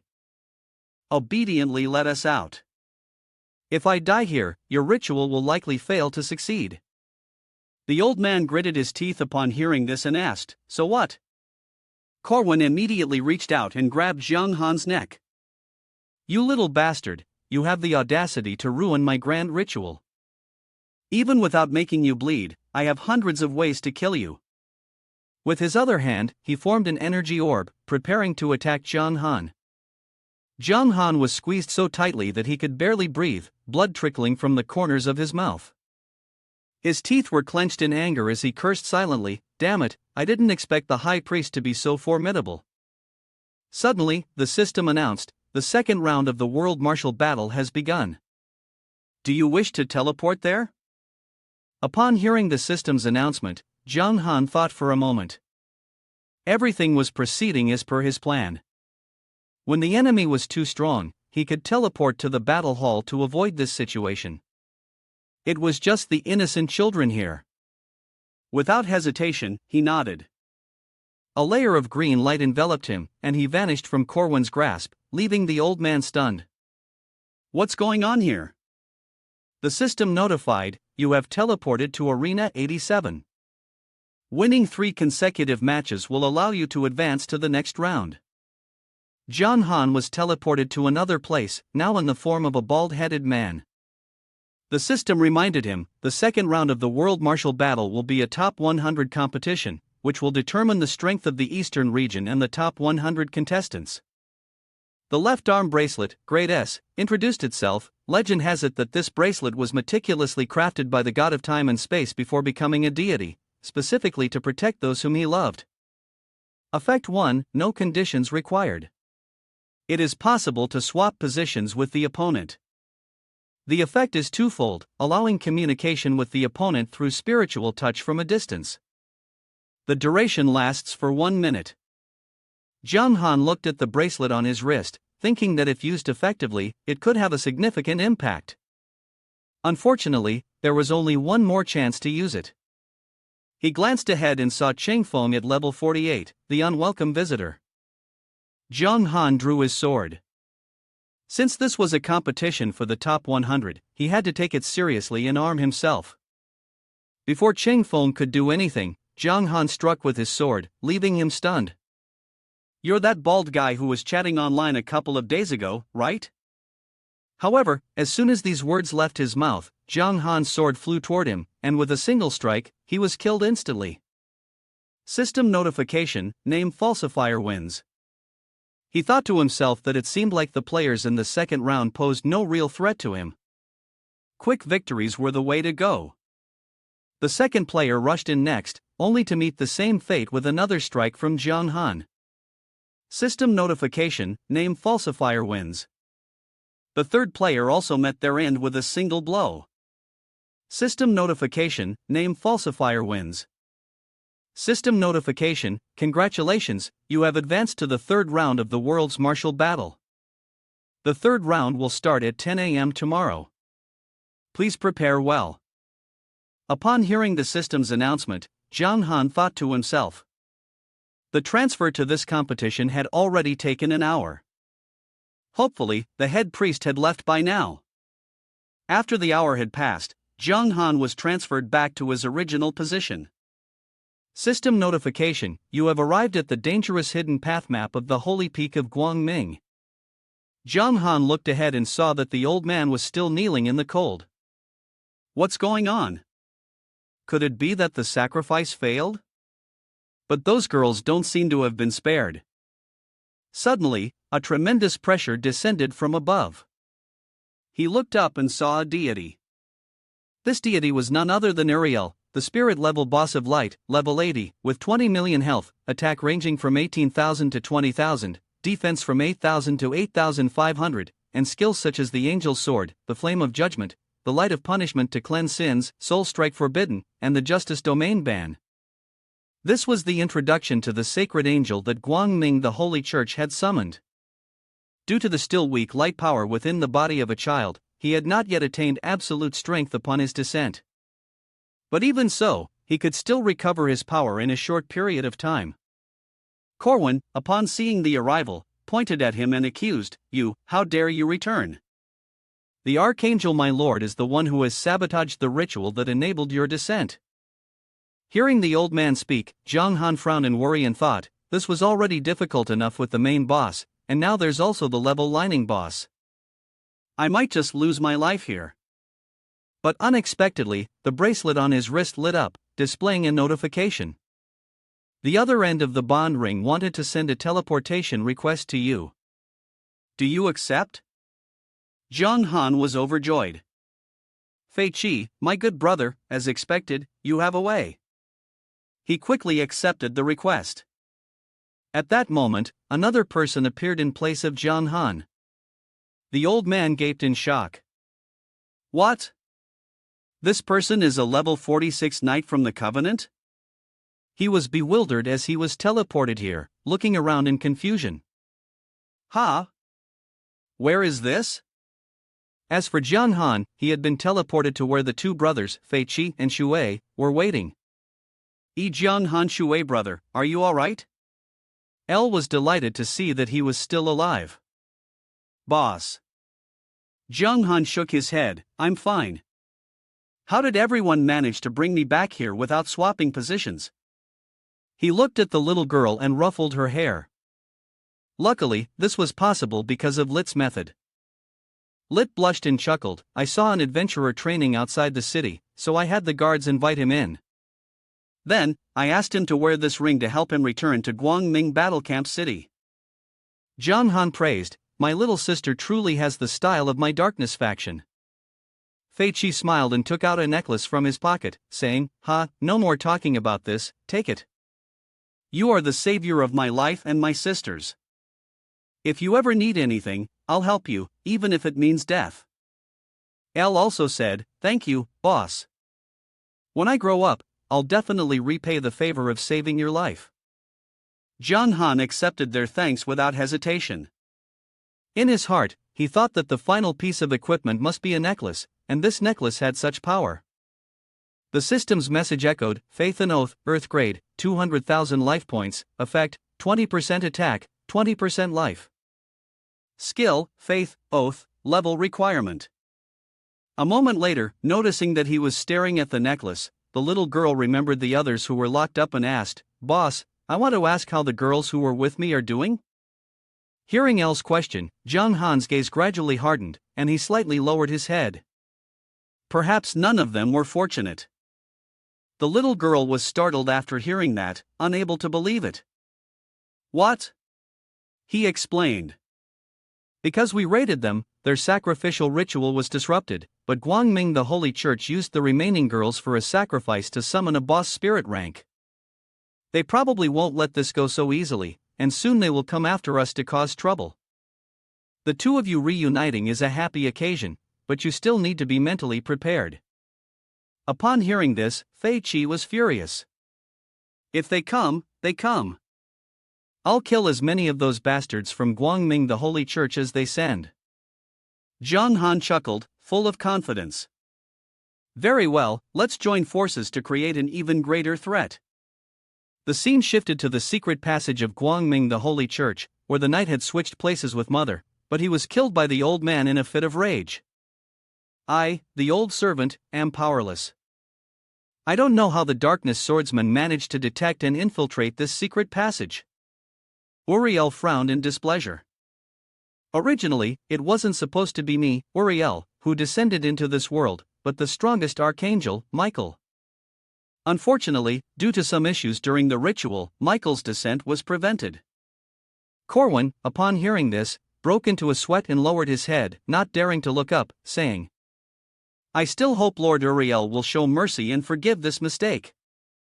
From the mouth of the adventurer who had just crossed over, it could be understood that he had been sent from Tian High Town. Uriel frowned slightly, looking somewhat pleased. "Very good, once I find him, I'll pass judgment on his punishment on behalf of the High Priest." He heard this and immediately looked up in shock, unable to believe it. "Ha? You? Are you planning to deal with him yourself? But your strength hasn't recovered yet, and moreover..." He hesitated, then fell silent. Noticing that he didn't speak anymore, his gaze narrowed and stared at him intently. "And moreover, what?" Seeing Uriel's terrifying gaze, Corwin trembled in fear, quickly bowing his head low to the ground, replying in a shaky voice, "Nothing, I'll go do it right away." He immediately thought to himself, darkness and light are forces that restrain each other. Right now, that kid surely can't match the strength of Uriel, my lord, but if he's cornered, perhaps something truly could go wrong. Then he said his final words before leaving. "Go ahead, arrange a place for me to bathe and change clothes, and also summon a few bishops to help me recover my strength quickly." Corwin hastily paid his respects and left as Uriel departed. Yes. System notification, Dark Gold Tier Boss 61, the Dark Lord Yi Jiang Han Shui has destroyed the offerings for the Divine Brightness appearance, fully inciting the wrath of the Holy Church of Light. The main quest War of Light and Darkness has been activated. Hearing the system notification, the people below couldn't believe it. What? Yi Jiang Han Shui? There's no news about him in the world, and yet he continues to wreak havoc everywhere. In the room, the Fei Qi brothers and Jiang Han also heard the notification. System notification, you have received a special storyline, main quest, War of Light and Darkness with SS difficulty. Upon hearing this, he could only sigh inwardly. This special quest must be aimed at me. Specific announcement, the difficult battle of light and darkness. The SS introduces the escalating conflict, the first direct confrontation between light and darkness. the outcome is still unknown. The mission requires defeating the god of light, Uriel, but the reward for the task is unclear. The punishment for failure is death. Jung Han looked at the notification in his mind, thinking, God of Light, Uriel, the six-winged angel summoned by the Church of Light. What does this mean? Does the mission require me to kill a god? System notification, adventurers, please pay attention. The Church of Light has decided to launch an attack on the eastern region at 10:03 a.m. the day after tomorrow. The level 3 city, Tianhai Town, will be under siege. This city defense battle is of extreme difficulty, and only those above level 40 will be able to participate. Adventurers below level 40 can visit the Church of Light to receive blessings from the gods and claim rich rewards. He exclaimed in surprise, 3 days, that's fast. System notification, you have accepted the main mission, defend the city at SS difficulty. System notification, you will appear as the final boss to protect the level 3 city, Tianhai Town. If you are absent, the city will be reduced by 20 levels, and all attributes will be permanently reduced by 2000. Jung Han was stunned, thinking, with this SS difficulty and such rewards, it will surely attract many strong players.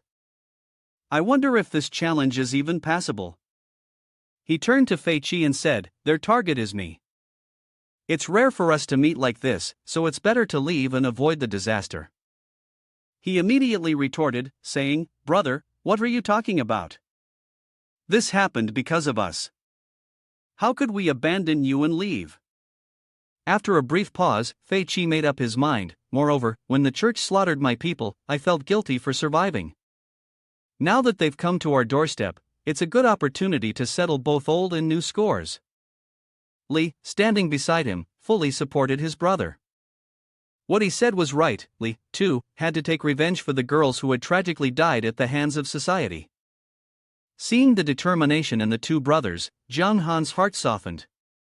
The two of them had come to an agreement. Then, he slapped his hand to his face, reluctantly conceding. Jung Han said, in that case, let's focus on strengthening ourselves in the next 3 days. The two brothers nodded in unison. Seeing them agree, Jung Han took his leave.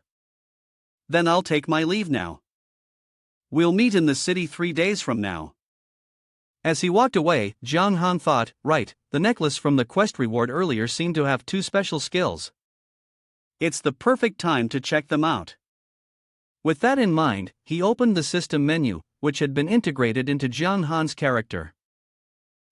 Now all the equipment had been gathered. Item information, faith and curse. Life energy level, 200,000. Attack effect, plus 20%.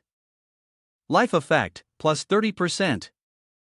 Special skill faith, special skill curse, requires the level of 1 to introduce the god of time, unable to protect a loved one, causing great sorrow. As he ascended to the heavens, he left behind this necklace, which wasn't of high quality but contained part of his power, helping those who came after to survive in dire circumstances. Special skill, passive faith level S. When you have absolute faith, the faith will surely respond to you. Using the special skill of the passive curse, level S, will allow you to use your soul as a medium, making you stronger in a short period of time. The greater the difficulty of performing the curse, the stronger the power you will receive. One-time use. Jung Han looked at the information board, astonished. These 2 special skills should be linked to the introduction of the necklace. Whether it's faith or the curse, both belong to a part of the special power left by the god of time, and the skill description is the way to activate it. System reminder, your strength has reached an entirely new level. You have met the Platinum Boss standard. Your title has changed. System reminder, your title, Lord of Darkness, has advanced to the melodic threat to the Shadow's Head. The melodic threat to the Shadow's Head, maximum health increased by 300%. He immediately changed his title, not expecting to have leveled up to a Dark Gold boss. Let's check my current stats. The information board opened.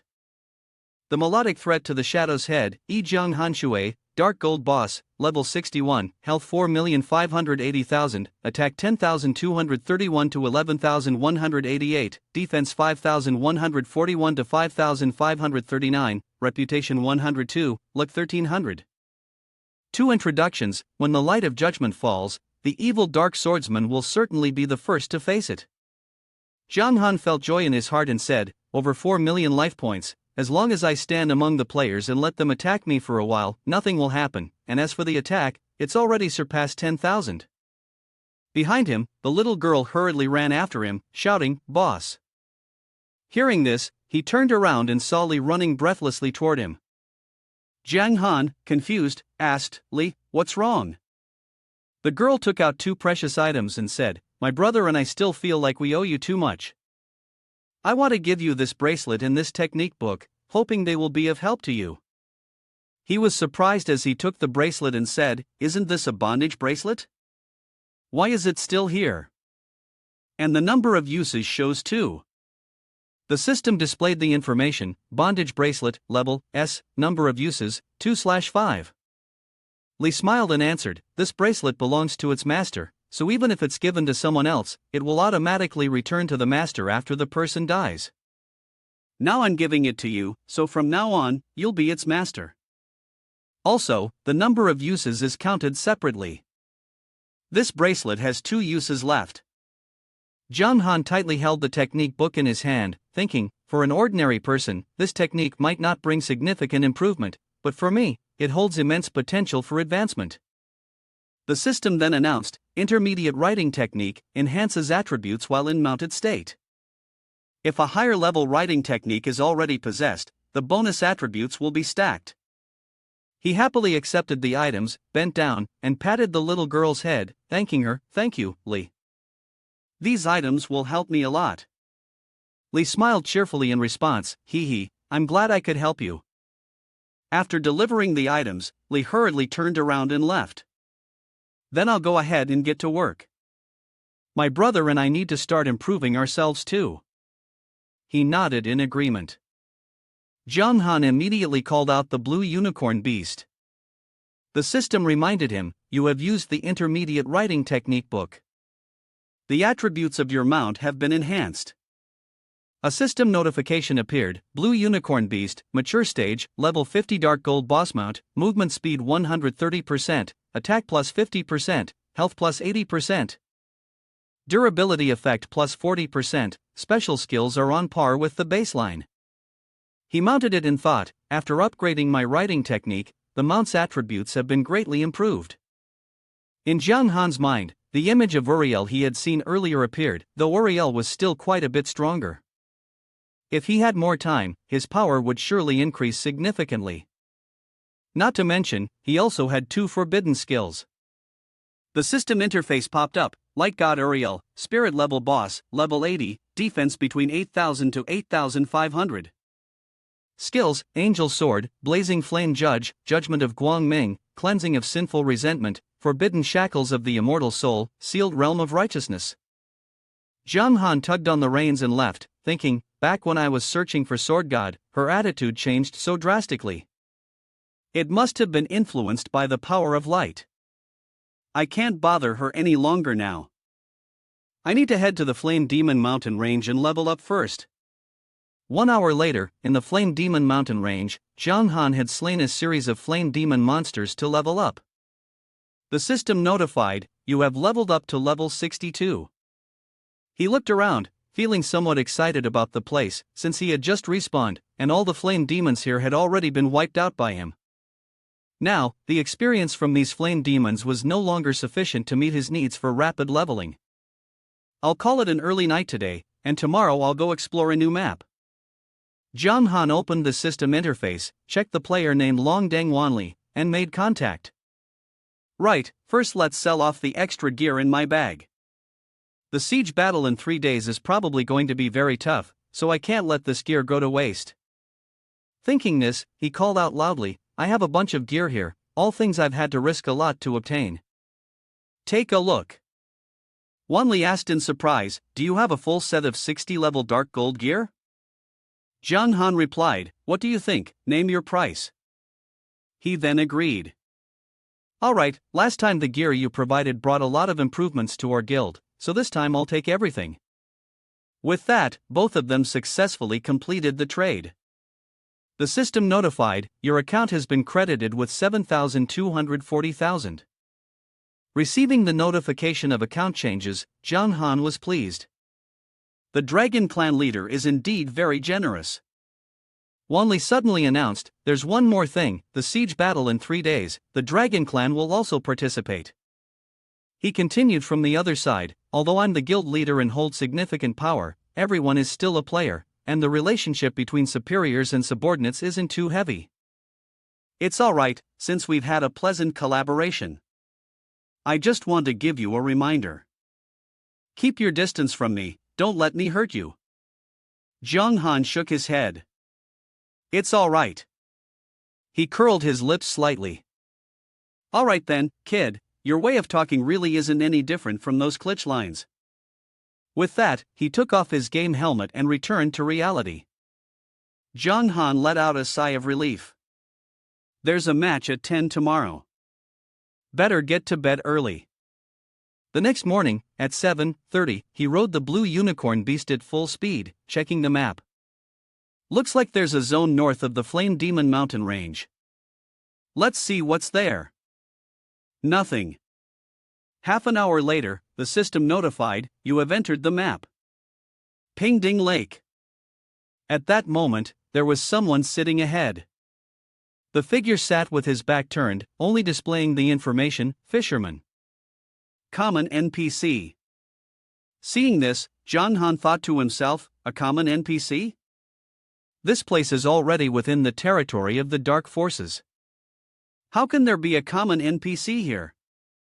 He dismounted and walked over to observe the situation. Riel, hearing the movement, turned around, his eyes lighting up. He spoke, young dark swordsman, are you also interested in fishing? Riel handed a fishing rod to Zhang Han. Since you've come all this way, why not join this old man for a bit of leisure? The system prompted, would you like to accept the fishing competition quest? Zhang Han took the fishing rod, thinking to himself, this old man recognized my identity as a dark swordsman with just one glance. Who exactly is he? Zhang Han held the fishing rod, watching Riel leisurely fishing, and asked, if this is a competition, is there a wager? Without a wager, wouldn't the competition lose some of its fun? Upon hearing this, the man, without turning his head, smiled, you're right. Riel pointed to the opposite shore of the lake. If you win, I'll give you the most precious fish I've ever caught from this lake. How about it? He raised an eyebrow and asked, what if you lose? Riel turned his head, stroked his beard, and replied, can I take an item of yours? If I lose, I won't ask for anything from you, consider it a favor owed. Zhang Han thought for a moment, then smiled and nodded. Alright, I accept. Then, the system notification appeared, you have accepted the fishing competition task with difficulty level B. Specifically, the fishing competition with difficulty level B was introduced by the mysterious old man. Winning would bring profit, and losing would not result in any loss. There was no better wager in this world than this. The mission requirement is that the number of fish caught must surpass that of the old man. The duration of the mission is 1 hour, and the reward for the mission is still unclear. Seeing him sit down properly, Riel asked, can we start? Zhang Han nodded, anytime.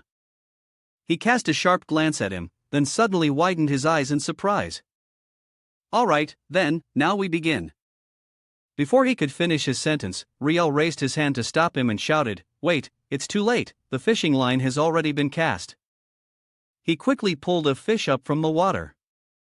The information system for the fish introduced it as a common type, with tender and delicious flesh, high nutritional value, and the ability to replenish vitality. The broth made from this fish could help the user increase their life limit by 5% for 10 minutes. Zhang Han held the armored fish in his hand, observing it and thinking, so the fish in the game all have effects? When he saw Riel looking at him, Riel quickly said, the bet hasn't even started yet, this fish definitely doesn't count. Zhang Han was at a loss for words inside. Perhaps this old man was not only incompetent but also loved to play ridiculous games? With that thought, he agreed with a nod. Fine. The old man seemed satisfied and said so. The bet began. As soon as the words were out of his mouth, Zhang Han cast the fishing rod again and caught another fish. It was another armored fish. Zhang Han grinned as he held it in his hand. The old man had already given up. 20 minutes later, Riel looked at the pile of fish beside Zhang Han and cursed inwardly, "This guy, I thought he was a novice at fishing. But it turns out he was just pretending to fool me. Despicable, truly despicable." Suddenly, Zhang Han pulled a turtle out of the water, and its body seemed to crackle with lightning. Seeing this, Riel's eyes widened, and he exhaled sharply. ZZZZT. The Thunder Turtle, Level A, was introduced. This type of turtle has a high affinity for the lightning element, very rare. Effect: after consuming food made from Thunder Turtle, all attributes increase by 20% for 10 minutes. The first time used, basic attack permanently increases by 50. Riel, drenched in sweat, stared blankly at Zhang Han, unable to believe what he was seeing. He asked, "Are you cheating?" In his mind, he thought, in just half an hour, he's already caught a Thunder Turtle. I can't even imagine what he's going to catch next. I really don't dare to think about it. Zhang Han turned to reply, "Old man, you can't slander me. I'm right in front of you, how could I do such a thing?" Upon hearing this, Riel fell silent. Then, he suddenly pointed his hand down into the water, and the surface of the water stirred as a fish leapt out. Watching the struggling fish, Riel sighed, "This bet is yours to win." System notification: congratulations, you have completed the mission. The fishing contest: you have received the S-level azure fish as a reward. Then, large ripples began to appear on the surface of the water, as if signaling something. Riel looked at the water and turned to remind him, "For the time being, it's best if you don't fish here anymore. If you manage to catch it, you'll die a tragic death." Zhang Han, still confused, asked, "What exactly is the creature in this lake?" His gaze flickered. "The Dark Swordmaster is extremely evil, definitely a force capable of stirring up storms. Moreover, you have blocked the appearance of divine brightness in the belief of the Church of Light, becoming an extremely important center. Ordinary adventurers could never catch anything from this lake, but you might be able to." After a pause, Riel continued, "The rules will inevitably force you to face the light, but there is a special taboo in the lake. The rules must also limit that creature's appearance in this world. In other places, it's up to you to fish, but if you want to keep your life, don't fish here." Hearing him, Zhang Han broke into a cold sweat, thinking it was a trick, right? "Anyway, fishing here is not possible right now, so let's just come back later." Riel crossed his arms, furrowing his brows in scolding, "I was wondering why you were catching so many fish. Surely, the dragon's will to be caught is too strong, influencing the other creatures. Damn it, you've caused me too much loss." System notification: Roaring Wind of Mutual Destruction has gained 100 hatred points with you. Zhang Han was surprised. Roaring Wind of Mutual Destruction. The name sounded familiar. He rummaged through his memory and suddenly remembered something on the leaderboard. That's right, the Dark Faction's leaderboard is just like that. I never expected the top 7 high-level experts of the Dark Faction to be him. Seeing Zhang Han's expression change continuously, Riel guessed, "It seems you've figured out who I am." This war between light and darkness can be considered as a perspective from childhood to adulthood. You are a warrior of the darkness, don't embarrass your side. Zhang Han asked in confusion, "You mean the demon gods will lend me a hand?" Riel shook his head, "Lend a hand? Not exactly. Whether you win or not still depends on your own abilities. We are just here to observe the process." Zhang Han raised an eyebrow and asked, "If the demon gods cannot intervene, then the high-level experts from the light side will just watch from the sidelines, right?" He felt a bit uneasy. "What worries me most is the possible appearance of high-level experts that I cannot face at my current stage. Even if I give it my all, it will be useless. Riel responded, "That's not certain. You must understand that you're up against the entire Church of Light. This is not just a personal grudge between you and Uriel. In other words, the Church of Light has every right to take action against you." Upon hearing this, Zhang Han twitched the corner of his mouth. If there were no grudge, they definitely wouldn't interfere, would they? Riel gently pushed the brim of his hat down, turned around, and began to leave. "Azure Fish, consider this as my personal support for you. I hope this generation of dark swordsmen won't encounter misfortune too soon. Farewell." Seeing him about to leave, Zhang Han quickly called out, "Wait." He turned to look at him. "What is it?" "I've said all that needs to be said. I really can't help you.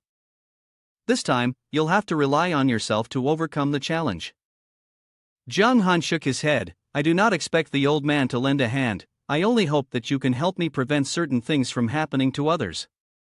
Hearing him speak like this, Ri remained silent and did not respond. He said nothing and immediately vanished from the scene. A flash of light appeared, striking down to the ground. Quickly, the system notification appeared. The third round of the world's martial battle is about to begin. Would you like to be teleported to the competition location immediately? He nodded and replied, yes. As soon as Zhang Han was teleported, the system announced, "Please note, the third round is a tournament for the top 100. According to the system's calculations, winning 8 single matches will result in a level up." He opened the system panel and clicked on it. Right. Let's take another look at the Azure Fish that Riel just gave. An image of a fish appeared on the system panel, labeled as Azure Fish, S rank. The small fish is formed from the essence of water. Its blood and flesh have extraordinary healing properties. The effect restores 10% of health per second for 10 seconds. The bonus effect increases 100,000 points of basic health. The bonus effect can only be applied once. His eyes widened in astonishment. The demon god truly is the demon god, so generous with his gifts. The Azure Fish can restore 10% of health per second, meaning it can fully recover in just 10 seconds. This could turn the tide in crucial moments. Along with the additional health boost, the system then notified, the third round of the world's martial battle will officially begin. You will be teleported to the competition location in 3 seconds. Zhang Han immediately appeared on the stage, without saying much. He quickly rushed forward to attack, causing the level 49 Rogue Li Bai Piao to freeze in place. The wizard, seeing the bald figure, thought to himself, "It's over, this is the fake dark horse of the competition," and he was so frightened that he froze himself. But with just one strike, Zhang Han ended the fight, a fake victory. Someone behind him shouted loudly. He immediately jolted, thinking, "Oh no, have I been discovered?" The crowd gasped. As expected, he's entered the competition too. "Sai, it seems this competition is Zhang Han Shui's to lose," they murmured. He turned around at the sound of their discussion. "What's that?" At that moment, the image of a person who looked exactly like him was fighting another opponent. The other fighter, upon seeing Zhang Han's figure, was terrified, realizing he had met a tough opponent. The imposter carrying a large sword over his shoulder taunted, "Why aren't you surrendering as soon as you see me? Do you want me to use my temple assassin skills before you give up?" System information appeared, Zhang Han Shui, level unknown, a special class of shadow swordsman. The people below the stage were somewhat puzzled. Something feels off, but I can't quite pinpoint it. Just look at his performance, I'm sure he'll easily win this match. Zhang Han was furious, straining his eyes to see clearly.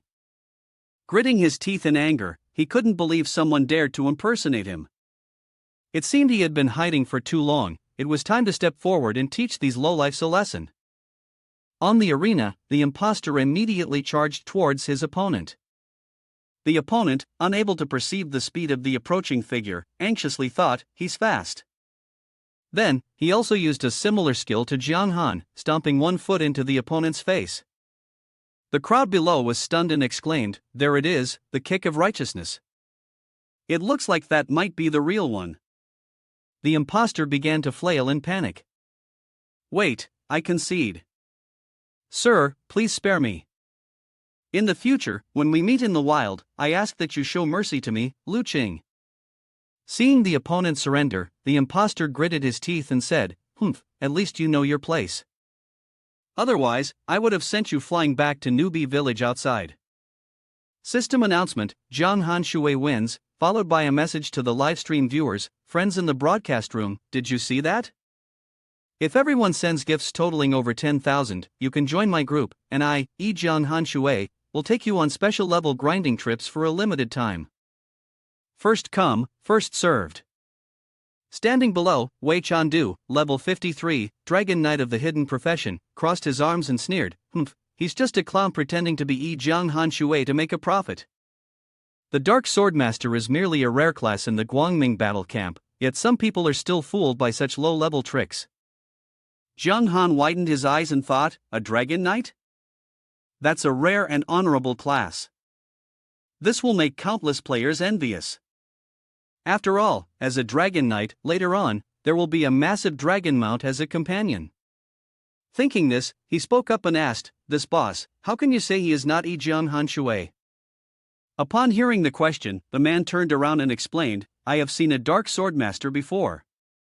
Although there is only one word difference between a Dark Swordmaster and a Dark Swordsman, their growth levels are very different. The only advantage is the ability to hide one's information, making others mistakenly believe that their skill level is much higher. After speaking for a while, Wei Chandu decisively turned and walked away, saying, it's a pity Zhang Han Shui is not here, otherwise, I would definitely meet him. Hearing this, Zhang Han was furious.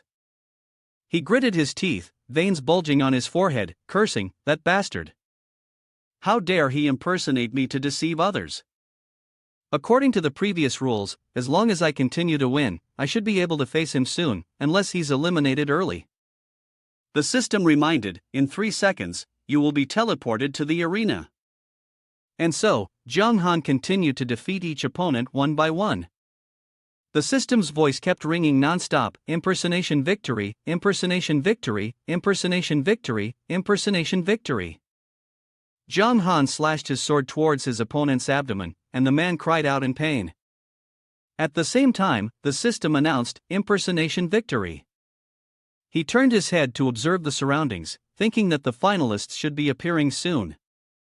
Over here, the opponent who was impersonating him was kneeling in defeat, I lost, boss Zhang Han Shui. Please spare the members of our guild from now on. He secretly laughed to himself, this is so cool. As long as I impersonate him, I can win without even having to fight. The eyes of the imposter flashed with a glimmer, his mind filled with schemes. Zhang Han Shui, I created a character just like you for fun. At first, players often mistook me for you and hunted me down. Later, as your fame grew, the adventurers gradually became wary of me. He recalled the memory of being trampled under the foot of Bone Warrior. You have been hit by Bone Warrior's stomp skill, and gained a new skill, Stomp Face. Later, during the siege of Gloomy City, I accidentally discovered your method of stomping on people, and the adventurers became even more convinced of my identity. The imposter clenched his fist and laughed triumphantly. After that, I simply started streaming and used Zhang Han Shui's reputation to make money. Some major guilds even voluntarily gave me top-quality equipment and rare items to befriend me. With Zhang Han Shui's fame, I didn't even need to make a move in this martial arts competition. My opponents would surrender before we even started. Suddenly, the system reminded him. In 3 seconds, you will be teleported to the arena. The imposter then glanced at Zhang Han, the real deal standing directly across from him. He was confident this match would be an easy win. His expression was incredibly ugly, as if someone had just stolen his sack of rice.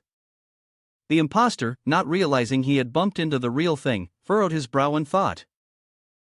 What's going on? How can this guy remain so calm even when facing me?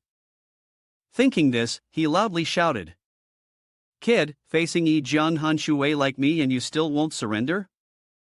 Zhang Han pointed at his opponent, a smirk appearing on his face. Yi Jiang Han Shui, huh? But you're Yi Jiang Han Shui, right? The character Jiang in your name is missing a dot. In C Nation's pictographs, just one missing dot changes the meaning entirely. As soon as he spoke, the crowd below the Thunder Arena immediately started discussing. That's right, if you look closely, his name is indeed missing something. Wait, if it's fake, how would he know Yi Jiang Han Shui's kick of righteousness move? I've never seen anyone else use that skill. Jiang Han furrowed his brows and questioned. Go ahead. Who exactly are you? How much money have you scammed pretending to be Yi Jiang Han Shui? The impostor stubbornly tried to justify himself. Yi Jiang Han Shui? I am Yi Jiang Han Shui. At first, others mispronounced it, which caused some misunderstandings, but later on, they became honest. Now, I am Yi Jiang Han Shui. In his heart, he thought, this guy seems a little dumb. As soon as I use that move, he'll see I'm legit. The public opinion wavered, with some starting to believe his words. Is that so? I've never encountered Yi Jiang Han Shui in the game, and I can't even find a player like him in the videos. The impostor said nothing more and lunged forward, raising his leg to attack. Kid, take this kick of righteousness. Jiang Han remained still, and as the impostor approached, he lightly kicked the top of his head. The impostor gasped in surprise. He was angry, his eyes flashing with a murderous glare, transforming into his true form and stomping the impostor down onto the ground. Jiang Han exhaled, releasing a puff of smoke, gritting his teeth as he questioned. I'll ask you one more time, who the hell are you? Why are you impersonating me? Speak the truth. As soon as he reverted to his true form, it caused a stir among the onlookers. What's going on here? Is there really two Yi Jiang Han Shui? Someone quick, start a live stream, we have a juicy story. The impostor, lying on the ground, stared in confusion. What's going on here? The real Yi Jiang Han Shui? Thinking this, he immediately began to beg for mercy. Boss, Yi Jiang Han Shui, I am just a lackey who admires you, please show mercy, my lord, forgive me. I'm willing to give you half of everything I've received. Jiang Han firmly refused. No, everything you've stolen by impersonating me has to be returned. If I hear of anyone else pretending to be me in the future, I'll come after you. Upon hearing his words, the impostor laughed loudly.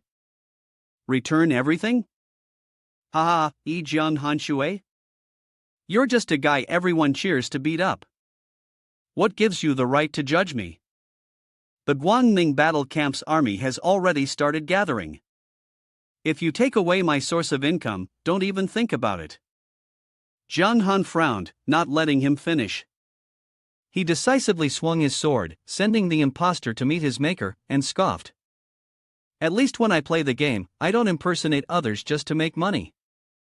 The system notification announced, Yi Jiang Han Shui wins. Jiang Han clenched his fist tightly, turned to the crowd below the arena, and asked, is anyone here live streaming? Listen up, I, Yi Jiang Han Shui, hereby declare that I currently have no live streaming channels. If anyone asks you to send gifts under the name Yi Jiang Han Shui in the future, they are all scammers. The crowd continued to murmur. So, the identity he had just impersonated was actually Yi Jiang Han Shui? No wonder he could defeat his opponent with just one punch. Damn it, this fake has scammed me out of a lot of props and equipment. When did he become a spirit rank boss? System reminder, player Yi Jiang Han Shui has been reported by numerous players for impersonating other players. This player is now banned, and players who were scammed can recover their lost assets through an appeal. Upon hearing the notification about recovering assets, he happily thought, the system is really quick and decisive. System reminder, in 3 seconds, you will be teleported to the competition stage. This time, he was teleported to the stage where Wei Chandu was. As soon as Jiang Han appeared, he spoke, I've been waiting for you. Wei Chandu seemed intrigued and said, I didn't expect the person who I faced earlier to be you, Yi Jiang Han Shui. You did a great job just now. He didn't say anything more and immediately charged toward him. However, I've wanted to challenge you for a while. Let's have a good fight now. The system displayed the following information: Wei Chandu, Dragon Knight, level 53, strength 300 3700, attack 5100 to 5370, defense 2005 to 2220, skills, Dragon Vine Technique, Shield Breaker Strike, Dragon Shadow Combo Attack, Fearless Chi. Seeing his attack coming, he quickly dodged to the side to avoid it. The system announced, you have used the Bonebreaker Strike skill, dealing 134,887 points of damage to adventurer Wei Chandu, and triggering the bone breaking effect, reducing movement speed by 20% for 30 seconds.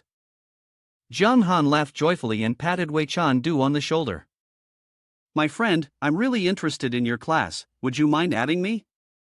He noticed how fast Wei Chandu was. Within a moment, he was already behind him, causing cold sweat to form on his back. The system prompted, Zhang Han Shui has sent you a friend request. Do you accept? Wei Chandu's eyes were filled with disbelief, thinking, one move can cause this much damage to me? And he's acting like it's nothing. It seems there's a huge gap between us. With that thought, he nodded in agreement. Alright, the system reminded, your friend request has been approved. Zhang Han pondered for a moment. As a Dragon Knight, he would have countless opportunities to interact with the dragon race. Through this person, he could learn how to acquire a dragon mount faster than others. He then raised his sword and responded, thanks. It's a bit difficult to talk during the match, but let's keep in touch when we have the chance. As Zhang Han swung his sword, a single strike landed on Wei Chandu, offending him. The system announced, Zhang Han Shui wins. The system announced, congratulations, you have successfully advanced to the 4th round of the world's martial battle. The 4th round will begin at 10 a.m. tomorrow. Please make sure to be online in time to participate. Hearing that, he immediately became excited. Alright, let's teleport then. Zhang Han quickly returned to the fishing spot, where the water was stirring. According to what Ri had just said, it seemed that the creature inside was a dragon. He then clasped his hands together and said, when I didn't want to save you, it was because my strength was still too weak, and I wasn't capable of protecting myself at that time. I sincerely apologize. At that moment, a column of light shot from the distance toward Zhang Han. His figure appeared. Kid, the task you asked me to do, I've completed. Thank you so much, Zhang Han said, his face filled with gratitude. Thank you, senior. Please, allow me to invite you to Tianhai Town so we can enjoy the Thunder Court secret together. Riel nodded. Alright, let's go. The scene shifted to Tianhai Town, where everyone was gathered around a dining table. Looking at the steaming food, their mouths watered in anticipation. The aroma was irresistible. Zhang Han happily invited, come on, everyone, don't be shy. He skewered a piece of food and popped it into his mouth. Though it didn't offer any specific benefits, the taste of the Thunder Court secret was still incredibly delicious. This trip was really worth it. Then, the system prompted, Chaotic Destruction Edge's affection for you increased by 200 points. Seeing that everyone had started using chopsticks, Zhang Han also picked up a piece of meat and put it in his mouth. The system reminded, first time eating Thunder Court secret, basic attack increased by 50 points. The system reminded, you have eaten Thunder Court secret, all attributes will increase by 20% for the next 10 minutes. He chewed while feeling the power surging through his body. A golden light radiated around Zhang Han. He picked up another piece of meat and thought, the effect after eating this is unexpectedly strong. In that case, I can't waste it, I need to take 3 portions and put them in my backpack. Ri, who had just finished eating, glanced at him and spoke, the effect of the cooked meat will take hold on your body. But over time, the effect will gradually weaken. Zhang Han smiled and replied, thank you, senior, for the reminder. Did the system really include such a setting? Still, it makes sense. After all, the nutritional value of food is certainly better when it's fresh. A dozen minutes later, the plate of meat on the table was completely empty, leaving only the turtle shell and some sauce. After finishing the meal, the old man quickly departed. Before leaving, Riel said, "Kid, I'm looking forward to your performance. I believe the other demon gods are also watching you. I wish you victory in every battle." With those words, he vanished before Jiang Han's eyes, leaving only a streak of blue light. Jiang Han turned to the L siblings and said, "I have to go level up now." "Farewell," Fei Qi nodded. "All right." 30 minutes later, he rode into a forest. The system prompted, "You have entered the fairy forest map." Jiang Han murmured to himself upon hearing this, "A goblin?" As soon as he spoke, a group of goblins appeared, holding wooden clubs and advancing toward him. A system notification appeared, Elite 3-star Goblin Monster, Level 80, 2 million health, attack from 7,000 to 7,500, defense from 4,250 to 4,500, skill, Summon Allies. Introducing Goblin, a type of demon-like humanoid creature. They are powerful and cunning, and should not be faced directly. Upon hearing this information, Jiang Han was somewhat surprised. A 3-star elite monster? In other games, goblins would likely be minor monsters in the newbie village. He didn't expect them to be this strong. Suddenly, in the eternal hangar, a giant goblin plunged its body into the ground with force. It marched forward with a grim expression, and it was none other than the Dark Swordsman. The system displayed information, Goblin King, Dark Gold Tier Boss, Level 85, 9 million health, attack from 16,500 to 18,000, defense from 6,000 to 6,300, skill, Enhanced Strength, Axe of the Thunderbolt with full ring coverage.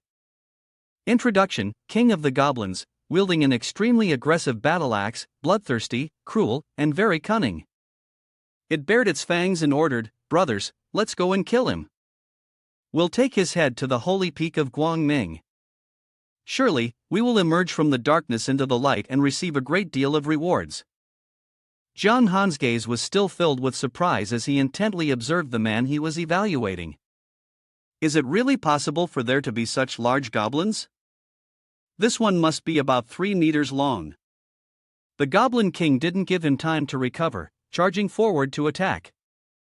As soon as the command was given, the goblins rushed toward him in unison. Jiang Han used his horse to leap away from the incoming strike. Then, he directed the horse to kick the Goblin King's face. The system reminded him, "You have used the skill Kick of Righteousness to deal 167,887 damage to the Goblin King and stun him for 1.5 seconds. The Goblin King was knocked back, with one side of his face turning red. Ugh! At the same time, the system announced an additional effect, you gain a 20% increase in your attack power, while the Goblin King's attack power is reduced by 8%, and all enemy units within a 100x 100 meter radius suffer a 13% reduction in attack power for 1 minute. You also deal an additional 20% damage. Before the Goblin King could fully regain his bearings, Jiang Han urged his horse forward, swinging his sword across the Goblin King's neck, but the attack had no effect on him. The Goblin King snorted coldly, and a thunderbolt crackled from his axe. "Humph, this beast keeps running back and forth." He growled in anger, charging toward Jiang Han and dismounting. The Goblin King's swing cleaved the air, creating a streak of light. The power of the blow was reduced to 261,420. The system reminded him, "The Goblin King has used the skill Axe of the Thunderbolt, landing a critical hit on your mount and dealing 300% of 261,420 damage to you. Your attack power is reduced by 10%. Jiang Han struggled to hold on, thinking, the axe is really powerful. After all, it's an 85 level boss, so killing it is definitely not going to be an easy task. He then used the Evil of the Lost Spirit skill, enveloping the target in dark energy. Seizing the opportunity, Jiang Han thrust his sword backward, striking the boss's knee, and reminded the system, "You have used the Bonebreaker Strike skill to deal 67,451 damage to the Dark Gold Tier boss." The Goblin King simultaneously activated the bone-breaking effect, reducing the target's attack power by 15% for 30 seconds. The Goblin King, in pain, broke free from Jiang Han's control and spun around, swinging his axe in a deadly arc. Seeing the attack, Jiang Han wasn't scared. On the contrary, he had already figured out how to counter it. No wonder this was the only second-tier attack skill in the world. It was extremely effective against monsters with a bone structure like this. The lackeys behind saw that the Goblin King was gradually weakening and began shouting to attack. The king is in trouble. Brothers, charge in and kill it. Jiang Han smirked challengingly. Come on, I've been waiting to catch all of you in one go. He jumped high, using his foot to gather force and stomped directly onto the Goblin King's face. The skill Jiang Han used was the Kick of Righteousness, knocking all the small goblins back, with some of them getting destroyed in the process. Then, the system reminded him, congratulations, you have defeated the Dark Gold Goblin King boss level 85, earning 6.5 million experience and 6,500 fame. He wiped his nose, and the familiar golden light flashed, signaling that his level had increased to level 63. Jiang Han let out a deep breath, curious to see what this Goblin King would drop. He saw that after the Goblin King's corpse disappeared, 3 items appeared. The first was the Great Thunder Strike, a dark gold level weapon with an attack range of 1050 to 12, a 40% attack boost, and a 20% attack speed boost. It also had 2 special skills, Axe of the Thunderbolt and 100 Masterful Hands. The required level was 80. Description: crafted from a special thunder crystal, mixed with precious diamond ore, this divine weapon can release thunder-based attacks. 100 Masterful Hands reduces the required equipment level by 20. Jiang Han picked up the axe inside. This large axe is truly powerful, and it has extremely strong attributes. It even has 2 special skills. Fei Qi seems to be using an axe as his weapon. As a town lord, he should have enough resources to buy it, right? Then, he glanced at the second item, Advanced Strength, Passive Skill, Grade A. Description: Strength increases the power of creatures. The skill effect enhances the attributes of pets or mounts, with the degree of enhancement depending on the traveling guest. Requires a pet or mount to be learned. The third item was a treasure map, rank B. A description: follow the directions on the treasure map, and you could harvest something decent. Jiang Han was excited. Both of these are really useful items. He was astonished as he spoke about the treasure map, suddenly recalling it. Although the map wasn't highly valuable, the rewards from the attack on Ice and Snow Town seemed to be quite significant. Then, the map suddenly flew up. The rare S-rank treasure map lived up to its name. You would harvest many things upon reaching the treasure's location. The system reminded, do you wish to use the rare treasure map? Note, the location indicated by this treasure map is extremely dangerous. Please ensure that you have sufficient strength to protect yourself before heading there. Looking at it in his hand, which was burning endlessly like a flame, he muttered, the level of danger is extremely high. This was Jiang Han, who truly felt something was off. His expression fell into thought as he scratched his chin. According to theory, the final boss in Snowfrost Town was only Dark Gold rank, so no matter how rare the treasure map was, its difficulty should be limited. Suddenly, Jiang Han had a realization and thought, but no matter how hard it is, it can't be harder than the main quest. Perhaps this rare treasure map could offer something that might change the tide in the main quest. The rare treasure map in his hand began to glow more and more brightly. Jiang Han was amazed, and the system notified, S-rank item, rare treasure map received. Treasure location, Fallen Fortress, coordinates 17,414,554. The treasure at this location will disappear in 3 days. Please be mindful of the time. Jiang Han, puzzled, opened the system interface to check, Fallen Fortress. Is there any information about Fallen Fortress on the forum? On the system screen appeared a fortress.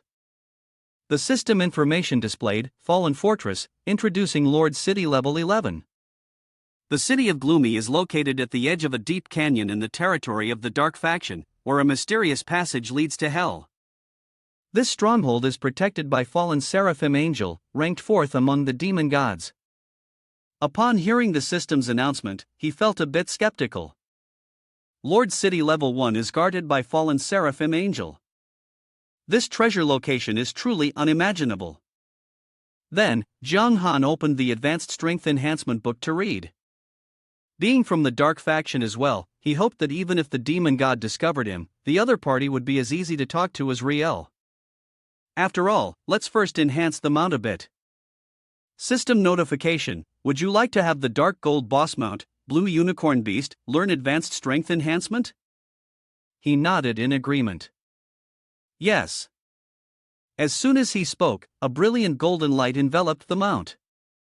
System notification: your mount, blue unicorn beast, has successfully evolved into a spirit rank boss mount thanks to the assistance of advanced strength enhancement. He felt that this horse was different from before. It's evolved, huh? System notification: blue unicorn beast, mature stage boss level 60, movement speed 180%, attack 75%, health 100%. Durability effect increased by 50%, special skills, walk as if on land. Special skill, loyalty. Introduction: a common fire who, by chance, acquired the bloodline of a water qilin, transforming into this creature. It possesses astounding speed but still holds the patience of a fire. Jiang Han happily patted its head, thinking how lucky it was to go from a copper tier fire creature to a spirit rank boss mount. Truly, fate was smiling upon him. With that, he climbed onto its back, took the reins, and prepared to set off.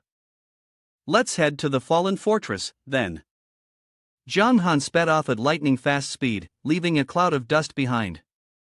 Half an hour later, he arrived at the destination. The system notified: you have entered the dangerous area, fallen fortress. Jiang Han looked at the towering wall and thought, the wall must be at least 30 meters high, right? With that thought, he jumped down to the ground, stood beneath the wall, and gathered strength in his legs, preparing to leap. Let's see if the kick of righteousness can help me reach the top. With that, Jiang Han bent one leg, causing the ground to crack, and used the kick of righteousness skill, but still couldn't clear the towering wall. He gritted his teeth. This is bad, it's just a little bit more. Seeing that he was about to fall back down, Jiang Han used all his strength to grip the edge of the wall, making it crack. Finally, he managed to climb up to the fortress, narrowly escaping disaster. Thankfully, Kick of Righteousness had provided enough of a jump boost. He stood from a distance, observing the interior. Inside, there were guards patrolling vigilantly. The attributes of the guards were all marked with question marks. Although they belonged to the evil faction, it was best not to stir up trouble. Let's sneak into the treasure hideout. Once he saw the guards had moved far enough away, Jiang Han slipped in unnoticed. They had moved far enough, so he seized the opportunity. 5 minutes later, he reached the Lord City's main building. Jiang Han stood quietly to one side, deep in thought. I really have to sneak into the demon god's house, huh? What's the point of just the location on this treasure map? Why make me break into someone's home? Look around and see if there's any easy way in. If we go straight through the main gate, there's probably too much risk. Sneaking in through a high window seems safer. Then, Jiang Han carefully moved forward. The system notification appeared: you have entered the Lord City's bedroom map. A woman with white hair, red lips, an alluring figure, and wings appeared. She is Sela. She opened her mouth and shouted, "How dare you barge into my residence? What audacity!" Sela's shout, coupled with a blast of force, sent him flying backward. Jiang Han covered his head with his hands and muttered angrily at the map, this treasure map. Is it serious? It's making me face a fallen angel directly? Jiang Han quickly shouted, wait a minute, I'm also a dark swordmaster from the Dark Alliance, you know? Hearing this, she stopped and raised an eyebrow. Oh, now he's trying to make nice. Hello, sister, I'm sure there's been some misunderstanding. Sela crossed her arms and replied, even if you are a dark swordmaster, you still can't just barge into my room without a reason. If you say there's been a misunderstanding, then tell me about it. Then, Jiang Han glanced at the rankings that appeared, shocked as he thought, fallen angel.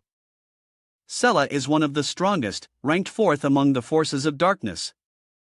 Compared to Ri, her power far surpasses his. I have to be very careful, if I say the wrong thing, I'll definitely be wiped out immediately. Seeing Sela's strength, Jiang Han became more cautious. I came here to find a treasure.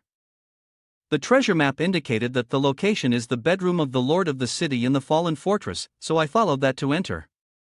She stuck out her tongue and licked her lips. Oh, how interesting. You came to my room to look for a treasure. Sella sat on the chair, stretching one leg out, reclining in a relaxed posture. Are you really here to find a treasure, or are you looking for something else? Seeing her seductive posture, Jiang Han blushed, widened his eyes, and cursed inwardly, how depraved. If we weren't on the same side, I would have already judged her in the name of justice. Then, he smiled and rubbed his hand, saying, the important thing is that the treasure map really marked it like that. Sella stood up and nodded. Alright, since you're a shadow swordsman, I'll give you the chance to find the treasure. Slowly walking towards Jiang Han with a perverted expression, she stuck out her tongue and said in a creepy manner, if you can't find it, ha. Disgusted, he didn't say a word. Then, the system announced, would you like to accept the quest to search for the treasure? Difficulty level, unknown. Jiang Han nodded, thinking to himself, of course, I can't refuse. It really is like seeking death. After considering and analyzing the coordinates 1741-4545 here, he prepared to speak. I'll start digging now. She pointed down to the ground as a signal. Dig, just go ahead and dig. Seeing that Sella had agreed, Jiang Han thrust his sword down sharply into the ground. I won't be polite. Half an hour later, he had dug a very large and deep hole. She stood above, watching Jiang Han continue to dig, and spoke up. Still haven't found it? Sella lightly tucked a lock of her hair behind her ear and reminded him. You should be careful. There are wild beasts below on this level that I've gathered from various places. He remained confident in his choice and replied. Maybe not yet. Let's wait a little longer. But inside, he was anxious, the urgency boiling over. What the hell? Where's the treasure? The system isn't lying to me, is it? She smiled wickedly, her hand extending. I think you can't dig any deeper. Tell me, how do you want to die? Suddenly, Jiang Han's sword struck something that glowed. He quickly shouted. I found it. Sella was equally surprised, taken aback. There really is a treasure in this room. Jiang Han picked up the stone. The system's notification appeared. This is a very rare natural stone. No matter what weapon you're crafting, adding this red stone will significantly enhance its grade. It also possesses strange properties that allow it to merge perfectly with other minerals, making it an excellent choice for crafting divine weapons. He looked at the stone floating in his hand, the celestial grade mineral that she had used her aura to steal. Sella smiled in delight. Not bad. This is the red starstone, as you know. I've been crafting a special divine weapon, and I've been missing this. I truly appreciate you finding it for me. Jiang Han was speechless. He raised his head and said, Sister, this treasure belongs to me. Sella's cold gaze glanced towards the back. Oh, it seems you're a bit dissatisfied. She plucked a feather from her wing. If you help me forge a divine weapon, I will not treat you unfairly. She took the notification system in her hand. Congratulations, you have completed the mission. Treasure found, reward received. Dance of the Broken Paradise, level S. The feather flew towards him. Jiang Han extended his hand to catch it. The notification system introduced Dance of the Broken Paradise, level S. Although it is a feather from the fallen angel of ruin, its effects are similar to that of a seraphim's feather. For 30 minutes, it grants the ability to fly and provides additional effects. During the duration, all attributes increase by 20%. Uses remaining, 3/3. Seeing its power and effects, Jiang Han felt a surge of joy in his heart. A valuable item, the effect of the Dance of the Broken Paradise was indeed worth it. If used properly, it would become a treasure. The ability to fly for 30 minutes was formidable. While flying, he would have a clear advantage over creatures on the ground. Sela raised the stone and replied, "This feather is my help to you. I must say, you arrived at just the right time. No one else on Tianhang mainland can help you temporarily possess the ability to fly at the dark gold level." He had no more complaints and cupped his hands in gratitude. "Thank you. I believe this item will help me greatly in my confrontation with Uriel." She shot him a glance and shook her head. "No need for formalities. This is just a transaction. If you don't find the red starstone, I won't take your life, but punishment will still be inevitable. I will watch your battle with Uriel. The reason I gave you this item is simply to make the fight more evenly matched." Hearing Sela say she would observe, Zhang Han was stunned. "Are you all going to participate in the observation?" He thought to himself, before, only players observed the battles between NPCs, and now he had become one of them. She suddenly changed her attitude when talking about Uriel, her cheeks turning a little red, her hands clenched as she looked at him and replied, "Of course, Uriel is a god, truly a divine being. Facing the judgment of the gods, do you think a dark swordsman, a mere mortal, could win?" Just thinking about such a scenario made one's heart stir with excitement. Zhang Han, hearing this, was at a loss for words, his lips twitching as he commented, "The Battle of the Gods sounds really cool, like an action movie with mystical battles between gods and mortals." Sela didn't let him say anything more, her gaze indifferent, her mouth letting out a slight yawn. "All right, your business here is done, now get out of my room." Before he could even comprehend what was happening, her wings brushed past him. Then, Zhang Han suddenly felt something wrap around him, and he let out a long, astonished exclamation. Sela used her wings to throw him toward a cliff with a flowing stream. Zhang Han stuck his head out, complaining, "This big sister is really unpredictable. Well, the purpose of this trip is done, time to go back to Tianhai town and sell the thunder axe to Fei Qi. It'll help him increase his strength." The scene shifted to Tianhai town, where he looked at the familiar towers in front of him. Just as he returned, he saw a warrior being knocked back.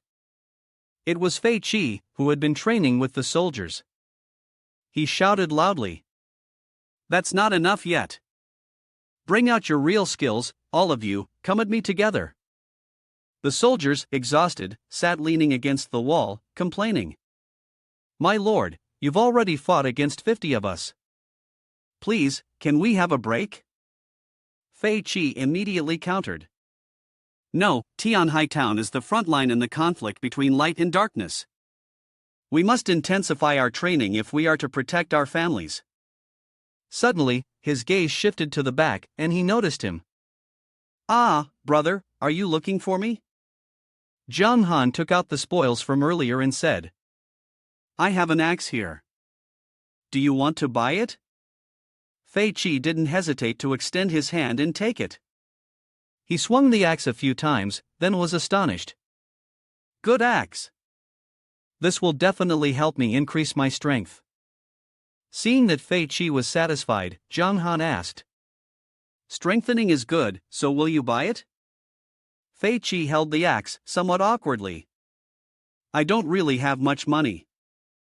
You know, the previous town lord in Tianhai town forced the people to pay heavy taxes.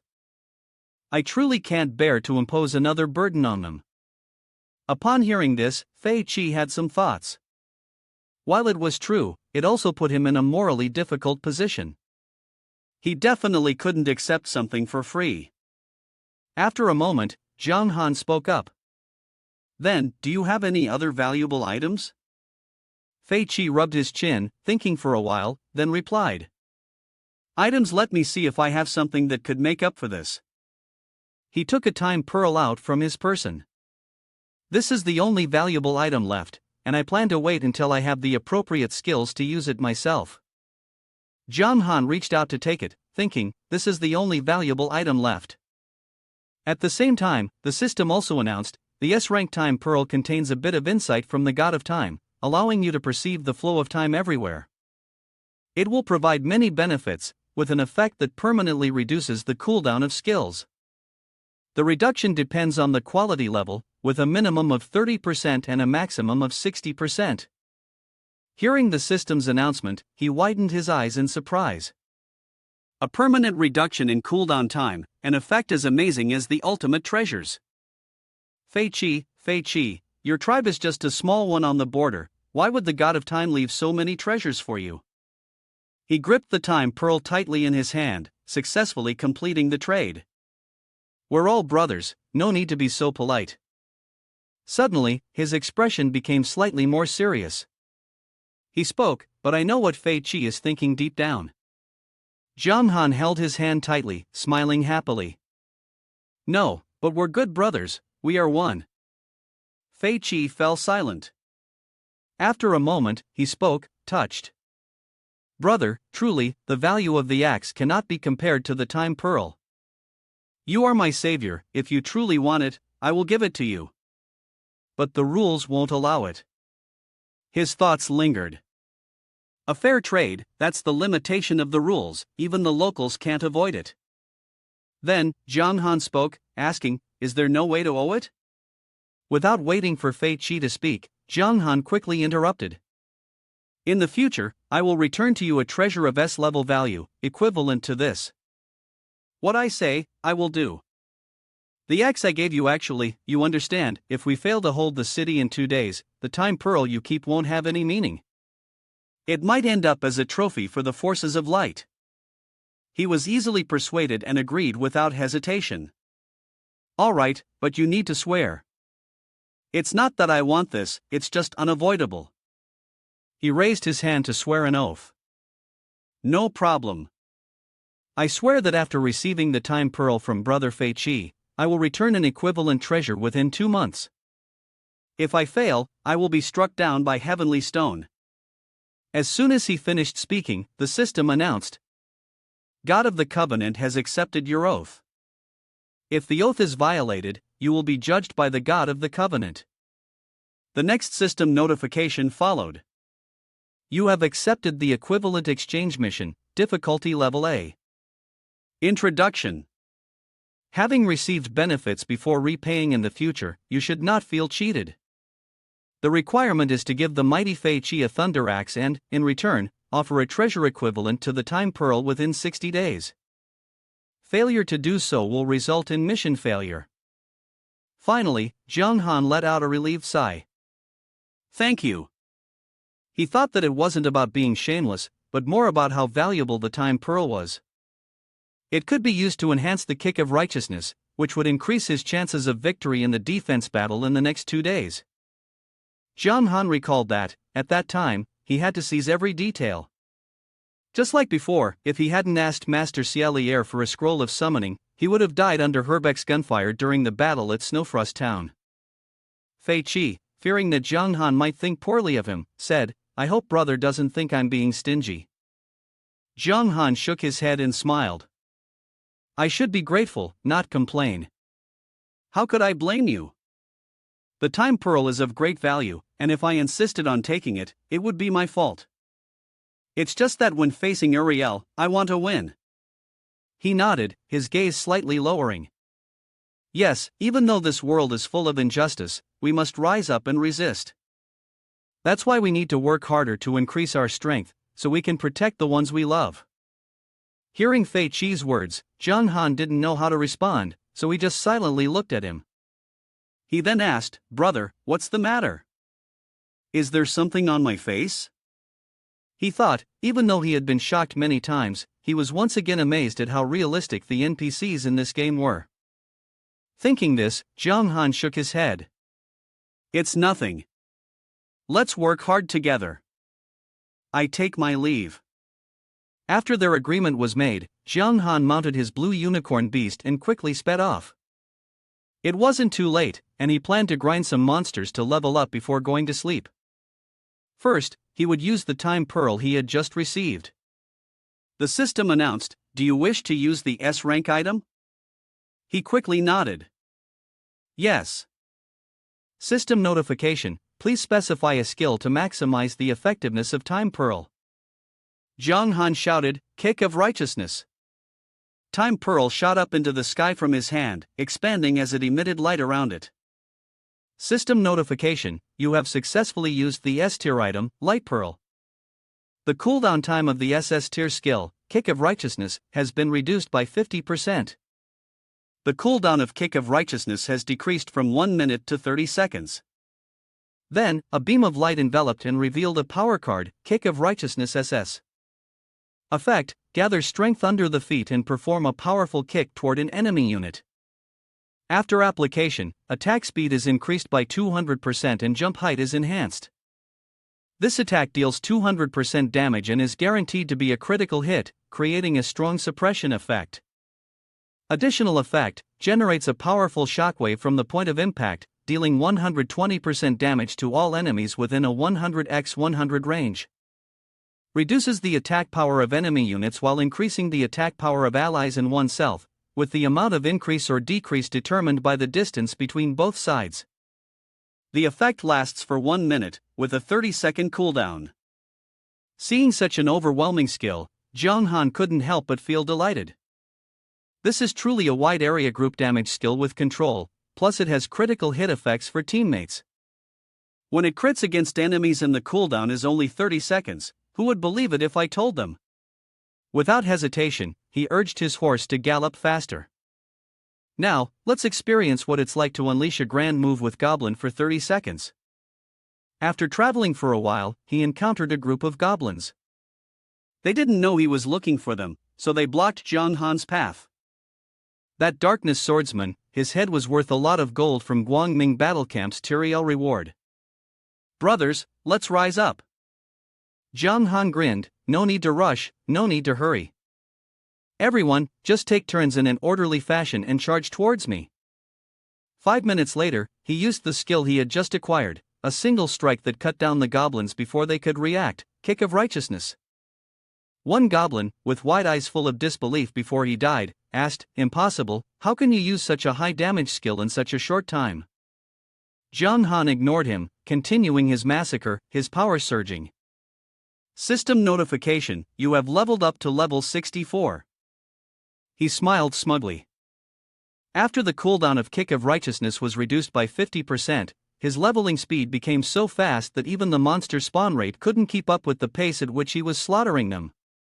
And that was it for today. Tomorrow he'd be preparing for a tournament. The next day, crowds gathered around the arenas to watch the battles. The system announced that the 4th round of the world's martial battle officially began. System notification: the 4th round of the world's martial battle is a qualifying round for the top 10. All previous accumulated losses are reset. Each participant has 4 chances to lose, and opponents will be assigned randomly until the top 10 are determined. Zhang Han observed the arena around him. After entering the top 100 competitors, the number of participants had significantly decreased, and the size of the arena had been expanded. Those who had made it into the top 100 were all top-tier experts. Suddenly, from the front, Trchving strode forward with a domineering aura, loudly calling out, "Yi Zhang Han Shui." He was the king of Harem kings, level 59, and a thief by profession. He looked at Zhang Han with a contemptuous expression. "I've heard that you can easily break the stealth of thieves. Come on, let's see if you can find me." Without saying another word, he drew his weapon and prepared to attack, simultaneously activating his stealth. System notification: King of Harem Kings has activated the stealth skill. However, before Trchving could even touch a single hair on Zhang Han swung his sword and sent him flying backward. He yelled in disbelief, "How is this possible? What kind of skill is this?" Zhang Han smirked, thinking, "Why even bother thinking? What does finding me even do for you?" System notification: Yi Zhang Han Shui wins. One blow from him left the spectators below in shock, exclaiming in disbelief. The damage dealt over a wide range was like that of a temple assassin. It seems even a dark gold tier boss would be no match for this. Is there such a skill? Please, ancestors, don't let me face him, or I truly have no hope of leveling up. After handling that, another foolhardy challenger stepped forward, cupping his fists and saying, Jung Han Shui, I've long admired your great name. I hope you can give me some guidance. Zhang Han politely lowered his head and sighed inwardly. It was rare these days to meet someone who spoke with such martial virtue. When he said that, the man thought Zhang Han was unprepared, so he raised the staff in his hand to launch a sneak attack. A golden opportunity, soul manipulation. Zhang Han was struck by the attack, his hands immediately bound by the magic whip. What? The system reminded him, you have successfully used the soul manipulation skill, controlling Zhang Han Shui. This individual is a general with a treasure map rank B, level 52 hidden class, soul manipulator. He happily thought his plan had succeeded. You're too arrogant. If you had killed me immediately when entering the battlefield, you wouldn't have been controlled by me. Next, I just need to throw you off the stage and I'll win. Zhang Han gritted his teeth, his gaze turning cold. The plan's not bad. Then, he was seen slowly rising into the air, his eyes radiating killing intent, which startled the man. But can you really control me? Zhang Han's hand tightened, and the manipulation thread snapped. The man's eyes widened in shock, his body drenched in cold sweat. How can this be? The soul manipulation thread shouldn't be something that can be broken by sheer force. Before he could recover, Zhang Han swung his sword at him. The man only had time to scream, and the system announced, Zhang Han Shui wins. Zhang Han looked at his hand and smiled. Can't break free by force, huh?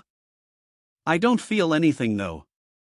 Come to think of it, Darkness Swordsman is a unique hidden class with many hidden abilities. After dealing with the two troublesome names, he looked around, thinking he should make use of his opponent's matchmaking time to see if there were any other skilled players around. Then, he moved to another arena and heard the sound of cheers. Come on, guild leader. What's going on with that guy opposite you? Is he the type to show off? Zhang Han curiously approached and let out a surprised sound. On the stage, the chubby man with a sword was pointing it at his opponent. Old fox and a drink, what do you mean by that? After all, I'm just a bit more skilled, and yet you're insulting me like this? I'll warn you once again, put on your armor and come fight me in a life or death battle. He grinned and exhaled. Sorry, but this isn't just about you. Then, he struck a cool pose, pushing his hair back. I just feel like the armor would only slow down my sword swings. He was Old Fox in a Drink, level 57, with the special hidden class Shadow of the Gods. Without saying much more, he swung his sword, and lightning wrapped around it. But don't worry, I take fighting very seriously, the chubby man muttered, clenching his teeth as he gathered strength into his sword. Damn it, then pay for your arrogance. With extreme speed, I quickly vanished from in front of the chubby man and appeared behind him. Before he could even process what happened, all he could do was widen his eyes as his own sword swished across his neck. One of my swords has killed that guy. The system notification read Bold Fox and a Drink wins. Suddenly, someone in the crowd shouted out. Old Fox and a Drink, I remember now, that's the leader of the Storage Room Guild. Usually, like the Divine Dragon, you can only see his head but never his tail, but who would have thought I'd run into him here? That's the #1 guild in our eastern district, no wonder they're so powerful. Hearing their words, Zhang Han froze for a moment. He continued to focus on the battle. Zhang Han's eyes widened in surprise as he wondered, I couldn't dodge that at all just now. What happened? Why couldn't I see clearly? Autumn wind in the parasol tree snorted softly, saying Yuck, no matter how many times I watch, the president's moves are always so impressive. Tianyu Chi Hua, standing beside them with arms crossed, frowned. Humph, when will he ever wear proper clothes? He's damaging our guild's image like this. Wu Dong, eyes full of admiration, said. It looks like the final match will definitely be between the guild leader and Zhang Han Shui. Given the guild leader's strength, Zhang Han Shui is probably going to lose. Zhang Han appeared behind him, patted his shoulder, and smiled. Hello, long time no see. Last time we were in Gloomy City, didn't you challenge me? Wudong jumped in shock, quickly stepped back, and stammered. Jiang Han Shui? Upon hearing someone mention the name, I turned around, let out a soft "oh," and then there was another burst of noise. Jiang Han Shui is here to watch Old Fox and a drink compete? Two masters appearing together, I wonder who will be the one to get taken down. We were just looking towards Jiang Han Shui. I've heard his name for a long time, but never thought I'd meet him here today. His gaze seemed like a challenge, and I hope he won't disappoint me. Jiang Han firmly replied, "Don't worry, if my opponent is you, then I'll definitely give my all in the fight." The system notified, "Please note, in a moment, you will be transported to the battlefield. A golden light surrounds your entire body." He thought to himself that the other person wasn't wearing armor. Could he possibly be confident enough to dodge every attack? It seems this person is a strong opponent in the finals. He leaped up from the arena, and Wudong, upon seeing Jiang Han, said, Jiang Han Shui, we meet again." The man shrugged and sighed, "I surrender. Initially, I thought I could use the Crimson Flame Wrath to stand at the top, but I never expected to run into you here." Then, with a cold gaze, he looked at him and added, "But even with the attribute advantage, you won't be able to win against our president." Jiang Han asked in surprise, What kind of ultimate move is that?" Wudong tilted his head and smirked, "How could I tell you? You're such a crafty one." With that, he turned and left. How will the confrontation between the strongest explorer from Guangming Battle Camp and the boss-level explorer from Darkness Faction unfold? I'm really looking forward to it. The system announced, Wudong surrendered, Jiang Han Shui wins. Looking at Wudong's retreating figure, Jiang Han thought to himself, I didn't expect this guy to be so tight-lipped. Well, I'll just wait until the match is over and check the forum to see if there's any information. Next, he faced off against the remaining opponents. The system announced, Jiang Han Shui wins. One by one, each opponent fell before Jiang Han's sword. The system's announcement kept coming, Jiang Han Shui wins. The system then said, you have entered the top 10 strongest players in the world of Sister Wu. The final match for the top 10 will take place at exactly 10 o'clock tomorrow. The champion, runner-up, and third-place winner will be determined at that time. Please prepare well. Curious, Jiang Han opened the system's board. Old fox and a drink, huh? Let me see if there's any information about this person on the forum. He looked at the system board and noticed there was very little information about this person on the forum. Normally, with someone like Shenlong, you'd only see the head and not the tail. But building up a top guild in the Eastern District is definitely no easy feat. After reading it, he muttered, logically speaking, as the president, he should at least show up to attract new members. Jiang Han looked at the map in his hand. Forget it. Since there's no information, I might as well focus on gathering some useful items. The system then announced, do you wish to use the Level B item map? The treasure coordinates you receive are for the treasure located at 3711 in 2049. The museum at this location will disappear within 3 days. Please be mindful of the time. 15 minutes later, he was in an open field, swinging his sword to dig into the ground. Alright, just dug it up. Jiang Han had unearthed 3 high-level pet stones B. These were essential items if you wanted to capture pets, but they had a higher success rate than regular pet stones. He picked up the stone, seemingly satisfied. Not bad, I suppose. Although I don't really know what the so-called higher success rate means, and I have no idea when the pet system will be implemented, at least it's not useless. He then turned around and tapped on the system interface. Now I have the Dance of the Broken Paradise, Special Thunderbolt of Shame, this kind of treasure, and Kick of Righteousness. It's already been upgraded to the execution level. It's time to take down the first boss coupling. The search for the boss coupling was underway. The system displayed the information of the boss coupling. King of Bats Callan. Ran boss coupling. Elder of the Ferocious Wolves Celt. Ascetic Martin boss coupling. The system notification appeared, the map is too large, and some players who love to explore everywhere have recorded specific locations of many monsters and monster leaders and shared them for free. Currently, only 5 players had defeated the Dark Gold level. Surely, no other players besides me could challenge a spirit-ranked boss. John Han had some doubts, evaluating from the introduction. The name Martin the Desireless One is probably the weakest one in terms of strength. Besides, he's the closest to me. Martin, I've decided to use you as a sacrificial offering. 40 minutes later, he entered another place, where ahead there was a thatched roof and a man lying asleep. John Han approached, but the man sleeping there showed no signs of movement. Martin was leaning against a tree, snoring, muttering pleas in his sleep. Please don't make me work anymore. System notification: the desireless one, the one with no desires or ambitions. Martin, level 85, with 15 million health, no attack or defense skills, desireless and ambitionless, dreaming in broad daylight, sleeping during the day, sluggish and lazy, in introduction too lazy to give. Throughout his life, he was an ordinary worker, but due to pressure from his boss, he chose to run to a distant place and lie down, eventually dying from accidentally consuming poisonous mushrooms and becoming a vengeful spirit, lingering in the human world. Upon hearing Martin's stats and defenses, John Han was somewhat speechless. With no attack or defense, this boss' spirit rank was too weak. Thinking this, he decided to eat and then charge in. But since it was still a boss, he thought it would be safer to boost his attributes first before rushing in. System notification: eat 3 items to increase all attributes by 20% for 10 minutes.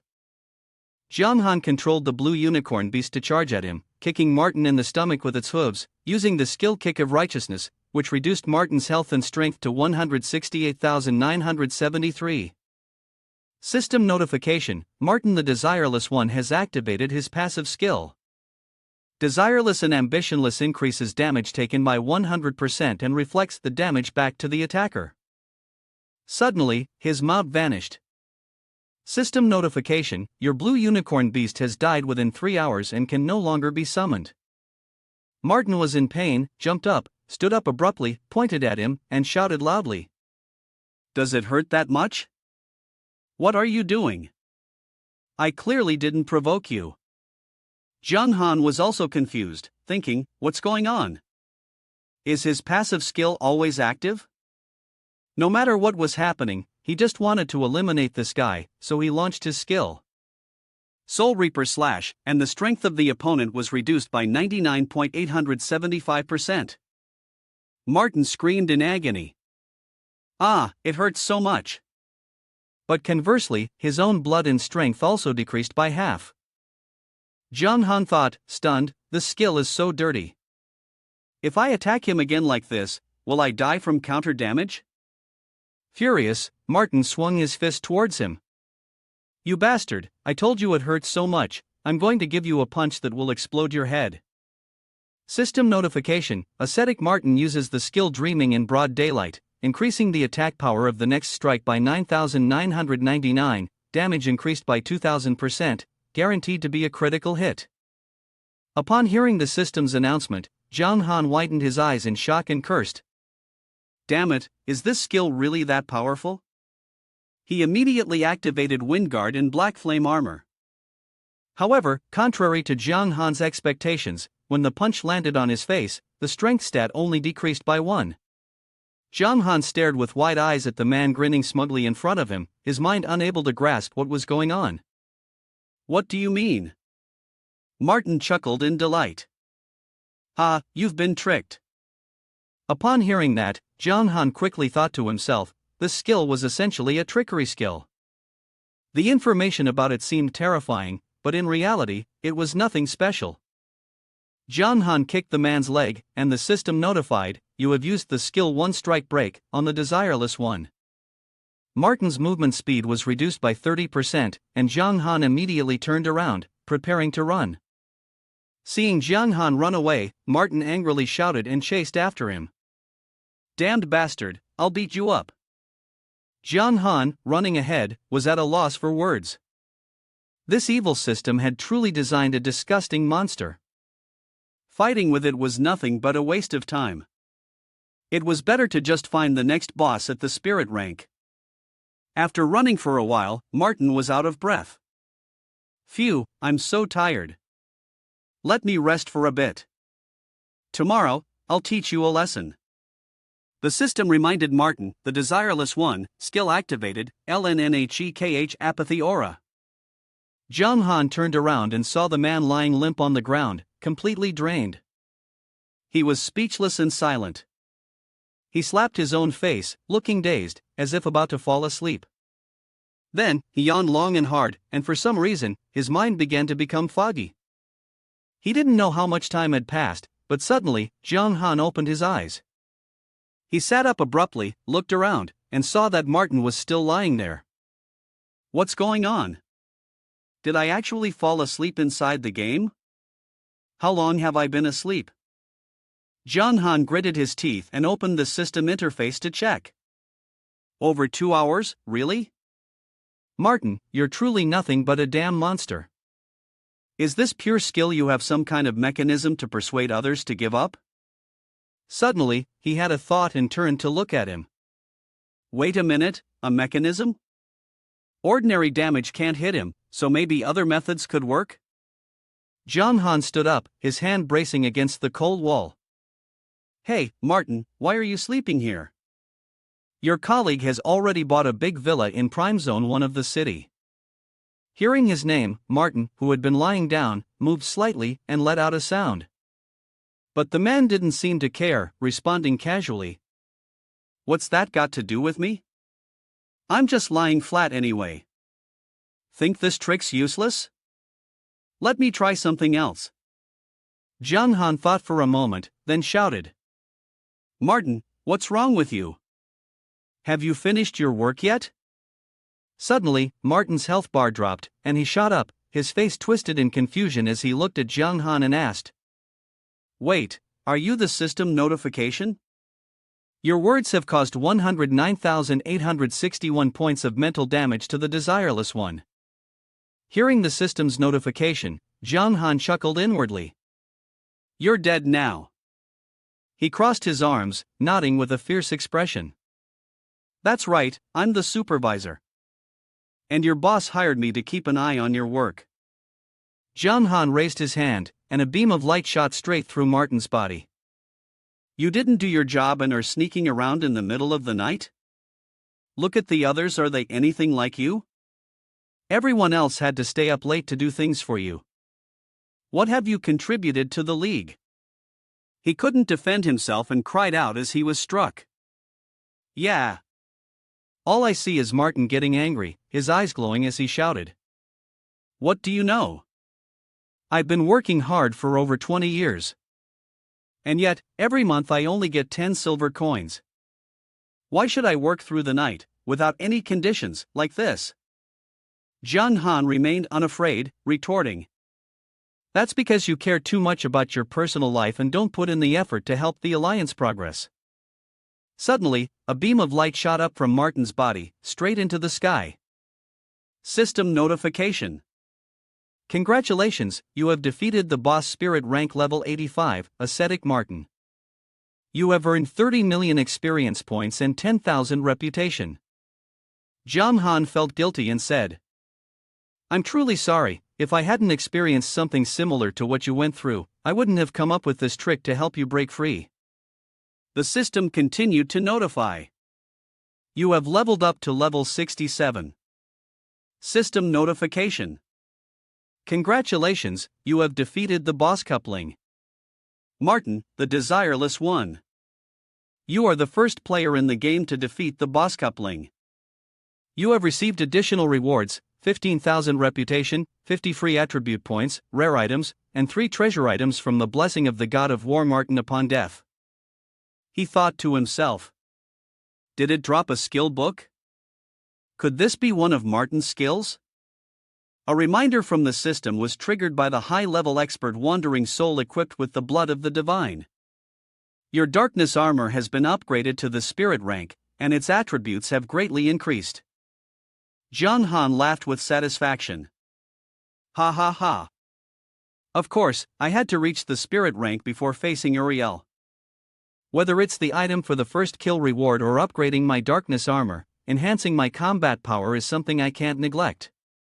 The system displayed detailed information about the darkness armor, defense level from 1000 to 12, vitality 150,000, defense effect increased by 80%, vitality bonus increased by 50%, special skill might that shakes the four directions, required level 60, and class darkness swordsman. Special effects, cannot be damaged, cannot be dropped, can be upgraded, and grants the skill for leveling up.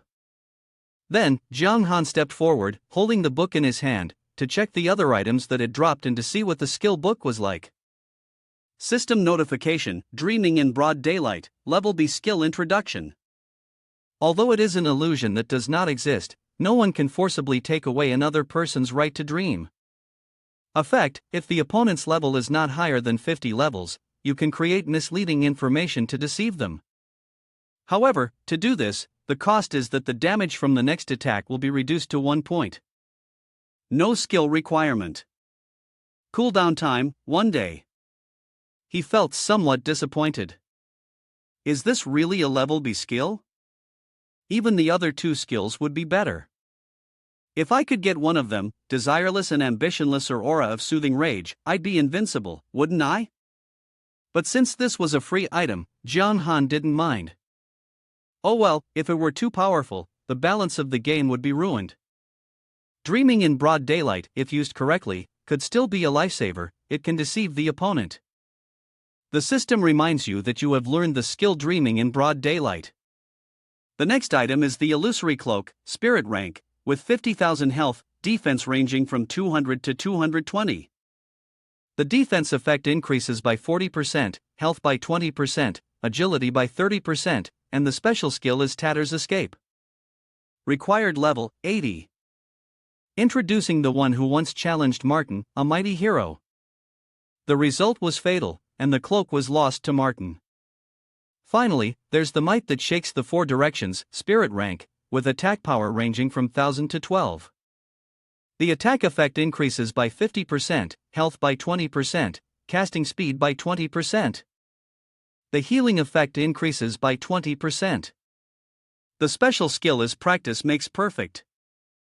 Required level, 80. Introducing this as a staff that countless priests desire.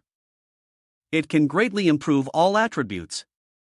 If a priest holds it in the team, the safety of the entire group will be ensured.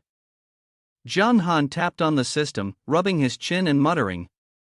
The attributes of the cloak are indeed powerful.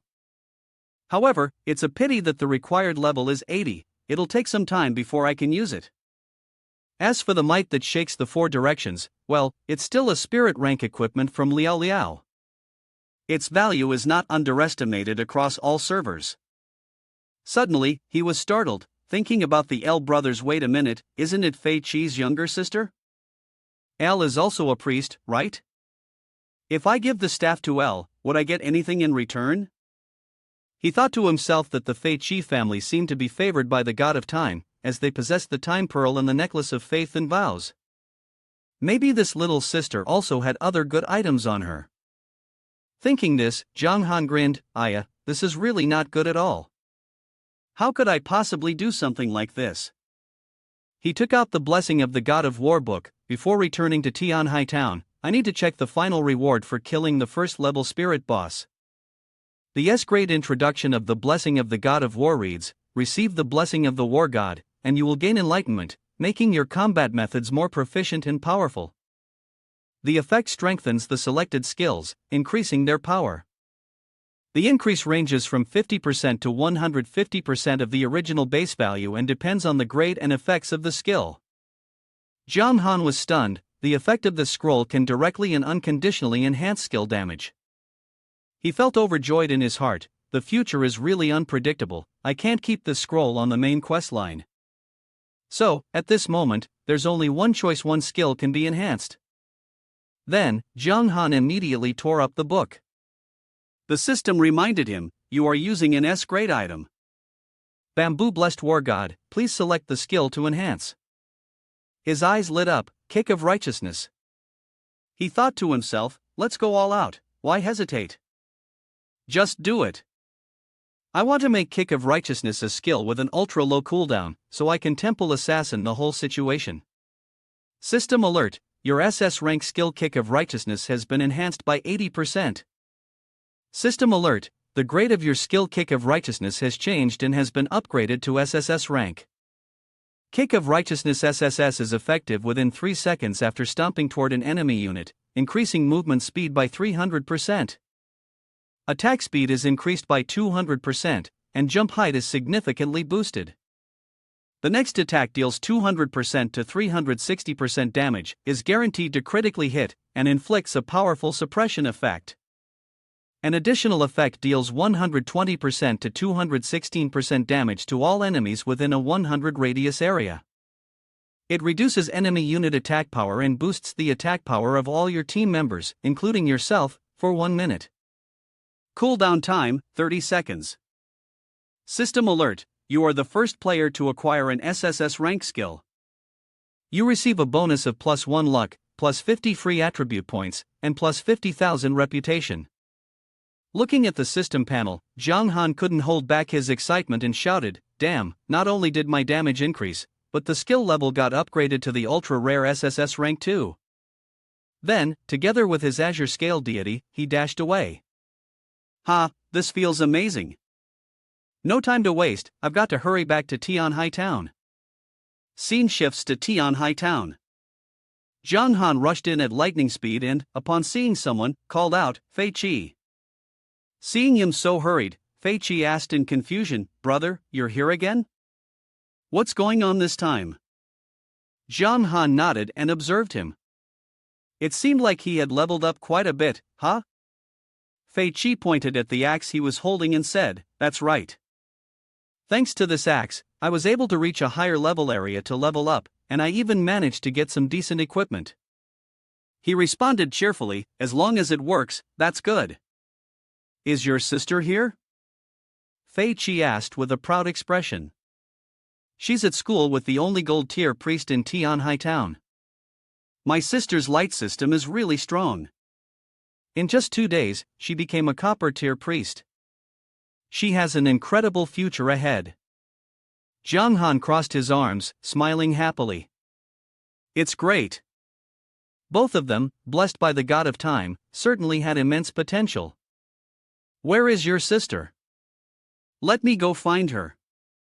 Fei Qi pointed towards the square. "She's at the North Square. The townspeople get free treatment for their wounds there." Fei Qi asked with suspicion, "Why do you want to find my sister?" Zhang Han stroked his chin and smiled mysteriously, "It's nothing serious. It's just that I have a pretty good staff, and it's always better to help your own people." Seeing Zhang Han's cryptic expression, Fei Qi fell silent, speechless. After thinking for a while, Fei Qi said, fearfully, "Boss, are you planning to take all my treasures? The things the god of Guangming gave me were passed down by my ancestors." Zhang Han turned around and shook his head. Who would take advantage of their own brother? "What are you talking about? How could we take something from our own sister? It's just that when facing a formidable enemy, I want to borrow some tools for a while. Worst case, I swear by the gods that I'll return a treasure of equal value to your sister in 2 months. I'm a man of my word." Hearing that, he sighed, building a nest as if there were no eggs. "My sister had a scroll left by the god of time, hoping that future generations might be able to use it." He didn't hesitate any longer and left. "Thank you. Next time, I will definitely not bother you too." After walking for a while, he saw Elle treating someone. Remember, the relationship of the light element has nothing to do with the camp you belong to. That doesn't mean that if you're in the darkness battle camp, the healing effect will be weakened. Look at those bishops. In front of others, they all seem compassionate, but they might be doing foolish things behind their backs. We just need to have a clear conscience." The girl obediently nodded. "Yes, sir." Zhang Han walked closer and waved his hand. Hearing the call, the girl turned around and joyfully shouted, "Boss!" He looked at her seriously. "That's it for today. Let me heal the rest. You can go now." She happily responded, "Thank you for guiding me." The girl blushed and ran to his side. Why did boss come to Sealy today? John Han held out the staff in front of her. This is the staff I want to use to trade for the treasure on you. The girl, after hearing that, took the scroll from her body and asked, Is the treasure this scroll? John Han took it and explained, showing one of the treasures left by the god of time for future generations. It contained a bit of the god of time's power. The effect of reversing time, returning to the past and changing the future. Be aware, if the divine power cannot be controlled, the time reversal will be unstable. It could last for 2 minutes or maybe only 10 seconds. In Jian Han's heart, he thought to himself, indeed, it is a treasure. If used wisely, it could save a life. The little girl happily agreed, if the boss wants, she can give it to you. This staff is very precious, if I give it to Li, the boss might feel heartbroken. But there's one condition, no matter what happens in the city defense battle 2 days from now, I hope that both the boss and my brother stay safe and live to be 100. The system reminded, do you want to accept the quest? Lu De Chengshan quickly shook his head and replied, no. Jiang Han thought that perhaps this quest wasn't bad, but one shouldn't pursue profit at all costs. Jiang Han handed the staff to Li and said gently, what are you talking about? The boss isn't that stingy. In the city defense battle, no matter what happens, I'll win. I'll give you this staff. Later, I'll give you something of equal value. The system reminded, quest accepted, equal exchange, difficulty level. This is your choice, you don't like to take advantage of children. This is commendable. The requirement is to gift Dark Singer Lai Celestial Staff, and in return, a treasure equivalent to the time reversal scroll will be given in the future. Deadline, 60 days, mission penalty, annihilation. He was puzzled. The little girl took the staff and whispered a secret to the boss. Actually, Li has a special profession, and it's even stronger than the hidden profession of Brother Fei Qi. It's a unique hidden profession. System notification, Singer Dark Blue Copper rank, level 10, with 1 million health, 500 to 550 attack, 400 to 420 defense, skill Darkness Shelters, Soul Purification.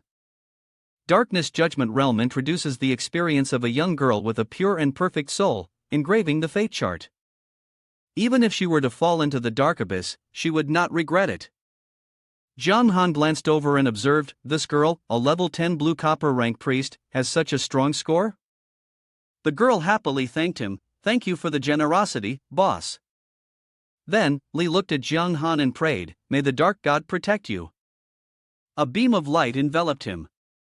System reminder, you have received soul cleansing from Singer Darkness Li. All attributes increased by 10% for 3 days. Seeing this, Jiang Han was very surprised. This staff. Can you really use it? Jiang Han thought, what kind of divine being is this girl? The level requirement for the celestial staff is 80. How can Elle use it at any time? The girl held the staff and exuded power. Lit has the dark affinity, so she can bypass all equipment requirements for all types. Lit is very powerful and will definitely help the boss in the future. Jiang Han thought, bypassing all equipment requirements for all types? This is simply absurd, totally absurd. Does this mean I've just saved a future demon god? The scene transitions to the secret room of Holy Light, the Holy Church. Inside the room, 4 people are lying on the ground, their energy being drained by Uriel. His eyes are tightly shut, his face tilted upward as he feels the essence being sucked away. Then, his eyes slowly open, briefly glancing downward. Uriel, naked, reveals his muscular body, with power radiating from him. Corwin kneels on the ground, hastily speaking, congratulations, my lord, on breaking through to the earth level. He coldly responds, it's nothing. After I kill the Dark Swordsman and use his blood to activate my divine power, reaching the god level will be a trivial matter. The elder spoke with a worried expression, but after all, the Dark Swordsman had a famous reputation in history. Seeing Uriel's expression, Corwin quickly bowed his head lower. If you just wait a little longer for your recovery, wouldn't killing him be as easy as flipping your hand? He growled. Then, Uriel's face twisted into a fierce expression, his eyes glowing. The creatures on the ground below seemed as weak as ants, the so-called dark swordsmen that you all are looking at, those arrogant fools. In my eyes, they are nothing but a larger ant. So if I want to kill him, it will require no effort at all. The next day, at exactly 10 a.m., at the competition arena, the system reminded, the 5th round of the world's martial battle officially begins. The system then announced, please note, in the 5th round, each participant has 3 chances of failure. Opponents will be randomly assigned until the champion is determined. Runner-up and 3rd place note, in the case of sufficient participants, players will not encounter the same opponent in at least 3 matches. John Han was teleported directly to the competition venue by the system. In the stands, many people were gathered, chatting excitedly. Those who could stand out among the many players in the Eastern District were the real big shots. John Han Shui, will he easily win the championship? He thought. Probably not. But beyond human.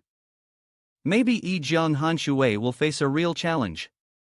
He looked around, surprised that the final night not only had contestants but also many spectators.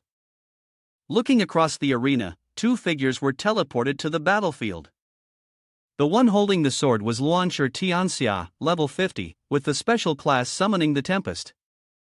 He looked at his opponent and spoke, "Here, President, you hold the usual position, don't worry, just attack."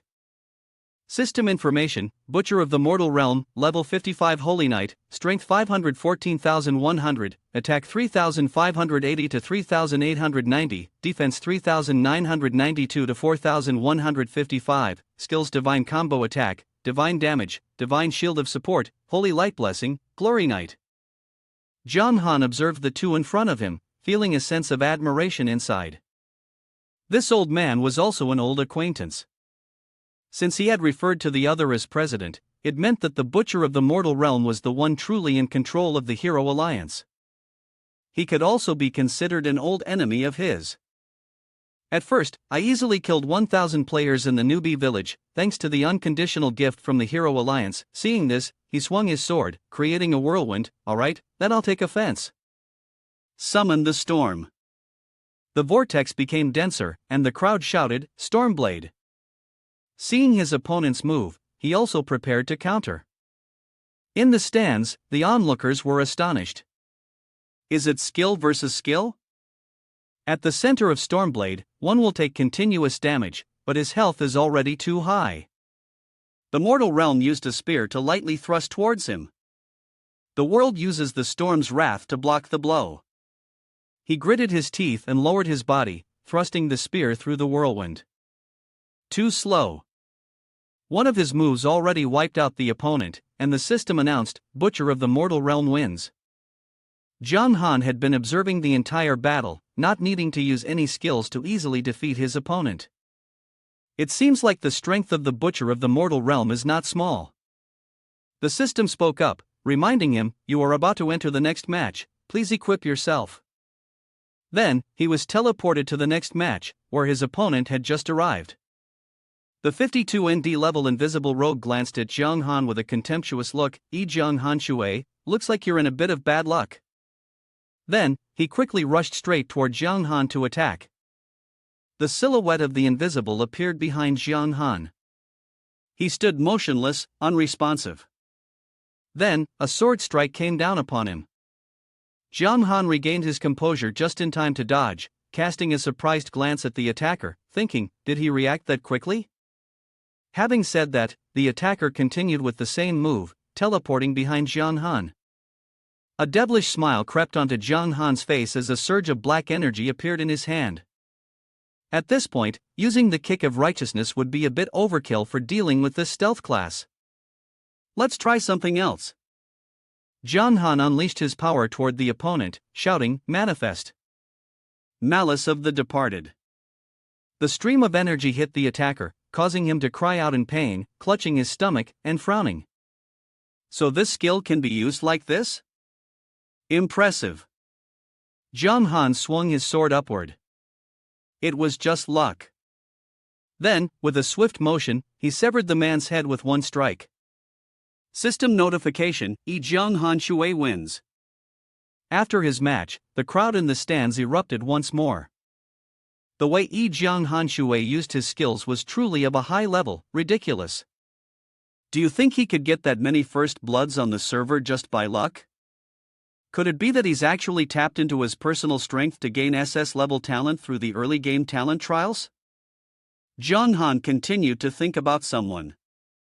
He wondered if, aside from Old Fox and a drink, there were any other experts around. The battle continued. It was over in the blink of an eye. Mage Roger fired a single shot at his fallen opponent. System notification: Mage Roger wins. Then, the system announced again, breaking the heavens and earth, victory achieved. He stood on the observation platform after these 2 rounds. The skill level of the players on both sides wasn't very high. I scratched my head and spoke regretfully. What a pity, it's not Yi Jianghanshui after all.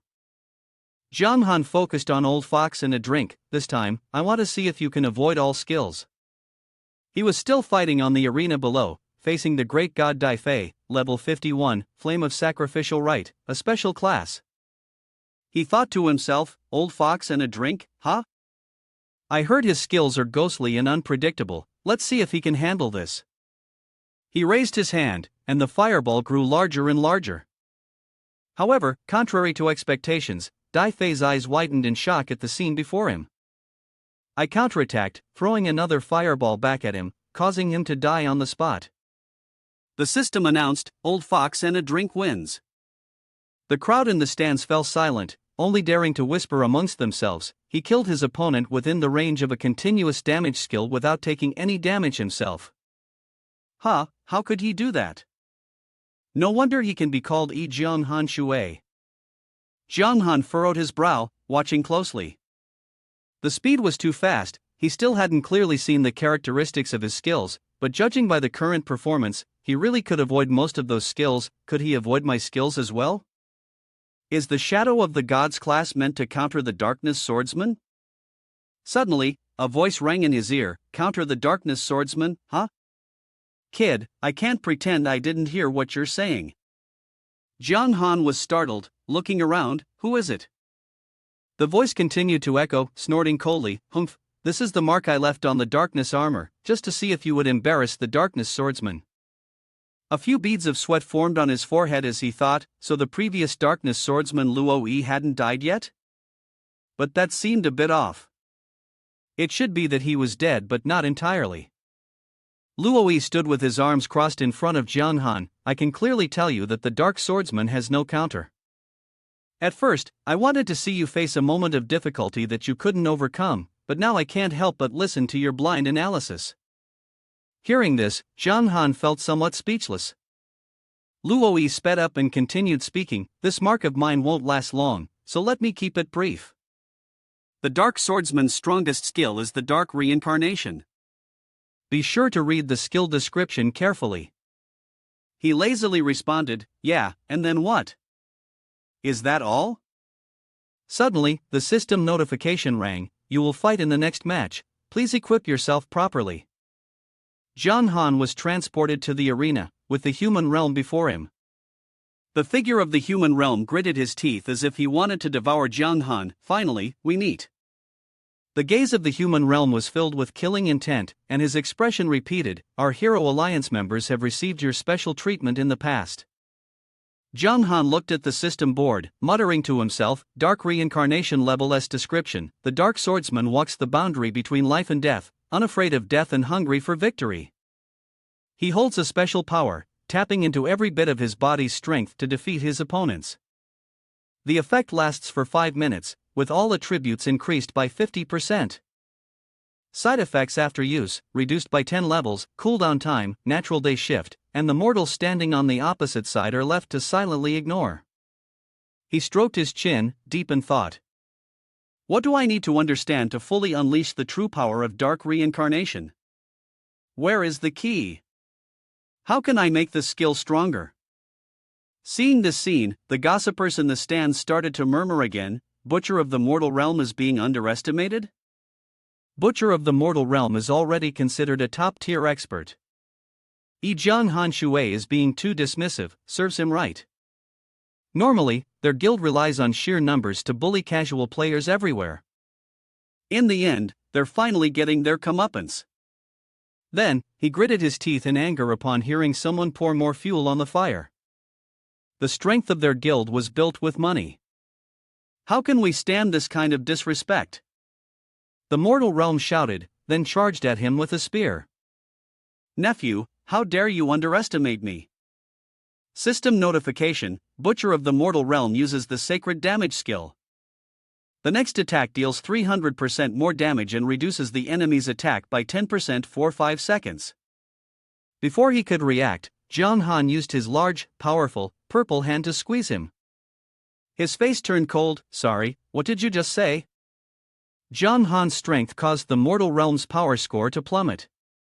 Then he swung his sword, slashing across his body. The mortal realm's health dropped to half. Jiang Han scoffed, "You haven't finished talking yet? Take this." The mortal realm gritted his teeth and summoned a divine shield, glowing yellow. Divine Supreme Shield. System notification: Butcher of the Mortal Realm uses the Shield of Divinity skill, increasing defense by 100% and reducing damage by 30% for 3 seconds. The mortal world, in a fit of rage, brandished the spear and thrust it toward him. Divine combo attack. Jiang Han furrowed his brows and smirked. Oh, nice. This attack stirred up a commotion among the spectators in the stands. It was unbelievable that the president of the Alliance of Heroes was this formidable. To be able to endure a full combo chain from Jiang Han Shui, and even counterattack the opponent, was impressive. However, Jiang Han Shui's health pool was as high as 4 million, so winning seemed impossible. The mortal world was so furious that he wanted to tear Jiang Han apart. If it weren't for you causing the members of my guild to lose levels severely in the early stages, our guild's strength would have already surpassed 2 Shingu by now. Jiang Han narrowed his eyes. It was people from your guild who, back in the day, were blind enough to compete with me for leveling zones and were killed because they deserved it. Initially, I was going to let it go, but you all relied on your numbers to bully the weak, repeatedly organizing players to ambush me. Everything that's happening to you today is entirely self-inflicted. He sneered coldly and continued charging towards Jiang Han to attack. Big fish eat the little ones. If you're not united, you'll be squeezed out by other guilds in the leveling zones. Lone wolves like you will eventually reach a dead end. As the spear drew closer to his handsome face, Jiang Han only smiled faintly. Then, he spoke while kicking the man's leg, making him kneel. Sorry. He gripped his sword tightly and swung it. There are always those who prefer to explore alone. I am one of them. If playing a game means being nothing but a beast of burden for you all, then that's truly meaningless. Without any hesitation, Jiang Han decisively swung his sword, severing the man's head. System notification: Jiang Han Shui wins. Afterward, he remained unscathed, standing on the arena and snorting, what's this? The bystanders pointed at him. Jiang Han Shui, if it weren't for the cooldown of some of the Holy Knight's stronger skills being over 5 minutes, I wouldn't have lost. I thought you were strong, but turns out. Humph, that's all you've got.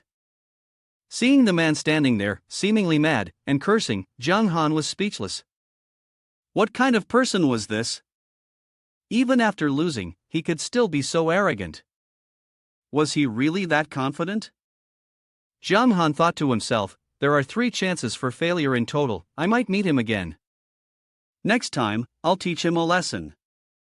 On the side of the arena, the system announced, the great god Dai Fei wins. He was about to enter his next match and was preparing his equipment. The system placed Jiang Han into the match. The other player laughed loudly. Finally, it's your turn. I've been wanting to fight you for a long time after hearing your name. System notification: Old Fox and a Drink, Shadow of the Gods, level 59, health 875,100, attack 530 to 5,630, defense 3,100 to 3,330, skills: Battle Soul Vessel, Peace Covenant, Death Vessel, Dragon God Vessel, Descent of the Gods. He thought for a moment, feeling a bit pensive. Level 59, the top of the leaderboard in the Guangming battle camp of the Eastern region. Although he was 8 levels below me, the kick of righteousness was a skill capable of sweeping through enemies, striking fiercely. Could he really be tailing me so closely? Truly a master. Zhang Han raised his sword and replied, "It's an honor."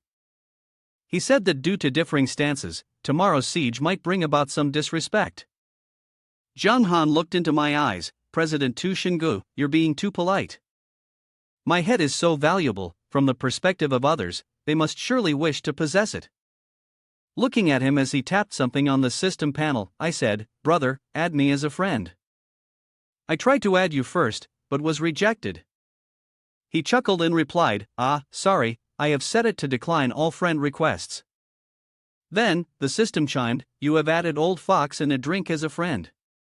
He raised his sword, gently brushing the blade with his hand, creating sparks of lightning. "Thanks, we'll talk more when the opportunity arises." At that moment, the system notification sounded, "Old Fox and a drink has activated the battle body vessel skill, all attributes increased by 20%, lasting for 1 minute." I didn't say anything further and quickly shot toward him to attack. Zhang Han subtly dodged, and his entire body began to radiate a purple aura, smiling confidently, exuding an air of dominance in all directions. Suddenly, a purple dragon appeared behind Zhang Han. Zhang Han struck at me, but he blocked the attack with his sword, which caught me a bit off guard. Dodged it, huh? How about this move? With that thought, I unleashed a technique that summoned a giant hand to strike straight at him. Evil of the lost spirit. Suddenly, he appeared behind me out of nowhere, causing me to frown. Missed again. His sword came slashing down, but Zhang Han narrowly dodged, the blow crashing into the ground. I frowned and scoffed coldly. "Oh, pretty fast." Zhang Han appeared mid-air right above him. "Kick of righteousness is insanely fast, let's see how you dodge this." The kick missed, and he immediately slammed the ground with force. Zhang Han stiffened, visibly stunned. How's that possible? Not only did he dodge the damage from Kick of Righteousness, but he also avoided its entire damage radius. Seeing him momentarily stunned, the opponent seized the chance and slashed forward, reducing his HP by 21,981. Witnessing the scene, the gossiping crowd erupted in murmurs. "Damn, that's insane. Old Fox and a drink is actually gaining the upper hand."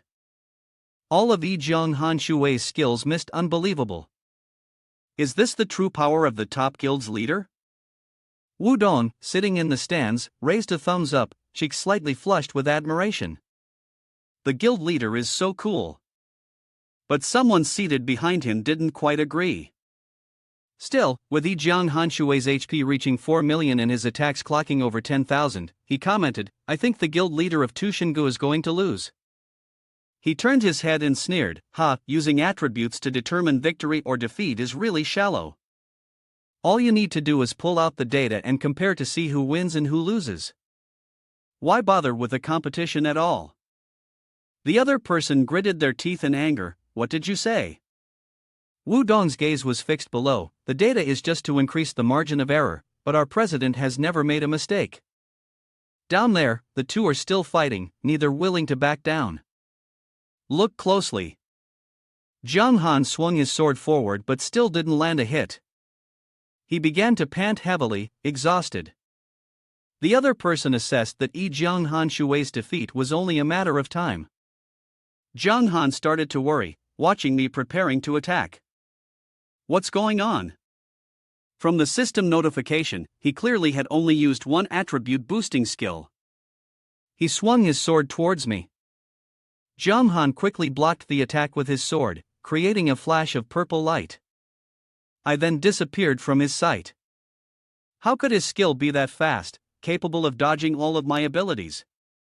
He gasped for breath, nearly exhausted, the sensation reminding him of the time when he fought the Purple Flame Poison King. It was just that I, as the boss, was about to be defeated because my speed couldn't catch up with him. After thinking for a moment, Zhang Han gritted his teeth. "No, this isn't right. I don't believe that, at this stage, there's a player who possesses such a powerful skill." He looked up and saw me getting closer. Zhang Han forced himself to calm down, certain that there would be a way to break through this. System notification: due to sensing your strong fighting will, Dark Reincarnation skill has activated a new passive ability, Decisive Victory over the enemy, with proficiency at 1 out of 100. Upon hearing the system's notification, he was momentarily stunned. What? The system continued: Dark Reincarnation Level S describes the shadow swordsman walking the fine line between life and death, fearless of death and craving victory. He possesses the ability to tap into every ounce of his body's power to defeat his opponent using special abilities. Passive skill: total annihilation of the enemy, effect unknown. Seeing this, Zhang Han widened his eyes and thought, decisive victory over the enemy, could this be what Luo Yi was talking about? But there's no description of this skill on the interface. Noticing he was still in a daze, I became somewhat irritated. I swung my sword and shouted, "What are you doing? Daring to lose focus while fighting me?" Seeing my attack coming toward him, Zhang Han immediately released a purple-black aura, enveloping his body, and used a move that shook the surroundings. A flash of purple light flickered through Zhang Han's eyes. It seems Zhang Han can now see my speed slowing down. I didn't care whether my speed had decreased or not, still charging towards him, with lightning coursing around me. Seizing this opportunity, Zhang Han swung his sword, knocking me back. His strike left the audience on the stands in shock. Got him. Was Old Fox and a drink careless? As expected, Zhang Han Shui isn't just waiting for death. Zhang Han smirked. Got him. Could it be that decisive victory over the enemy enhances the likelihood of landing a hit? Thinking this, he seized the opportunity while the opponent had not yet recovered, and decided to press on, taking advantage of the momentum. Having just been struck by one of his blows, I raised my head to look up. Did I make a mistake? No, it was him who had understood it. Zhang Han used the evil of the lost spirit move, and one large hand grabbed me tightly. His attack didn't land on him, and since I was behind him, I wasn't hit either. Did I misunderstand? Zhang Han glanced suspiciously behind him at me, glaring at his sword as it swung towards him. He blocked his attack with his own sword and shouted loudly, "Peace Pact." System announcement: Old Fox and a drink used the Peace Pact skill. You cannot deal damage to him unless he attacks you first. This effect lasts for 10 seconds. I furrowed my brows, then exhaled deeply. He smiled. It seems you've also mastered the only passive skill. System announcement: Old Fox and a drink used the Death's Embrace skill, increasing his attack power by 30%, changing his attack method to ranged attacks with a 30% lifesteal effect. Zhang Han was shocked. The only passive skill, so your way of attacking comes from that? I smiled and nodded. That's right. The core skill of a unique profession activates the hidden passive skill, but the activation conditions are very strict. It requires quick reflexes and exceptional talent. Most people, even with a unique profession, cannot activate the hidden passive skill. He swung his sword towards you. Alright, that's enough for now. Seeing your confused expression, he swung again, urging you to continue fighting. My sword reduces Zhang Han's strength by another fraction, and he immediately exudes an aura, shouting. Black Flame Armor, System Notification: you have activated Black Flame Armor, increasing defense by 30%, durability increased by 10%, lasting for 2 minutes. He observes my speed. Although he still doesn't understand where the advantage lies, based on the 2 actions earlier, he senses an impending attack and immediately reacts. Thinking this, Zhang Han looks for an opportunity to close in, waiting for the effect of his divine power to wear off, hoping for a chance to seize me when I approach. The crowd under the stage holds their breath and whispers. The battle is intense. Just as Zhang Han Shui gained an advantage, he is now becoming passive again. Moreover, based on the skill, both Old Fox and a drink are also leeching health back. At this moment, the system announces that the enhancement effect of your Death Force skill has expired. He stared at you, his life points now reduced by more than half due to my attacks. However, continuing to approach him for another strike isn't entirely safe. But he had just learned a new skill, and his proficiency with the passive skill surely isn't high. This means he can't perfectly counterattack. Should I gamble on the activation rate of his skill? Not considering this thought, I smiled and said, "Ha, when did I become so indecisive?" He launched a stream of purple energy toward him. The purple aura surrounded Jiang Han, who simply stood still, gazing up at it without any movement. I suddenly appeared behind Jiang Han. Jiang Han Shui, this move, can you launch an attack? He did not avoid it. Instead, his eyes glanced behind him, smiling triumphantly. "I found you." Suddenly, his entire body became immobile. I knew I had been hit, and it was over. A large hand from Jiang Han reached out toward him, and I saw the arm envelop me, gripping him tightly. Finally, he was caught. Jiang Han swung his arm, and that enormous hand swung Hio, causing my blood bar to slowly decrease. Jiang Han used the Soul Reaper Slash. The system reported, "You have used Soul Reaper Slash, dealing 97,241 damage to the opponent and reducing their speed by 15%, lasting for 2 seconds. He then leapt into the air, preparing to stomp down. I steadied myself and quickly jumped to the side to avoid it. It's the kick of righteousness. This move could very likely kill me instantly. But my speed had slowed by a few fractions. This is bad. Slowed for 2 seconds, I won't be able to dodge in time. His kick was aimed directly at his face. I was knocked down to the ground, and my strength decreased significantly. I looked at the sword before me and sighed. I got careless. Just one mistake, and I've lost the whole game. He disappeared, and the system announced that Jiang Han Shui had won. Watching this scene, the crowd below the stage was astonished and began to discuss among themselves. This is truly spectacular. Originally, President Tu Shinga was about to win, but unexpectedly, a flaw was exposed. With just one move, the game was decided. Jiang Han Shui is about to claim the championship, there's no doubt about it. He hasn't lost a single match so far. Jiang Han is on the verge of leveling up. It's hard to believe. Who would have thought the match would have such a twist? However, the mechanism for activating the skills remained unclear, while the match continued to unfold intensely like fire in a teapot. Within just 30 minutes, participants had been consecutively eliminated. I'll understand better eventually. If there's a chance in the future, I'll ask him about it. In the end, only Jiang Han Shui, Old Fox, and a drink, and Butcher of the Mortal Realm remained. This meant that the championship, runner-up, and third place in the martial arts competition were to be decided among these three. The other party stared at me and said, "Old Fox and a drink, today, I will show all the players who the true strongest guild in the East is." He sneered, his voice tinged with disdain. "That strongest guild is just an empty reputation. If you want it, you can take it. The condition is that you must let me fight freely." As I watched the two engage in a war of words, I thought, the confrontation between the two guild masters of the strongest guilds in the East is quite interesting. I struck a palm toward the other party, and he was too late to block, getting hit directly. He then followed up with a knife strike to the abdomen. The system announced that Old Fox and a drink had won. Then, the mortal world and Jiang Han met again in the battle. He broke into a cold sweat as he looked at his opponent. Having lost 2 rounds already, now he had to face Jiang Han Shui. The chance of winning seemed slim. As the president of a guild, it was best not to suffer a humiliating defeat. Jiang Han said nothing and swiftly leaped forward, using his shield for defense. Stunned, what? Divine shield of support. The two clashed, and a loud explosion rang out in the arena.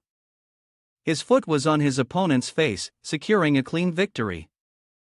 Perhaps, for him, it was actually for the better. Mortal World laughed heartily as he lay on the ground. "You might just survive until tomorrow. I am a holy knight, but I know tomorrow you'll face Uriel, who is far stronger than you." Jiang Han, irritated, swung his sword and killed him. "If you're not strong enough, don't expect someone else to win for you." Ridiculous.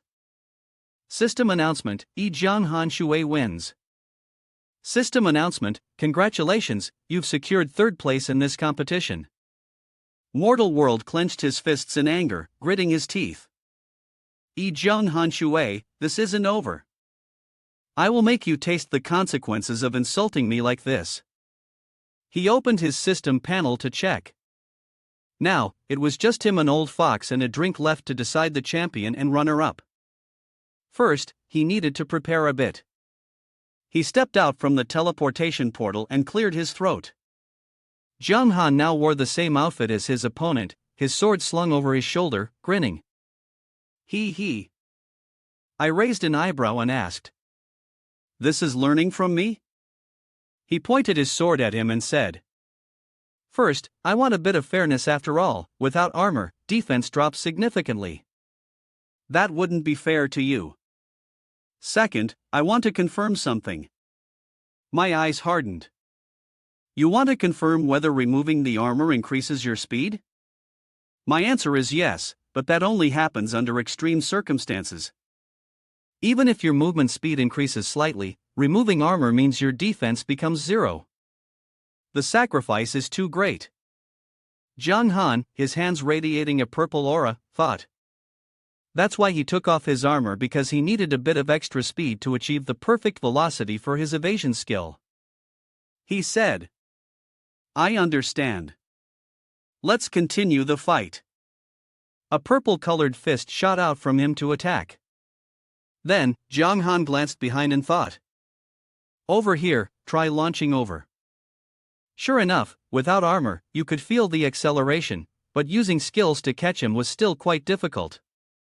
I used my sword to block in front of me War God Possession, the God of War embodiment, and he surged upward with force, heading straight for the top of my head. If that's how it is, Kick of Righteousness, he once again used the Peace Pact technique. But his strength now wasn't like before. Jung Han's move struck me, yet could his Kick of Righteousness really land a hit on me? He immediately used the Dark Flame Awakening technique. Jung Han dodged my attack and thought, although there is no armor, so the damage taken increases, the speed boost and the acceleration effect from Kick of Righteousness are enough to slow him down. Once Kick of Righteousness is off cooldown, that's when the match will end. Then, he decisively swung his sword several times in front of him, but they all missed. 18 seconds left, 16, 14. Seeing this, he swung again toward me, but still failed. 13, 12. I struggled to block Jung Han's blows. I didn't expect his speed to increase so significantly, making it harder for me to land my ranged attacks. Jung Han continued, swinging his sword while counting 9, 8, 7, 6, 5, 4, 3. His legs suddenly shot up, moving as fast as the wind. Jung Han spread his legs, and with a powerful push of his front foot, he kicked down. I stared wide-eyed, unable to react. What? Does his Kick of Righteousness have such a short cooldown? His foot slammed into my face, causing me to fall backward. Then, he continued with his sword strike, Soul Reaper / Frenzied Slaughter. He smiled, impressed that after just 2 battles, he had improved to this extent. Impressive. Jung Han swung his sword, signaling his victory. System announcement, Jung Han Shui wins. Jung Han let out a sigh. Phew, just one more match with Old Fox and a drink, and it would be over. However, contrary to his expectations, the system announced, player Old Fox and a drink has forfeited, Jung Han Shui wins. He was stunned, huh? The system continued, congratulations to player Jung Han Shui for winning the world's martial battle and becoming the champion of the East. The system announced, the world's martial battle has officially concluded. Thank you to all adventurers for participating and supporting. The crowd in the stands murmured, what? Why did Old Fox and a drink forfeit? Could there have been some kind of under-the-table deal? I saw them exchange something earlier. It feels strange. Another voice spoke up, we don't accept this, we demand strict punishment for Jung Han Shui's actions, preferably removing the Kick of Righteousness skill. Jung Han opened the system interface to object, hey, buddy, why'd you forfeit? A loud laugh echoed, consider it a favor I've done for you. If I need your help in the future, don't forget this and turn your back on me. Jung Han thought, what favor? It's clear that you couldn't win, so you just gave in. He muttered, fine, I'll probably need to ask him for something in the future anyway, so let it go. The crowd in the stands continued to protest. Zhang Hanshui, you don't deserve the championship. I firmly demand the official removal of Kick of Righteousness. The system announced, congratulations, you have won the championship of the world's martial battle in the East. Please select your reward equipment, limited to one item. Zhang Han looked at the system panel and thought. The leader could still freely choose the equipment parts. The ring on his finger hadn't been updated for a long time. In that case, he spoke up, ring. The system announced, congratulations to the dark adventurer Zhang Hanshui for becoming the champion of the martial arts tournament in the Eastern region. You have received the following rewards: level +5, reputation +50,000, rarest class skill, Star Shatter Spirit Equipment, Aeon's Fist, Spirit Equipment, Reserve Ring. The system continued, congratulations to the adventurer Old Fox and a drink for becoming the runner-up of the martial arts tournament in the Eastern region. You have received the following rewards: level +4, reputation +30,000, S-class item for the entire army's launch, Spirit Equipment, Westwind Greatsword. The system chimed in again, congratulations to the adventurer Butcher of the Mortal Realm for becoming third place in the martial arts tournament in the Eastern region. You have received the following rewards: level +2, reputation +25,000, a class item, Pure White Mirror, Spirit Equipment, Light Radiance Spear. The ignorant crowd on the stands continued to shout, how can someone from the dark faction participate in the tournament? Zhang Hanshui doesn't deserve to win the championship. Why is the system ignoring our demands? Zhang Han gritted his teeth in anger, these people are getting more and more outrageous. They really are like unreasonable children throwing tantrums. The system announced, your level has been increased to level 72. Zhang Han angrily raised his middle finger and cursed, a bunch of dammit. If you're not satisfied, come to Tianhai Town for a sparring session tomorrow, or else you're a grandson. Finally, I wish everyone eternal happiness.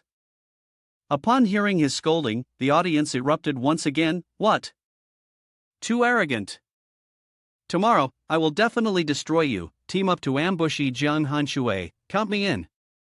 Zhang Hanshui, you're done for. Someone, more composed, spoke up, are you really going? Isn't that nonsense?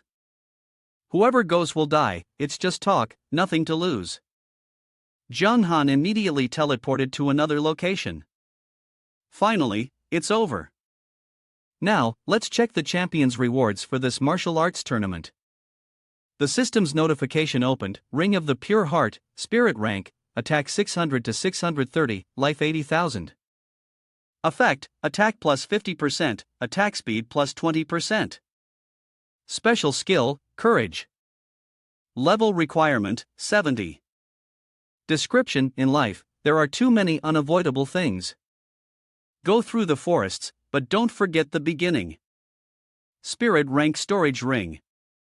Description, a ring essential for all martial artists on Tianhang mainland. The higher the level, the more items it can store. Effect, adds 100 slots to the backpack. Side effect, attack +10%, defense +10%. Level requirement, 60.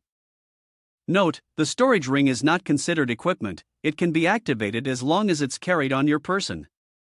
Courage, passive skill level A. This item excited him. These two rings were quite impressive. Compared to the Ring of the Clear Wind, the Ring of the Pure Heart had attack stats 3 to 4 times higher. It also comes with a very strong passive skill. The system continues with the message, whenever an enemy is nearby, defense increases by 2%, up to a maximum of 50%. Zhang Han opened the skill book to check, finally looking at this skill book. The system notification appeared, Starbreaker Level S Introduction. Truly strong individuals can easily break even stars. And this is the most powerful manifestation of the Starbreaker. Effect, focus all the strength of the body, making the next attack deal an additional 500% damage, cooldown time of 10 minutes. Required profession, close combat fighter. Note, range skills do not apply. He was as happy as if he had just won a prize. The skill was truly brutal with the Starbreaker, and the lack of high explosive skills could be compensated for. The system notification followed, "Congratulations, you have learned the Starbreaker skill." John Han then clicked on the battle ring. Now everything is ready. Let's check the current attributes after changing the ring. The system notification read, "Darkwada E Jiang Han Shui Dark Gold Tier Boss. Health 8,780,400, Attack 16,830 to 18,089, Defense 8,330 to 8,978, Prestige 233,800, Luck 3. The description when the Judgment of Light descended stated that the dark evil swordsman would be the first to face it. In his mind, he thought, 8 million health points, attack limit up to 18,000. Everything I could do for tomorrow's castle battle is already done. No matter the outcome, I will have no regrets. Jiang Han fell into deep thought and eventually sold all the equipment he had replaced to Long Deng in exchange for money. It was already late, and in preparation for tomorrow's siege battle, he decided it would be best to rest early. The next morning, at 9:30, the system notification appeared, "The SS Difficulty Mainline Defense Mission has been unlocked." The system notified him that he would appear as the final boss defending the city at level 3. If Tian Haitown was absent, his level would be reduced by 20, and all attributes would permanently decrease by 2,000. As soon as he entered, he heard someone calling out. They had sent more people to keep watch, and the system notified him that his main storyline, the Battle of Light and Darkness, was underway. The SS difficulty had been unlocked. The soldiers urged him to hurry, as they needed to reinforce the defenses at the eastern gate as well. Fei Qi, standing inside, saw him and immediately called out, "Brother, you're here." He stepped forward and said, "I received word that this time the Light faction isn't sending reinforcements. All that has arrived are the guards from the Church of Light. Moreover, due to restrictions imposed by the rules, they can't send high-ranking guards from the church." Jiang Han nodded. "All right." He stood on the city wall, gazing into the distance. Even so, the number of enemies they had sent wasn't small. Jiang Han turned to give instructions, "Fei Qi, during this siege battle, make sure to stay safe." Fei Qi looked puzzled. "Huh?" Jiang Han reminded him, "Try not to charge into battle. Stay in the area beneath the wall, not too far from me. Surviving is the most important. Once I'm ready for battle, we'll deal with the rest." Fei Qi felt a bit awkward about this. He lowered his head and explained, "I'm sorry, but I can't promise you that. To be honest, anyone who didn't want to join the battle to defend the city, I've already dismissed. The remaining soldiers are all volunteers, comrades who live and die together with Tian Haitown. I can't hide behind and let my soldiers die in vain." Jiang Han tried to persuade him, "Fei Qi, the enemy is numerous, and your compassion may not be the best course of action. If you can't bear to, then let me take command. We'll make a strong defense inside the city, and I will try my best to ensure everyone's safety." Fei Qi looked at him, then nodded. "All right, my brother, I trust you." The system announcement, "The Berserker, Fei Qi has transferred command of the city defense battle to you." Looking around, Jiang Han couldn't see Lit. "By the way, where's your sister?" Fei Qi replied, "She has left Tian Haitown and has been taken by Fallen Angel, my lord." His expression darkened, and he thought, Fallen Angel has taken Lit away, so the future of Lit is truly uncertain. What if, like he predicted, Lit becomes a demon god? Could it be that he already foresaw our fate? Jiang Han pondered for a moment. When she was young, Lit was almost sacrificed by the Church of Light, and Fei Qi fell under their siege. Lit, who was blinded by hatred, carried that anger and became a demon god. He looked at Fei Qi, sighed, "The story of ideals." System announcement, "The war between light and darkness has officially begun." System announcement, "Attention, the first wave of attack will be launched by the lower-ranked army of the Church, commanded by the level 50 gold boss, Fanatical Devotion BR. Please prepare yourselves." Baker charged forward, commanding, "It's time to offer ourselves to the faith, kill them all." He stood atop the city wall, shouting, "Wait at the city gates, fight around the defensive fortifications. Archers, provide support fire from a distance. Do not rush into direct combat with the enemy. System announcement: please note, the Tianhai Defense Army, under the command of the level 40 Silver Boss, team leader of the soldier unit, will conduct the first defense operation. Please be prepared. Tin yelled out loudly. The soldiers of the Church of Light acted in the name of faith, performing the deeds of monsters, arranging their defensive formations. Both sides clashed, with no clear victor. Zhang Han watched the battle, saying, "The soldiers of Tianhai Town were originally people of the light. How will they view this war when it is branded as a betrayal?" Fei Qi replied, "If it were against the imperial authority, they would certainly hesitate, but against the Church of Light, they will not." He sighed and continued, "For hundreds of years, the forces of darkness have been silent, leaving only a few beasts tainted by demonic aura. This peace has made the Church of Light decay, losing the people's hearts. Let Tim be an example," he said. His daughter, due to her beauty, was summoned by the high priest and never returned. He looked at the man using the shield in front of him, thinking about that annoying tactic and how it had put him in such a difficult position. Baker taunted the man in front of him, "Your name is Tim, right? I remember when your daughter was summoned by the high priest." Her screams echoed throughout the entire church. "I still remember it clearly." Tim, enraged, lost control and rushed forward to attack. "You beast!" Zhang Han muttered as he realized something. "We're doomed." The weapons at the back of the team were blocked. The system reminded, "Please note, level 50 golden level boss, hateful priest. Anga, leading the Taoist Master Legion, will begin their attack. Defense team number 2, please prepare." Anga, worried, rushed forward to search. Baker licked his lips and grinned wickedly. Hee, a priest, truly too lucky. He stood on the city wall, astonished. "Isn't that Anga, L's teacher?" "Hey, don't get close." Fei Qi responded. She knew we were short on manpower, yet still decided to stay. Anga activated charm healing technique and bright bamboo blessing, controlling 2 of the recently killed. Baker, grinning smugly, swung his spear and killed. A worthless fish. Even if it's enhanced, it's still just a worthless fish." Then he hurled the spear towards Anga. "Die." The priest, the system announced, had been killed by Ber. Fei Qi gritted his teeth, holding an axe. Tim couldn't control himself after being provoked by the enemy. Anga is also Tim's friend. "The next wave, it's my turn to take the field. I will definitely kill Baker with my own hands." Zhang Han stopped him. "Don't kill Ber." He didn't understand and immediately asked why. Zhang Han said, "Leave him to me, I will definitely kill him with my own hands." Fei Qi, puzzled, asked, "You want to avenge Anga too?" Seeing Zhang Han remain silent, he agreed. "All right, brother, I'll leave him to you." The system prompted, "Please be advised, the Legion led by the level 70 Dark Gold boss, the frenzied Berserker, will initiate the third wave of defense. Please prepare yourselves." Fei Qi turned and ordered his soldiers, "Fall back, don't risk your lives." The subordinates acknowledged the command.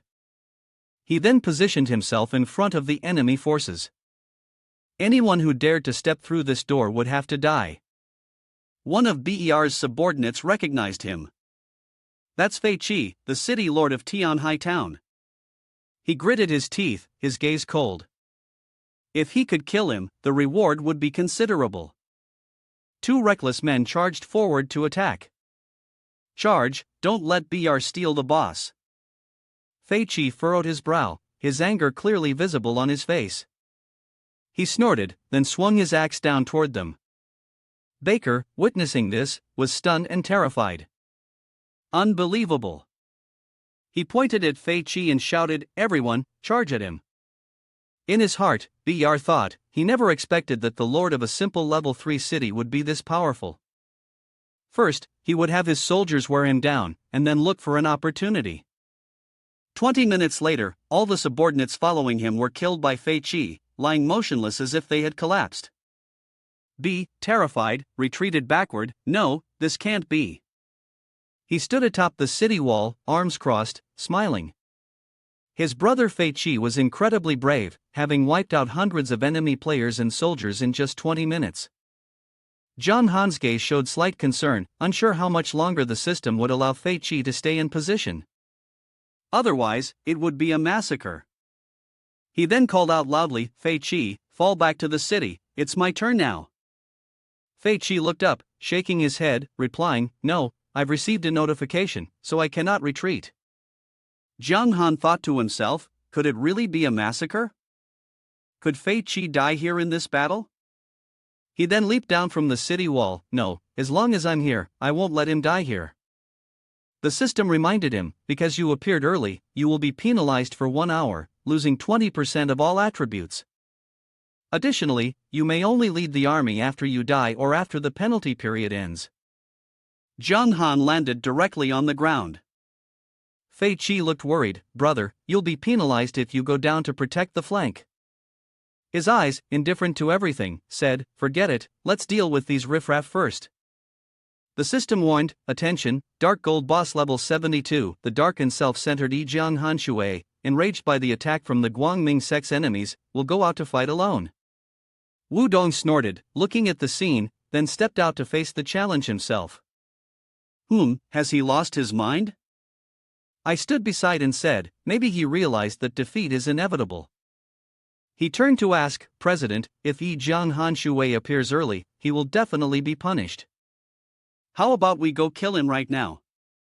He frowned. "Don't rush.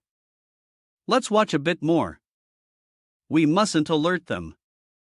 On this side, Fei Qi and Zhang Han slapped their hands together. "Good brother, let's go." Br, terrified, his eyes bulging as he gritted his teeth. The two level 70 bosses watched as the two cooperated to fight and kill. How could someone like Ber, who was useless and incompetent, not be able to do this? He thought for a moment, and the system reminded him, the first wave of bosses, the fervent faith stomped loudly. System notification, please note, the Intermediate Legion of the Holy Church, led by the Dark Gold Level 60 boss, Shield of Steadfast Defense, will launch the second wave of attacks. Please prepare. O ordered his subordinates behind him to charge and kill. He smirked, a bunch of cockroaches. Fei Qi said, "You hold the door, and I'll go kill the enemy's boss." Fei Qi agreed. "Got it, brother. Be careful." Zhang Han summoned his blue unicorn beast, ready to fight. It charged forward at its fastest speed. The blue scale beast directly lunged into the heart of the battle. O was startled. What? Its foot slammed with force right in front of him. The destructive power of the blue unicorn beast stomped down with a single strike, sending its subordinates flying far away. Zhang Han swung his sword, a smile on his lips. "Holy light, the holy church? It's just an experience bag, nothing more."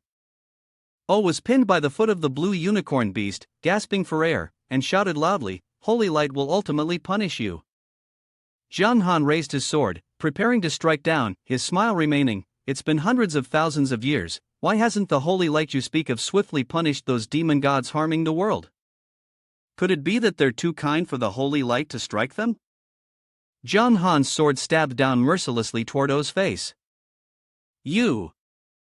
The system reminded, "Congratulations, you have killed the level 60 Dark Gold boss.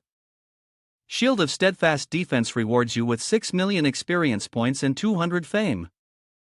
The members of the Holy Church army watched in fear. This kid is even stronger than during the world's martial battle.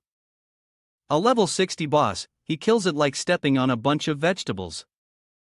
Fall back, let the NPCs wear him down first, we'll move in slowly. Fei Qi was stunned. Brother Yi Jiang Han Shui is truly powerful. Could he be planning to rely on his own strength to protect Tianhai Town? The system reminded, "Attention, the Holy Light Guardian Legion, led by the level 75 Dark Gold boss, the Sacred Covenant of Holy Light Asaf, will launch the third wave of attacks. Please prepare accordingly." Zhang Han was excited. That was fast. Could it be that no one feels sorry for the death of the goose? Asaf urged his horse forward and shouted, "Behead the traitor." System notification. The Sacred Covenant of Holy Light. Asaf, Dark Gold level, level 75, 10.5 million health, attack from 10,000 to 10,800, defense from 13,900 to 14,350, skills, Flame Chain Combo, Drunken Stone Spear Thrust, Divine Light Purification, immovable as a mountain. Introduction: an outstanding disciple cultivated by the Holy Light Church, possessing earth elemental light, with a special talent highly praised by the Pope. He smiled fearlessly and taunted, "Then come and try." Zhang Han directly commanded the blue unicorn beast to leap into the air, its hoof kicking Asaf's mount in the face. System notification. You have been hit by Zhang Han Shui's Kick of Righteousness skill and lost 832,782 health points. Due to the mount's attributes, you are not suppressed. The darkness automatically expands for 3 seconds. Zhang Han Shui, attack speed increased by 200%, movement speed increased by 300% for the next minute. Your attack power is reduced by 25%, and the opponent's attack power is increased by 20%. He snorted coldly and thrust his spear directly at him. Zhang Han was hit squarely in the chest. His strength decreased slightly, but his gaze turned cold as he grinned mockingly. "Is this all the power you have? I think if we really fought, even if I sacrificed all my defense, you'd need to land 300 to 400 consecutive hits to even touch me. Brother Asaf, please don't make things difficult for me." Asaf's gaze burned with intense hatred, his teeth grinding in fury. "Where did you, Uriel, come from, dressed so neatly?" With a soft exclamation, his eyes gleamed brightly, and he smiled. "It seems the Dark Swordsman has some power after all. No wonder you all are so jealous." Corwin stood below, looking up and asking, "My lord, are you still certain that you have a chance of winning?" Uriel glanced down at him. "He had no chance of winning. After I kill the Darkness Swordsman and those demon gods, I'll come by and visit each one of you." He glanced at the battle unfolding in front of them, the decisive fight that countless people were eagerly awaiting. In his opinion, it was just a small event. The real interesting battle would be to eliminate the Dark Swordsman and then slaughter the Beastmen. The Holy Church soldiers, still oblivious to the danger, charged forward and shouted, "Go, Holy Lights Guards! Protect Asaf, my lord!" Zhang Han chuckled to himself. "Ha, that's exactly what I want. I'm about to hit level 73. He directly controlled the blue unicorn beast to charge forward, causing the ground to crack beneath it. 40 minutes later, a familiar golden light enveloped his body. System notification: you have leveled up to level 73. Asaf tightened his reins, cursing under his breath, "Damn it, a large-scale ultimate move every 30 seconds, this is truly outrageous." After just a few waves, all of his soldiers were wiped out, but his health remained normal. He ground his teeth, his face covered in sweat. If he ran away like this, Lord Uriel wouldn't let him off the hook either. Asaf was determined, ready to fight to the death, and charged forward. "Damn it!" He laughed, a bit of admiration in his tone. "Not bad, your willpower is impressive, worthy of my full-strength attack." Zhang Han gripped his sword tightly with both hands and swung it. Shattered Star's power surged into this one strike of his, cutting through with Bonebreaker Strike. Zhang Han cleaved through his opponent. The system reminded, you used Shattered Star to enhance the Bonebreaker Strike, dealing 225,971 points of damage, while also triggering the bone-breaking effect, permanently severing Asaf's right arm.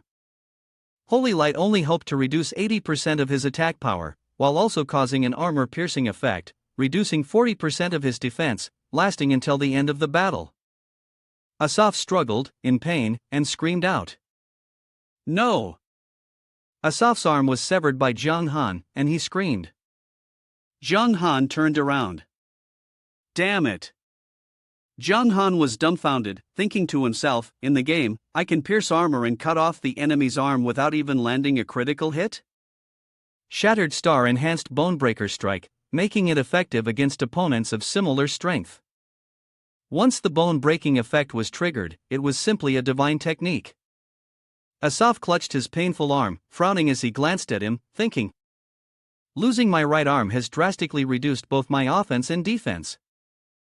Facing me now, he's like a lamb sent to the slaughter.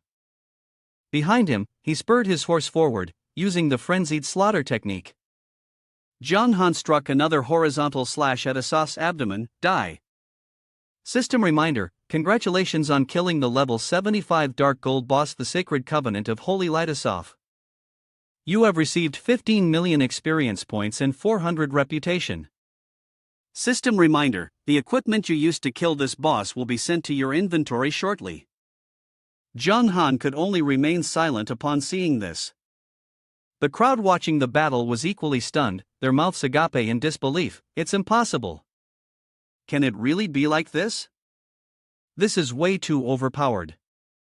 Isn't this just a direct cut-off move? System reminder, please note, the high-level guard generals led by the boss Spirit Rank 80, Spirit Listener Nydia, will launch their fourth wave of attack in 5 minutes. Please be prepared. He frowned. Oh, isn't the fourth wave supposed to be Divine Light Uriel? This seems a bit complicated. Seeing his subordinates fall, Uriel's expression twisted in displeasure as he ground his teeth. A bunch of useless fools, they've ruined my reputation. He raised his hand and donned his shining cloak. Forget it. Uriel revealed his golden armor and 2 pairs of wings. I, personally, will punish this insignificant being. System reminder, due to the Dark Force's arrogance, Jiang Han Shui has disrupted the upcoming sacred ritual of the gods, angering the Holy Light Church and triggering the hidden boss scenario, Divine Light Uriel, Earth Tier. He immediately flew toward Jiang Han at his fastest speed. Jiang Han's eyes widened in shock. What?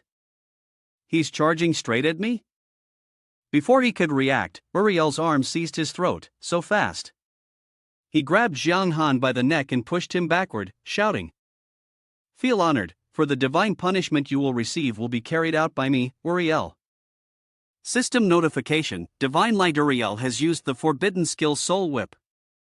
All your attributes are reduced by 20%, and the pain increases by 100%. You are being strangled to the point of suffocation. Jiang Han furrowed his brows and thought to himself. All attributes reduced by 20%, but why is the pain increased by 100%? The pain limit the game sets is only 10%, though. Then, Uriel delivered a heavy punch to Jiang Han. He was sent flying back, crying out in pain. Jiang Han's face was bruised and covered in blood. He felt the pain surge within him. Why is the pain so intense? I'm almost passing out. Uriel did not stop there, continuing to punch him relentlessly. The subordinates of the Holy Church cheered in excitement. Just a normal punch, and he's already unable to fight back. Truly a god. Jiang Han Shui has been knocked out cold. Ha, serves him right. He grabbed Jiang Han by the collar, lifting him up, and coldly said, "Those fools actually feared you would defeat me. In the same level, gods are invincible. Moreover, you're only at the Dark Gold level. I don't understand what they're afraid of." Jiang Han's strength was rapidly plummeting. Uriel sneered, clenched his fist, and disdainfully said, "Boring." Fei Qi angrily shouted, "Let my brother go now." He wielded an axe and leaped down from the air to attack. Uriel sneered, casting a contemptuous glance, his eyes flashing as he snorted coldly, "Humph." He shot a skill at Fei Qi's left chest, and Fei Qi's strength plummeted dramatically. He fell to the ground in pain. System notification, the Divine Light of Uriel used the skill Guangming Fat Toy, dealing 501,540 points of damage to the Berserk Fei Qi, with an additional 500,000 points of light elemental damage per second, lasting for 5 seconds.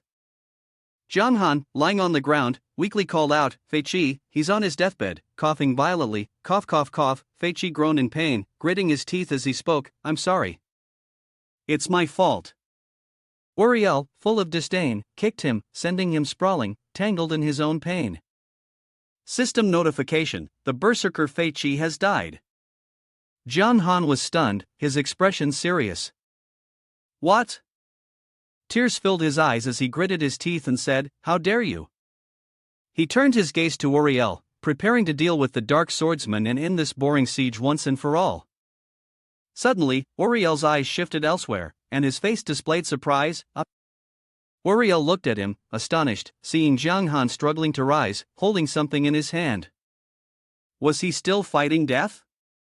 It turned out Jiang Han was trying to reverse time. He directly tore through the space. Fei Qi, thank you for sacrificing your life to buy me time. I won't let you die like this. System reminder, you have used the time reversal artifact of level S. He could also feel the change within himself. What? Time reversal? Jiang Han was sent back to the past. The scenes rewound as if being played in reverse. Feel honored, for the sacred punishment will be carried out by me, Uriel. He was stunned as he looked at the system reminder. You have successfully used the time reversal artifact of level S, sending the surrounding time back by 63 seconds.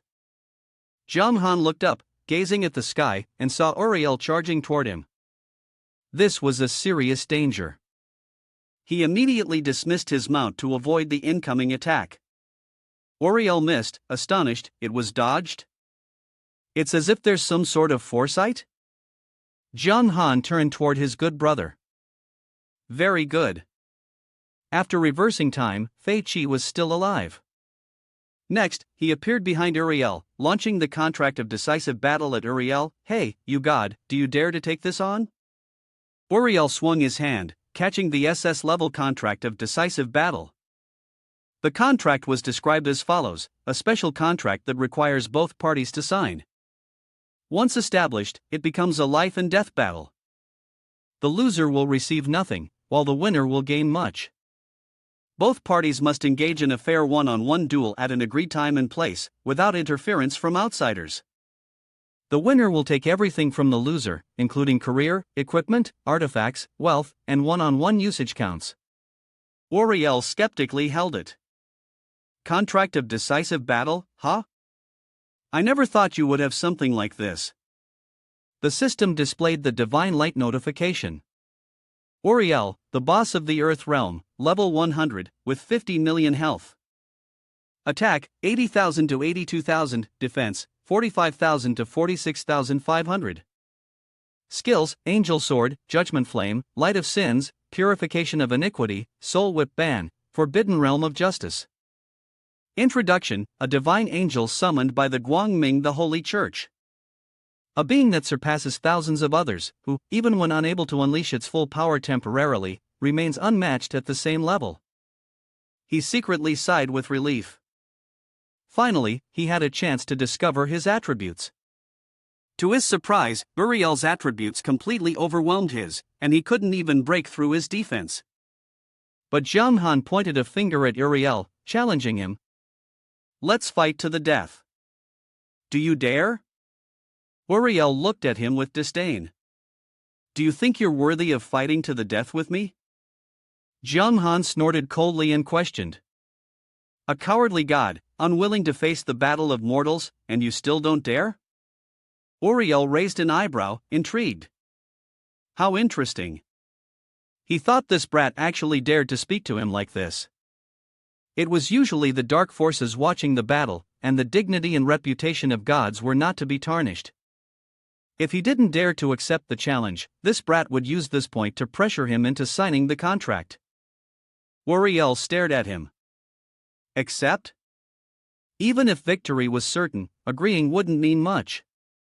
But if he let this kid carry out his plan, it would only benefit him. Jiang Han held the wandering soul sensory tool, tearing through the air. Hesitating to fight? Well, that was fine. System prompt, you are using the item, Wandering Soul Sensory, Grade A. Li Er suddenly appeared. Disciple, are you alright? He turned and smiled excitedly. Master, I didn't expect you to cross national borders to come to my aid so quickly. He clenched his fist and smiled. Fortunately, you asked my lord to send a bracelet to him. Li Er swung his sword, looking up at Uriel. All right, you can step back. Let me take care of this little angel. System prompt, Dark Death Seal Yi Jian Han Shui is in trouble. As a boss of immortal tier rank, Spirit Swordmaster Xia Li Er has arrived to assist in the battle. Uriel looked at him silently, neither speaking nor making a move, only watching his kin appeared in front of him.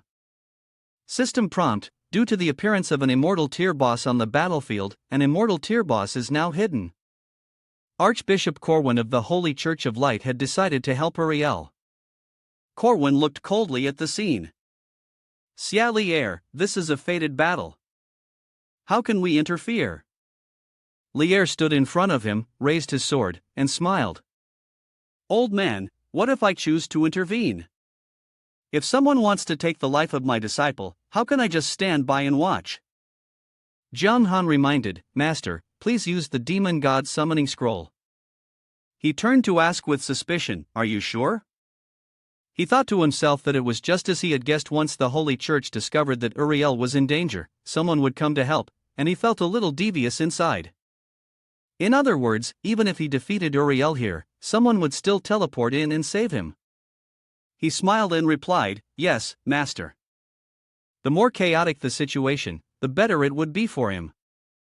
Lier stared blankly at the demon god scroll, which could not be interfered with at will. That was natural, but summoning the demon god was a different matter. Then, he awkwardly nodded, "All right then." After that, Lier tore the demon god summoning scroll. System reminder: Spirit Swordmaster Lier using the demon god summoning scroll has a chance to summon a high-level expert of the divine rank to the battlefield within 1 minute. Corwin snorted coldly, "What do you mean by this? The appearance of the demon god won't bring any benefit to us." The soldiers of the Holy Church were discussing among themselves, one by one, "A high-level expert of the divine rank is joining the battle? If we stay any longer, we might be affected." Jiang Han shouted, "Laurel! I know you're hiding in the shadows, watching me. If I die, you won't be able to take revenge on Daniel. Don't tell me you're really willing to give up this opportunity?" He thought for a moment, considering that among the top demon gods, the others weren't as close to him. Raph made it clear that the other demon gods only came to observe the process, and if Laurel ever wanted to kill him, he would absolutely be able to respond to the summoning of the demon god.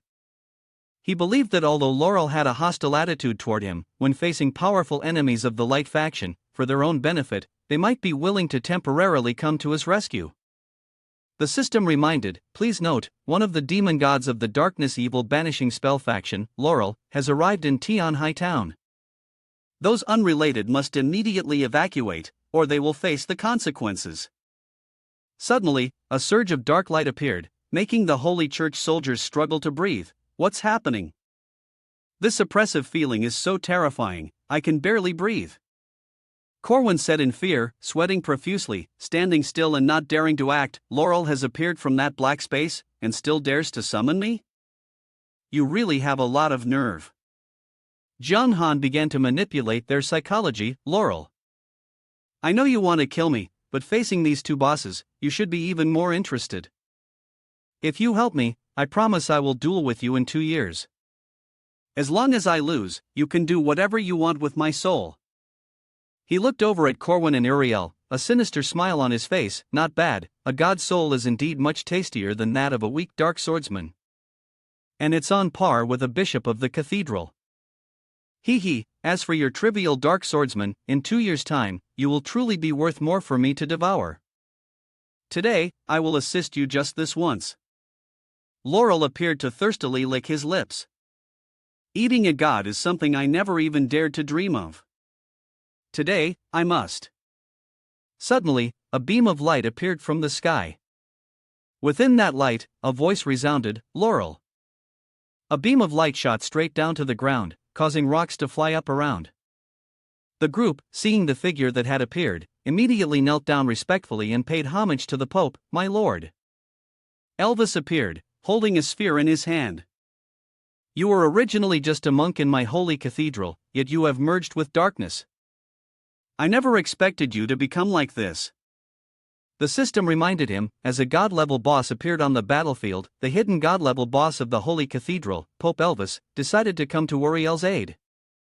Lo glanced at him and said with a sneer, "Old man, what right do you have to criticize me? What has your cathedral done of any worth over the years?" Jiang Han watched as the major bosses appeared one after another. The battle between the two god-level high-level experts was enough to drain the remaining life force of the holy cathedral. His eyes lit up, and he frowned, thinking that this would also destroy Tianhai town. He smiled. Then let's consider a compromise. A thought crossed his mind. Yes, to prevent Uriel from being defeated and then rescued by the high-level experts of the Light faction. Jiang Han pointed at Uriel. You cowardly god, do you dare to confirm a life and death contract? Fight me in a duel. What do you say? He thought to himself, as long as the contract is signed, no outsiders can interfere. This won't end until one of us dies. Jiang Han's words left the four great bosses staring in shock. Uriel was furious, thinking, did this brat really bring all these people just to force me into signing the contract of decisive battle? One of them turned and asked, My lord Uriel, you defeated the darkness swordsman as easily as flipping your hand, so why wouldn't you grant his dying wish? Uriel fumed, for such a lowly insect, I will grant your wish. System prompt, the contract of decisive battle has been activated. Both parties are bound to a final duel, free from any external interference, in Tianhai town. The battle ends only with death. Li Er stood behind him, worried. Disciple, if you haven't grasped the true meaning of the darkness swordsman, you won't be able to defeat him. Jiang Han turned to give him a reassuring smile. Then I'll just have to grasp it. He asked in doubt, Are you sure you can? Jiang Han raised his sword and stepped forward. I can't die here. Jiang Han lifted his head and said, Now that the contract of decisive battle has been signed, there's no turning back. Silently, he was pleased. I had originally planned to summon Li Er first, and even draw out the demon god just to shift the situation. But it turns out that path is no longer an option. No matter how powerful his assistant is, the system will force equally strong opponents to appear. The only way to survive is to defeat Uriel. Recalling the scene where Fei Qi died in front of me, just as Fei Qi passed away and I fell into despair, a girl's voice reminded me of my emotions. At that moment, I roughly understood the true meaning of the Dark Realm. A soldier of the Holy Church asked him what he was really doing. The world laughed triumphantly. Is this the death row? Anyway, before dying, being able to challenge even a god is enough to boast about for a lifetime. Uriel, impatient, shot divine light through his body. The system reminded, Uriel's divine light has used the skill Soul Whip. All of your attributes are reduced by 20%, and pain is increased by 100%. Jiang Han swallowed a piece of meat from his backpack. The system reminded, you have eaten thunder meat. All attributes will increase by 16% for 10 minutes. Then, he took out the fallen feather. After using it, a pair of black wings sprouted from Jiang Han's back. The system reminded, you have used feather sand fragment, gaining the ability to fly. Additionally, all attributes increase by 20% for 30 minutes. Corwin stood nearby, sweating coldly, and exclaimed, What? What about Elvis? No response, silence. Uriel smiled, It seems you have quite a few props, don't you? Both sides rushed into battle fiercely at the same time. He punched Jiang Han, causing his strength to decrease significantly. Jiang Han was knocked back in pain, silently groaning, It really hurts, as expected. The most terrifying thing is pain that increases by 100%. Uriel was excited, Come on, show me what the Dark Swordmaster is really capable of, how dare you fight me to the death? He slashed again, aiming directly at Jiang Han's abdomen. The system reminded, you have been struck by Uriel's light god skill, the Angel Sword, losing 3,548,400 health points, and you are taking an additional 50,000 elemental light damage every second. Jiang Han suppressed the pain, raised his sword, It hurts so much, it's painful enough to make one lose consciousness. But what was even more frustrating was that he had lost the ability to resist due to the pain, while Uriel easily caught his sword with one hand, and his strength only decreased by 1 unit. Uriel snorted coldly, Who gave you the courage to fight me? His eyes glowed, Do you think that just because of your wings, you have the strength of a god? Don't even talk about flying, I'll make sure you can't even get up. His gaze gleamed, shooting 2 beams of light straight into Jiang Han's chest, forcing him to kneel. Jiang Han's eyes bulged in pain as he coughed up blood, each wave of pain more intense than the last. Is that all? This is something no ordinary person could endure. The blood column had dwindled to almost nothing, and there was a hole in his chest. Jiang Han gritted his teeth and endured, telling himself, "No, I can't fall. If I lose, Fei Qi, Tian Hai Town, even the master. They will all." Seeing that he was still holding on, Uriel landed another blow. "I told you to kneel."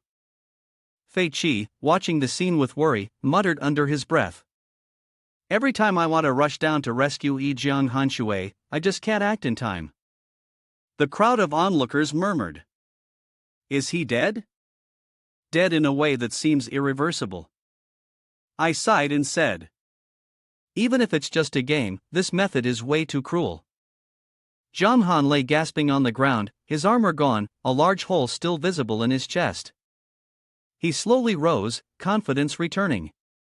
"I have to admit, your sudden burst of enthusiasm really did shock me." Elvis suddenly appeared, standing in front of Uriel, his gaze darkened. "Elvis, what do you mean by this?" Elvis's eyes gleamed as he replied, "The fight isn't over yet." Uriel looked back, confused, and saw him flipping the middle finger in his direction. "Not over yet?" Jiang Han knelt on the ground, raising his head to the sky. The system prompted, "Congratulations, you have understood the true meaning of the Dark Swordsman. Dark Reincarnation has been upgraded to S level. Forbidden Dark Reincarnation has been upgraded to SS level." Jiang Han's chest wound is slowly healing and is no more. The system alerts, your Forbidden Dark Reincarnation skill has automatically activated. All attributes have been increased by 50%. His body was now transforming, with his hair turning half white and half black. Jiang Han looked at his hand, wondering, have I succeeded?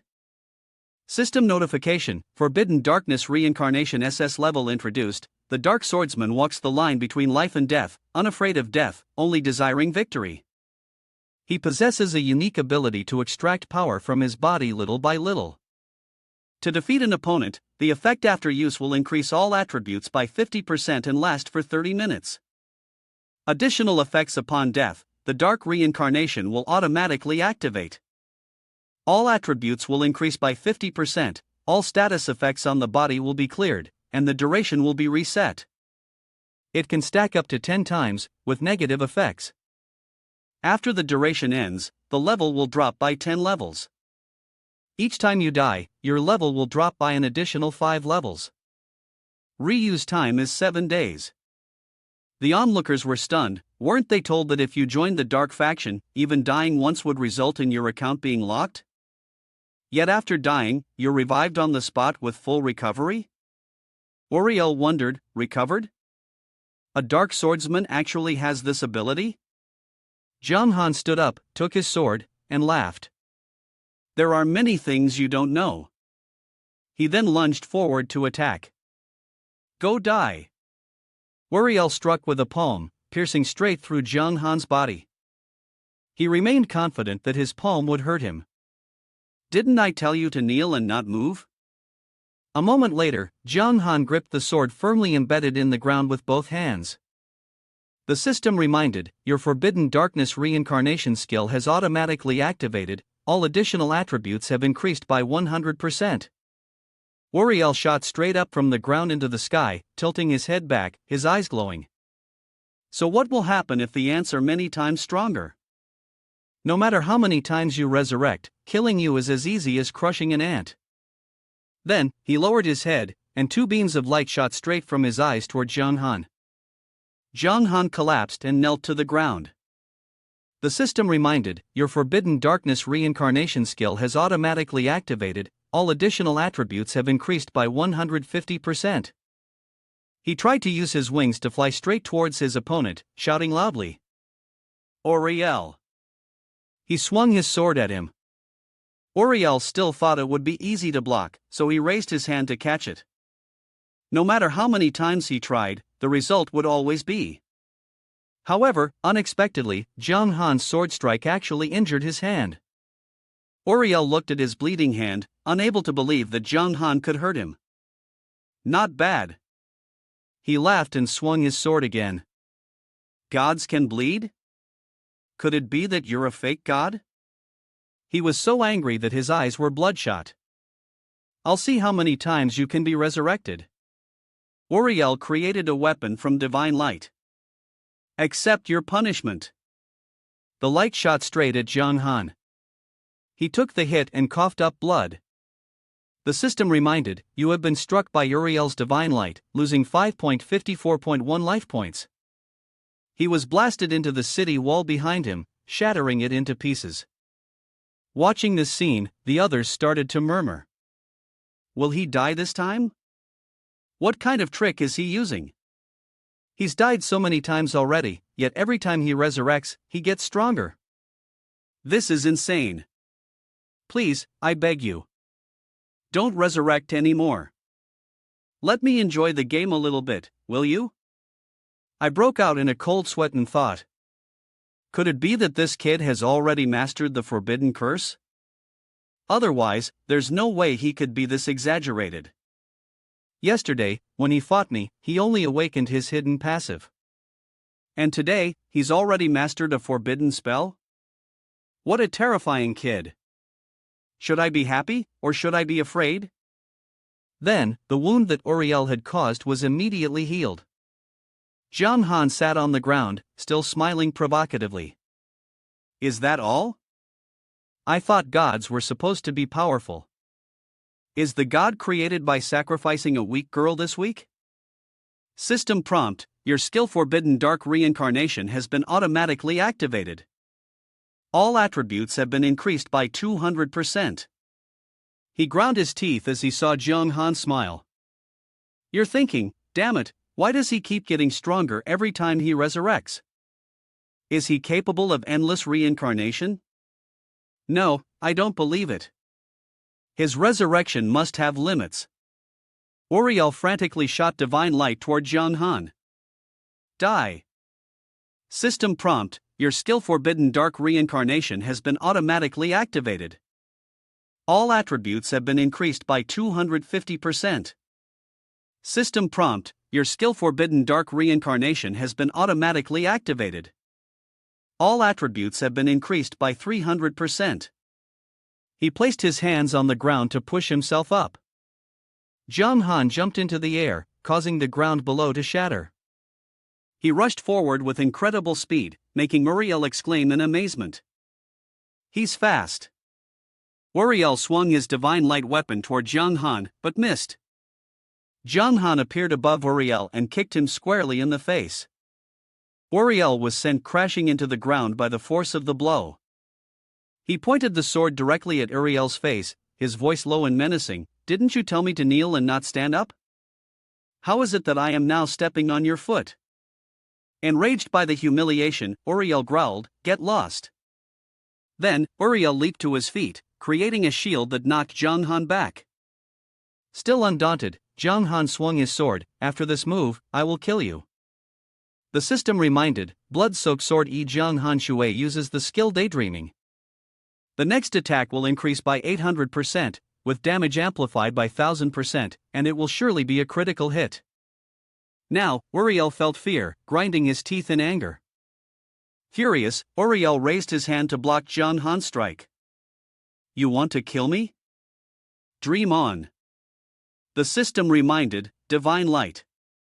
Uriel uses the Forbidden Realm of Justice skill, increasing all his attributes by 100% while reducing all the enemy's attributes by 100% for 3 minutes. Now, Uriel was stunned. What? Did I really fall for that? The damage from this skill was as deadly as its name, wasn't it just a joke?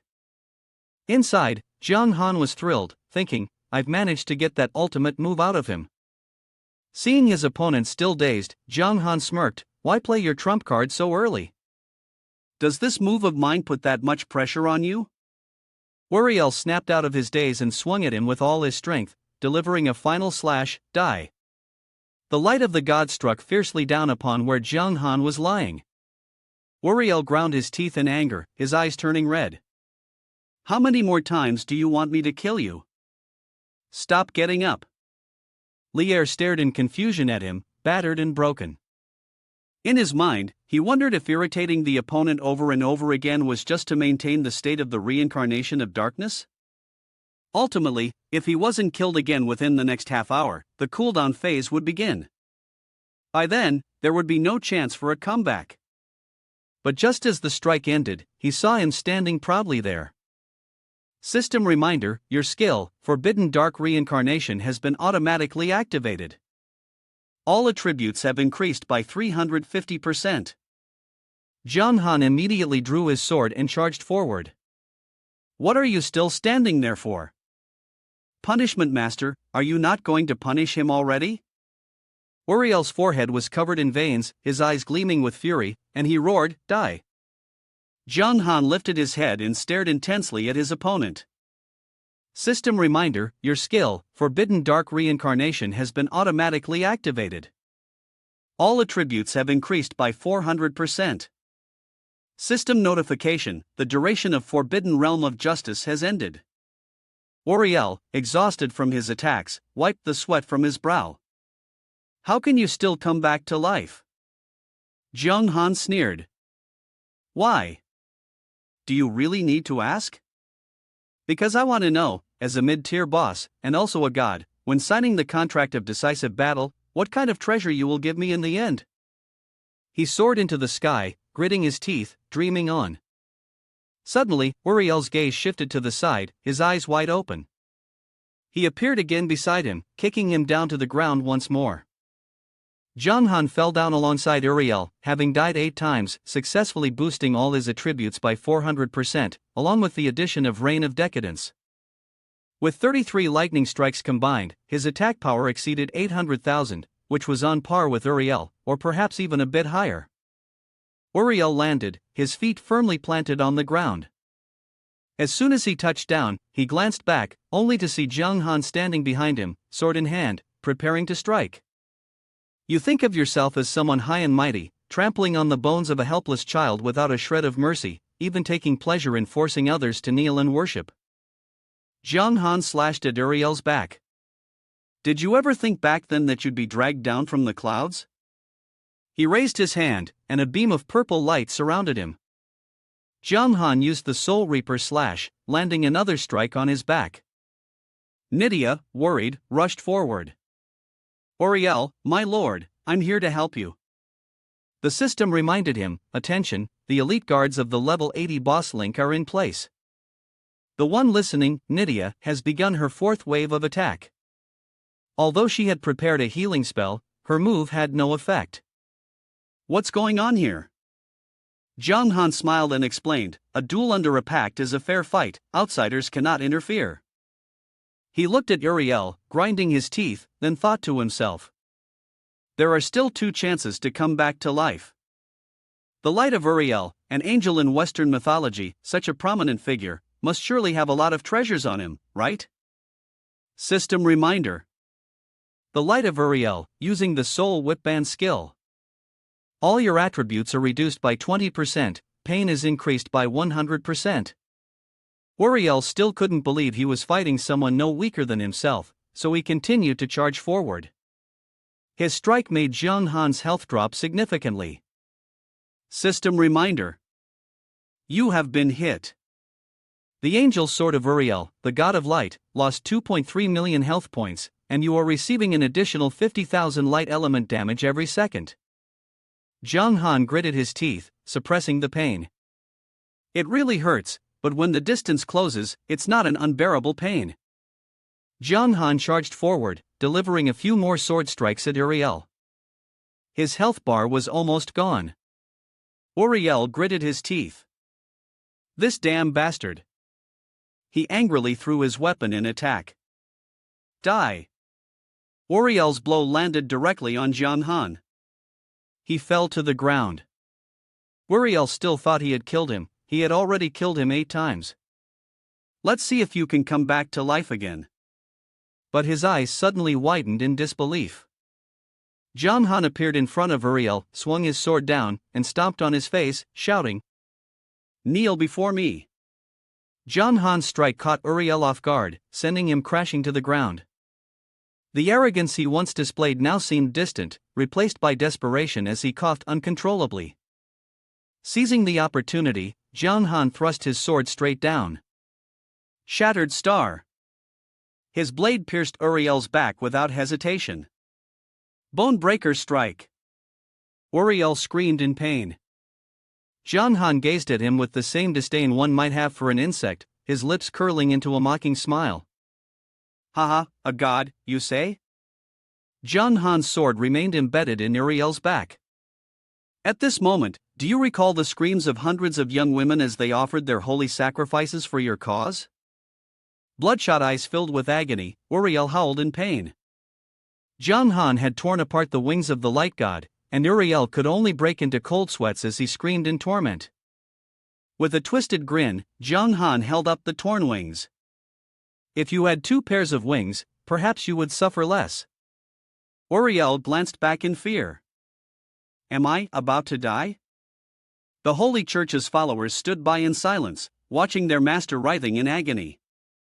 Spotting Elvis in the distance, Uriel trembled and reached out in a desperate plea.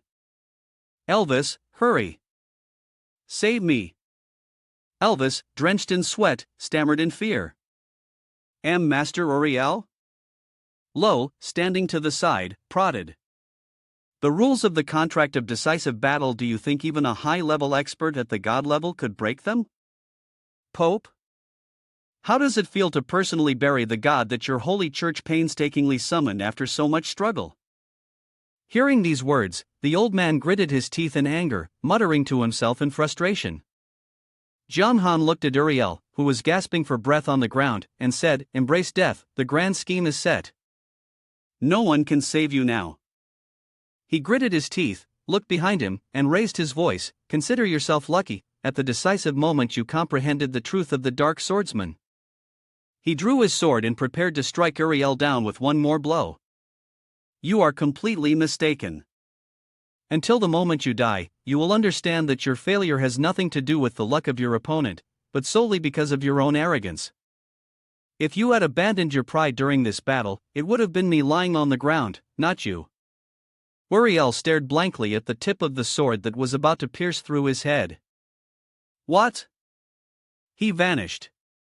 System prompt: Congratulations, you have killed a level 100 Earth rank boss. Uriel's divine light has increased by 3 levels, and you gain 200,000 reputation. System prompt: Congratulations, you have defeated the Earth rank boss. Uriel's divine light is the first player in the game to defeat an Earth rank boss. You will receive an additional reward, 50,000 reputation, 80 free attribute points, and the rare skill, Hand of Seizure. John Han's entire body glowed with a golden light. System prompt: Congratulations, you have achieved the final victory based on the rules of the contract of decisive battle. You will obtain your opponent's profession. System prompt: Do you want to change your profession to the unique hidden class Divine Angel Envoy? System reminder: Congratulations, you have achieved the final victory. Based on the rules of the contract of decisive battle, you have received the following items from your opponent: Void Cloak, Sacred Helmet, Sacred Gauntlets, Sacred Armor, Sacred Boots, and the Sword God Sword. Lier looked on excitedly. Killing a god, my disciple's fame will spread far and wide. System notification: You have leveled up to 77. He wiped the blood from the corner of his mouth. The siege was not over yet. The system message would be processed later. John Han saw the soldiers swarming like ants and charged forward. At this moment, Fei Qi was holding the gate, shouting as he fought, "Get lost, the Holy Church's army is rushing in. He's about to give in, brothers, rush forward." From a distance, he kicked a soldier in the head and shouted, "Brother!" John Han grinned and ordered, "Hold the main gate, I'm going to kill the boss at the city wall." Wherever he passed, the Holy Church's subordinates died. System notification: Listener Nydia has been located. He smirked, "Found you." John Han immediately kicked her straight in the face. Nydia, her face half stomped, growled in anger, "You damned god, you will be punished by the gods." Jiang Han snorted coldly, chopping off her head with his sword and sneered, "Ridiculous, your god is already dead. Who else can punish me?" System reminder, congratulations, you have killed the spirit rank 80 boss, Lisna Nidya, and received a reward of 30 million experience points and 5,000 reputation. System reminder, please note, the duration of your item, Fallen Rain Pursuit, has ended. Additionally, the wings have also disappeared. System reminder, the duration of your Forbidden Dark Reincarnation skill has ended. You have died a total of 8 times, and your level has been reduced by 50 levels. Jiang Han gasped, 50 levels? This penalty is indeed severe. He looked at the soldiers in front of him, who had just fought a battle. Now, Jiang Han was still feeling exhausted. The man with the spiked mace was grinning smugly. "Ha, finally, I've been waiting for this opportunity." The long-haired man beside him said, "He dropped to level 27, that's 10 levels lower than me." He shouted loudly, "Adventurers, quickly kill this Nightblade swordsman." He thought to himself, "This damn Nightblade swordsman dares to ruin the plan of our holy city. According to the rules, I can't intervene, but those involved in the siege can eliminate him." Seeing their hesitation, he yelled, "What are you waiting for? Rush in, the chance to take his head is here. Kill Jiang Han, Shui is only level 27, this is the best opportunity." Jiang Han suddenly realized, "Damn, I won't be able to eliminate everything in time before Reincarnation of Darkness ends." Jiang Han glanced at the system reminder, the S-grade item, Unicorn Bamboo Blessing, you obtained has had its restrictions lifted and is now usable. He was astonished as he picked up the Unicorn Bamboo Blessing. The system's notification introduced the S-level Unicorn Bamboo Blessing. These are unicorns that carry good fortune. Their blessings will bring endless benefits to other beings. Effect, permanent increase of 50,000 to basic life points, permanent increase of 500 to basic attack, permanent increase of 400 to basic defense, permanent increase of 10% to movement speed, and an increase of 1 to luck. Jiang Han wasted no time, tearing it open with his mouth. The cannot be used status was removed. This was truly a case of a drought followed by a downpour. A stream of green light flew out of the Unicorn Bamboo Blessing. The light flew directly into the center of Jiang Han's forehead. The system's notification. Congratulations, you have received the Unicorn Blessing. It has upgraded all aspects of you. Permanent increase of 50,000 to basic life points, permanent increase of 500 to basic attack, permanent increase of 400 to basic defense, permanent increase of 10% to movement speed, and an increase of 1 to luck. He gathered his energy into his hands, and a stream of green energy appeared. He couldn't help but think that the basic stats granted by the Unicorn Bamboo Blessing were incredibly high. This was completely a form of over-the-top leveling up. Jiang Han thought to himself, and while at it, he might as well check the newly learned Hand of Seizure reward. System notification. Hand of Seizure, S level. Effect, collect enemy skills and learn them unconditionally, with no restrictions. Each person can only seize once. If you use Hand of Seizure again, the last skill obtained through Hand of Seizure will be forgotten. Limited acquisition. When the target skill's grade is higher than S, the power of the stolen skill will be weakened. The degree of weakening depends on the effect and level. Cooldown time is 10 minutes. System notification, you have learned the skill Hand of Seizure. Jiang Han grinned with satisfaction, thinking, the skill is really nasty. Then the stealth skill. A thief move like mine, can I use it as a swordsman to stealth too? If that's the case. He channeled energy into his hand and shouted, "Old fox and a drink, my dear friend, where are you?" "I came out of nowhere, sword in hand, slashing right here." "Brother Jiang Han Shui, since you won't give your head to anyone, why not let me take it?" But Jiang Han's green light gave him away. I exclaimed in surprise, "What?" He reached out his hand, smiling, "Your hidden class is pretty impressive." "Then lend me that War God Possession move, will you?" System notification, you have used the Hand of Seizure skill on Old Fox and a drink, successfully learned War God Possession. The Holy Church soldiers angrily charged forward. "Yi Jiang Han Shui, your head, I'm taking it." He smirked. "Take my head? You think it's that easy?" Jiang Han instantly resolved everything with the fastest speed. System reminder: you have comprehended the hidden passive of War God Possession. Hermes' power is a passive skill. Effect: when speed reaches a certain threshold, movement will leap forward a certain distance and dodge attacks. Note that when the enemy's level is too high, the dodge probability will decrease significantly. Jiang Han only used one move to kill them in an instant. The system notification introduced the skill, Among the Gods, OM often races with the sun to prevent the night from descending upon the world. I shivered down my spine. This guy is something. It took me a long time to comprehend this move. And yet, he mastered it in an instant? He continued charging towards him. "Old fox, my brother, your ultimate move is really not bad." The system reminded, when you use the War God Possession skill, all attributes will increase by 20%, lasting for 1 minute. Jiang Han reached out to touch the blade of his sword.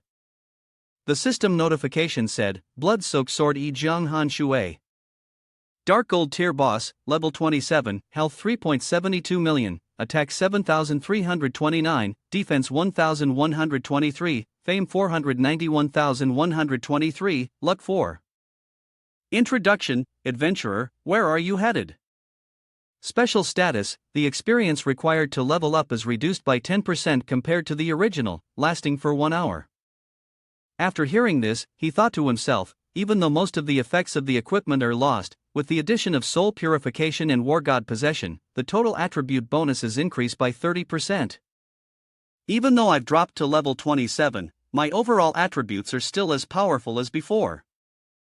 What's even more terrifying is that the experience required to level up is only 10% of what it originally was. Jiang Han continued to strike with his sword, so for these people, they were simply walking experience bags for him. System notification: congratulations, you have killed player Alan Saw and received a level up bonus. The soldiers of the Holy Church watched this scene, filled with fear and anger. My God, how did he level up so quickly? Surround him, don't let him run wild. They weren't afraid of life or death, charging forward to kill. Their attacks could break through defenses, and their damage was not low. Jiang Han began observing and analyzing. These people were all around level 50, and their strength was really easy to counter. However, he leapt into the air, kicking them in the face. Do you think you can surround me? You're still far too weak. System notification: you have used the Kick of Righteousness skill to deal 214,700 damage to the Exploradora, limiting them for 1 second and increasing the attack of all enemy units within a 100-meter range by 20%, reducing by 8% to 15% over 1 minute and causing 38,740 to 7,954 damage. Jiang Han thought to himself, right now, a level 27 player killing a level 50 player was essentially the same as defeating a high-level boss. With the additional super buff, the leveling effect had improved significantly. System notification: congratulations, you have killed player Exploradora and received a level up bonus. Suddenly, a spear from the human realm attacked, shouting loudly, Yi Jiang Han Shui. He thrust the spear directly into Jiang Han's stomach, sending him flying backward. The mortal's eyes gleamed madly as he laughed. This time, even if you grow wings, you won't be able to escape, but the spear can't hurt Jiang Han. Growing wings to escape, huh? Yeah, if I don't perform a little, how would they have any hope? It's far more convenient to let the experience pouch come to me than to kill each one of them individually. Tightening his grip on Jiang Han, he threatened, I didn't expect that this time, I would fall under your hands. You will pay the price. Jiang Han thought to himself, the experience granted by Unicorn Bamboo Blessing had already been reduced to 10% of its original amount within just 1 hour. So, during this period, he hoped the player's motivation to press forward could be maintained. The Holy Church's troops were excited. Steady, steady, don't let the chaos from the killing make you lose your head. He sneered coldly, pulled out the spear, and continued attacking straight at him. Yeah, but the one taking the blow will be someone else. System announcement: congratulations, you have killed a player. Peach Blossom Dew, level increased to 29. Jong Han smiled and thought, every time I level up, my basic attributes rise as well. This makes it harder and harder to kill me. As for what level I am now, sorry, I don't have time to check. The system reported that the level had increased to 30, and then to 31. He continued slaughtering the others. What a joke, the troops of the Holy Church were stunned and couldn't believe it. Damn it, why is the level increasing so quickly with just a few player kills? Suddenly, a sword blocked in front of him. Jong Han didn't have time to dodge the attack and was knocked back by me. He smirked and said, "You stole my skills and still want to run? You don't plan on leaving here alive, do you?" I raised my sword and gently ran my hand along its blade. A fair trade, my friend. Don't blame me for being ruthless. System reminder: Old Fox and a drink used the skill War God Possession, increasing all attributes by 20% for 1 minute. Jong Han was knocked back, his sword plunging into the ground, and he laughed. It's fine, I can understand. System reminder: Jong Han Shui used the skill War God Possession, increasing all attributes by 20% for 1 minute. Hearing me, he got angry, his lips twitching slightly. Little brat. I yelled loudly, swinging my sword directly toward Jong Han. Die. I thought to myself, his attributes were still higher than mine, so fighting him would be a waste of time. Seeing the sword coming closer, I dodged and ran. He yelled, "Don't even think about running." My sword moved in sync with Jong Han's speed. I glanced at him, and even though I was being attacked by Old Fox and a drink, I knew that as long as I could kill another player, I would level up and my health would be restored. Seeing Jong Han charging forward, he gave the order. Elite group of Tu Shingu, block him. The people in front received the order and stepped forward. Wu Dong stood in the way, giving instructions. The other guild members began to retreat, otherwise, the sheer number of people would make Jong Han Shui's health practically infinite. The group was confused. I raised my sword to the sky, using the skill Descent of the Gods. System notification: Old Fox and a drink has used the skill Descent of the Gods, increasing their attack power by 60%. All allies within range will receive the effect of one of the skills War God Possession or Grim Reaper Possession, lasting for 5 minutes. Jong Han smiled, his hand emitting a green aura. Ha, is Big Brother giving me this skill as a gift? Jong Han used the skill Thief's Grasp, shooting it toward me. Take it. He was terrified, he had just learned my skill. System notification: you have successfully learned the skill Descent of the Gods through Thief's Grasp. The power in your hands is satisfying. Ha, what a powerful skill. Simply put, this was made just for me. Looks like I've got another trump card for the future. System notification: Descent of the Gods Level S Introduction.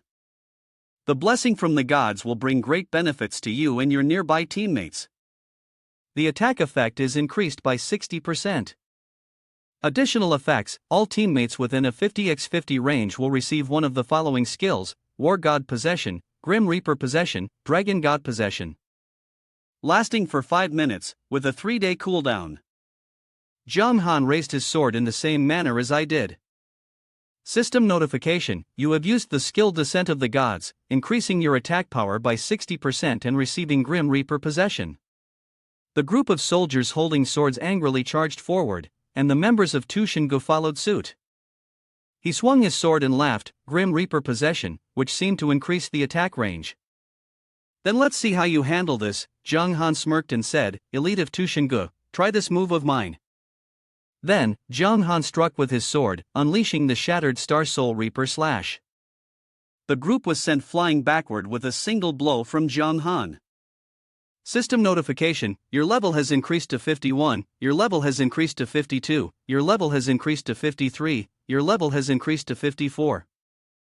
I watched this scene, my eyes bulging out as if they were going to pop out. Ha! The old man gaped, damn it, my elite army. He thought to himself, he stole my skill, and now he's enhanced it too. What kind of monster have I created? He looked at his hand, which had just unleashed an incredible amount of power. Your level has increased to 59, his heart bloomed with joy. My god, Shattered Star could originally only enhance single target skills, right? And Soul Reaper Slash is a single target skill. But when combined with the range from the Grim Reaper's power, these single target skills from Shattered Star can actually create large-scale effects?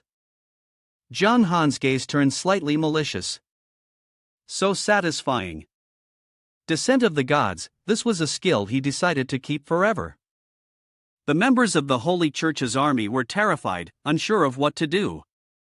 The Tushingu Guild members had already lost quite a few, and surely the blood of that Jiang Hanshui guy must be running low, so it was just the right time for them to loot.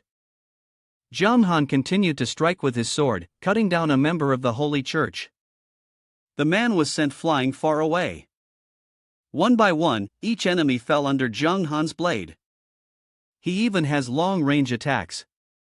He turned around, winked at me, and said, "Your skills are amazing, bro. Let's keep in touch, alright?"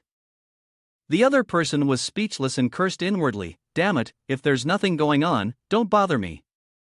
He forced a smile and replied, "It's fine, we're brothers. If I ever run into trouble, I hope you can help me out." Jiang Han immediately turned around and swung his sword at me, saying, "Nice." The man was terrified and dodged to the side. "You're even planning to kill your brother?" He grinned and bared his teeth. "Bro, business is business, right? Don't blame me for being ruthless." I quickly turned and fled at full speed. "It's alright, I understand. See you later." He was terrified inside. Now that he had reached level 60, there was no chance to kill him anymore. It was best not to play with his life. Jiang Han didn't give him a chance to escape and took a step, closing in on me. "You're trying to run?" Jiang Han kicked him, and although the War God possession was no longer active, he now had various speed buffs. After understanding his abilities, capturing Old Fox and a drink was as easy as flipping a hand. He used his foot to press against my head and said, "Good brother, I've got another request. Among all the players, you're the highest level. Before you leave, could you spare me some experience points?" He turned his head and said with a smile, "It's just a bit of experience points. Brother, just take it. But don't forget me when you're rich and powerful. Remember, you still owe me a favor." Jiang Han swung his sword directly at my head. Of course, the system announced, "Congratulations. You have killed the player Old Fox in a drink, and your level has increased to 63. He looked around, and it seemed that from now on, no one could pose a threat to him anymore. Jiang Han turned to the troops of the Holy Church. Since the experience bonus time hadn't ended yet, he had to go all out to level up. In just over 10 minutes, he had slaughtered countless soldiers of the Holy Church. They stared in disbelief, horrified. Why was he still leveling up non-stop? They refused to fight any longer at this rate. If they kept giving him free experience, they simply couldn't kill him. Jiang Han watched the Holy Church's troops scatter in a panic. The ones left behind were just scraps not worth chasing. He turned around, deciding instead to eliminate the remaining guards of the Holy See. Only then would this siege battle finally come to an end. With a single stomp, Jiang Han ended the lives of the ones who had just tried to flee. He turned to his comrade and reminded him, "Fei Qi, take a rest.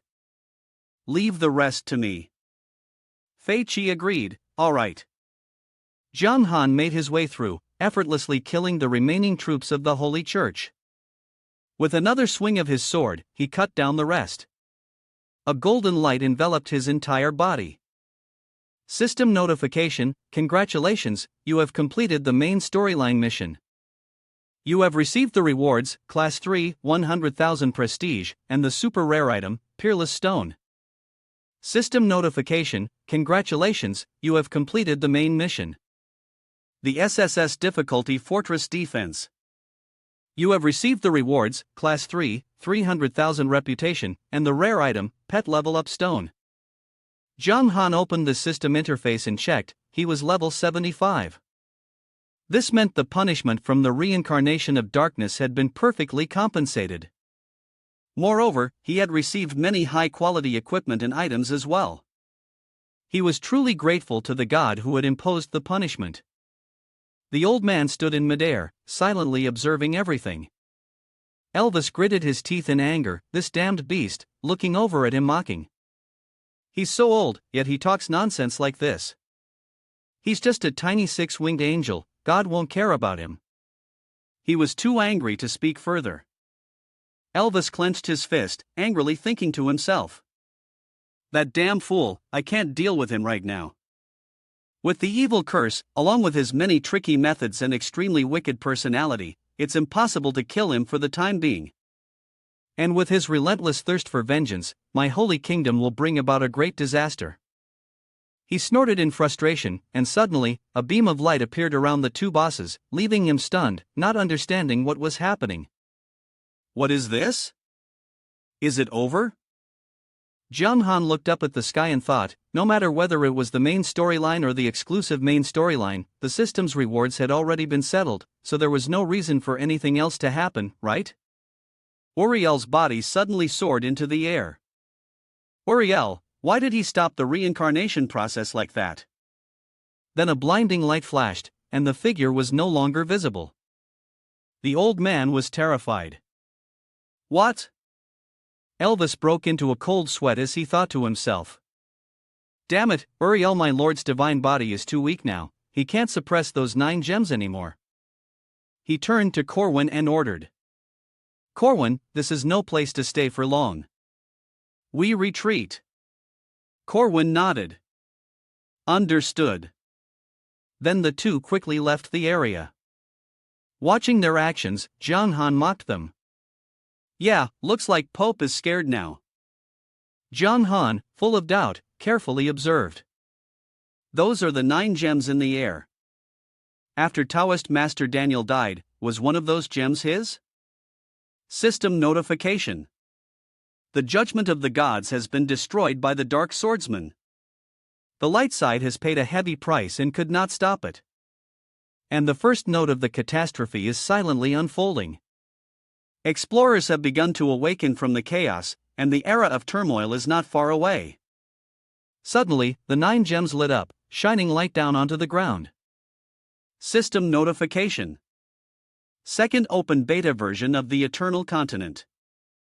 The Betrayal of Righteousness, officially launched. Everyone everywhere also received the notification. The system reminded them of the second open beta version of Eternal Continent. The Betrayal of Righteousness had officially begun. A streak of light ran straight across the sky. Zhang Han stared blankly at the streak of light, murmuring, the Betrayal of Righteousness.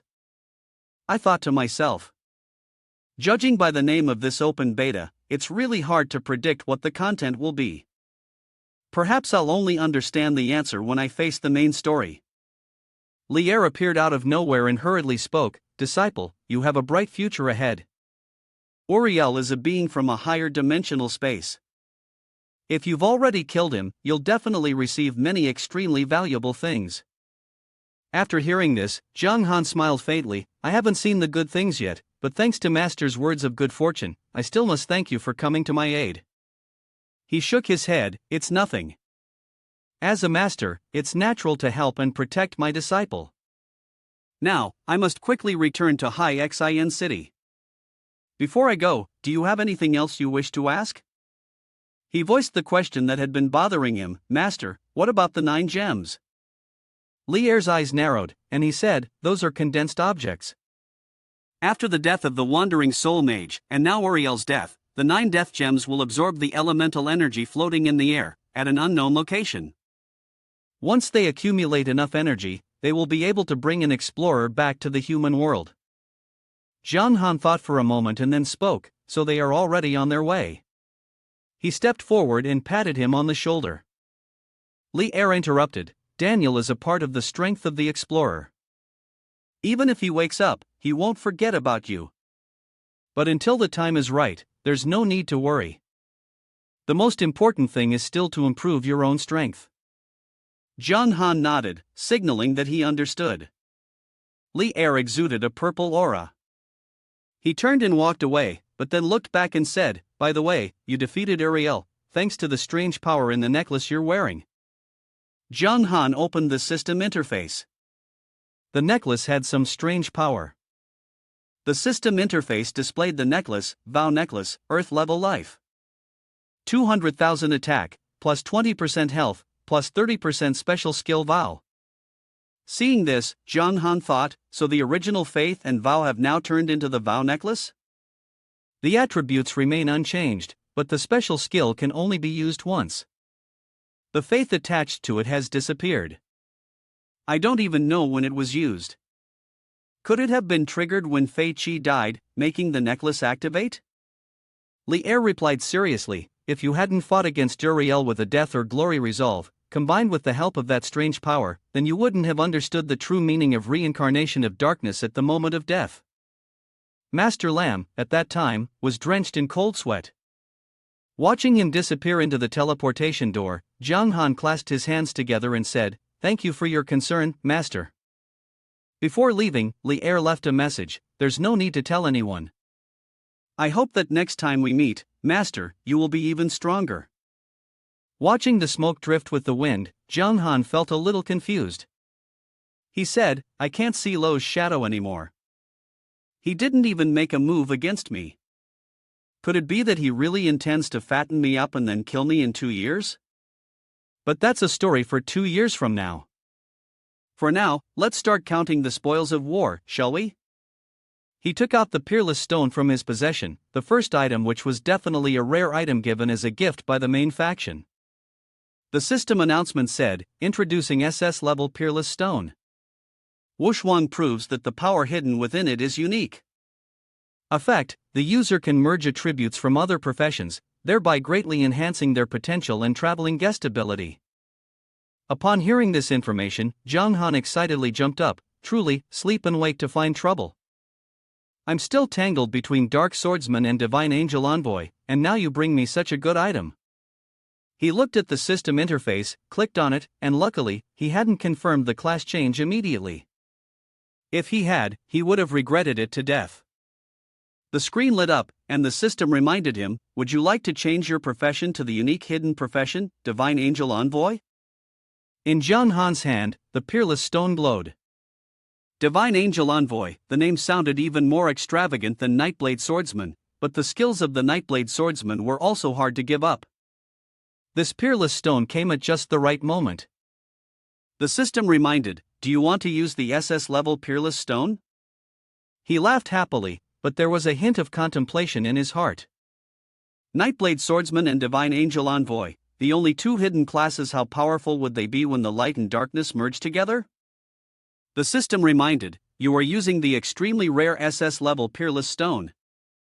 Please switch to another class within 10 minutes. The system will automatically integrate the relevant properties of your current class with those of the transferred class, while also unlocking a new class." Looking at the shining peerless stone in front of him, Jiang Han did not hesitate and said, "Switch to Divine Angel Envoy." The peerless stone slowly moved toward Jiang Han's chest. His eyes suddenly widened, blood vessels showing, and with a grunt, the peerless stone entered his body. He collapsed to the ground, wings sprouting from his back. He endured the pain surging through his body, as if two forces were clashing within him. Jiang Han's body slowly began to turn black, as if it were cracking apart. Then, his black wings spread out, and light burst from his chest. Jiang Han looked up and let out a loud scream to the sky. 10 minutes later, his body slowly began to revert, the wings disappearing. Jiang Han collapsed weakly, staring in amazement at his hand. Jiang Han clicked on the system interface. Is the new class called Supreme Angel? The information read, Supreme Angel, unique hidden class, one of a kind. Introducing oneself by falling into the abyss of darkness, originally an angel born in the abyss of darkness, possessing supreme and overwhelming strength, surpassing thousands and tens of thousands of creatures.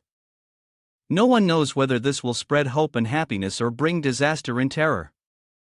Strength 14 stars, attack 18 stars, defense 14 stars, speed 16 stars. He was visibly delighted.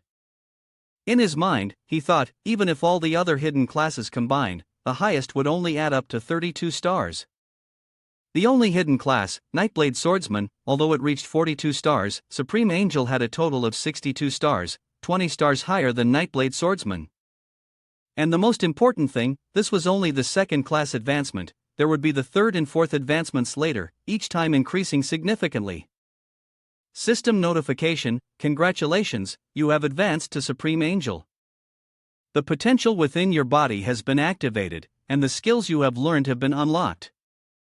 Frenzied Slaughter has been upgraded to 8 Direction Slayer, Soul Reaper Slash has been upgraded to Destruction Slash, and the skill Wandering Soul has been upgraded to Holy Spirit Holding. System notification: congratulations, you have advanced to Supreme Angel. The potential within your body has been activated, and the skills you have learned have been unlocked. The power of Wandering Soul has been upgraded to Evil Spirit, and the power of Holy Spirit Black Flame Armor has been upgraded to Armor of Destruction. John Han's gaze continuously swept around. It's so delicious. Not only were the Dark Swordsman's skills not lost, but they were also upgraded with new names and even enhanced in strength.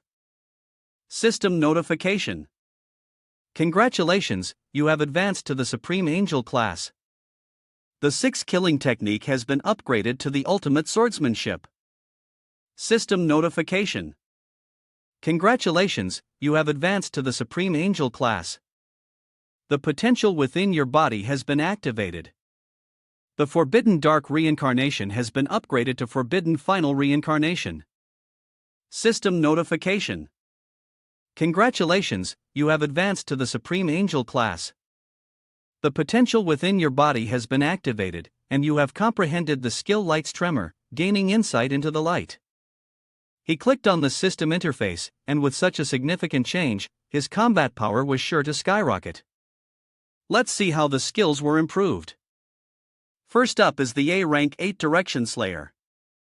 Introducing a technique comprehended by the Supreme Angel, upgraded from the Frenzied Slaughter technique.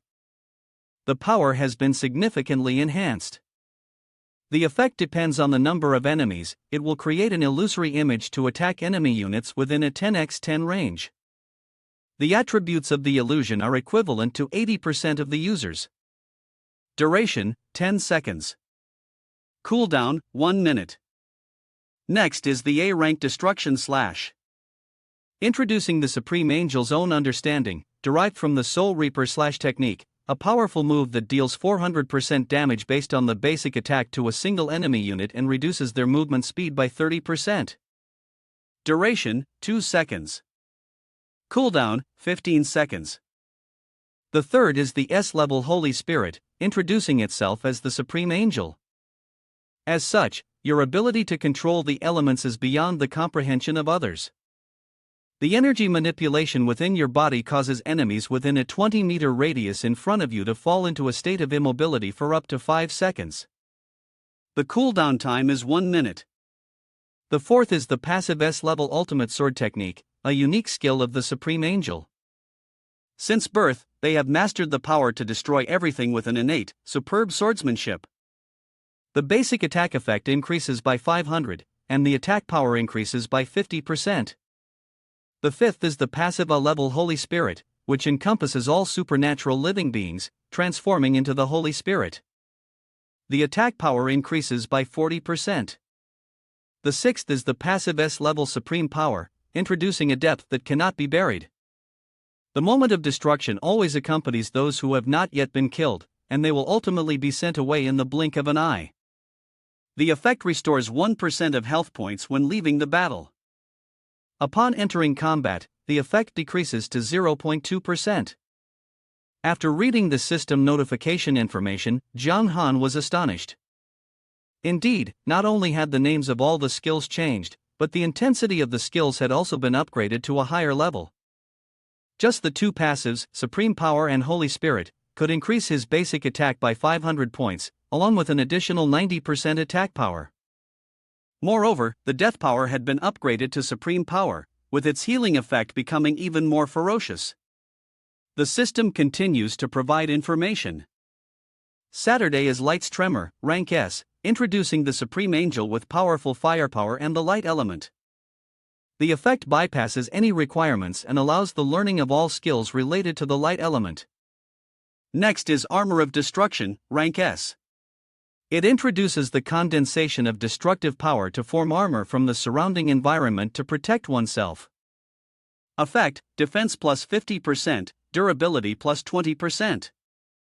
Additional effect: resistance to light and dark element attacks plus 20%. Duration: 2 minutes, cooldown time: 8 minutes. Looking at the armor, Jiang Han immediately pressed next. Needless to say, Armor of Destruction not only improves defense and resilience but also enhances resistance to elemental attacks and shortens cooldown time. This is truly a comprehensive enhancement. For specifics, further investigation is required, but it seems this is a skill related to healing. Next is the highly anticipated upgraded version of Forbidden Dark Reincarnation. Next is the 9th, Forbidden Supreme Rebirth, rank SS, originally the strongest technique of the Dark Swordsman. After merging with the power of the Divine Angel Envoy, it has become the ultimate destruction power. Effect: after use, all attributes increase by 60% and last for 30 minutes. Additional effects: upon death, Supreme Reincarnation will automatically activate. All attributes will increase by 60%. All negative states will be removed, and time will be reset, with a maximum of 10 stacks. Negative effect: each time you die, your level will be reduced by 3 levels after the effect ends. Cooldown time: 7 days. Upon seeing this information, Jiang Han's face lit up with joy, feeling absolutely thrilled. This was next level, truly invincible. Not only did it enhance his skills, but the death penalty had also been significantly reduced. 10 lives, with all attributes increased by 660%. Who would still dare to kill me repeatedly now? Jiang Han continued to scroll, having already checked the skills. Now, he needed to see what loot he had obtained this time. This haul is indeed too much. Then, his attention shifted to the Skycloak. Oh, this is the Skycloak, fashion grade S, specially designed by Pope Elvis for the light god Uriel. It has been enchanted with countless unique runes that help the wearer avoid the burden of equipment. The effect can hide worn equipment while simultaneously creating a fashionable outfit that boosts movement speed by 20%. He took the cloak and draped it over his body, sighing. Let's try the fashion effect. He then switched to another set of purple attire and laughed again. This does look a bit like a big spender in the game, But I still prefer the structure of armor. Though the appearance of the gear is hidden, the movement speed is still there. After finishing his little experiment, Jiang Han said, next. Suddenly, he vanished into thin air. What's going on? Unexpectedly, a system notification popped up. We sincerely apologize for interrupting your game experience without prior notice. Due to the 100% pain experience you've undergone in the game, for your health, the system recommends you take a break for approximately 8 hours. In real life, Jiang Han was a bit surprised after hearing that. After listening, he took off his gaming headset and let out a breath.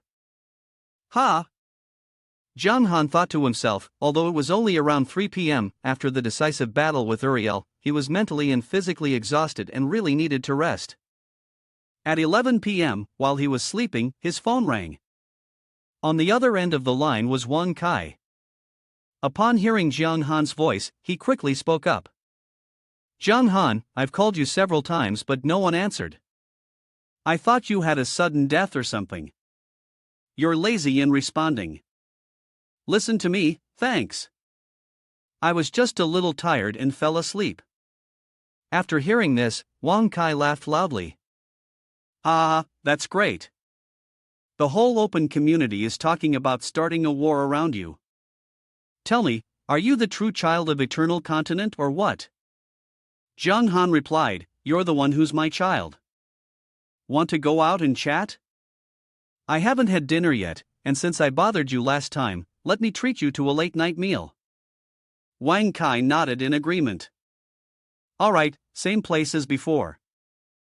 Jiang Han, with a dazed expression, still feeling sleepy, ran a hand through his hair. Blinking, winter had arrived, and his hair had grown longer. In order to gain an advantage in Eternal Continent and maintain and expand it, he had practically dedicated the entire day to the game. He headed to the meeting spot, thinking that although he had earned a lot from the game, he should still go out more often in the future.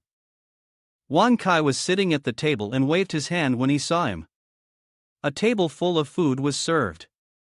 In just a short time, a young man who was once unemployed had become a globally famous figure. He raised his glass and toasted. "Life is like a dream," Jiang Han said, clinking his glass. "I never thought things would turn out like this. At first, my goal was just to make money through the game. But the opportunities in the Eternal Continent world kept appearing suddenly, causing me to slowly stray from my original goal."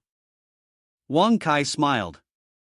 "Kid, although you didn't leave your name in the history of the Eternal Continent, you've still become a disgrace for 1,000 years. He laughed, thanking him. "Last time, I really appreciate it. If it weren't for you summoning players to send messages to Lo wouldn't have come to Tian Hai Town. If not, my plan probably wouldn't have succeeded." In his heart, he thought that if it weren't for Daniel, he might just be like any other ordinary player. Wang Kai shook his head.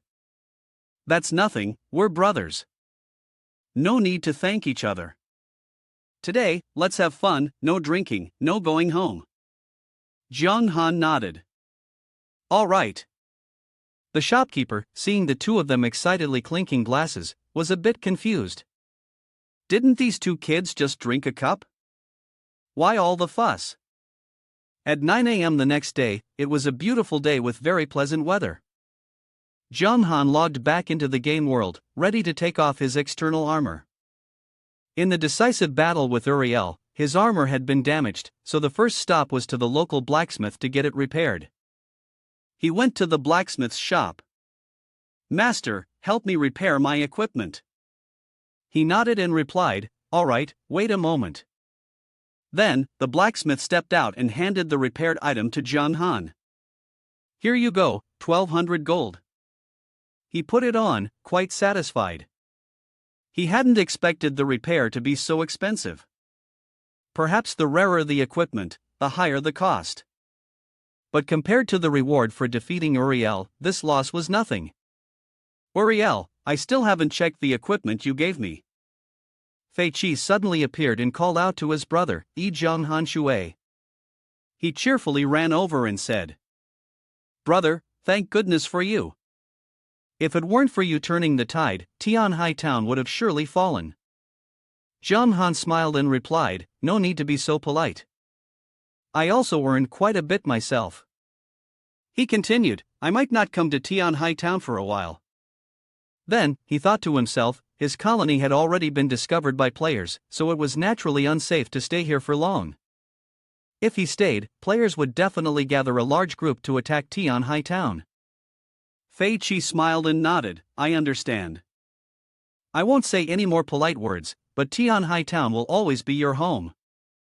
Jiang Han thought for a moment before answering, "By the way, Lid is still there with the angels, heading to Sela, right?" Fei Qi said, "Yes, Sela seems to want to train my sister, so she won't be back for a while." Then he left, and Jiang Han also turned around to leave. "I was just simply asking about that, hoping we could meet again. You and I have become unique figures in our own way." Suddenly, Fei Qi stopped, called out his name loudly. Jiang Han Shui. Then he clasped his hands together and said aloud, "All the people in Tian Hai Town, I thank you from the bottom of my heart." Fei Qi's eyes were misty with tears, and he promised to meet again. Jiang Han smiled and nodded, not responding with words. "If the troubles in Tian Hai Town have now been resolved, based on your abilities, I believe Tian Hai Town will definitely develop and grow stronger." He sat on his blue unicorn beast and left, thinking about which city he could stop at. When will a wandering person like me ever become a lord of a city? Right, earlier I didn't even have time to check Uriel's armor. The system displayed information about the divine gloves, with a defensive value of 450 to 480, vitality 24,000, and a life regeneration effect of 60%. Required level, 80. Description: the effects of the equipment that are not yet clear are omitted. The Holy Light City had summoned a large number of master-level enchanters to craft this set of divine-level armor for Uriel, aiming to give him an absolute chance of victory when fighting against the Dark Swordsman. Zhang Han was astonished, a complete set of divine-level equipment, but the required level was 80, still 5 levels away. For now, the effects of the set were still unclear, and he would have to wait until he reached the required level to see it. He suddenly spotted a strange item. Hey, this is the reward for the tower defense mission. The system notification introduced an evolution stone for pets of S rank, which contained a mysterious power. The effect, when used, would help a pet undergo a mutation, thus enhancing its traveling guest ability. Note that there is a 100% effectiveness chance for pets at spirit rank or below, a 50% chance for pets of earth rank, and a 10% chance for pets of heaven rank or higher. It has no effect on pets of immortal rank or above. Zhang Han stroked his chin. Pet level up stone is given, huh? Aside from professions that aren't summoners, the pet capturing feature will probably be unlocked soon. Likely around level 80. On the system, Chan Du's face appeared. Hey, buddy, are you busy? If not, come do a mission. He thought, oh, is this the Dragon Knight from the last World Martial Arts Tournament?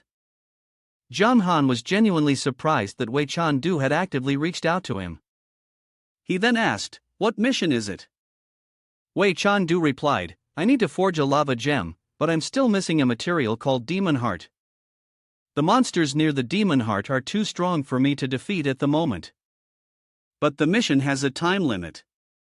Zhang Han nodded. All right.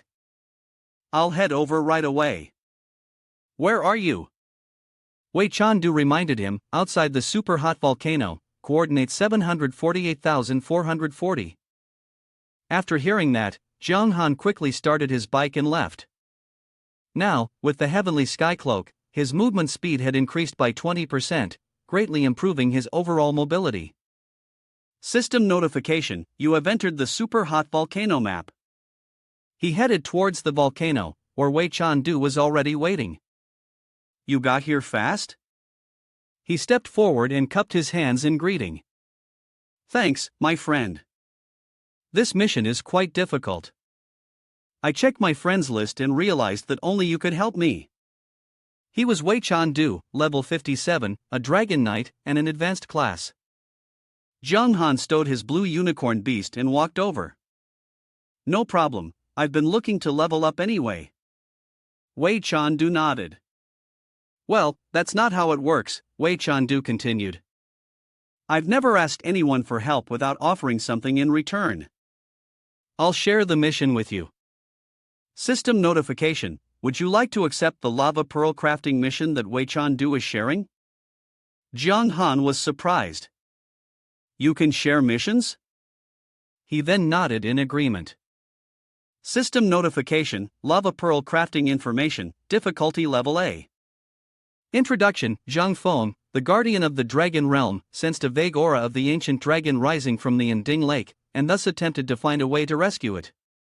Only the lava pearl can evaporate the Yinding Lake without disturbing the dragon that is currently sealed there, and he also aims to train the young dragon knights in the dragon realm. The task is required within 2 days. Please deliver the magma beads to the guardian of the dragon realm. Zhang Feng's task reward is unclear. Zhang Han was doubtful, is there a dragon beneath Yinding Lake? When I was fishing there before, the continuous evaporation of the lake had nothing to do with me. Wei Chan Du asked, the attributes of the little monsters at Fire Mountain are extremely high. Do you think you can handle it without any support? He drew his sword and responded, just lead the way. Zhang Han's fighting spirit is high right now. If even gods can fall beneath my blade, what could a mere monster possibly do to me? Seeing his spirit, Wei Chan Du nodded, all right. After that, Wei Chan Du's group continued the journey, with Zhang Han joining them. The demon heart was located at the edge of the volcano, while the lava vultures were blocking the way. We would have to break through from the outside and fight our way in.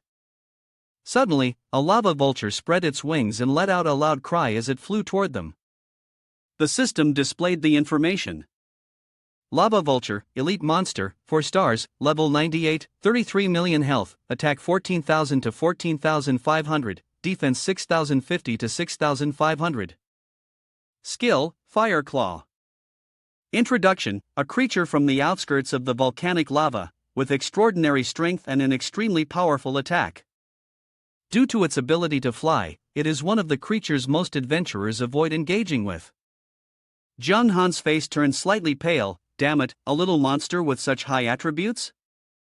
One is already difficult to handle, but if they attack in a group, their power will be no less than Uriel's. On the contrary, Wei Chandu was not afraid and shouted loudly, "It's just a bunch of lava vultures. This time, I've already called for backup. Even if you rush in, you won't be a match for us." The vulture merely laughed upon hearing this and charged into the attack. "Ha!" it exclaimed eagerly, "Brother, let's go." Its claws struck him before he could react. The system announced, "Wei Chandu has been killed by the lava vulture." Jiang Han, confused, stood frozen, staring. 5 minutes later, Wei Chandu reappeared before him. Jiang Han spoke up. "Brother, this is an elite monster close to level 100. One is already hard to deal with. And yet, you brought a whole group. Are you looking to die?" He awkwardly laughed, scratching his head. "Sorry." Jiang Han turned and started walking ahead, reminding him, "Stay back. Our sides are different. Don't get killed by mistake." Wei Chandu stood behind, cheering him on. "Brother, you're truly amazing." He raised his sword to the sky and shouted loudly, "Descent of the gods, increasing my attack by 60% and granting Grim Reaper possession." He secretly grinned to himself, thinking, this is too good. Randomly receiving the power of death to deal with enemies in the air is perfect. Long-range attacks will be much more effective. To be safe, I'll start by taking down a vulture. Jiang Han extended his hand forward, a burst of spiritual energy shot directly at the vulture, shining brightly. It screeched and squawked. He activated Holy Spirit control, trapping the lava vulture in a controlled state for 3 seconds. During this time, it couldn't move. He struck the vulture down to the ground with great force and shouted, "Come down here to me."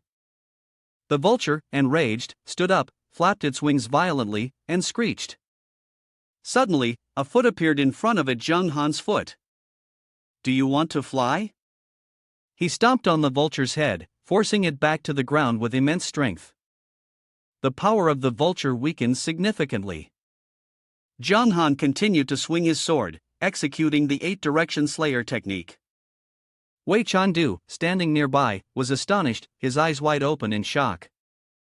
No wonder he's someone who can strike down the deity. That lava vulture was completely suppressed. The vulture knew it couldn't face Jiang Han in one-on-one combat, so it stood up and turned to flee. Seeing it try to escape, Jiang Han smirked, running away? The vulture only screeched loudly. Then, with a single swing of his sword, Jiang Han cleaved the vulture in two, using the Shattered Star Destruction Slash. System notification: congratulations, you have killed the lava vulture. You have received a 3% experience bonus for this level. Seeing the vulture's corpse, Jiang Han wiped his nose and laughed heartily. That felt good. He began to calculate. With the Supreme Angel's base level having soared to 18 stars, coupled with his enhanced skills, taking down the lava vulture had become much easier. Upon further calculation, it seemed that taking on just one at a time was still somewhat cautious. When the vulture's companions saw their comrade killed by Jiang Han, they charged at him in fury. Screech, screech, screech. Jiang Han was unafraid, thinking, perfect, here come 3 of them. Let's see how powerful the Supreme Angel's skills really are. Attacked by the vulture's beaks and claws, Jiang Han silently thought, their damage isn't that high. At this moment, his defense stat had reached 14 stars. He murmured to himself, moreover, the dark armor, due to the event of killing Uriel, had also been promoted to Earth level, with a burst attribute. The system notification: dark armor, Earth level, defense 2000 to 2000, vitality 280,000, defense effect plus 100%, additional vitality effect plus 80%, special skill power that shocks all realms. Required level, level 75, class specialty, Dark Swordsman, Supreme Angel. Special effect, indestructible, cannot be discarded. Introduction omitted. Can be upgraded. System notification: when the user activates the skill Armor of Destruction, defense increases by 50%, agility increases by 20%, resistance to light and elemental effects increases by 20%. His strength suddenly surged. Afterwards, the vultures continued to attack Zhang Han, but the damage to him decreased significantly. Seeing the effect, Zhang Han happily thought, the improvement in defense brought by Armor of Destruction is terrifying. Just now, I received over 10,000 damage, and now it has been directly reduced to around 100. Waiting for the right moment, he swung his sword and used the 8-direction Slayer technique. 10 minutes later, a golden light flashed around his feet. System notification: you have reached level 57. He was astonished, not expecting it to happen so quickly. Oh my, the efficiency is too high. Aha! I've already made up for the levels I lost earlier? Seeing the unexpected performance, Wei Chandu excitedly cheered from behind, "Go for it, brother. Keep it up, I'll transfer money to you." The system notifies you that you have reached level 76. Hearing his voice, Zhang Han immediately turned to look. That's not necessary. I also want to thank you for providing me with such a great place to level up. I'm still not ready to immerse myself in leveling. Before he could finish speaking, the system notification popped up: you have received a bank transfer of 1 million yuan. Wei Chandu gave a thumbs up. Keep it up. 500,000 per level. You opened the system panel. You just swiped your hand and got 1 million yuan? Who exactly are you, my dear brother? He crossed his arms in front of him, looking smug. It's nothing. Do you know why I could change classes to become a dragon knight? Zhang Han replied, wasn't it just a lucky coincidence that you received the dragon knight class change certificate? Wei Chandu winked. Not exactly. While I was doing a side quest, I happened to meet Zhang Feng, the guardian of the dragon territory. He seemed to have the ability to see how much gold I had in my bag. When he saw I had a lot of money, he asked me to change classes and become a dragon knight. He felt somewhat speechless. So the activation mechanism for the dragon knight class was having a lot of money, and after that, you'd have to spend even more? Zhang Han then asked, how much have you been tricked for? Wei Chandu shrugged. Every time I learn a skill, it costs tens of thousands of gold, which is at least several million in cash. That guy Zhang Feng is basically not human. He robs me of money every single day. Zhang Han remained silent, lost in thought. This was simply a profession tailored for the rich. Compared to learning skills in Sigan Aguo, it was much cheaper. An hour later, he continued battling the vultures. The system notified him that he had leveled up to level 79. Meanwhile, Wei Chan DOD transferred 1.5 million into your account. He pointed at Zhang Han and said, basically, you've cleared out the lava vultures. Now, we're going to venture deeper into the volcanic mountains, right? Zhang Han shook his head, no rush. I have a set of equipment, which could be considered somewhat high class. Once equipped, we can go deeper. After hearing this, he stared at Zhang Han in disbelief, thinking, a level 80 set of equipment? Really? Is this even humanly possible? With that thought in mind, Wei Chan DOD made an offer. How much did it cost you to get that? I'll pay double. Zhang Han responded, coincidentally, I have this level 60 flame demon set on me. How about I sell it to you for 500,000 per piece? What do you think? Hearing that, he immediately agreed, alright. If I were to buy a dark gold level set from Zhang Feng, it would cost at least 5 million. Seeing him agree so easily, Zhang Han felt a bit regretful. He thought to himself, had I known, I should have asked for a bit more. The system notified him that his level had been upgraded to level 80. Zhang Han began opening his system inventory. Now that he had reached level 80, besides the divine armor set, it was time to try out the level 80 gear. Holy helmet, holy gloves, illusionary cloak, holy boots. After successfully equipping the items, Zhang Han felt even more exhilarated. The system notification appeared: you have activated 3 divine items, increasing attack by 40% and defense by 40%. Zhang Han exhaled deeply. Whoosh, just looking at the appearance of the equipment, he could already feel his power had increased. Let's open the attribute panel and take a look. The system panel opened, showing Blood-Soaked Sword, Yijiang Hanshue, a dark gold boss at level 80, with 15,660,000 health, attack ranging from 29,558 to 31,059, defense ranging from 22,222 to 23,165, and a reputation of 62. 25,300 luck for, an unknown hostility is quietly approaching you. Even more astonishing, 15 million health points, 30,000 attack points, isn't this like a basic level boss? The system notification appeared: your strength has reached a new level. You have entered the boss spirit rank, and your title has also changed. The system notification appeared: your blood-soaked sword title has been upgraded to Harbinger of Destruction.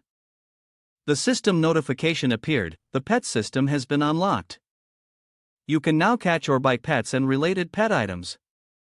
The system notification appeared: congratulations, your strength and reputation have reached the top 100,000 in the Dark Faction's power ranking.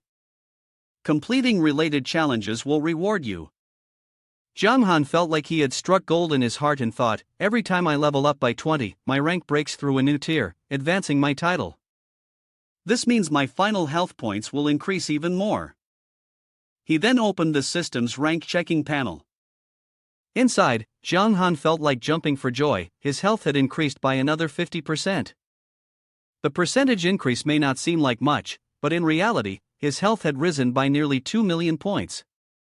System notification: Harbinger of Destruction, final life value increased by 350%. Upon hearing this, he thought that with the addition of his ultimate power skill, once he got out of combat, he would regenerate 1% of his health per second, which equated to 170,000 health points per second. In less than 2 minutes, he'd be fully healed. Wei Chandu, standing beside him, trying to warm himself up, said, "Your equipment is way too valuable. I could go on a rampage through the human world with this now." Zhang Han, puzzled, asked, why aren't you hiding your helmet? Wei Chandu clenched his fist and lowered his head as he replied, "Because my face resembles my real one too closely. If I took my helmet off, I'm afraid people would look down on my true identity." Looking at the flowing lava on the mountain ahead, Wei Chandu asked, "I just want to know, are we going to keep exploring?" Upon hearing this, Zhang Han nodded, "Sure." System notification: you have entered the map, Superheated Volcano. Zhang Han felt the rising temperature of the lava and reminded him, the temperature is getting higher and higher, and life is depleting faster. "Can you still hold on?" He replied, "I'm fine." Zhang Han moved forward and then turned back to say, "By the way, which faction currently controls the Dragon Realm? If you have any animosity with me, I won't be able to get the quest reward you shared." The other party frowned and quickly spoke up, "I'm neutral, but if you lean toward the Light faction or used to belong to the Dark faction, then it's indeed a bit dangerous. Let me see first if I can share in the quest reward with you." Suddenly, Zhang Han sensed a change ahead and immediately stopped Wei Chandu. "Wait," he said. A massive butterfly with flaming wings appeared before the two of them. Inferno Butterfly, a 5-star elite monster, level 102, with 5 million HP, attack ranging from 20,500 to 21,500, defense between 10,000 and 10,800, equipped with the skills Blazing Tempest and Flaming Wings. Creatures born in volcanic lava not only possess strong control over fire elements, but also have a savage temperament. When pushed to desperation, they will even perish together with their enemies. Wei Chandu widened his eyes in astonishment as he looked at the Inferno Butterfly before him. A level 102 5-star elite monster? I thought there were only lava vultures along the way, he said. Zhang Han cast a glance at it. This monster poses no threat to me. Stay back and be careful not to draw its aggro. Upon hearing his words, Wei Chandu quickly ran behind. Up ahead, Zhang Han raised his sword, radiating a domineering aura. Wei Chandu said, "All right, brother, take care." He unleashed a whirlwind from his sword, launching an attack, wielding the Holy Spirit, then continued swinging with the move 8 Direction Slayer, but the Inferno Butterfly remained unscathed. On the contrary, it ascended into the air and formed an encirclement. Zhang Han was terrified. "Oh no, it's going to self-destruct." Then a loud explosion rang out. Wei Chandu, who was running, turned his head and shouted, "Yi Zhang Han Shui." But he was unharmed. The system notified, "You have been hit by the Inferno Butterfly's infernal wings, losing 12 HP. The system also notified, "Congratulations, you have killed the Inferno Butterfly. You have received an additional 1.5% experience for this level." He stared in disbelief when he saw Zhang Han still standing there. Oh my god, a self-destruct attack at level 100 only caused 12 HP damage? After switching to level 80 gear, he had become significantly stronger. 10 minutes later, Zhang Han turned to Wei Chandu and said, "I've cleared all the Inferno Butterflies here. Let's move on." He snapped out of it, nodding. "All right." With that, the two of them walked towards the lava volcano and went straight to the place where the demon heart was. Ahead, there was a glowing white flower, and he pointed to it. "That is the demon heart." Zhang Han approached it. "If it's like this, the quest will be completed." But just as his hand was about to touch it, the demon heart disappeared. He looked up and saw a man in a black cloak holding it. "What's going on?" The man in the black cloak raised an eyebrow. "Oh, he's the mysterious merchant." He held the demon heart, resting his hand on his hip, and said, "Hello, disciple of the explorer." The system chimed in with an introduction. Mysterious merchant, a normal NPC. An enigmatic merchant was traveling across the Tianhang continent. He possessed countless treasures. The way to obtain these treasures was simple, one only needed to have enough wealth. Zhang Han cupped his hands and thought, a disciple of the explorer. If this is how the mysterious man addresses himself, then his strength must indeed be terrifying. He then spoke, "Greetings, senior." The man unexpectedly waved his hand and returned the gesture. "So it's just dark gold level materials? Worthless items, of no value. Here, take it back." System notification, dark gold level demon heart material. Zhang Han hurriedly extended his hand to catch it. With the demon heart in his grasp, this mission was finally complete. Then, the mysterious merchant wanted to negotiate with him. "We are destined to meet. Would you be interested in making a trade with me?" Upon hearing this, Zhang Han was a little surprised, but he still responded, "What do you have? May I take a look first?" The man nodded and extended his hand. A beam of light appeared. "Of course, since you are a disciple of the explorer, I can make a decision and offer you a 10% discount." A system item list appeared in front of him. System notification, Blood-Soaked Sword, Immortal Grade Stone, 100 million gold, Thunderous Warplate, Immortal Grade Stone, 120 million gold, Self-Shattering the Lake, Gaining God Tier, 990 million gold. He was somewhat speechless, pouting as he thought, so this is the mysterious merchant of the Eternal Continent? Truly terrifying, all of them are immortal grade weapons, and even a divine artifact. I've never seen immortal artifact equipment before. Wei Chandu, stunned with wide eyes, then screamed in horror. Although my family is relatively well off, I can't afford to buy any equipment here at all. He thought this was normal and said, "The attributes of the equipment cannot be shown to you. This is a rule.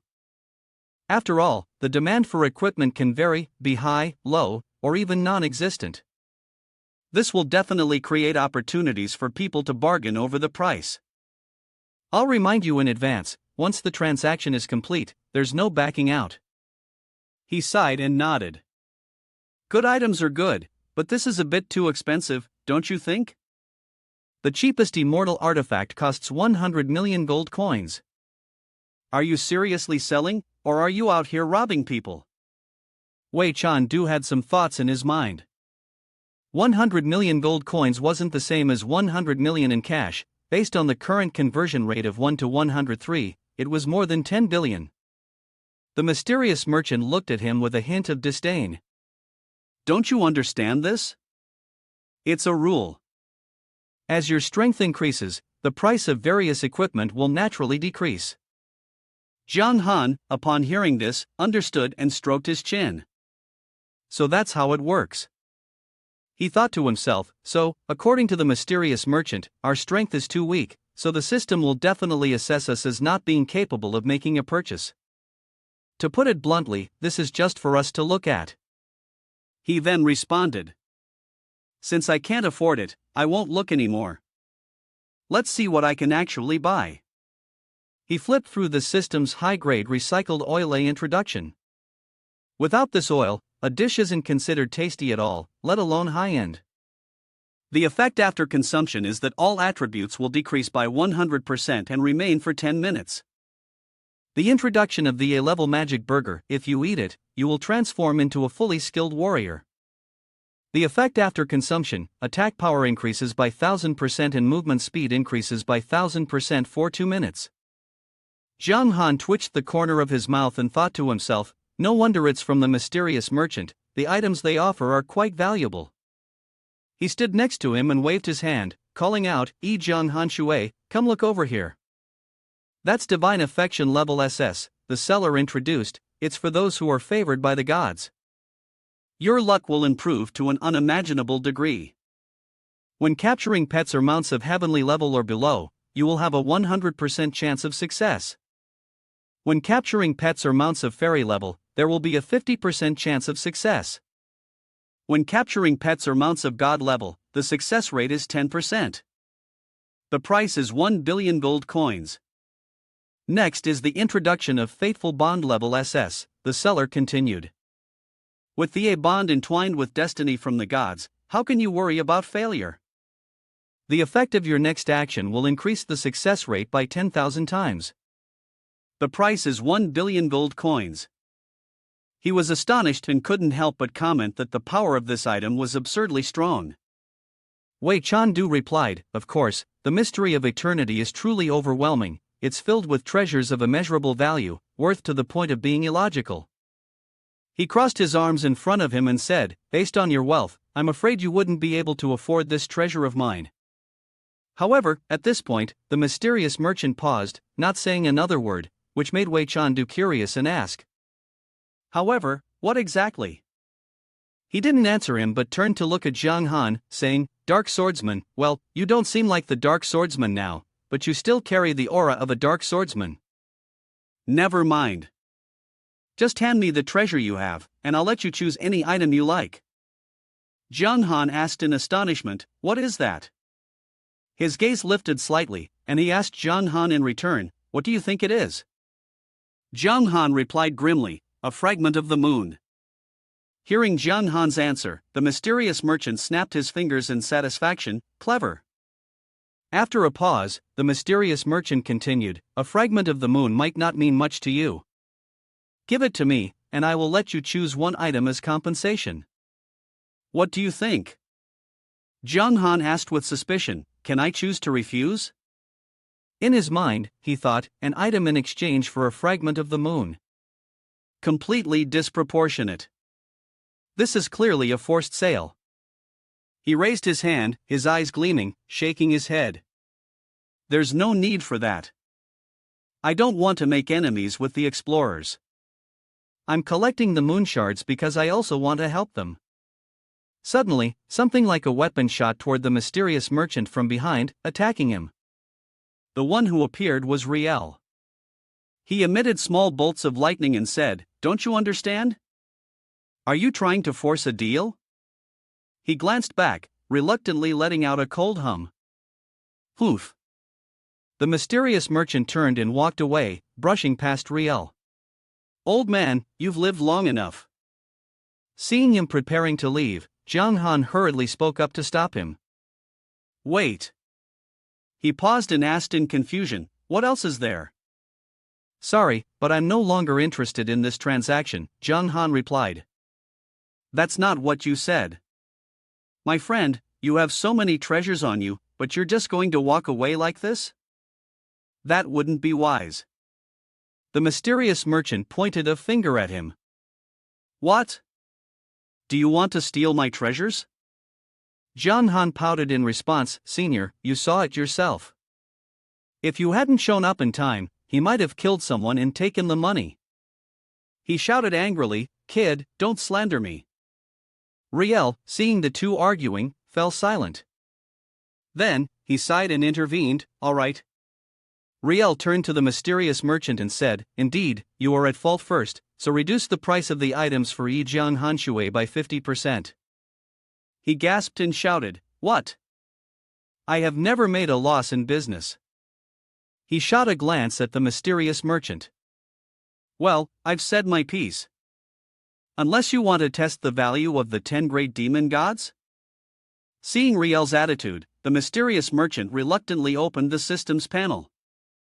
What is it? Hurry up and choose. Each item can only be purchased once.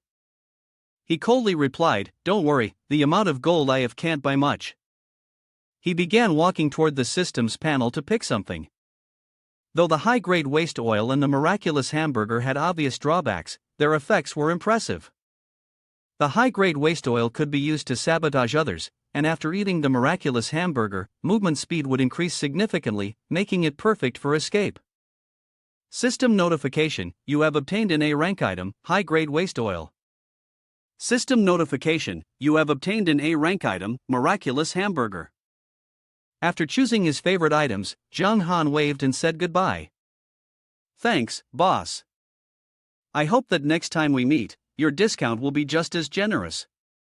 He stormed off in anger. Forget it, losing business has already ruined my reputation. Never tell anyone that I sold these items to you at a 5-part discount. Wei Chandu stood behind, listening intently, and thought to himself, incredible, a player can actually have the support of the 10 great demon gods. He stepped forward, cupped his hands in a gesture of respect, and thanked him, Senior, thank you for your assistance. Riel shook his head, no need for formalities. It's not a rescue, he won't take your life. Moreover, I happened to find you, and I wasn't actually here to help you out of this predicament. Jiang Han, hearing this, asked, Then why did you come to find me? Riel crossed his arms over his chest and replied, Good news or bad news, which would you prefer to hear first? Jiang Han felt a slight discomfort in his heart. Judging by his expression, it didn't seem like good news. After a moment of thought, Jiang Han chose to hear the bad news first. Riel's eyes grew cold, and he bared his teeth as he said, The protector of Dragon Realm, Zheng Feng, has discovered that the dragons in Ending Lake are preparing to rescue them. Once they are rescued, Dragon Realm will lean more toward the Light faction. In fact, it can be said that they will 100% join the Light faction, all because of you awakening the dragon in Ending Lake. Upon hearing this bad news, Jiang Han didn't show any reaction. He continued to ask, Then, what's the good news? Riel responded, The good news is that we've decided to send 2 of our top heroes to turn the situation around. Are you asking where these 2 heroes are?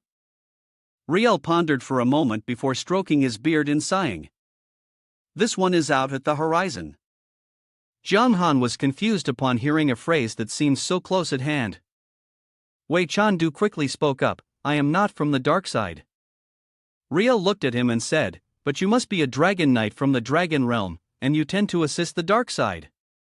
System notification, main mission received, Diplomat, difficulty level SS. Specifically, the SS difficulty Diplomat mission states that if you can convince the dragon realm to join the dark side, you will surely become a hero of the dark side and will receive the highest glory. Mission requirement, make the dragon realm abandon its intention to join the Light faction. Mission reward, access to the demon god's treasure vault and select 2 items as rewards. Additional reward, teach the skill Wrathwind of Swift Annihilation. Mission time limit, 30 days. Mission penalty, being hunted by the dragon realm. He still found it hard to believe. You want me to convince the dragon realm to join the dark camp? What if they refuse? Won't I be gone for good? Riel spread his arms toward Zhang Han and replied, "Don't worry. Zhang Feng is quite easy to talk to." With that, he took a ring from his person. System notification: you have received a mission item, a spatial ring filled with gold coins. Curious, Zhang Han extended his finger and slipped it into the mission item ring. The spatial ring is filled with gold coins. Introducing a spatial ring containing 100 million gold coins. The current status of the item is that it cannot be opened or traded. Upon hearing this information, he was astonished and thought to himself, 100 million gold coins, what a shame, such a waste. If I could take the gold coins out of this ring, I could exchange them for cash and even delete my account. Master Zhang Han remained silent and recrossed his arms, saying, "I know what you're thinking, but it's better for you not to entertain any ideas about this ring. Just consider this spatial ring as a gift for him. Zhang Feng values money more than anything. I believe he won't make things difficult for you." He nodded, "I understand." With a serious and solemn expression, he said, "The reason we chose you is because you killed Uriel, the light of the famous god. However, your current strength isn't enough to pose a threat at this moment. This not only shows the sincerity of the dark faction, but also serves as a warning to the dragon realm. Moreover, your eloquence is also a very important factor. In short, I hope you understand that we have carefully considered this matter, and this is not a waste of time." Zhang Han cupped his hands and nodded, "Understood, I got it." Riel was satisfied. "All right then, I will take my leave. I hope your journey will be safe and smooth." After that, he transformed into a beam of blue light and disappeared. Remember, you must rescue the dragon beneath Ding Lake first before anything can proceed. Wei Chandu looked at him with admiration and said, "To be assigned a task personally by one of the 10 great demon gods. My brother, we are truly too powerful," he asked curiously. "Hey, aren't you afraid that if the persuasion fails, you might lose your dragon knight position?" He gave a thumbs up and grinned, "It doesn't matter. Then I'll give up on being a night dweller and just put up a small target. I'll pray that the 10 great demon gods grant me a super rare profession." Zhang Han wanted to say something but decided against it. "With money, anything that makes you happy is fine," Wei Chandu said. "Let's first head to the Light Faction City." Then, they teleported to Ding Lake to meet Zhang Feng. He nodded, "All right, let's see if any monsters appear on the way. I still have a bit of experience, already at level 81. After a while of monster hunting, the system announced, "You have reached level 81. Wei Chandu stood behind and shouted, "Brother, we've killed all the monsters, let's head down the mountain." "You clear the way in front." "All right." The scene shifted to Ancient River City, a level 2 city. He pointed ahead and said, "The Light Faction City is right in front of me, but I want to forge a lava pearl. Can you enter?" He nodded, "Sure, I also want to auction off those extra items." The system announced, "Stealth skill activated. Please use a new name, and the system will randomly generate a new appearance." Zhang Han muttered happily, "No worries about money. I think the previous identity is no longer useful. The fashion effect is displayed, and I won't need to bother changing equipment. The system notification for the hidden technical feature has been activated, with the new ID being wealthy, no worries. His appearance has changed to that of another person." Zhang Han picked up a mirror to take a look, then smiled in satisfaction. Finally, I'm no longer bald. "Not bad at all." Wei Chandu, astonished, asked, "This is the skill you used during the last tournament, right? It's so powerful. It's incredibly powerful. And it can even change your appearance." He scratched his head, laughing awkwardly. "That's right, let's head into the city." The two of them began making their way inside. He spoke up, "I'll head to the forge area over there and make some lava pearls." Zhang Han replied, "In that case, let's split up." I'll go look for the auction house. He nodded. All right, let's meet up later at the teleportation spot. Wei Chandu and Zhang Han quickly went their separate ways. After a while, Zhang Han arrived at the auction house. This must be the auction house, he thought. Inside, it was bustling with activity. The next item up for bidding was a level 50 ultra-rare armor set, silver rank. The starting price was 800 gold. Finally, I get to see this treasure. No one better think they can outbid me, he thought to himself. Upon seeing him enter, the auction house staff stopped him and asked, "Welcome, sir. We offer auction services here. Additionally, if you wish to purchase props or skill books, you can also do so here." Zhang Han made up an excuse to enter. "I want to place some of my equipment here for auction." The staff nodded. "Of course, sir." Zhang Han opened the item system menu. "I no longer need the boss equipment I got from killing the boss in Tianhai Town. I should just put it all up for auction." Suddenly, he remembered something. Ah, right, the skill of seeing through from the previous promotion could bypass any limitations related to the light element. Let's see if there are any skill books related to the light element. There were 3 items. The first was Light Healing, level D effect, restores 100 health per second, duration 10 seconds. Cooldown time is 30 seconds, requires the priest profession, 5 silver coins. The second was Light Protection, level CE effect, increases defense by 15%, and also restores 200 health plus 10% of attack power per second. Duration 10 seconds, cooldown time is 1 minute, requires the priest profession, 10 gold coins. The third was Light Blessing, level B description, adding the light element will make you stronger. Effect, increases the attack power of the recipient by 20% and restores health equal to 20% of attack power per second. Duration 10 seconds, cooldown time is 1 minute. Requires the priest profession, 500 gold coins. Zhang Han paused his finger on the screen. The D-level skills were out of the question, but both Light Protection and Light Blessing were quite good, though their rarity wasn't high. Still, they restored health while also boosting both defense and attack. He decided to try learning one and see how effective it was. The system notified, "You have learned the Light Protection skill, level C." Once he selected the skill, he thought the task was done and now it was time to go find Wei Chandu. Unexpectedly, from the stands, there was a buzzing conversation. Good news for all players, someone just put up a set of dark gold equipment, level 70, for auction. With a starting price of 2,000 gold. OMG, wait for me to go get the money first. Hello, guild leader, please come quickly to bid for this legendary equipment. The two met, and the formation was opened. Wei Chandu asked, "Is everything ready? Let's head out to find Zhang Feng." Zhang Han nodded in agreement. The formation transported the two of them to Nding Lake. Wei Chandu walked ahead to the lake and waved his hand, calling for the Taoist master. He turned back, slightly raised his eyebrows, and let out a curious "oh." System message, Guardian of the Dragon Realm, Zhang Feng NPC, normal.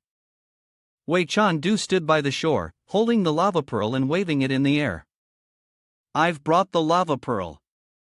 Zhang Feng took the pearl and smiled with satisfaction, "Very good. System notification, congratulations, you have completed the lava pearl crafting quest. Difficulty, A reward, level +1, B grade item, 10x dragon coin. You have reached level 82. Watching his body level up continuously, he thought, I can't deny it. It's an A-level quest, so the experience is a lot, but what's with these items and dragon coins? The rewards from Newbie Village were even better. After successfully leveling up, he threw the pearl into the lake. As the pearl hit the water, the previously calm surface of the lake began to ripple, growing stronger, forming a swirling vortex of water. Zhang Han stood on the shore, contemplating, realizing that it was the heat from the lava pearl that had caused the water in Nding Lake to evaporate. Clearly, the water level was dropping significantly. This was not the first time the lava pearl had been used. He could vaguely see the dark energy flowing at the bottom of the lake. It seemed to be the forbidden spell that Riel had mentioned. Suddenly, a sharp sword point was aimed at his neck. It was Zhang Feng. Holding the sword, he spoke. Dark swordsman, I will give you 1 minute to explain why you're here. Wei Chandu was shocked to see him attack, and Zhang Han quickly shouted. Taoist master, Zhang Feng doesn't care about what he's saying, the dragon realm can't just easily get involved with the dark swordsman. He raised the ring on his hand and pushed the sword aside, continuing. Here's how it is. Upon hearing this, Zhang Feng's eyes suddenly widened. Even Zhang Han was left dumbfounded, unable to believe it. The ring on his hand suddenly vanished. What? He stole his ring. Zhang Feng turned his back to Zhang Han and said. Very good, not bad at all. This reason truly deserves admiration. System notification. Thanks to your generous display, the favorability of Dragon Realm Protector Zhang Feng towards you increases by 500. The current status is friendly. The light from the ring illuminated Zhang Feng's face. He glanced behind him and stared intently, saying, Speak. Hero, what is your purpose here? Zhang Han hurriedly raised his voice. I want to invite the Dragon Realm to join the Dark Faction. Wei Chandu, standing behind them, was speechless as he watched the two. Brother, my boss, is it really okay to be this blunt? Shouldn't we lay out the benefits first before trying to recruit them? He looked at him with a gaze full of admiration and couldn't help but say, You're really brave. Zhang Han nodded, Thank you for your comment, but could you speak frankly with me? He raised 3 fingers, his tone carrying a hint of questioning. The difficulty was immense. First, there's a shortage of food. Dragons have a monstrous appetite. 1 meal requires tons of meat. This is something the light factions simply cannot provide. Second, money. There's nowhere near enough to sustain the Dragon Realm's year-round spring-like climate and to purchase the necessary supplies. We need funding in every area. Right now, we're completely dependent on the support of the light faction, so we can't just leave so easily. At this point, Zhang Feng's gaze darkened. Third, the entire body of a dragon is a treasure. The order and management within the dark faction are even worse than in the light faction. Those high-level experts each do as they please, and even within the light faction, countless people want to kill dragons. If the dragon clan joins the dark faction, I fear they'll be wiped out before long. Zhang Han fell into silent contemplation. Food, money, safety. These were fundamentally not problems that could be solved just by becoming stronger. No wonder SS rank main quests were never easy. Seeing that he remained silent, Zhang Feng continued, If these 3 issues can be resolved, then Dragon Realm might consider joining the dark faction. After a pause, he turned to look at Wei Chandu. Not bad, huh? Your strength has increased again. I can teach you a level 60 class skill. Do you want to learn it? I do. Wei Chandu hesitated slightly. But is it very expensive? Zhang Feng smiled. It's not expensive at all, just 20,000 gold coins. Wei Chandu wanted to curse inwardly, his lips twitching. 20,000 gold coins, aren't you just robbing me? He thought to himself, 20,000 gold coins was equivalent to 2 million in cash. No matter how rich you were, you couldn't spend money like that. He opened the system interface to check, starting with the skills. This was a method far beyond anything he'd seen before, exclusive to Dragon Knights. No one else could learn it, even if they wanted to. Wei Chandu looked at the system interface in awe. It truly seemed unbeatable, but could it be cheaper? Zhang Feng raised an eyebrow and said, Let me tell you, 20,000 gold coins is already a friendly price. If it were put on the open market, it wouldn't cost anywhere near that. He chuckled and scratched his head. But I don't have that much money in my pocket. He pointed at Wei Chandu, shivering slightly. Top up your balance. I'm the protector of Dragon Realm. You must trust me, charging your account will make you stronger. Zhang Han inwardly shook his head in disbelief at the two of them. Was this person a protector of the dragon realm, or a parasite exploiting the dragon realm? With that thought, he cleared his throat and said, "Protector of the dragon realm, could you provide me with some hints regarding those 3 questions?" Zhang Feng slightly shook his head. "Young man, the road lies beneath your feet. You must walk it yourself." Then, a bag of gold containing 10,000 gold coins appeared before him. Zhang Feng held the bag, his eyes glued to it, and smiled. "Explorer, your generosity is truly deserving of respect." He stroked his chin as he recalled Zhang Han's sword. "The bloodthirsty sword you carry is a weapon of the dark swordsman of the past, a truly sacred weapon. But unfortunately, over time, its sharpness has dulled. To this day, only the skilled craftsman of the dwarves can restore its former glory." Zhang Han pondered, feeling somewhat confused. The dwarves, in many fantasy tales, were known to hoard treasures. Could the dwarves be the key to breaking this deadlock? Zhang Han asked, "Where are the dwarves located?" Upon hearing his question, Zhang Feng fell silent. When Zhang Feng didn't respond, Zhang Han smirked, "Is the money still not enough? Here's the remaining 50,000 gold coins." The gold he had earned from killing Uriel had already been spent, so he took out another bag of gold, hoping that the senior would guide him on a path forward. This time, Zhang Feng raised his hand in refusal. "It's useless. The dwarves have lived in seclusion for thousands of years, and I don't even know where they've gone." Zhang Han clasped his hands together and begged, regardless of the circumstances, expressing his gratitude for the information from the senior. In his heart, he thought, although 10,000 gold coins was quite expensive for a piece of information, establishing a relationship with the dragon realm was undoubtedly priceless. Although Zhang Feng was a money-hungry man, he wasn't without purpose in his pursuit of wealth, as he earned money to accomplish his goals. Zhang Feng reminded him, "I just wanted to tell you that the dwarf race can restore their bloodthirsty sword from the ancient gold era. Don't be polite, but little brother, if you want to do something, you should do it quickly. Although I greatly appreciate your generosity, joining the light camp is the best option for the dragon realm right now." Zhang Han bowed and thanked him. "Thank you for the reminder, senior." Wei Chandu then took out a pouch of coins and held it out before him. "Taoist master, I've made the payment, now please teach me this skill." He smiled and said, "No wonder you're the explorer I've been keeping an eye on. I have a level 60 top-tier weapon, starting at a price of 10,000. Do you want to take a look?" Wei Chandu cried out in regret, "Oh my god, it's so expensive, but I still paid." Wei Chandu hesitated before replying, "Well then, I'll go look for information on the dwarf race first." Bidding farewell to the two, Zhang Han walked away while opening the system interface. This was troublesome, there was no information about the dwarf race on the forum. This meant that no player had yet encountered any quest related to the dwarf race. Zhang Han stroked his chin, thinking, maybe I should ask Sword God. It's been a long time since I last saw her. I wonder how she's doing. But no, I caused trouble for her before. After killing Uriel, the Light faction became even more hostile toward me. I can't let her be dragged into trouble because of me again.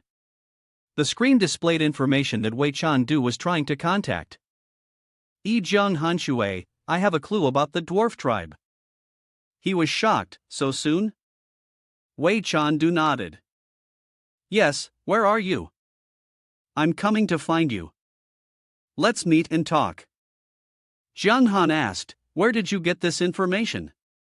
Wei Chandu reappeared in front of him. I paid to ask questions on the official forums of several countries.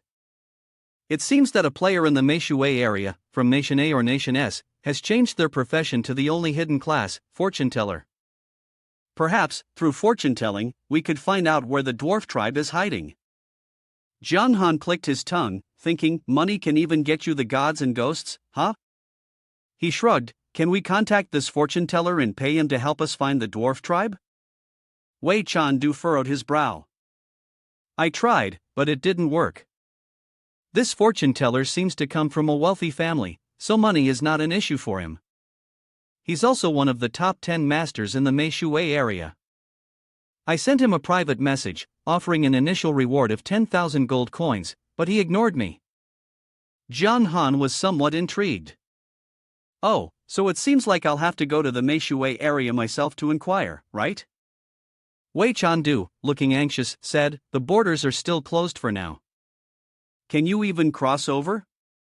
Jiang Han rubbed his chin as he listened. We could try, but there's no guarantee of success. He thought for a moment, then said, if it were other countries, there's nothing we could do. But if it's Dan Mei, Taoist Master Xialier, the lord of the High Xian city in the Meishui area, is a level 1 city lord.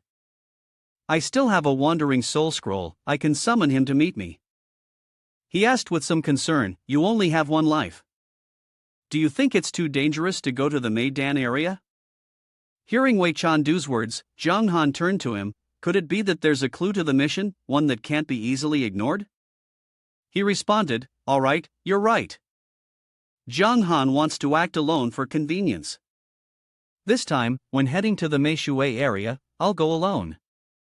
You should focus on monitoring Zhang Feng's actions here and ask him how long it will take to rescue the giant dragon suppressed beneath in Ding Lake. He nodded in agreement, then left. All right, the scene shifted to the vast grasslands. Jiang Han looked at the endless meadow before him. He took out the Wandering Soul summoning scroll and decisively tore it in two.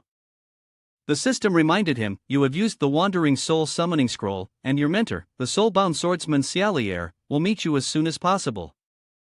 The system notified, the dark gold level pike you listed on the auction house has been sold for 5,147 gold coins. The system notified, the link level rescue cloak you listed on the auction house has been sold, and you have received 30,070 gold coins. He was astonished, it sold that quickly? Adding the gold left over from killing Uriel, he now had more than 90,000 gold, equivalent to over 9 million in currency. A brilliant golden light appeared. Xialier approached and asked, disciple, what's the matter? Jiang Han happily called out, Taoist Master, then began recounting everything that had happened. Taoist Master, here's the situation. Lier stroked his chin thoughtfully after hearing that. So that's how it is. The Dark Faction wants to gain the Dragon Realm as an ally, but that's really difficult. Although the relationship between the Light Faction and the Dragon Realm is far from harmonious, the two factions are closely tied together for mutual benefits. Jiang Han pondered for a moment. Do you think relying on divination to locate the dwarves is reliable? Lier rubbed his chin. Well, as long as the dwarves are not extinct and still live on Tianhang mainland, there are still diviners here. By utilizing divination, we should be able to locate where they are living. Upon hearing this, Jiang Han grew excited. That would be great. Taoist Master, could you take me to Meishui? He raised his hand and flicked the cup. Of course, Lier replied. His mount appeared, and he climbed onto it, taking the reins. Ride my mount. Your blue unicorn beast is too slow. Jiang Han widened his eyes, staring at Lier's mount. Heavenly horse, is there such a mount in the secret realm of the purple flame bamboo forest? It seems like after completing this mission, I'll need to find a high-level mount for myself. He then nodded. All right. After Jiang Han sat behind Lier, things became urgent. Hurry up and get on. Jiang Han tightly wrapped his arms around his waist, responding in the affirmative. With that, the mount spread its wide wings and soared into the sky, heading forward. System notification. Please note that you have entered a romantic zone and are within the influence of another nation. Death penalty will be doubled. The speed of the heavenly horse was incredibly fast, even blowing Jiang Han's hair. He could feel it. Taoist Master, it seems your strength has increased again. Lier was astonished. How did you know? He explained. At first, when you crossed the national boundary with your son, you had to rely on the power of the vortex, but now you can actually cut through a corner of the national boundary relying on your own strength. He glanced behind him, smiling. So that's how it is? Indeed. Back then, my strength was not enough to freely enter and exit the border. Now, I am just one step away from reaching the divine level, so naturally, I can tear apart the national boundary. While flying, the heavenly horse suddenly stopped and neighed. Jiang Han, puzzled, leaned forward and asked, "What's going on?" Li Er frowned and reassured him. "Don't panic, we just unexpectedly ran into that little dog." Jiang Han was confused. "Little dog?" Li Er pointed at the dog wagging its tail on the ground. "Look, isn't that a dog?" The system displayed information. Wang Kai, no rank, level, lifespan, attack, defense, or skills are known. Introduction: a miraculous puppy that brings luck, possessing countless treasures that drive high-level experts of the divine level crazy. Its origin is unknown, and its name is Wang Kai. Jiang Han was surprised. Wang Kai? Li Er reminded him. Don't be fooled by its crude name. This dog is just as its name suggests, a miraculous little dog that brings good fortune. It seems to have an incredible sense of smell when it comes to treasure, able to locate hidden and buried artifacts in Tianhang mainland that have yet to be discovered. Wang Kai was still focused on digging, while he controlled the heavenly horse to fly past him. Let's circle around to the back. Then, the heavenly horse landed, and Li Er drew his sword, heading straight for Wang Kai. Many high-level expert demigods had tried to catch it and make it find treasures for them. But unfortunately, none of them succeeded. This dog was so fast that even demon god Riel, the Wind of Destruction, who was renowned for his speed, could not keep up. He looked at his actions with suspicion. "Taoist master, are you trying to steal the treasure?" He answered while using his speed like the wind to rush towards Wang Kai. Indeed, when Wang Kai noticed the movement, it turned and barked loudly. Li Er did not hesitate and swung his sword down at Wang Kai, but the sword missed and struck the ground directly. He was astonished. The speed was truly incredible, but the treasure here belongs to me. Suddenly, Wang Kai stood on his shoulder. Jiang Han hurriedly shouted, "Taoist master, Wang Kai is in cahoots with you," barking away. Li Er angrily cursed. "Damn it, be careful, this dog might steal things." Even treasures from high-level expert demigods could be snatched away by it if you're not careful. Master only has 2 treasures on him. Disciple, you'd better pray for yourself. He looked stunned. Taoist master, you. Jiang Han turned to look at Wang Kai, who was baring its teeth and swiping its claws. He thought, wait a minute, doesn't this mean I have a chance to catch it and make it my pet? He brought the stone in front of Wang Kai, and the system announced the failure of the capture attempt. Looking at Wang Kai wagging its tail at him, Jiang Han sighed inwardly, realizing he had overthought things. Suddenly, its claws swiped directly across his face. The system notification sounded, "Attention, Wang Kai has used the SS level skill, Miraculous Hand, to successfully steal the S-level item, Azure Fish, from your bag, and you have detected the theft." Jiang Han's eyes widened in anger. "Daring to steal my fish, you damn dog? I'll make stew out of you." He raised his hand, exuding a green aura, and struck Wang Kai. The system notification echoed, "You have successfully learned the SS level skill, Miraculous Hand, through the Plundering Hand." Specifically, Miraculous Hand is a unique skill of the mysterious creature Wang Kai, whose rank is undetermined. Its exquisite thievery ability surpasses that of any thief. Although you learned this skill through the Plundering Hand, its power is still somewhat weaker. The effect of stealthily stealing items from your opponent's inventory has a small chance of detection. The cooldown is 3 seconds. Note, the more valuable the stolen item, the higher the chance of detection. The less focused the opponent is, the lower the chance of detection.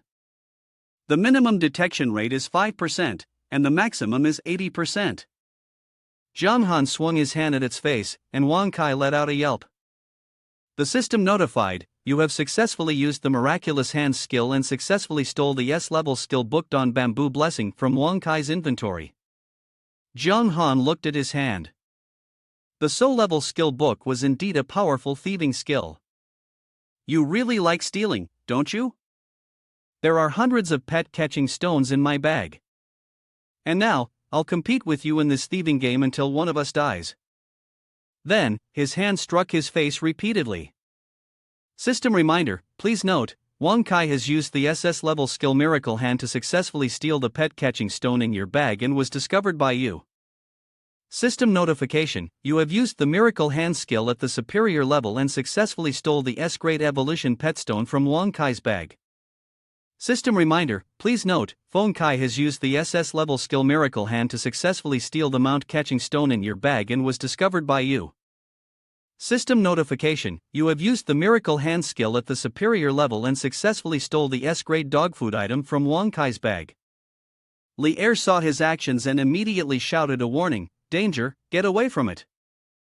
The treasure in his bag is targeting you. Seeing that he was preparing to rush over, Jiang Han raised his hand to stop him. Wait, your face is now badly bruised and deformed.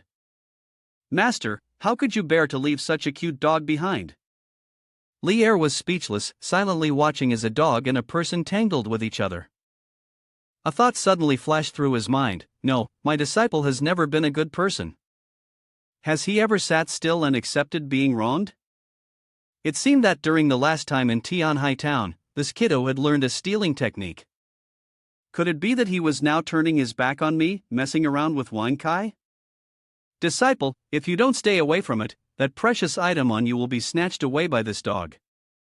He turned his smug face towards Li Er and said, no rush, after I settle things with this cute dog, then we can leave. In his mind, he thought, the Taoist master is really sharp. Just like that, he understood that this stupid dog has already lost a lot of good things to me without even realizing it. As soon as he finished speaking, Wang Kai rushed up and struck Jiang Han in the face again. System notification, please note, Wang Kai has used SS level skill, the magical hand, and successfully stolen the item. The stone for riding beasts is in your bag. System notification, please pay attention. Wang Kai has used the SS level skill, the miracle hand, successfully stealing the healing potion item. In your bag, the system notification says, you have used the secondary miracle hand skill, successfully stealing the divine grade black wine crystal ore from Wang Kai's bag. Jiang Han swung his hand and slapped Wang Kai across the face. System notification, you have used the secondary miracle hand skill, successfully stealing the common item scroll of divine revelation from Wang Kai's bag. Hearing the system notification, he stared wide-eyed, stammering in disbelief. God level? But Jiang Han glanced at Wang Kai, seeing it glaring at him, baring its teeth and claws. In his mind, he screamed, I'm screwed, it looks like it has figured me out. However, exchanging an S-level blue waterfish and some beast-catching stones to obtain so many treasures is still worth it. Wang Kai growled. He grabbed it and threw it hard onto the ground without any mercy. You thieving dog, get lost. Wang Kai stomped on the ground, his eyes glaring furiously at him. Enraged, he charged forward with all four legs to attack. Li Er approached from a distance and stood in front of him to block. Wolf, wolf, wolf. He raised his hand, and a stream of black light appeared, his eyes turning completely white. Li Er activated the Wandering Soul Shield. Both of them were surrounded by his black aura. A stream of golden light pierced through the shield from within. Then, countless other light rays shot out. Li Er let out a breath, his hand holding a scroll that had been torn apart. Fortunately, although this dog was extremely agile and had a remarkable defense, its offensive power was both low and unbalanced. I don't know what you stole, but it sure made it mad enough to act like this. Wang Kai stood below, barking loudly in anger. Wolf, wolf, wolf. System notification, you have entered the wind-blown forest map. He glanced at Jiang Han and said with a hint of meaning, looks like you've made quite a bit of profit again. Then, a glowing black crystal appeared in his hand. Jiang Han was stunned. Oh. The black wine crystal is introduced by the system notification. This is an extremely rare type of ore, a treasure powerful enough to make even god-tier warriors fight each other. It can be refined into weapons, and even if it is already a divine weapon, it will significantly increase its sharpness and durability. The only drawback is that it will make the weapon extremely heavy, making it difficult for ordinary people to use. Li'er's eyes widened when he saw the crystal. Black wine crystal, so that Wang Kai actually has such a treasure? Zhang Han scratched his head awkwardly. It was just luck. I found this crystal on Wang Kai. Master Taoist, if you need this black wine crystal, I can give it to you. He shook his head and raised his hand to decline, no need. Then, Li'er moved closer, examined the crystal, and said, You may not believe it, but the dwarf race is a group that is fanatically obsessed with forging. If you were to find them and offer them this god-level black wine stone, they would treat it as a favor akin to being reborn by their parents. Upon hearing this, he was astonished and thought, a favor like being reborn by their parents? Isn't that a bit exaggerated? His face drew closer, pressing against the crystal. Perhaps it is a stroke of luck that you were able to obtain this black wine crystal from Wang Kai, but it might also be fate. Initially, I was going to assign you a task, a very difficult one, but the reward would have been a piece of war to help convince the dwarves to leave the mountain. Now, with the black wine crystal, the entire dwarf tribe will go crazy over it. Zhang Han happily clasped his hands in thanks, saying, Thank you, master. In his heart, he thought to himself, being able to have a Taoist master of such character was truly a great fortune. If he ever had the chance in the future, he would definitely repay the Taoist master. Li'er called out his mount and prepared to leave. Do not reveal your wealth, and except for the dwarf clan, do not let anyone else know that you possess the black mystical stone. Otherwise, you'll run into big trouble. We're not far from the national borders, and Wang Kai could find us. It's best to get away from here. He nodded. Understood. Seeing Zhang Han agree, Li'er said no more and immediately left with him. Zhang Han sat behind, opening the system panel to check, thinking this was a good opportunity to see the value of the two items he had just acquired.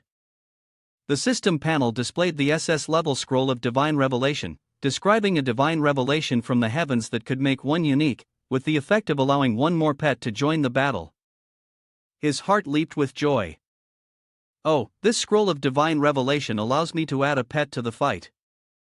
Doesn't this essentially take away some of the privileges of summoners?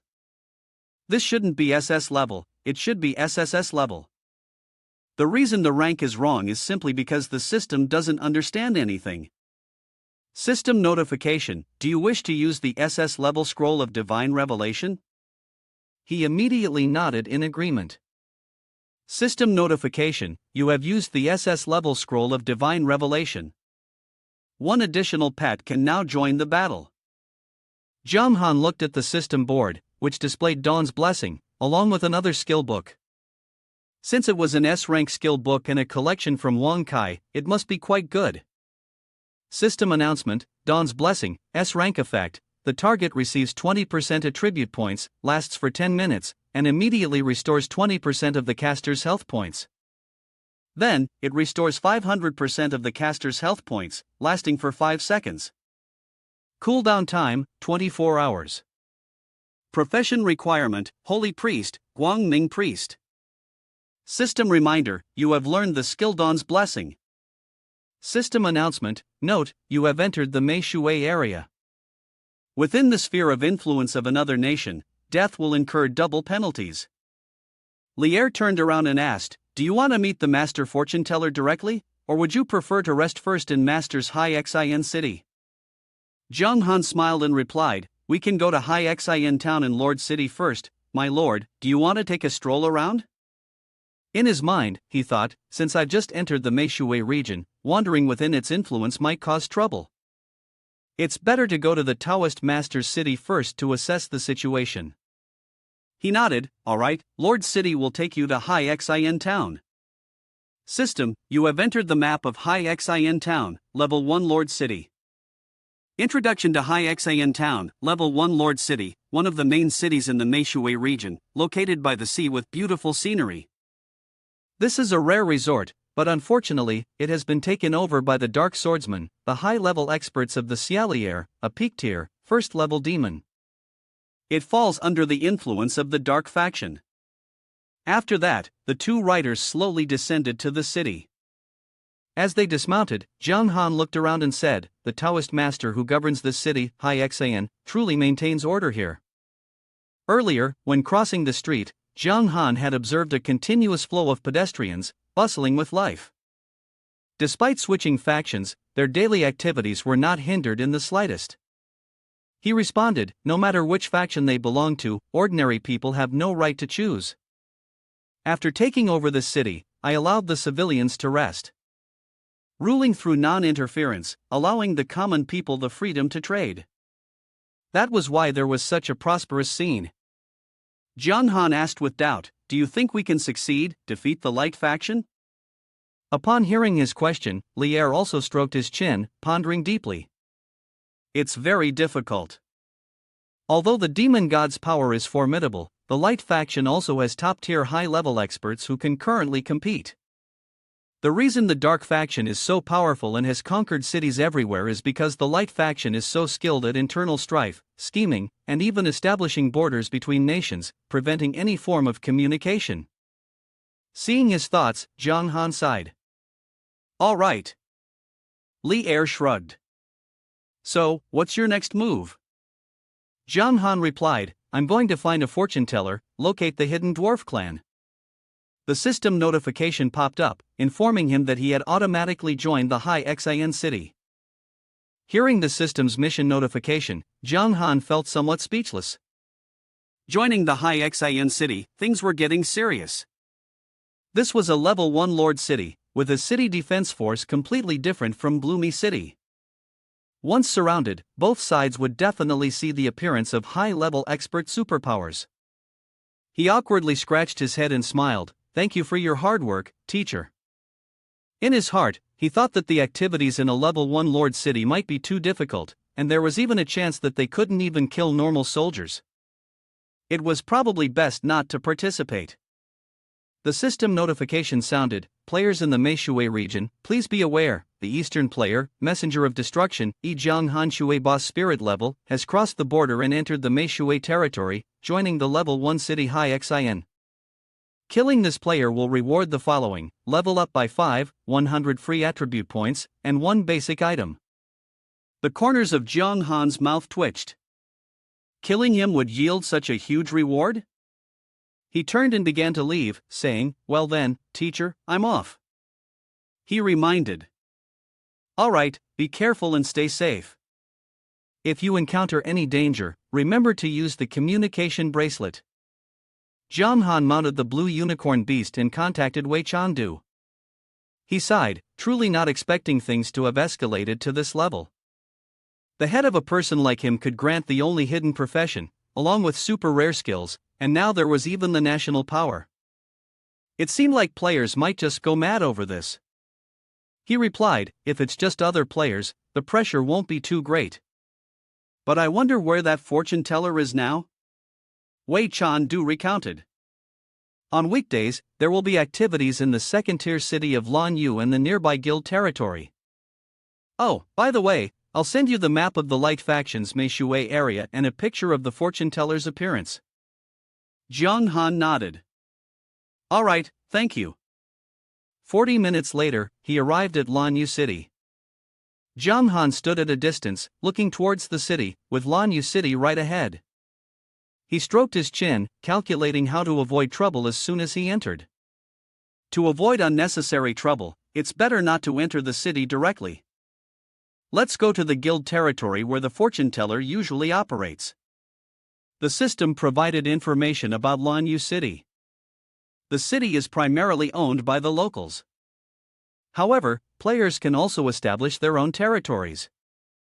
By completing related quests, if the guild has enough members and resources, along with rare items like village construction orders, town construction orders, and city construction orders, it's not far-fetched to become a lord city and defend a region.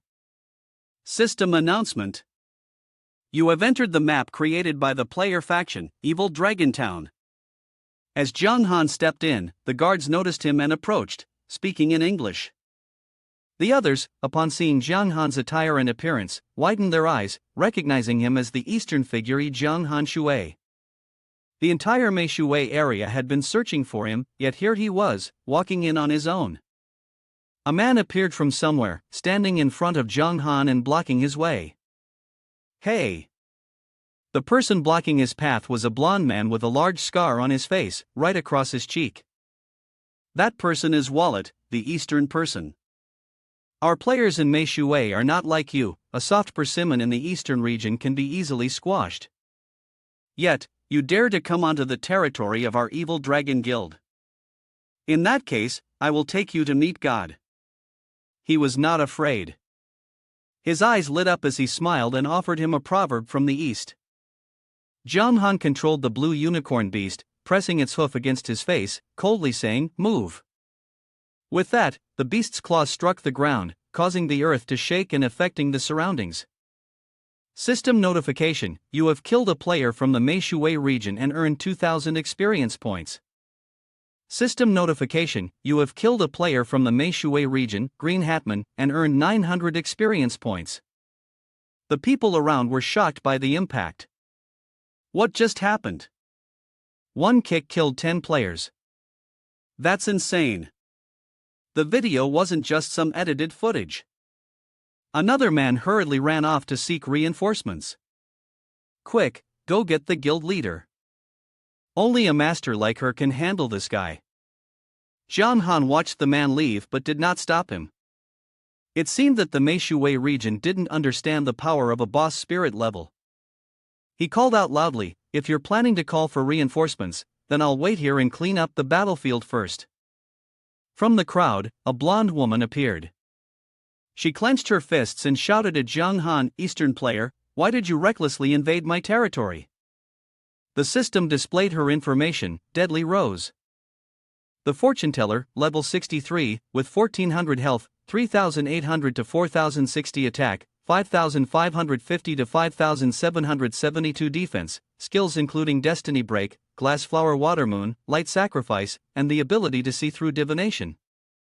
Upon seeing this information, he smiled inwardly.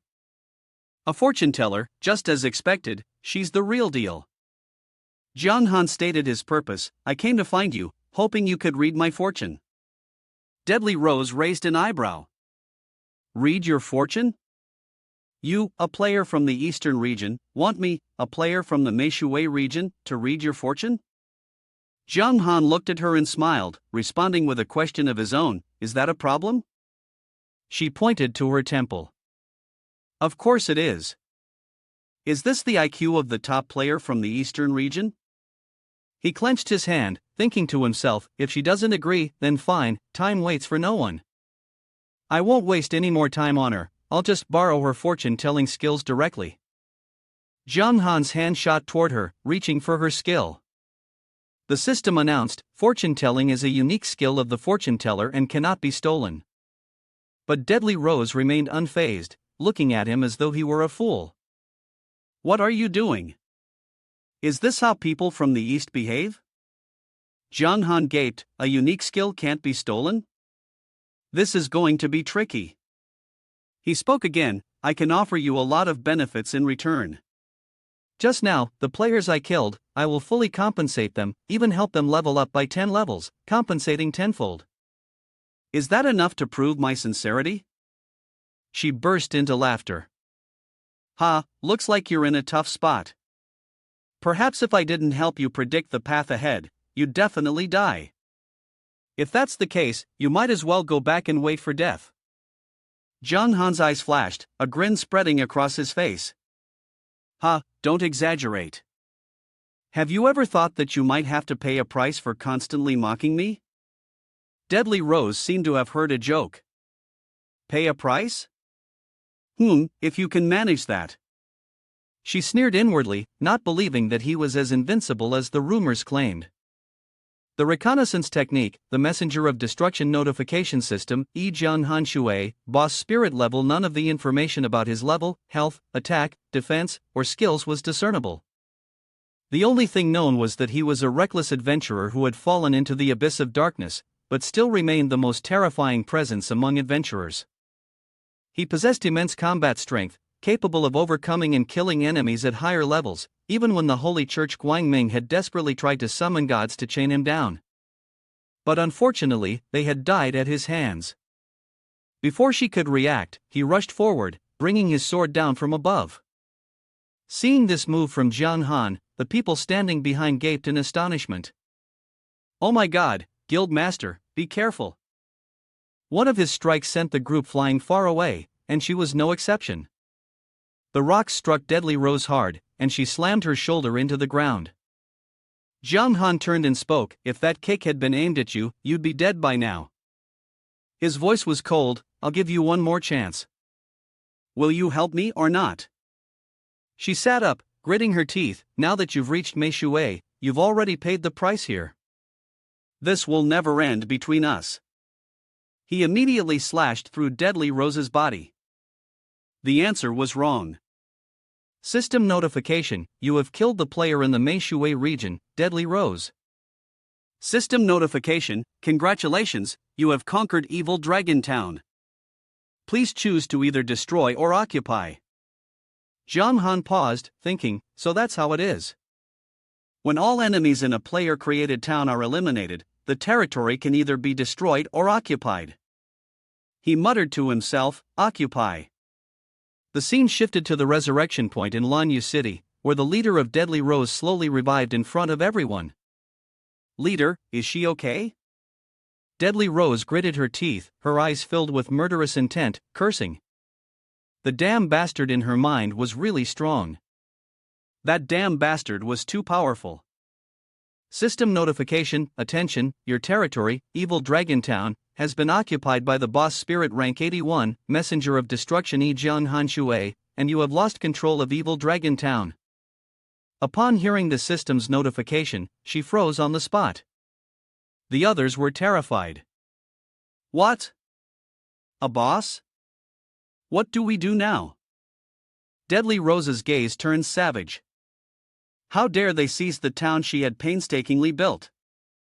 She immediately summoned all members of her guild, requesting as many online as possible. She clenched her fist with determination.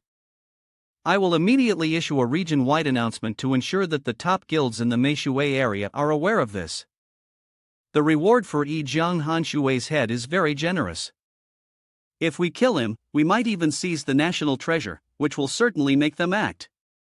Moreover, killing the number one player in the eastern region would severely damage their morale, so there's no reason for anyone not to take action." The group nodded in agreement in unison. "Okay, the system has displayed the announcement from the leader of the Evil Dragon Guild. Greetings to all players in the Meishui region. I am Deadly Rose, the leader of the Evil Dragon Guild. The player from the Dong district, Jiang Han Shui, is currently in my guild. Evil Dragon Town is boasting to all the players in our Meishui region. Now, Evil Dragon Guild urgently hopes that those with noble ideals can rise up and bring glory to our water region." A person below asked in confusion, "Jiang Han Shui is in Evil Dragon Town?" The person next to him sneered, "We need to show that the Meishui region is the true number one, not the eastern region clown." "I've received the message, I'll head over there right away." The number one guild in the Meishui region, City of Sin, is gathering all its members. He sat on the wall, opened the system to check, and laughed. "Ha, the heroes from all over the world are coming to surround Evil Dragon Town now." Jiang Han crossed his arms in front of his chest, waiting, fully aware that if these people came charging in with their drums and gongs, they would only end up facing humiliation. Suddenly, a sword appeared from behind, aimed at his neck. The assassin's blade came down. Jiang Han sidestepped and avoided the strike, then counterattacked with a blow to the attacker. "Trying to sneak attack me? Get down on the ground." System notification: you have killed a player in the 7 deadly sins, causing jealousy, and received 3,500 experience points. 2 more people approached from behind him. "Second brother, damn it, we've been discovered." Jiang Han grinned with delight. "You're quick to show up, huh? You all eager to die that fast?" As they arrived and saw their teammates slain, anger surged within them. Fueled by the glory of the Meishui region, they charged forward. Without a word, Jiang Han unleashed 4 sword strikes, using the 8-direction slayer technique. With just a few strikes, the attackers fell, unable to react in time. He glanced around, observing. These few were likely the vanguard, the main force was still behind. After that, Zhang Han quickly made his exit. If that's the case, then he would head to the town gates to meet them in battle. After all, his only goal was to make Deadly Rose submit to him. If he really destroyed the town they'd worked so hard to build, there'd be nothing left to discuss. Looking ahead, he could already guess. It seemed that the enemy had gathered. A group of people, shouting for the glory and greatness of the Meishui region, charged forward to fight. The imposing leader, with his strong build, raised his sword and shouted. Everyone followed the plan. Zhang Han Shui would not be spared. They enhanced their health and durability. Archers shot arrows to stun, while assassins used all their might to stab and blind their targets. Those with precision skills would be rewarded $500. He still stood there observing, smiling. No wonder it's the Meishui area, the enforcement power is fully in place. Let's see if any of you can threaten me. He then ordered to shoot arrows toward Zhang Han. Countless arrows flew toward him. Zhang Han immediately used the Armor of Destruction skill. The system notification stated, you have used the Armor of Destruction skill, defense plus 50%, durability plus 20%, additional effects, light element, darkness resistance plus 20%, duration 2 minutes. After that, Zhang Han charged forward alone to take the hits. He directly rushed into the midst of the battle, using a single sword strike to scatter the archers who were shooting arrows. Zhang Han then used the 8-direction Slayer skill, striking directly at Sim and the soldiers. The soldiers, hit by the attack, were thrown back, crying out, "Oh my god, where is Xue Di? Hurry up and let Xue Di deal with him."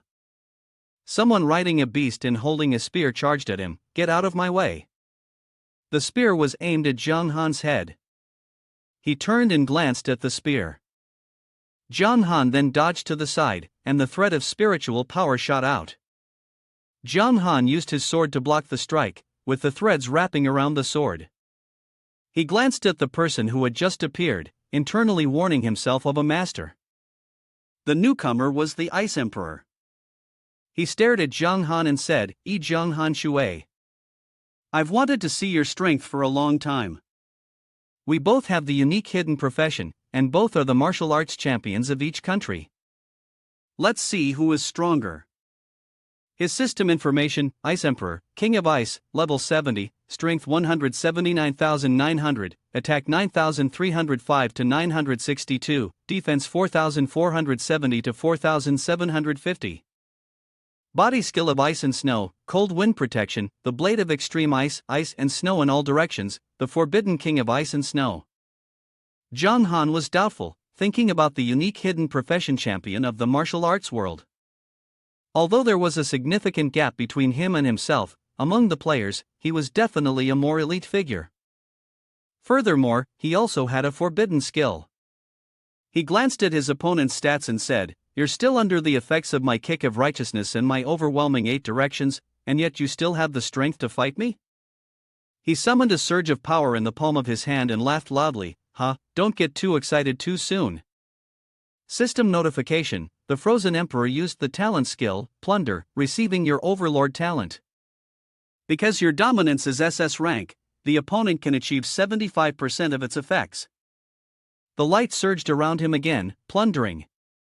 It seemed that this kind of plundering with his own skill was identical, essentially copying the opponent's innate talent. The icy figure laughed proudly and said loudly, "Is this what you call dominance?" The attack has increased by 37.5%. Haha, I'm so lucky. He brandished his sword and charged forward, a mere 37.5% increase. I don't understand what you're so proud of.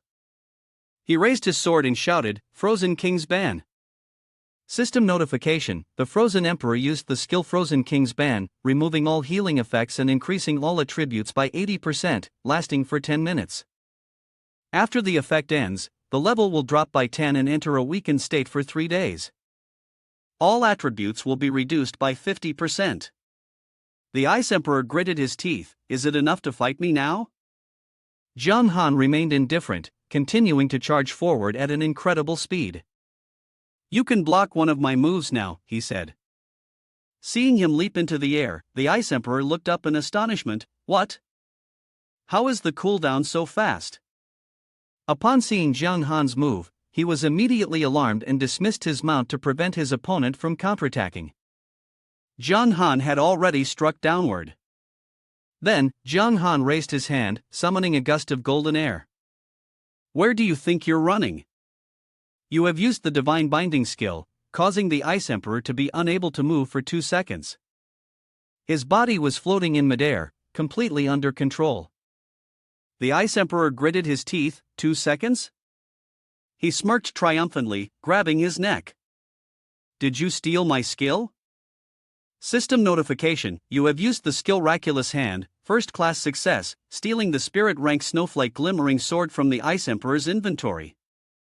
The onlookers gasped in disbelief. The Ice Emperor was humiliated like that? Unable to tolerate such humiliation, the Ice Emperor roared, "Damn it, you'll pay for this." Before he could even react, Jiang Han slashed at him with a shattered star, following up with the destruction slash, striking directly at the Ice Emperor. His health dropped by 2,480,710. His subordinates were horrified, unable to believe their eyes. This.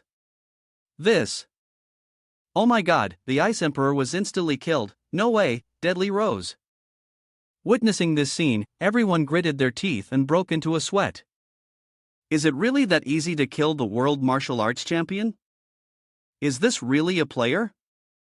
Or is this an NPC? Xian, without a trace of fear, calmly reassured the Legion, "No need to be afraid, keep using your control skills on him." Jiang Han was somewhat intrigued. Even after he had killed their top expert in the region, their morale remained so high. It seemed the opponent's leadership level was quite impressive. Unbeknownst to him, someone behind him had already raised a sword, preparing to ambush him. Cyclops struck hard at the back of his neck. System notification: you have been hit. Cyclops' sneak attack dealt 1 point of damage and stunned him for 0.1 seconds. System notification: you have been hit by a stunning arrow, losing 1 point of health and stunned for 0.1 seconds. Then, arrows pierced Jiang Han's body. Seeing this, his subordinates grew excited and jubilant. The tactic was working. Don't stop the stunning arrows. Xian, holding a scroll in hand, raised it with a smug smile. It's time. Without another word, he tore the scroll. A figure in a black cloak, like the Grim Reaper, appeared. The figure roared, "Eastern player, you are too arrogant." He shouted in fury, "You will pay for your arrogance." The black-cloaked figure unleashed a wave of dark energy at him. System notification: warning, the player from the Meishui region has used an S-tier item. Death Scythe reduces your lifesteal effect to 0, your health recovery to 0, and all attributes by 10% for 30 minutes. Jiang Han, unafraid, let out an exclamation after seeing the system's information. "Oh, so you're removing my ability to drain blood and recover health?" he thought to himself. "Looks like I need to give them a bit more power." Jiang Han summoned his mount, and the system announced, "You have been hit by Robin's stun arrow, losing 1 health point and becoming immune to the stun effect." Xian, shocked, widened his eyes and gritted his teeth. "I can't believe." "What? His mount is that resilient? He's nearly immune to my control now." Jiang Han didn't waste time arguing with him. He directed the blue unicorn beast to charge towards Sim. "Die." Sim sneered, creating an energy sphere in his hand. The sphere slowly expanded, enveloping Sim and preventing Jiang Han's strike from breaking through its protective layer. Jiang Han thought in surprise. Even though he didn't know what kind of item the crystal sphere was, he had to admit that its defensive capabilities were impressive. Jiang Han used the 8-direction slayer technique, continuing to strike the protective barrier with several more slashes. He thought it would be ineffective, but to his surprise, Sim, who was inside, looked smug at first, only to be stunned when he noticed the cracks appearing on the barrier. Jiang Han grinned in satisfaction. After more than 10 strikes, the crystal shield had developed many cracks, and perhaps after a few more blows, a golden flash would suddenly appear in the sky, striking down at him. The beam of light struck directly down at Jiang Han, and his strength was significantly reduced. The system notification read, "The God Forbidden Zone prohibits the use of S-grade forbidden scrolls, Apocalypse Judgment, causing you 5 million fixed damage points." The Forbidden Zone stood nearby, laughing loudly. Ha! He stood in front of X's shield, arms crossed in satisfaction. "You're in trouble now, Jiang Han Shui, your head is ours to claim." Listen to his mocking tone, Jiang Han sneered. "Even if this forbidden scroll has some effect." The Forbidden Zone put his hands on his hips, commanding, "Members of the God Forbidden Zone, engage." The people behind him shouted in unison, "Kill." Jiang Han wasn't dead yet, but his strength had been significantly reduced, making him stumble slightly. The man provoked him, blocking his path. "People of the East, what does the taste of a forbidden curse feel like?" Jiang Han smiled, "It's nothing special, the power isn't strong enough.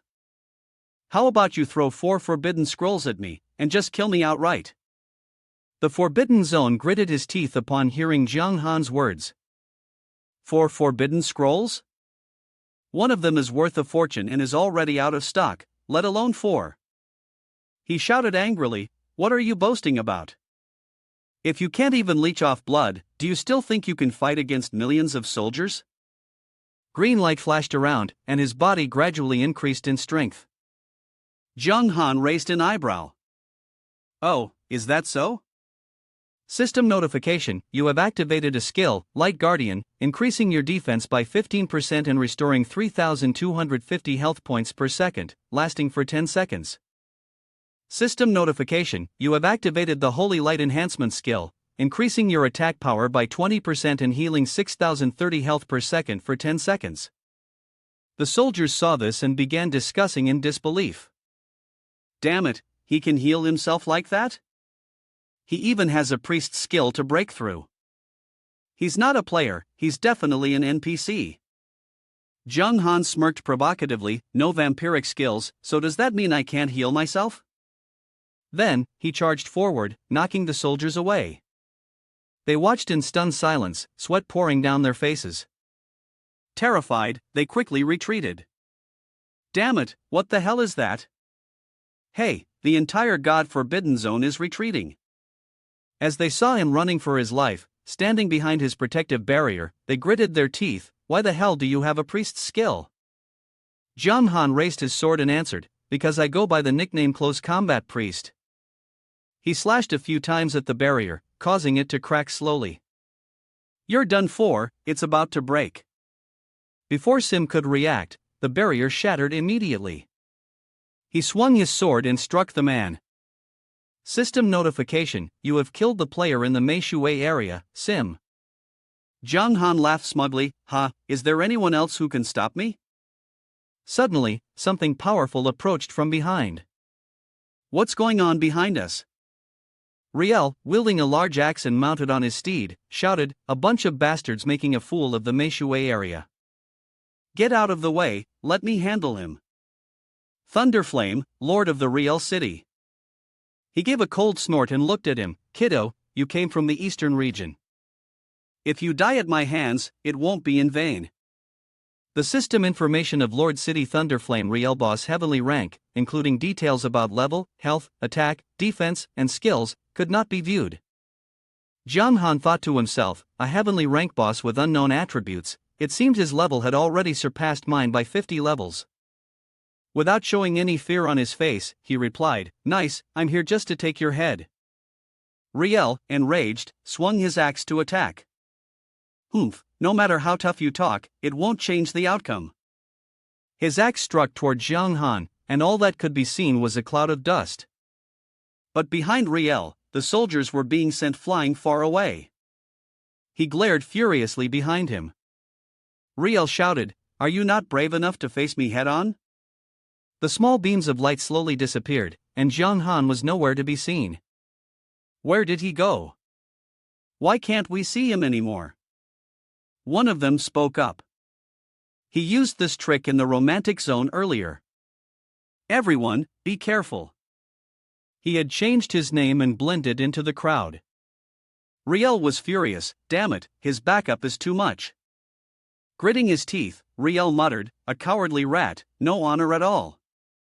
Jiang Han, disguised as a person with curly hair, suddenly hesitated before raising his hand to speak. Excuse me, Lord of Lord City.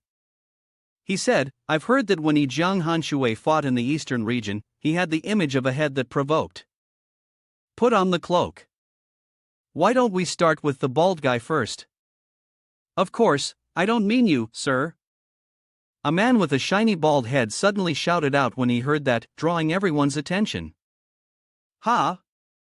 Riel gave the order. Everyone was to go all out and kill the bald guy. If anyone managed to kill him, they'd receive 100 gold at Thunderflame City. I don't believe Jiang Han Shui won't show up, he added. The group immediately turned and started chasing the bald soldier, who had frozen in place. He quickly ran off, shouting in explanation. It's not me, buddy. I'm a member of the Sin Guild. Don't you remember? Jiang Han chuckled inwardly at the sight. Ha, those fools are still fighting each other. They fell for it. He ran toward the man from behind, confident that the Lord of Thunderflame City would be carrying a trove of treasures. Up ahead, Go was still commanding his subordinates, unaware of what was happening behind him. Kill them all. Better to kill by mistake than let one escape. Suddenly, Jiang Han turned and attacked Go, landing a punch squarely on his face. System message, you have used a skill. Dimensional Magic Hand successfully stole an S-rank item. Rare treasure map taken from the inventory of Thunderflame City Lord Go. Go, stunned, spun around, eyes wide, teeth clenched in fury, and cursed. Damn it! System message, this person. Thunderflame City Lord Go has used a skill that allows him to see through your disguise skill, rendering it ineffective. Jiang Han froze slightly, stopping to look. Riel angrily shouted, Kiddo, today is your day to die. He regained his composure, smiled, and raised his sword. I think you're the one who's wrong. System notification, Messenger of Destruction Jiang Han Shui uses the skill Daydreaming. The next attack increases by 1000%, and the damage increases by 1000%, definitely a critical hit. Go flinched and gritted his teeth, shouting, What did you say? He quickly yelled to cancel his mount as Jiang Han's sword swung down. Jiang Han smirked, Haha, old man, consider yourself lucky. With that, Jiang Han turned around and ran away. Well then, bye-bye. System notification, you have used the skill Swift Escape, movement speed increased by 30% for 10 seconds. Seeing Jiang Han strike him and then turn to run, Riel was furious.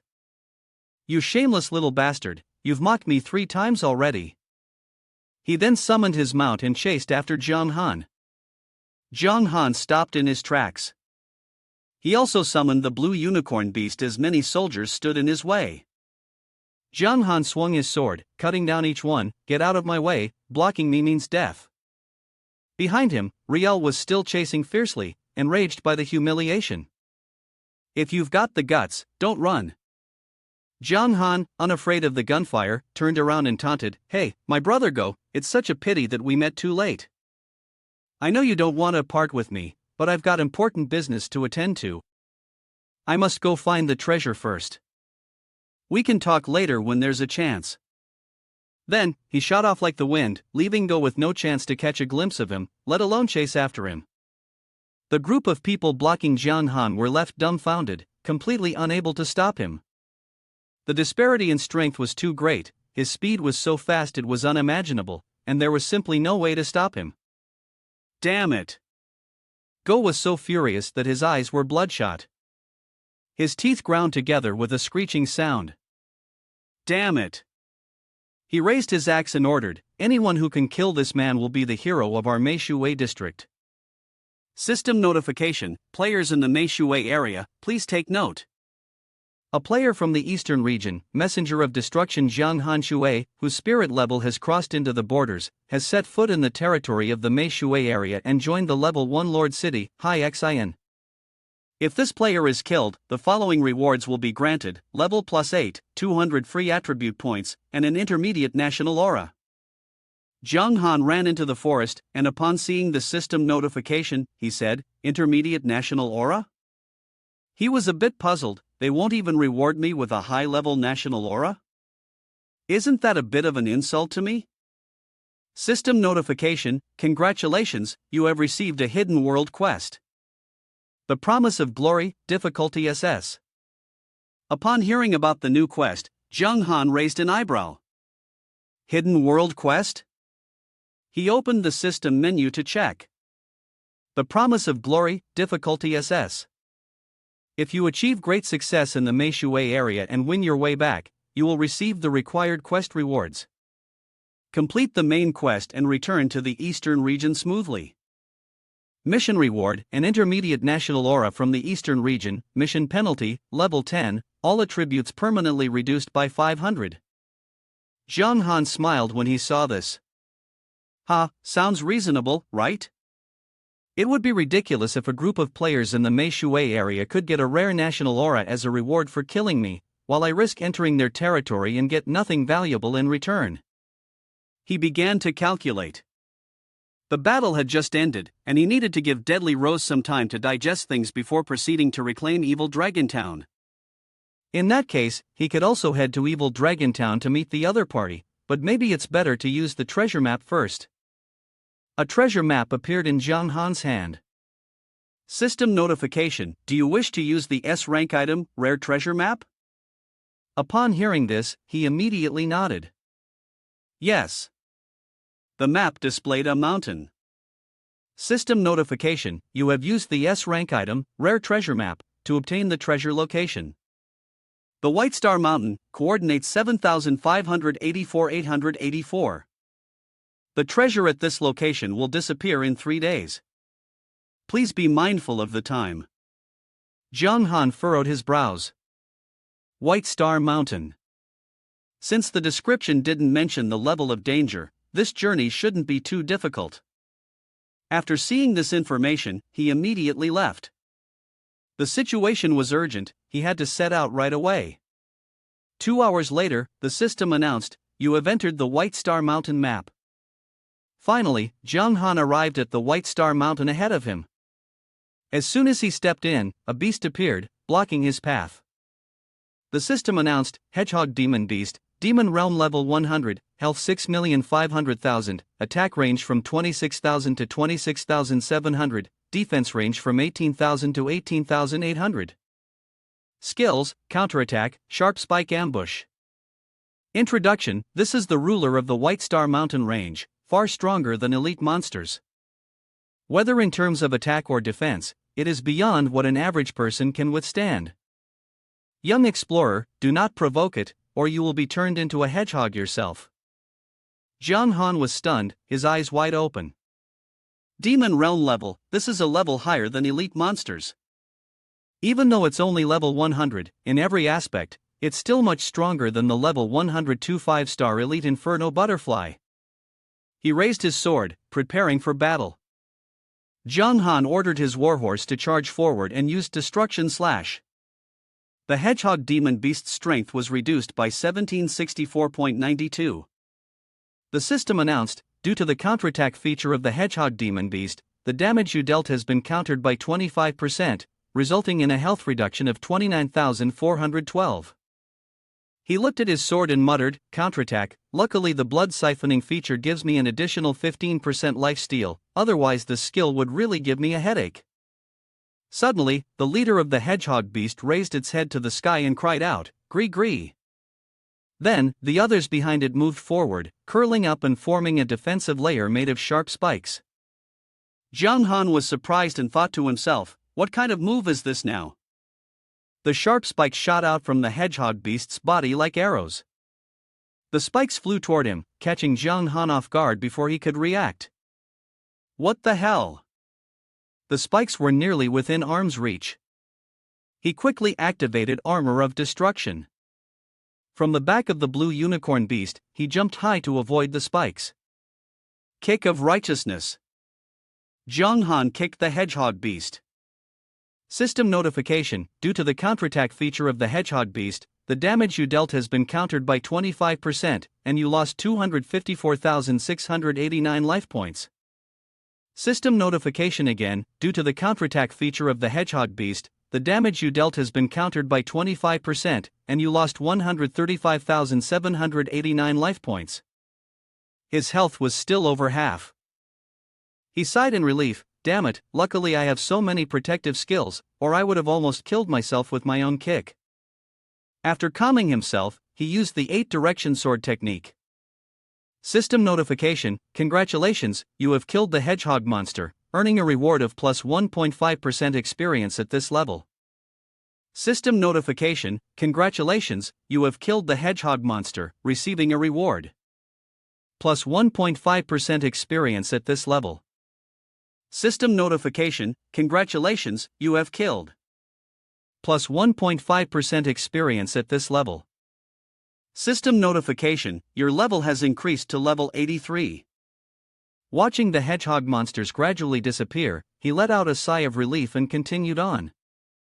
An hour later, as the sky gradually darkened and the golden moon hung high above, Zhang Han opened his map to check the marked location.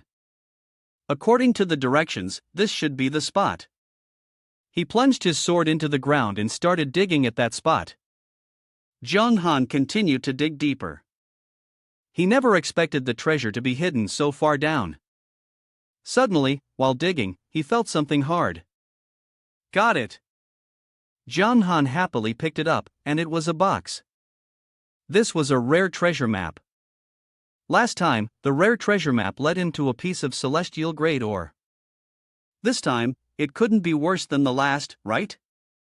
Opening it, he found a shining gem. System notification: congratulations, you have received an S-tier item, Lucky Gem. S-tier. As the name suggests, it is a mystical gem that can bring good luck. The luck value effect increases by 5. He picked it up and stared at it intently. Lucky Gem. It seemed like he had seen something about it on the official forum. Some players had researched that luck could help items with low drop rates, rare finds, to be more easily obtained. Furthermore, it also had a certain impact on critical hits, item drops, and the activation rates of various abilities. In general, the concept of luck value was somewhat vague, but it was very hard to come by. Even the first kill reward wasn't guaranteed, so this was an extremely precious item. However, Zhang Han glanced inside the wooden box. It looks like there's something else in this box. As he took out the paper inside, the system notification rang: congratulations, you have received a rare S-tier treasure map. Zhang Han was astonished as he unfolded the treasure map, exclaiming, a rare treasure map hidden within another rare treasure map. Well done. Are you trying to play a nesting doll game with me? Luck power. Has it already taken effect so quickly? System notification: would you like to use the rare S-tier treasure map item? He carefully examined the treasure map, nodding, yes.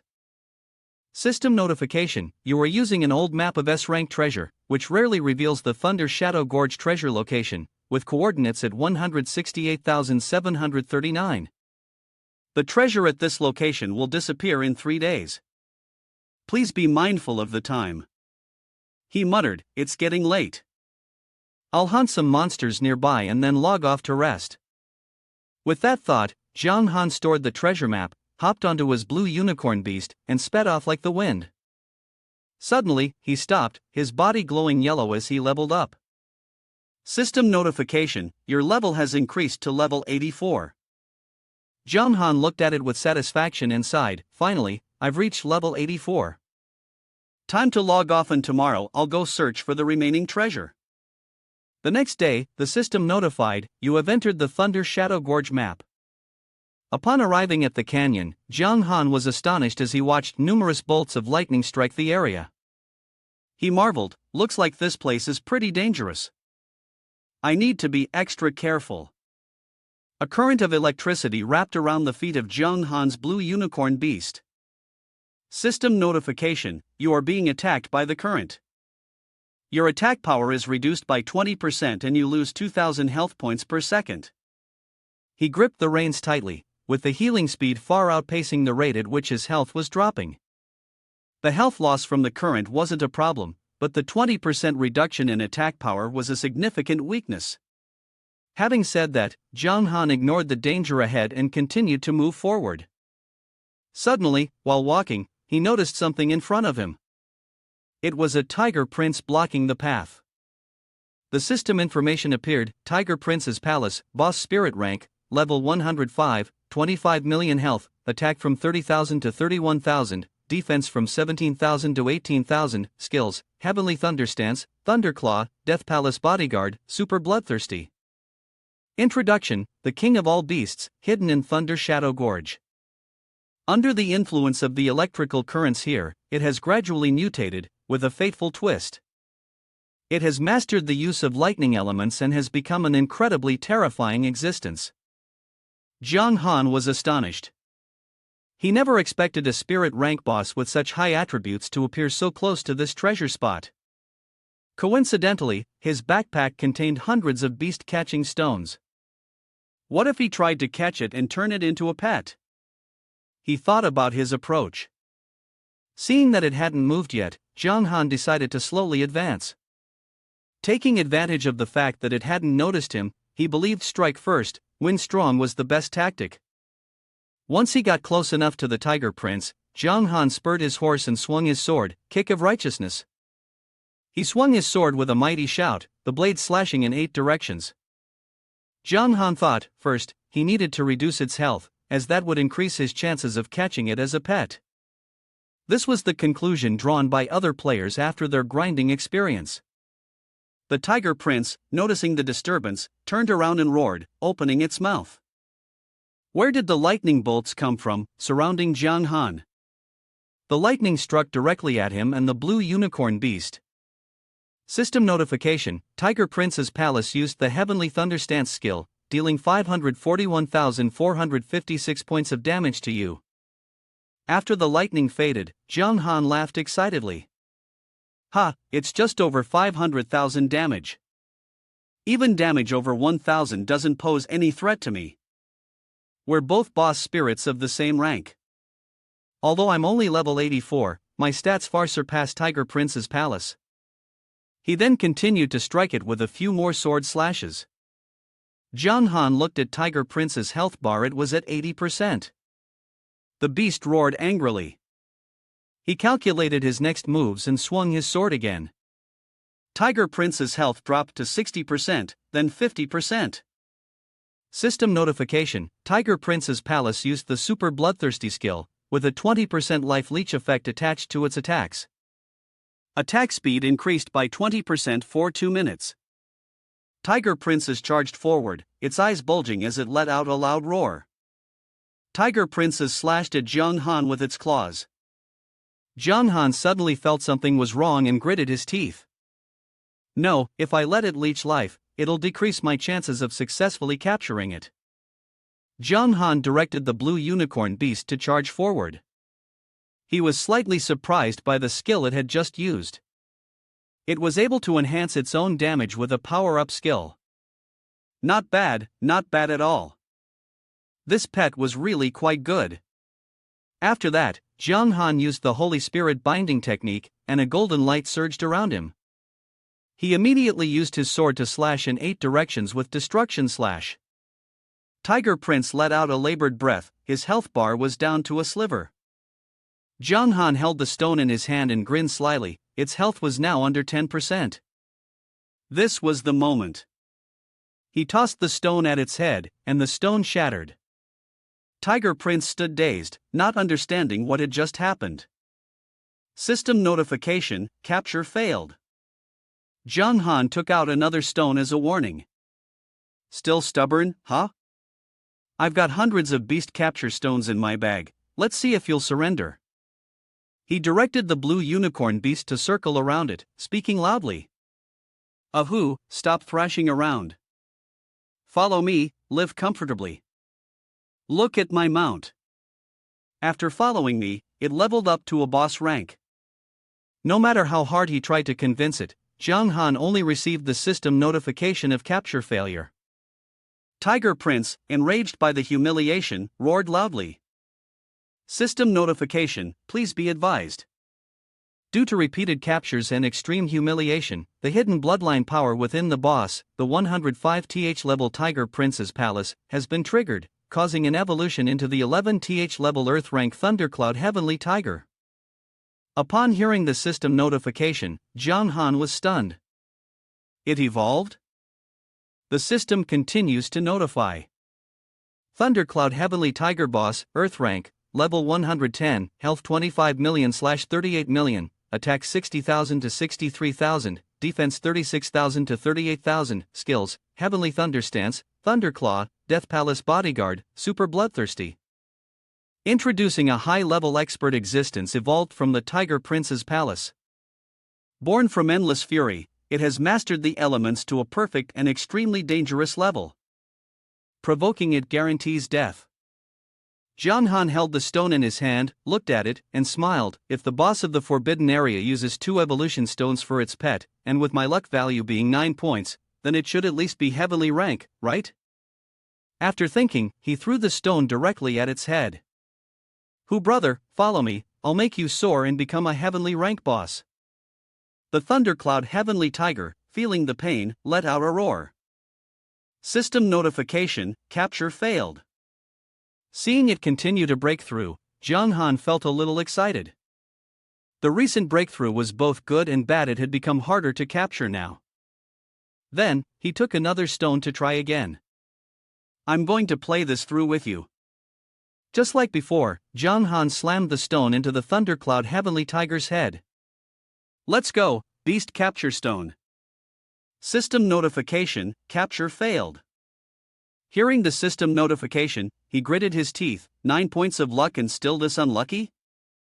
Thundercloud Heavenly Tiger emanated the power of an upgrade. Jiang Han looked on, somewhat contemplative. Its advancement attributes had skyrocketed, and its defense had become so high that he couldn't break through it. If he didn't catch it this time, he might end up failing.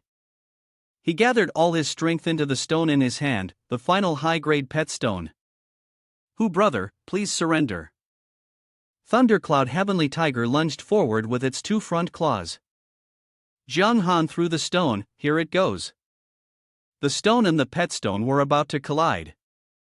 Then, the Thundercloud Heavenly Tiger was swallowed by the stone. System notification, congratulations, you have successfully captured Boss Mount Earth rank 110. Jiang Han sighed in relief, holding the stone in his hand. Phew! Finally, it's done. The image of it sitting obediently in the stone appeared. System notification, Thundercloud Heavenly Tiger, Earth level boss pet, level 1, health 10,500, attack 100, defense 80, skill Fok the Fox Slayer. Introduction, a rare boss Mount Earth rank, one of the most distinguished tigers. Seeing this, Jiang Han was astonished. At level 1, with attributes like this, it's not bad at all. After all, once it became a pet, the system would suppress it. Its growth would never reach the level of a wild boss. He released Thundercloud Heavenly Tiger. Now, the best part begins. As soon as it was released, it was no longer the fierce creature it had been earlier. Instead, it resembled a cat, meowing, here. Jiang Han looked at the stone in his hand, the pet evolution stone he had obtained earlier, and it was time for it to show its effect.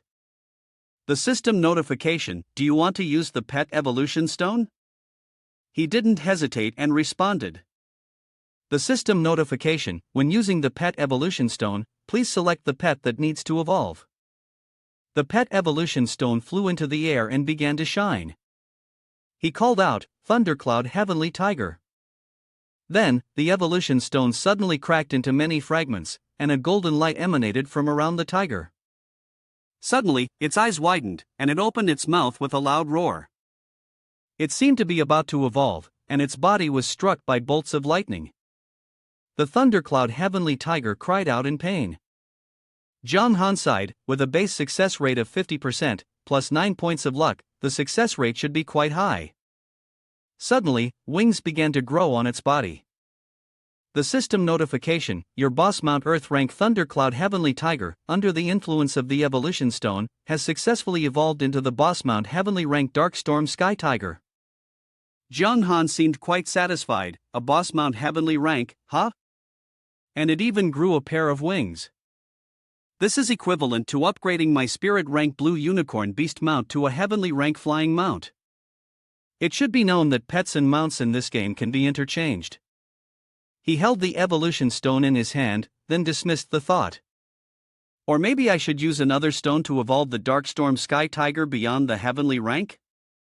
But a 10% success rate is too low, and I can't calculate what the value increase will be. Zhang Han put the evolution stone away inside. In this case, if he still planned to gamble, it wouldn't be very rational. Anyone who would gamble with a mere 10% chance of being favored by the goddess of luck was truly a fool. It was really stupid. System notification: would you like to use the evolution stone pet item? He subconsciously nodded. Using evolution stone pet item for Darkstorm Sky Tiger. As the evolution stone flew up, Zhang Han suddenly realized that, in his excitement, he had inadvertently spoken out loud. Damn it, I couldn't resist the temptation and blurted it out. The power of the evolution stone struck Darkstorm Sky Tiger. It cried out in pain. As he watched it slowly evolve, Zhang Han rubbed his chin. If it can evolve, it's probably close to the immortal level, or maybe just half a step away. The dense lightning strikes continued to fall in increasing numbers. Watching Darkstorm Sky Tiger growl with its wings slightly trembling behind it, he was amazed.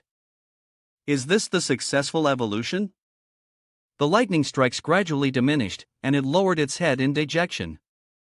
System notification: unfortunately, your boss Mount Heavenly rank, Darkstorm Sky Tiger, has failed to break through to the king level.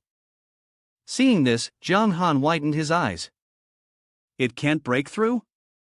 He pouted in dissatisfaction. The body shape has already changed.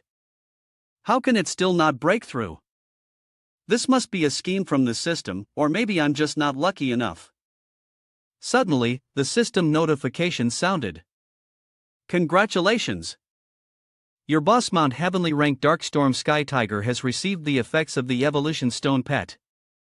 All attributes have increased by 20%, and it has the potential to reach the king level. Zhang Han was astonished. It can even be like this? He stared at it. No wonder it was an S-level prop. Even if it failed, it wouldn't be a complete loss. System notification: do you want to transform your pet, Darkstorm Sky Tiger, into a mount? Please note, after transformation, there will be a cooldown time of 7 days, during which you cannot transform it back. Zhang Han nodded and replied, and then it disappeared. He thought upgrading a mount would be much more beneficial than a pet for him. Although this might waste the bonus of additional battle participation granted by the pet from the apocalyptic spindle, he was lacking in strength right now, and in the future, he would have time to make up for it. Looking at the pet stone in his hand, the system notification appeared: transformation successful, you have received the heavenly rank boss mount, Darkstorm Sky Tiger. The young Darkstorm Sky Tiger mount, a heavenly rank boss mount, level 140, with 80% movement speed, 20% attack, 50% vitality, 10% defense, and a 20% bonus to endurance effects. It also has the high-level skill of resilience. Description: a rare and hard-to-find Mount Tiger, forcibly raised from an electric level to heavenly rank by an explorer, capable of moving like thunder, as fast as lightning. It has the qualifications and potential to break through to the king level. Zhang Han twitched the corner of his mouth. Its attributes are a bit lacking. How disappointing. Maybe it's because it's still in the young stage. Then, he thought there were 3 ways to raise a pet. The first way was to feed them food. The second way was to engage in battles, and the third was to use related props to accelerate their growth. After thinking for a while, Zhang Han called out his blue unicorn beast. Looks like I'll have to ride you for a while longer. My buddy, wait until the Darkstorm Sky Tiger is ready to fight, and then I'll find a chance to release you. For now, try not to get captured. Zhang Han climbed onto its back and sped off. Next, he was going to search for the treasure here, and the mission for this trip would be complete. After traveling for a bit, he saw a dirt mound with a wooden stake shaped like a cross in front of him. Looks like it's here. He began to dig. It seemed like this treasure was buried deeper than before. After digging for a while, Jiang Han's sword hit something. Ah, found it. He picked up the object and examined it. This was a S-level blessing spool introduced by the system. The gift of the strong often brings endless benefits to the weak. After use, skills of Class B and below will unconditionally increase by 1 level. Jiang Han didn't complain. Although this treasure wasn't as rich as the previous one, he had obtained a high-level mount in this scroll, which was already a great harvest. He opened the system panel to check his B-level skills. Do I have any B-level skills suitable for upgrading right now? Jiang Han rubbed his chin and grinned. Oh right, this skill is definitely a perfect fit. He directly tore apart the blessing spool, absolutely flawless. Such an insanely powerful skill definitely deserves to be upgraded. System notification: you are using the S-grade item blessing spool. Please select the skill you wish to upgrade. Jiang Han raised an eyebrow and gave an answer that could only be described as daydreaming. System notification: congratulations, through the blessing spool, your active skill daydreaming, grade B, has evolved into illusion domain, grade A. Illusion domain, grade A, demonstrates that the power of fantasy is artificial yet astonishing. Absurd dreams are the source of miracles. The effect creates illusions that share the same name as the skill to deceive opponents, with an additional effect. The skill name can be changed once every 30 days. Current skill name: none. Cooldown time: 2 hours. Hearing that, he gave a thumbs up. Compared to daydreaming, this illusion domain can change the skill name and even create illusions matching that name? Anyway, once daydreaming becomes widespread, its effectiveness would significantly drop. But this illusion domain can change skills multiple times, making it much harder to defend against. Jiang Han looked at the system panel, stroking his chin. As for the skill name, I need to come up with something impressive. It has to be worthy of heavenly burial.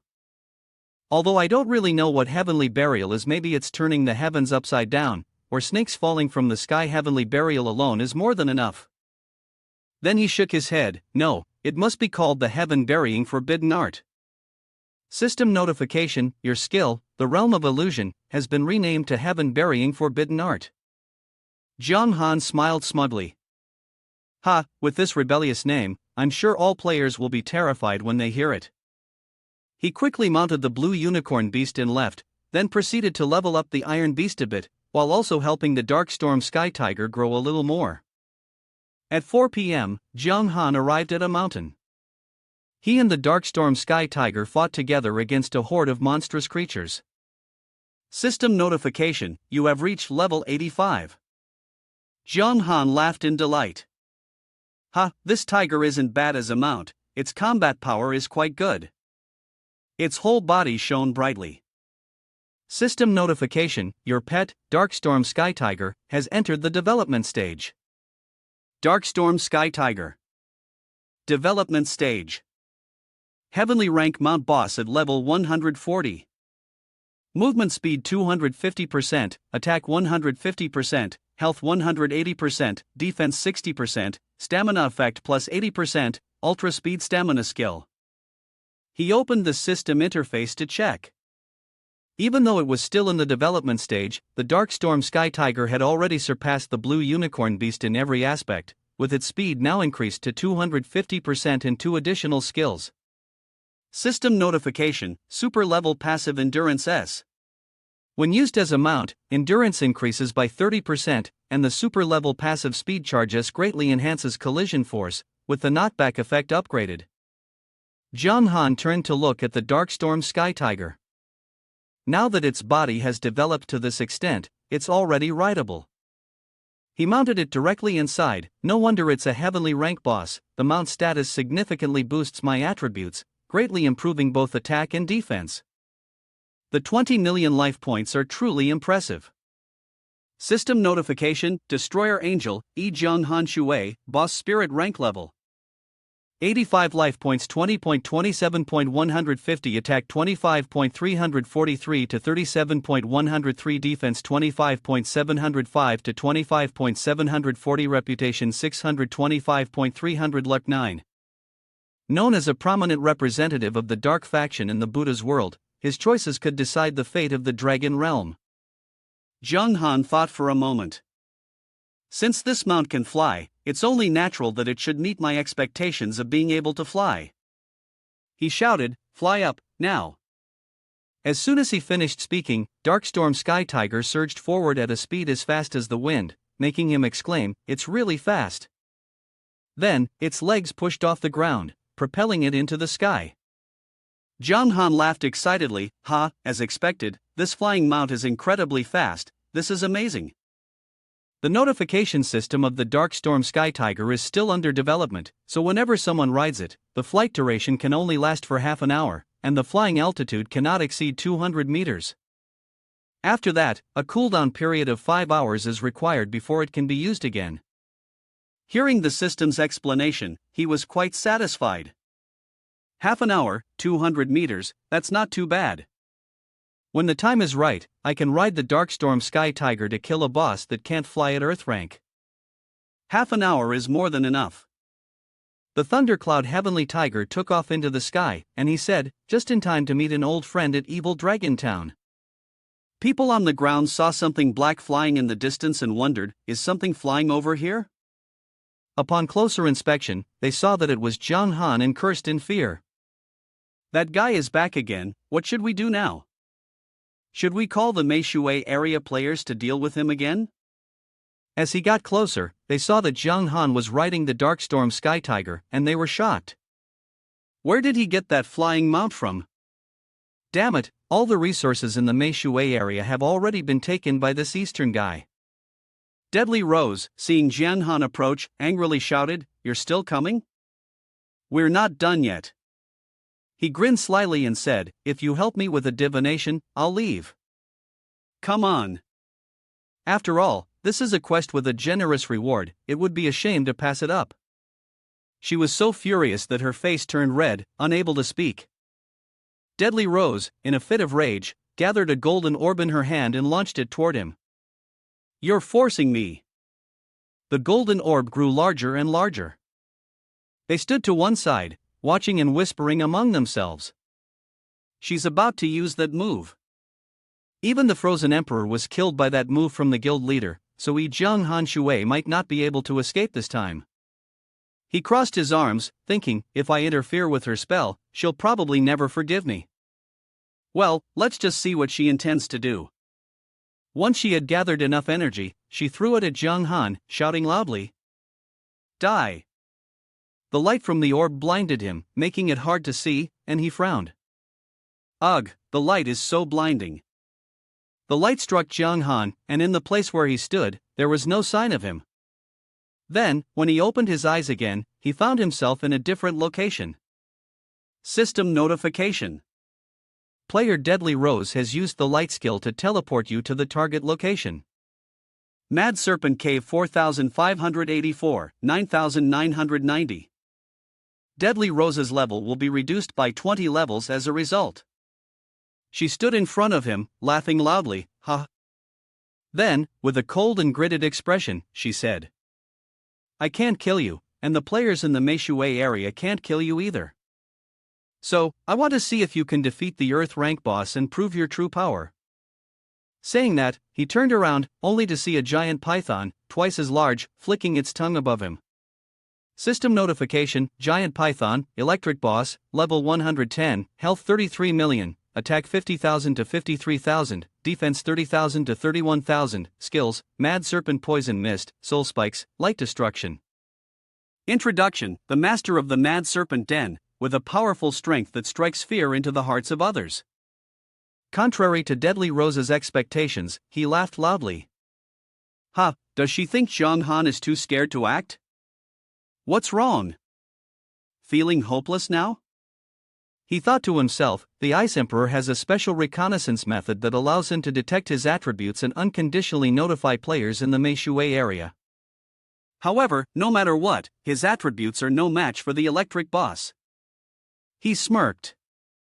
That's right, it's pretty hopeless. What should I do to show you that I've surpassed the current level of players who could compete with me? Then, Jiang Han used the skill Reincarnation's End. System notification: you have used the forbidden skill Reincarnation's End, increasing all attributes by 60% for 30 minutes. She broke into a sweat as she saw him use this skill. What? Attributes increased by 60% and there's no penalty? Is this guy even human anymore? System notification: Harbinger of Destruction Jiang Han Shui invites you to join the team, do you agree? He directly summoned it. Darkstorm Sky Tiger. Deadly Rose was horrified, thinking to herself, what is this guy planning? She decided to watch how he would break the situation. After all, her curiosity couldn't be contained, so she agreed. Then, he rode the heavenly tiger to stand before the giant python.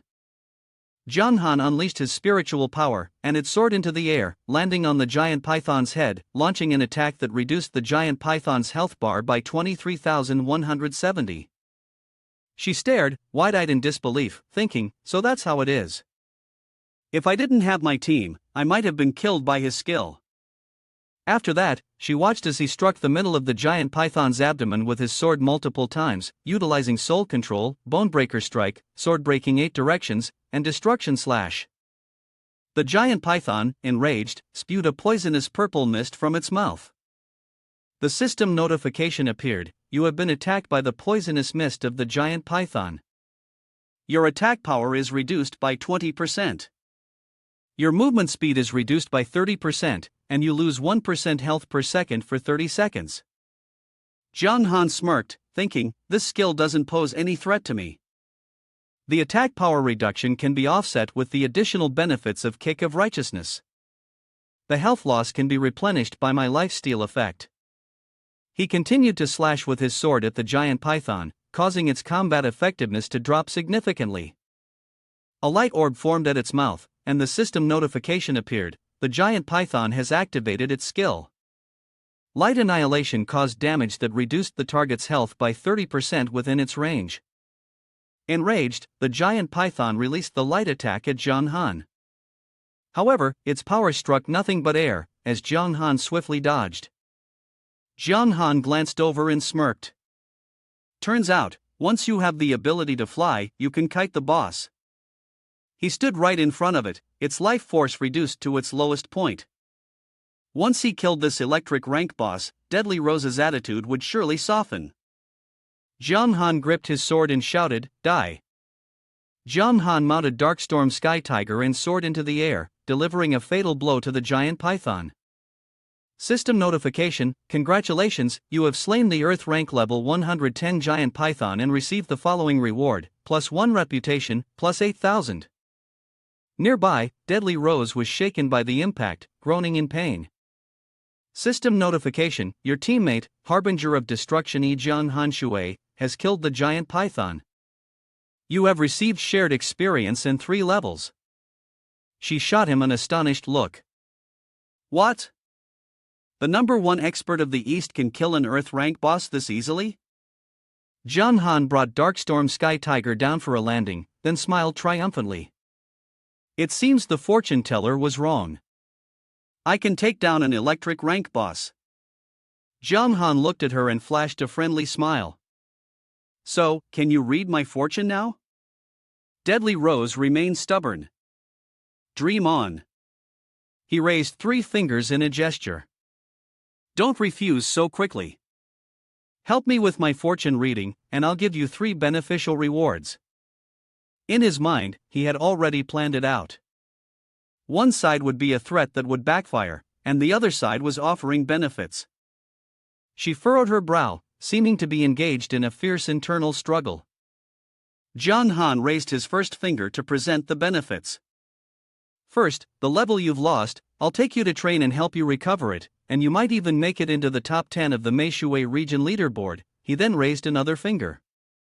Second, I will bear all the losses caused by the deaths of the members of your guild. Furthermore, I can sell you some equipment, including a weapon, something like an ultimate tier spirit sword. How does that sound? Deadly Rose asked, somewhat curious. So, what about the third condition? He casually stated the final benefit. Third, the 3 items dropped by the Earth rank boss, whether I can use them or not, I can prioritize selling them to you first. She rubbed her chin, still hesitating and doubtful. How do I know you won't break your promise after I do the divination for you? Jiang Han wasted no time, raising his arm to swear an oath. Quite simply, I swear by the divine oath that as long as you help me with the divination, the 3 conditions will be fulfilled exactly as agreed. I also promise to compensate you for any negative losses caused by the divination. Feeling his sincerity, Deadly Rose nodded in agreement. All right. Then, she took the crystal ball. Watching the light that radiated from it, she carefully observed, her face showing signs of worry. After a moment, Deadly Rose sighed in relief and provided the divination result, revealing the target Jiang Han was seeking in the plains of no sorrow, coordinates 8400, 3314. System notification: the teammate Deadly Rose used the divination skill, which was reduced by 10 levels, falling into a weakened state, lasting for 2 days. Jiang Han looked at the other person, grinning slyly, and made an oath. I swear to the god of oaths, if I lie, I will be torn apart and bleed to death. She gritted her teeth and scolded, You're going too far. How can you swear such disgusting things in front of a girl like that? Actually, just earlier, Deadly Rose had only been testing him, but now seeing that Jiang Han was truly swearing, she spoke the truth. Cold Wind Xiaodian, coordinates 1167 7894. Upon hearing this, he thought to himself, as expected, this area of Meishui has no issues with 2 sides. On the surface, he smiled with a smirk. Ah, you've already lied to me once. If you lie to me again, you know the consequences. She placed one hand on her hip and gestured with the other. I've finished my divination, now it's your turn. Jiang Han walked forward, not forgetting to turn his head and say, Don't rush, let's do each condition one by one. I'll help you level up first, don't worry, it won't take much effort. Deadly Rose quickly chased after him. Damn it, wait for me a bit. The 2 continued forward, when suddenly they saw a group of snakes hissing threateningly. He smiled and charged ahead. I've already killed the boss, so these little snakes pose no danger to me at all. Then, strong sword strikes were swung, cutting the snakes into several pieces. She stood still, watching Jiang Han act alone, as yellow light continuously flashed in upgrades. System notification: your teammate, Harbinger of Destruction E Jiang Han Shui, has killed the mystic nether serpent. You have received shared experience, leveled up by 1. System notification: your teammate, Harbinger of Destruction E Jiang Han Shui, has killed the mystic nether serpent. You have received shared experience, leveled up by 1. Deadly Rose pursed her lips, thinking to herself, if I don't act, the experience I receive will be significantly reduced. But this fast leveling method is something I've never seen before. After a while, Jiang Han turned around and announced, the little monsters here have all been killed. What level are you at now? She replied quietly, level 63, rank 10th on the Meishui leaderboard. In her mind, she still couldn't believe it. After using light sacrifice and divination, her level had dropped to 40. She never imagined she would surpass her previous level in just a few minutes. He opened the system interface and said, All right. The second condition, I'll sell you my high-end equipment to compensate for the losses to your guild. Deadly Rose quickly dropped her previous sullen demeanor, excitedly choosing her items. I want all of this equipment. The total was 10,000 gold. Jiang Han, feeling a bit dissatisfied with the low price, said, 10,000 gold? Girl, this equipment of mine, if I put it up for auction, would start at least at 100,000. She sneered and asked back, What's wrong? Didn't you swear to the gods? If you break that oath, your divine contract will kill you. The third condition is that the 3 boss Earth rank equipment should be handed over to me. I will definitely give you a good price. He was put in a difficult position and could only force a smile. Alright, he began calculating in his mind, if you're going to be ruthless, don't blame me for being ungrateful. Seeing the other person open the system, Deadly Rose smugly thought to herself, this Eastern guy is so easy to control. In that case, I'll drive the price down hard to get back at him for my robbery. The 3 pieces of Earth rank boss equipment appeared one after another. First was the giant Earth rank staff, with an attack range of 2000 to 2150, a 50% attack effect boost, a 50% casting speed boost, and a 20% health increase for the user. Special skill, Poison Mist, requires level 95. Second was the Dark Tooth Fawn, with an attack range of 2400 to 2000, a 60% attack effect boost, a 50% attack speed boost, and a special effect of poisoning the enemy, causing them to lose 30% of their own physical damage per second. Special skill, Advanced Dexterity, requires level 100. Third was the giant Earth rank gauntlets, with 660 to 700 defense, 44,000 health, and a 70% health boost. Special effect, increases base defense by 200, requires level 100. She couldn't help but marvel inwardly, oh my god, all 3 pieces of equipment have very high level requirements, but their attributes are all excellent, especially the dagger, which comes with the high-level skill Advanced Dexterity allowing for a 30-level reduction in the required usage level, equivalent to a 70-level item. This is definitely a divine artifact in the eyes of thieves at this stage. Deadly Rose was still daydreaming. With these items, our guild will definitely dominate the Meishui region. Jiang Han interrupted, name your price. She smiled and made an offer that was truly shocking, 5,000 gold. I'll take all 3 items. He shouted, 3 Earth rank items, including 2 weapons, for only 5,000 gold? Are you serious? Deadly Rose justified, you promised to prioritize me, so it's normal for me to offer a slightly lower price. Are you really going to break your word? Jiang Han didn't argue anymore, just smiling mysteriously, alright, don't regret it. She shrugged, speaking as if she had everything under control, your threats don't work on me. After all, I can always abandon Evil Dragon Town. If you're brave enough, come find me at Lord City Level 1. Deadly Rose glanced around, thinking, at Lord City Level 1, the attributes of the soldiers are so powerful that they are terrifying. I don't believe he can overthrow Lord City at this stage. In the final battle at Elong Town, the top guild in the Meishui region had suffered heavy losses. But if I can buy items from this guy at a low price, not only will it make our guild stronger, but it will also suppress the other guilds. After seeing the system notification you have received 15,000 gold through the transaction, he closed his eyes and spoke, alright, the deal is done, goodbye.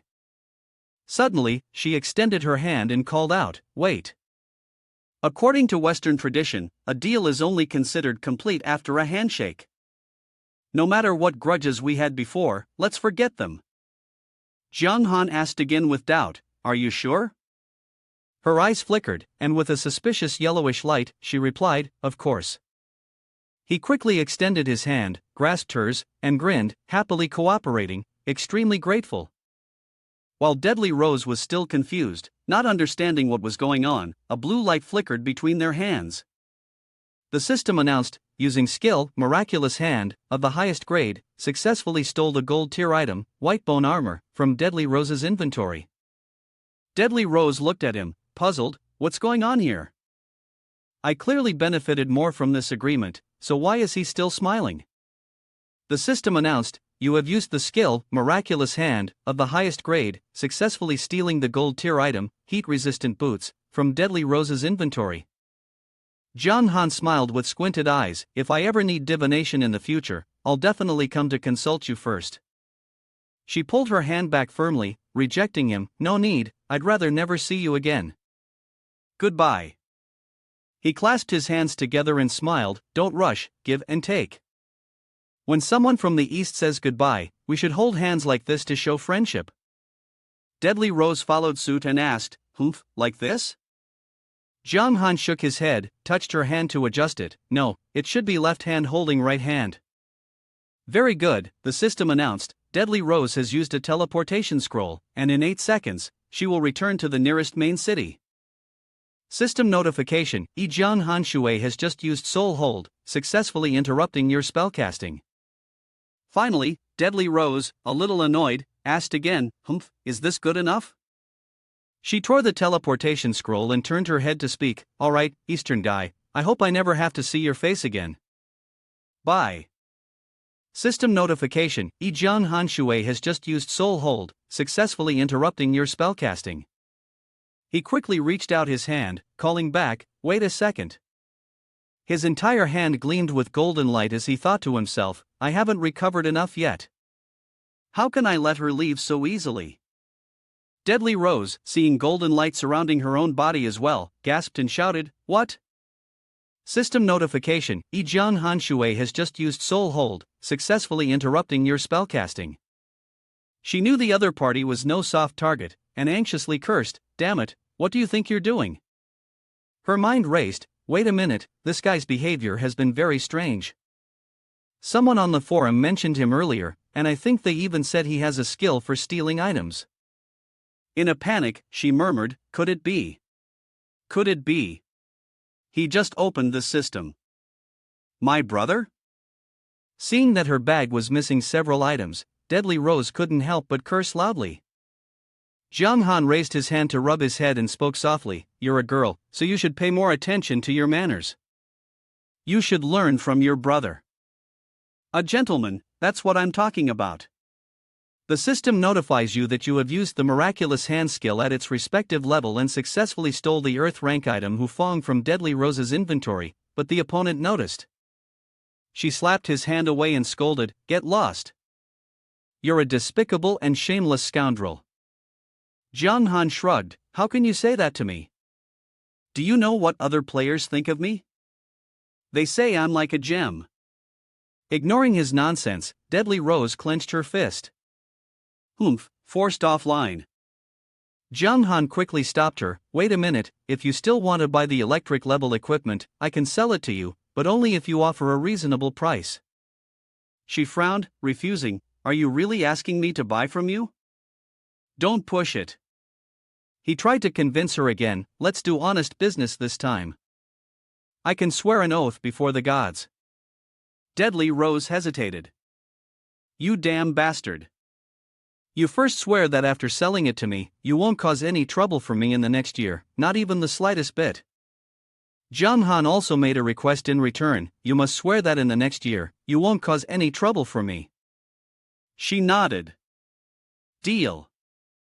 As he opened the system interface, he said, the Hu gloves, and the dagger, I can sell to you, but what about the other equipment? How much are you willing to pay? Jiang Han showed a cunning smile. 250,000 gold. She was struck as if by a lightning bolt, asking again, what? Are you dreaming? An earth rank equipment plus a gold tier 1? How could you be so shameless? If I can't buy them, I don't want them anymore. He played the soft yet firm card, is that so? Actually, these pieces of equipment aren't worth much. But over the past 2 days, your Meishui region has suffered heavy losses. These items could help you surpass other guilds. Moreover, the level of the Fong beast has dropped by 30 levels. Isn't this a direct level up? Seeing that she remained silent, Jiang Han folded his arms and turned to leave. If you don't want them, I won't force it. I'll just go to the guild. The Divine Guild's restricted area is also open for inquiry. Deadly Rose raised her hand and called after him, wait. She closed her eyes, reluctantly accepting, fine, you're ruthless. 250,000 gold coins, deal. She cursed him 1,800 times in her heart. Damn it, he had completely hit the nail on the head. Although 250,000 was an absurd amount, it was nothing compared to the future of the guild. He gave a thumbs up in approval, boss, you're generous. System notification, you have received 250,000 gold coins through the transaction. Jiang Han waved goodbye, reminding her, take care, boss. I hope the next transaction will be just as smooth. But all he got in return was a cold get lost from her. He sighed. After all the trouble, he could finally start looking for the dwarf tribe. The system screen suddenly lit up, and after successfully connecting with Wei Chandu, his voice echoed. "Brother, it's an emergency," Zhang Feng said. "He can save the ancient dragon within 3 days." Zhang Han quickly summoned the dark storm sky tiger, climbed onto its back, and instructed, "Keep monitoring him." "I've got the coordinates of the dwarf tribe. I'm heading there now. Report to me immediately if anything happens," Wei Chandu responded. "Got it." The two quickly dashed out of the cave, and the scene shifted to a snow-covered landscape. The dark storm sky tiger trudged through the snow, one step at a time. The system announced, "You have entered the Cold Wind Highland map." Zhang Han sat on its back, feeling its speed gradually slow down, each breath becoming heavier and more tiring. He exhaled a deep breath and decided, after hours of traveling, his stomach was growling uncontrollably. He decided to throw up first and then eat something, shifting the scene to the outside world. While eating instant noodles, Zhang Han mumbled to himself, "There has to be progress in 3 days, time is crucial. It would be great if I could have the body of an immortal cultivator." He opened his phone and suddenly remembered, "Right, I didn't have enough money at first, so I can only buy a gaming headset. But in reality, there are more advanced options for a better gaming experience." After some manipulation, he looked at the information the system displayed in the game compartment, which read, "Better experience, longer playtime, continuous online effect up to 3 days, price, 3 million. Zhang Han said with satisfaction, "Just managed to trade gold from Deadly Rose, which can be exchanged for 25 million coins. Guess it's time to go big, right?" No sooner said than done, he pressed the number and called the seller. "Hello, hi there, I'd like to buy a game slot." The location, once the order was completed, cheerfully announced, "Order completed, let's go in." As he entered the game, Zhang Han rode his Darkstorm Sky Tiger, flying over the snowy mountains. According to the coordinates, it should be around here. His eyes sparkled. "Aha, found it." Zhang Han controlled it to land in front of a dilapidated place. As he stepped inside, he mused, "Is this where the dwarves live?" Surveying the desolate scenery around, Zhang Han muttered, "Apart from the ruins of the walls, there's nothing here." He moved towards the center and tried to push a large stone. This big rock seems to be pressing down on something, can't move it. Well, if that's the case. Zhang Han jumped up and used his kick of righteousness. The rock shattered, revealing a glowing formation underneath. System notification, you have discovered the teleportation formation of the dwarf tribe. Zhang Han carefully stepped into the formation while murmuring, could this teleportation lead to the gathering place of the dwarf tribe? The moment his foot touched the formation, light flashed from below, and in the blink of an eye, his figure completely disappeared. Soon after, Zhang Han was transported to another place. System notification, you have entered the mysterious passage map. He looked astonished. The mysterious passage and dwarf tribe were indeed deeply hidden. Zhang Han walked forward, looking around. It seemed like a maze, perhaps designed to prevent outsiders from entering. The scene shifted to a place below, where the dwarves were busy at work. The central orb lit up, signaling something. A person walked over, exclaiming in shock. "What? Has someone from outside intruded into the maze?" Another person, with a skeptical tone, replied. "It's been so long, and yet someone has found us?" These two only accidentally discovered the teleportation array behind the stone statue. The person next to him sighed, unsure of what the outside world was like now. A dignified red-haired man stepped forward. Everyone greeted him as soon as they saw him. "The chieftain is here, the chieftain." His name was Seizo, the dwarf chieftain. Seizo raised his hand to signal. There's no need for formalities. He then manipulated the glowing orb to fly upwards, and it soon fell into his hands. The image was magnified for everyone to see. In the image, Zhang Han was moving. A dwarf gasped. "It's a human." The man stroking his beard was named Bowen. He confidently asserted. "With a human's intellect, I don't believe he can solve my maze. It took me 2 years to build this maze, with a total of 13 paths leading in every direction, but only one path truly leads to us. And if someone takes the wrong path, they will be forced to return to the starting point. The person behind placed a hand on his shoulder and exclaimed, "So it turns out this is Bowen's masterpiece." Another person raised their thumb in flattery, saying, "Ha, that little guy is in for a tough time." I really can't wait to see the angry expression on his face after wandering around for a long time, only to end up back on the same old path. Although Bowen was pleased, he still pretended to be modest, stroking his beard. Let's all watch how he handles this. Who knows, this kid might have some innate talent and actually solve the maze I've painstakingly designed. As they observed the other person moving, they complimented him. "No way, we all know Bowen's craftsmanship." Suddenly, Jiang Han took a turn down a side path. Bowen, who had been closely watching, saw this and his eyes lit up. He silently thought, "Wrong way." He looked around, not wanting to waste any more time, and made a quick decision. This maze? We'll deal with it later when we have time. Right now, this young master is very busy and doesn't have the mood to play any maze games. With that, Jiang Han raised his foot and kicked the wall with force, causing it to deform.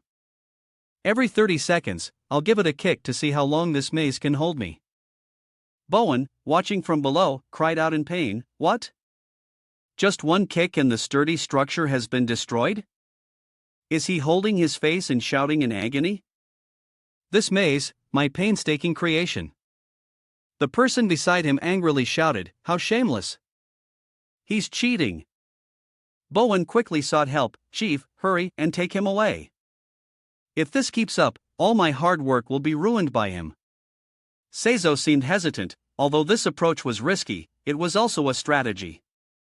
Around Jiang Han were the remnants of the maze's structure. He raised his head and looked at the flashing screen. System notification: you have successfully passed through the gate and will be transferred to the next scene. His body glowed, and Jiang Han didn't expect to pass through so quickly. He let out a slight gasp. Then, he was transported to another location. System notification: you have entered the map of the mystical space.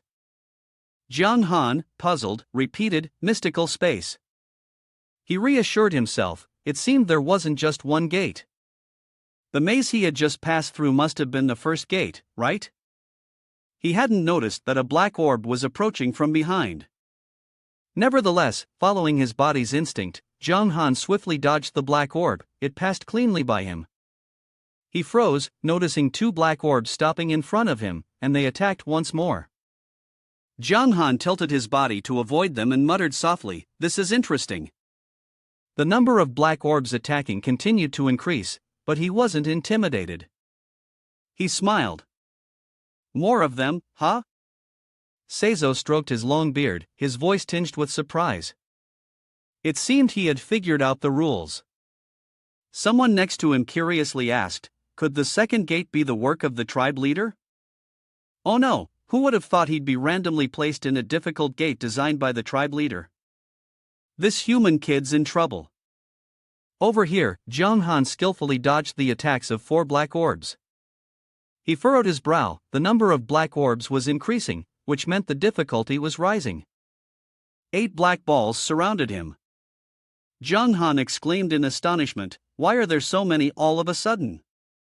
He stomped his foot, leaped into the air, and drew his sword to use the war step skill.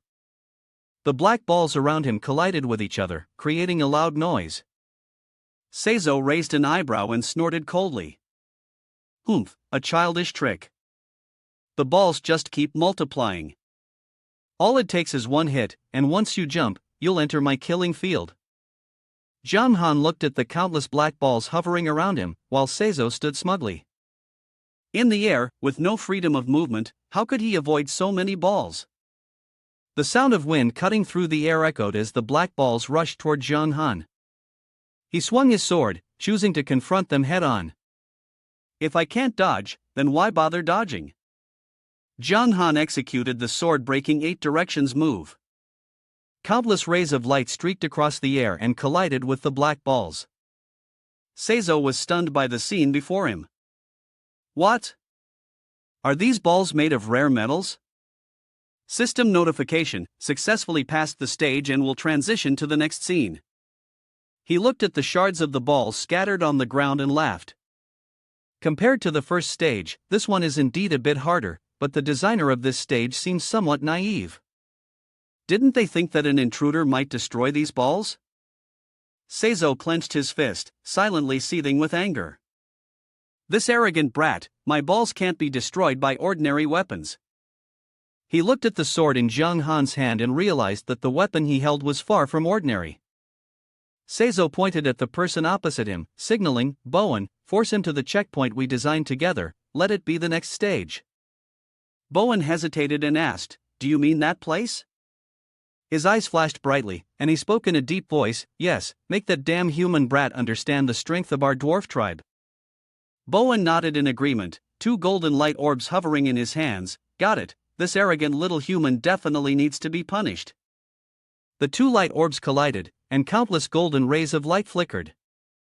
Jiang Han was teleported to a land in the middle of a lake. The system notification appeared, you have entered a super difficulty stage. The bird hunting expert noted, you need to kill all flying birds in the air within a short time.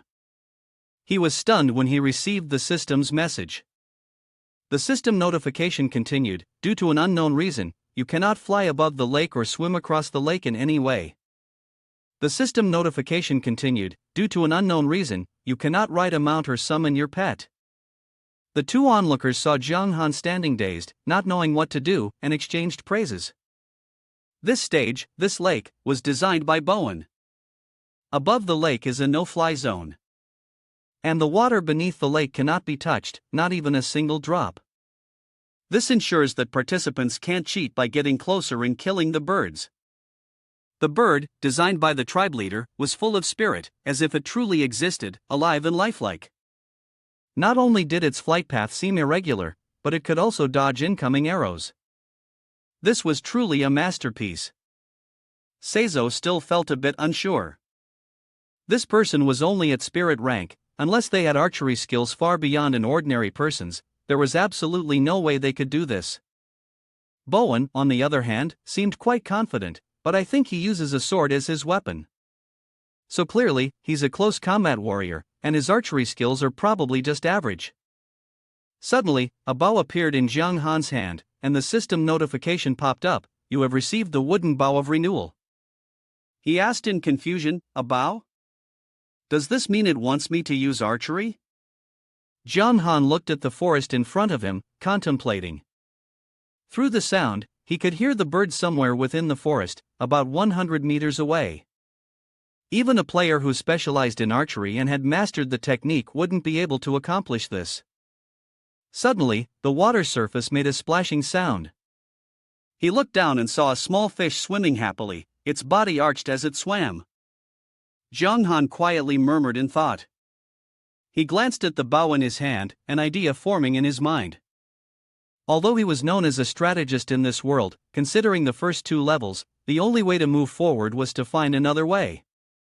Seeing Jiang Han's unusual behavior, Seizo was puzzled. He noticed from the footage that Jiang Han was sitting cross-legged, fishing. Someone exclaimed in surprise, why is he sitting there fishing? He turned to question, why release fish into the pond? Isn't there already too much in there? Bowen scratched his face and explained, because it's a water pond, the more realistic it is, the better. Over here, Jiang Han, waiting for the fish to bite, laughed. Ha ha. Luckily, I didn't lose the fishing rod I used when competing with Rio. I got it. He pulled the fishing line, and the fish was hauled up with it. It struggled fiercely. Jiang Han jerked the rod sharply and shouted, here. The fish was yanked up to the middle of the pond. The sharp tug made it fall off the hook. He was satisfied that the fish had now become his target. Jiang Han stomped his foot to gain momentum and jumped, using the war skill, spear tread. His foot stomped down hard on the fish. The system notification, you have killed Bowen's fish and gained 0.1 experience points. With this stepping stone, Jiang Han successfully landed in the forest area. He excitedly shouted, success. Bowen suddenly yelled, "What?" Then he gritted his teeth, feeling incredulous. This is impossible. Zhang Han looked at the bird perched on a high branch, chirping loudly. Muttering aimlessly, he mumbled, "The next part is easy to handle." With just a few basic sword strikes, the bird was scared into flying high, squawking loudly. He seized the opportunity to shoot an arrow through its body, killing it before it could even gasp. System notification: you have successfully passed the level. Zhang Han remained in the same posture as when he shot the arrow, a mocking smile curling on his lips. A level with extremely high difficulty, and it's this easy? The two people had been watching attentively. Seeing the bird being killed, they were silent and said nothing. Seizo was the first to break the silence. "This door, Bowen, your design has a problem. You shouldn't have thrown a useless fish into the pond, giving this person the chance to exploit it." Bowen pointed at the other person, his anger about to explode. "That stupid bird you designed. There's someone right in front of it ready to kill it, yet it still sings without even trying to fly away. What right do you have to criticize me?" Seizo stepped forward, shouting. "Your pond is beautiful, but useless. I've been tolerating you for a long time now."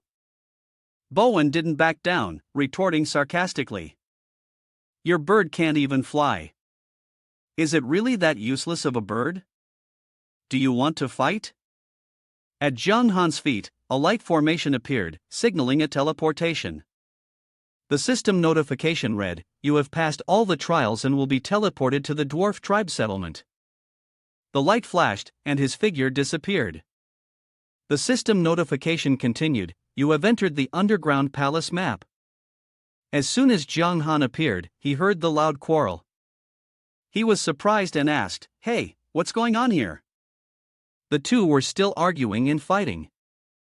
Seizo took a hit but remained outspoken. "With your little skills, you're nothing but a disgrace to the dwarf tribe." Bowen was furious. "What's this?"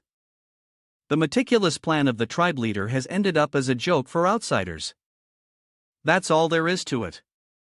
Seeing this, Zhang Han thought to himself, "What's going on here? Is the dwarf tribe in a civil war?" He clasped his hands in front of him and raised his voice, "Sirs, what's going on? Take it easy, no need to ruin the peace like this, right?" The two individuals spoke in unison, their tempers flaring. They both glared at him, scowling, and snorted. The system notification appeared, "Due to your rude behavior, dwarf tribe has increased their hatred towards you by 2,000 points. Current status, disgusted." Zhang Han broke into a sweat. "What did I do? I was just stopping the fight. Is this really necessary?" Sa adopted a solemn expression and raised his hand to stop him. "The people of the dwarf tribe do not welcome you here. We, the dwarves, have lived in seclusion for thousands of years and do not wish to have our peace disturbed." The system displayed his information. Dwarf chieftain, Sa, immortal tier boss. All details regarding level, vitality points, attack, defense, skills, and introduction were hidden. He tried to keep his tone friendly. "Hello, I came here mainly for two things." Before Zhang Han could finish, Sa interrupted him. "Leave while I still have my sanity."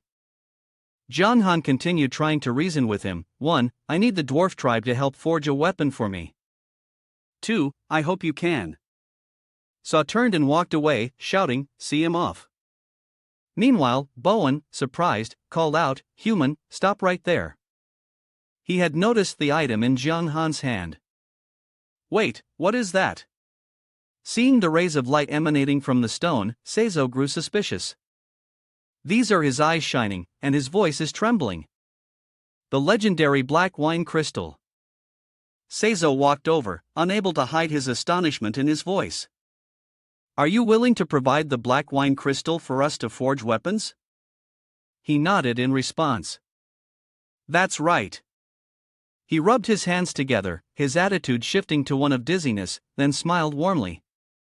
"Ha, honored guest, that was just a misunderstanding. The dwarf tribe, we warmly welcome you here. System notification: due to your sincerity and honesty, the dwarf tribe's favorability towards you is increased by 10,000. Current status: friendly. Zhang Han pursed his lips to suppress a smile. I haven't done anything, it's just a god tier stone after all. Bowen and the others voiced their opposition. That old man Seizo shouldn't get too arrogant. Don't think you can monopolize the opportunity to forge with the black wine crystal. Exactly, even if you are the tribe leader, don't think you can monopolize it. We all heard the tribe leader. It's not because of you that he's getting help with forging the weapons, but because of us. You're disgusting. Seizo, outwitted by his subordinates, grew furious. Rebellion, rebellion, the dwarf tribe has truly rebelled. Bowen made his offer. O brave and honorable human, give me the black wine crystal and in return, I will give you a divine weapon and sharp arms. I'm talking about a real divine weapon and sharp arms. Kill gods if you meet gods, kill Buddhas if you meet Buddhas. If Seizo gets in the way, we'll kill him too. He was so shocked that he asked again, divine weapon and sharp arms? Nanla also chimed in, young man, don't let him deceive you. I am one of the best blacksmiths, unmatched by anyone. If you agree to give it to me for forging, I will be willing to give you an additional royal grade stone. Zhang Han was taken aback by the succession of surprises. A royal grade stone? Was that really true? Seizo sneered and spoke disdainfully, a royal grade stone, and you're trying to use that to deceive me? As long as you give me the black wine crystal stone to forge, I will be willing to exchange it for one of the celestial grade stones, along with several earth rank and extremely rare heavenly rank stones, which will be used to enhance the weapon's sharpness. Zhang Han couldn't contain his astonishment and blurted out, stealing from the heavens, I can't help but admire you. Celestial grade ores are of immense value, and yet you're willing to give them up? No wonder the clan leader is so rich. Bowen furrowed his brows and asked, didn't you say that our dwarf tribe ran out of celestial grade ores 100 years ago?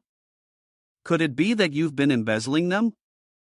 Seizo lied without blinking, how would I know about that? Perhaps it was a blessing from the heavens, but just last night, I found one in a hollow. Even a child would know that this was a lie, but Bowen knew there was nothing he could do, so he could only angrily utter one word, you. Then, he didn't know what else to say. Seizo extended his hand and asked again, young man, will you agree to give me the black wine crystal obsidian for forging? Don't worry, our dwarf tribe would never joke around when it comes to forging. System notification, do you accept the forging quest, difficulty level D? He didn't need to think, he nodded immediately. Yes. System notification, you have accepted the forging quest, difficulty level D. The system displayed the detailed information. Forging quest, difficulty level D. Introduction, the chieftain of the dwarf tribe will personally forge a divine weapon for you. This opportunity can only be encountered, not sought. Quest requirements, pass through 3 trials designed by the dwarf tribe and submit 1 black wine crystal. Quest reward, a weapon of your choice. Zhang Han handed the black wine crystal to S. He carefully lifted the crystal with both hands. Finally, I have the chance to become a god-tier blacksmith. He asked the dwarf chieftain curiously. How long would it roughly take to forge this? S furrowed his brows and gave his answer. About 2 days. The black wine crystal has a very high melting point and is very difficult to forge. If you want to create a peerless divine weapon, it will take at least 2 days and 2 nights. Moreover, he glanced at the person nearby and continued. We will also need Bowen's help. Bowen exclaimed in surprise. Lord Chieftain. S seriously explained why he had chosen him. Although your mouth isn't the cleanest, your forging skills aren't bad. This forging is very important, and if successful, you'll gain experience as well. Bowen, slightly embarrassed, responded. Thank you, Chieftain. Then he turned to another person and made a request.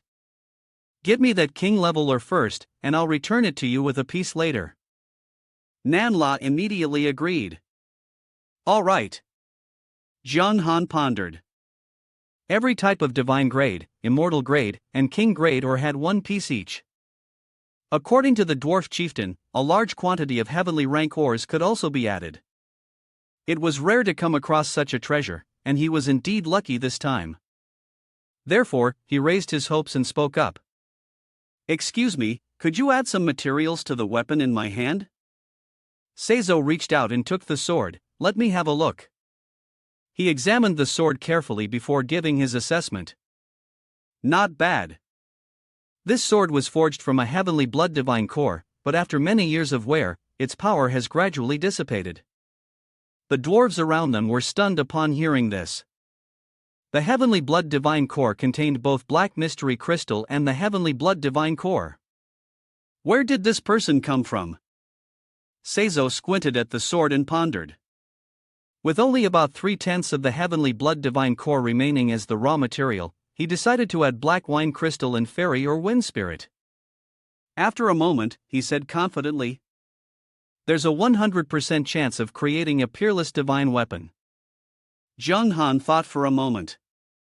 Only 3 days remained, and time was crucial, so there could be no further delays. Therefore, he made a request. "Then, could we start forging as soon as possible?" Seizo nodded. "Yes, I can't wait to begin the forging process myself." He quickly gave instructions. "Bowen, start the fire, and I'll prepare the materials." Bowen immediately agreed. "Got it." Zhang Han looked around at the busy dwarves, thinking to himself that the dwarf tribe was indeed trustworthy. However, since he knew nothing about weapon forging, it would be better to step aside and rest while they worked. The scene shifts to the next day, and a voice is heard at the door of his room. "Hello, your delivery has arrived." He looked at the delivered items and exclaimed, "I can't believe the game pod arrived so quickly."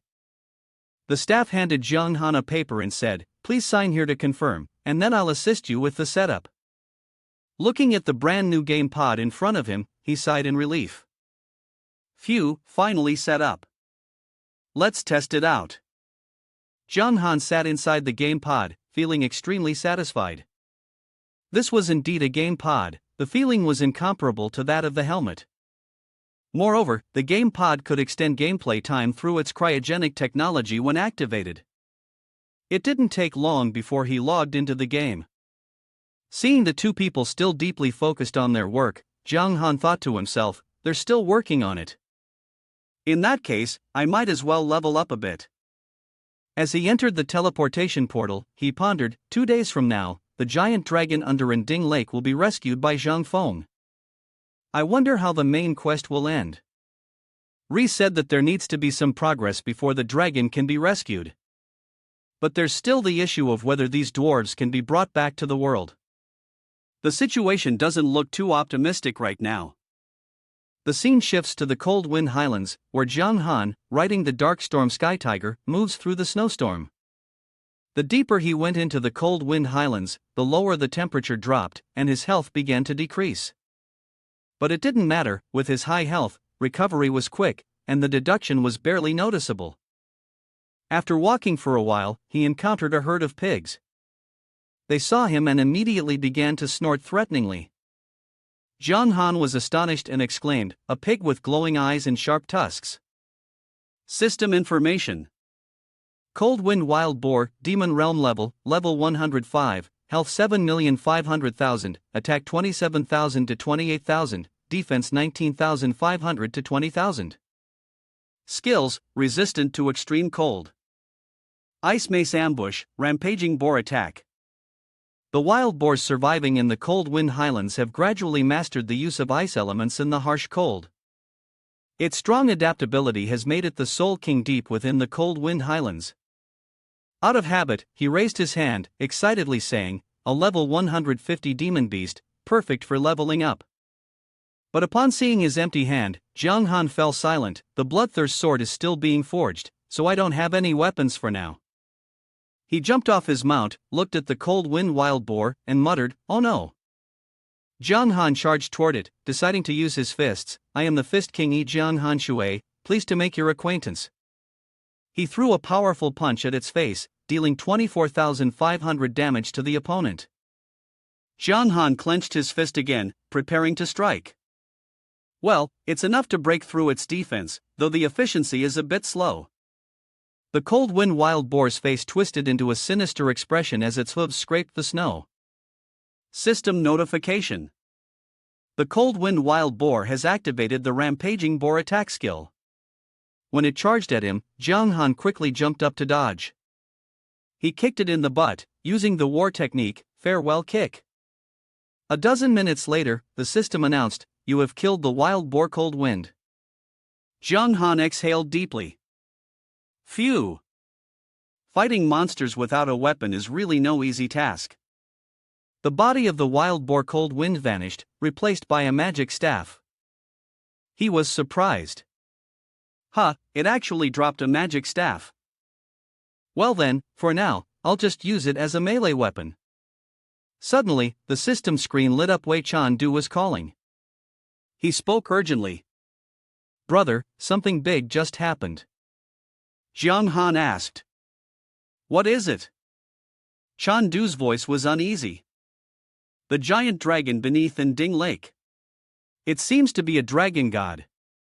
He was stunned to hear that. Dragon god? Are you sure? He confirmed firmly. Zhang Feng said so. Jiang Han frowned and thought. On one hand, he had to suppress the dragon god, on the other, he wanted to recruit Dragon Realm into the dark faction. "Thanks?" he asked suspiciously. "So Dragon Realm didn't have a dragon god before?"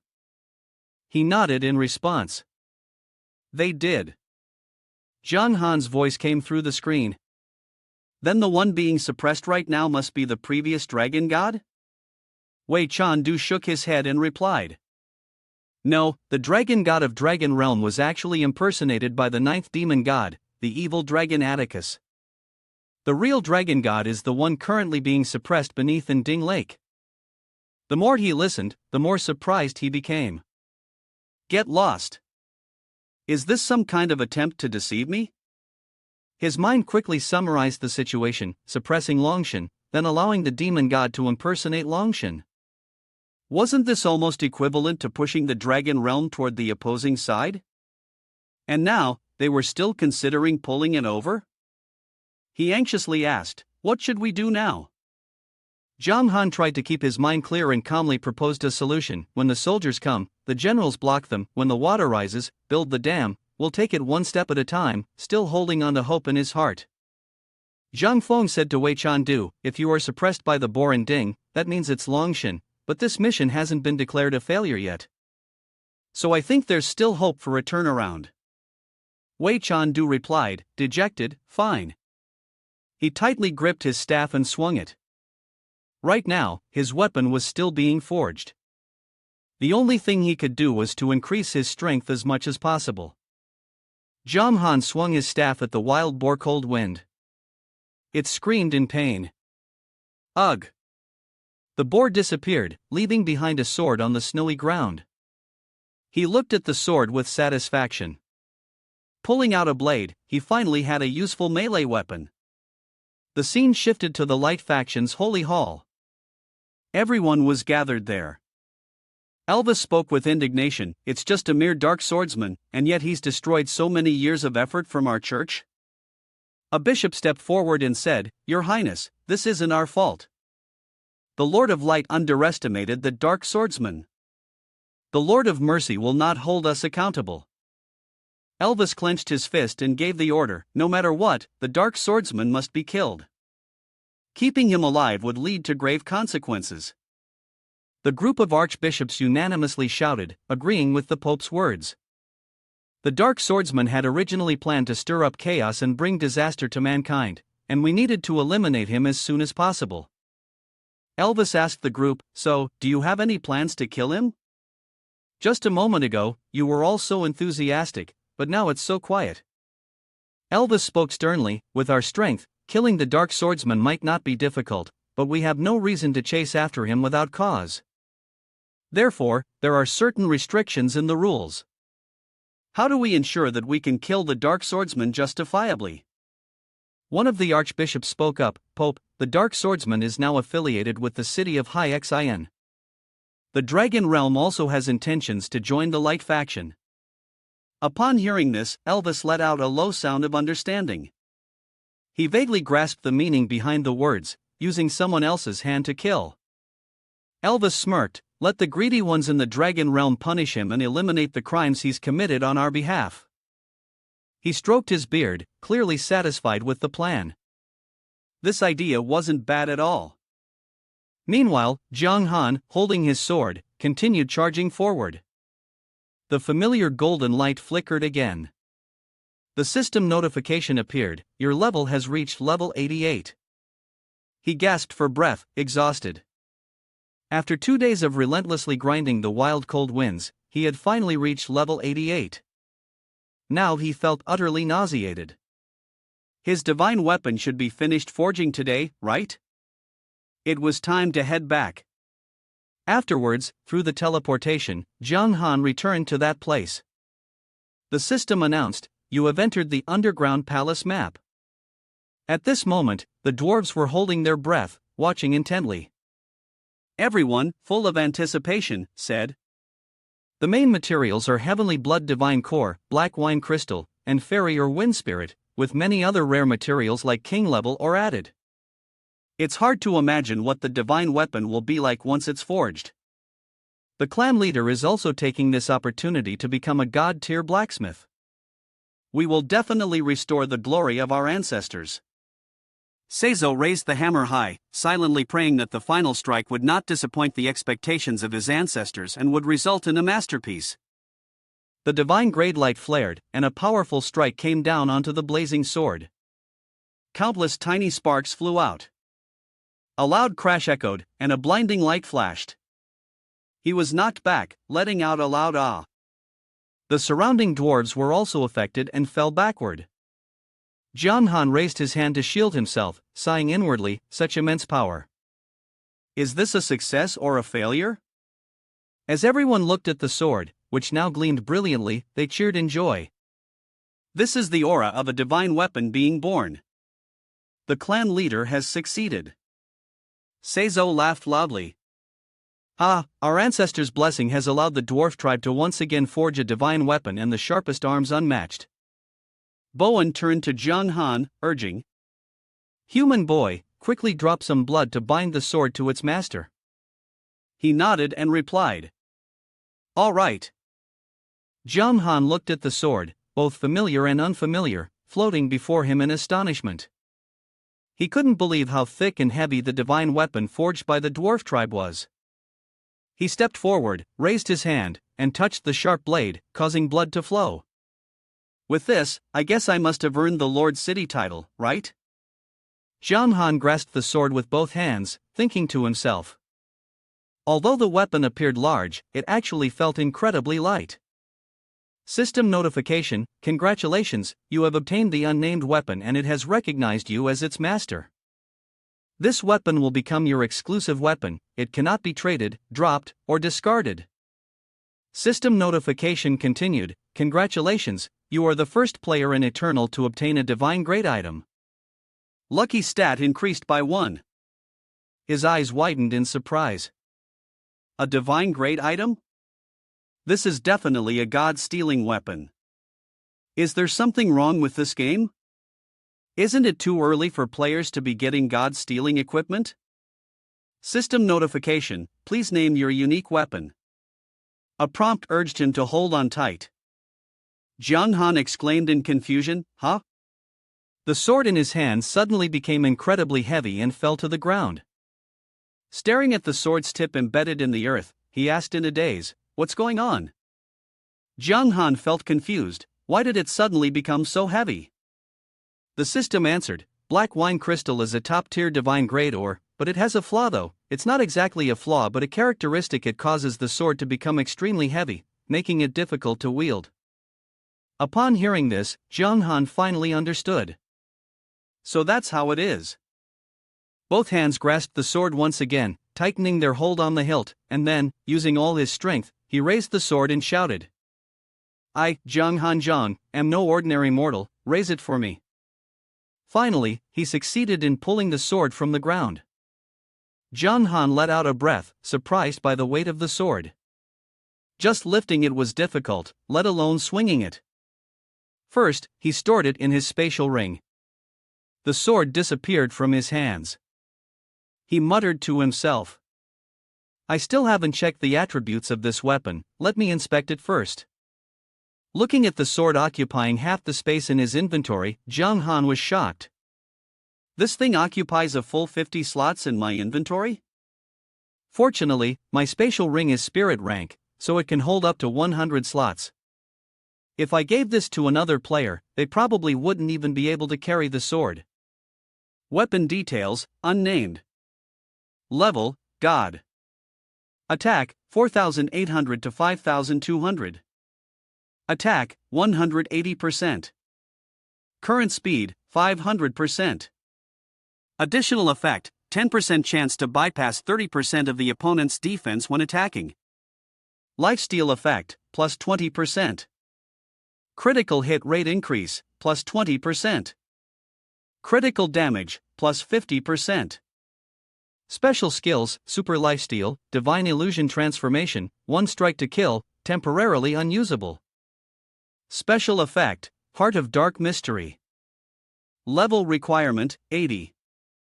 Reputation requirement, 200,000. Bound player, Zhang Han Shui. Additional restrictions. After shedding blood to recognize its owner, it cannot be traded, dropped, or discarded. Introduction: a divine weapon is forged from countless precious mineral materials.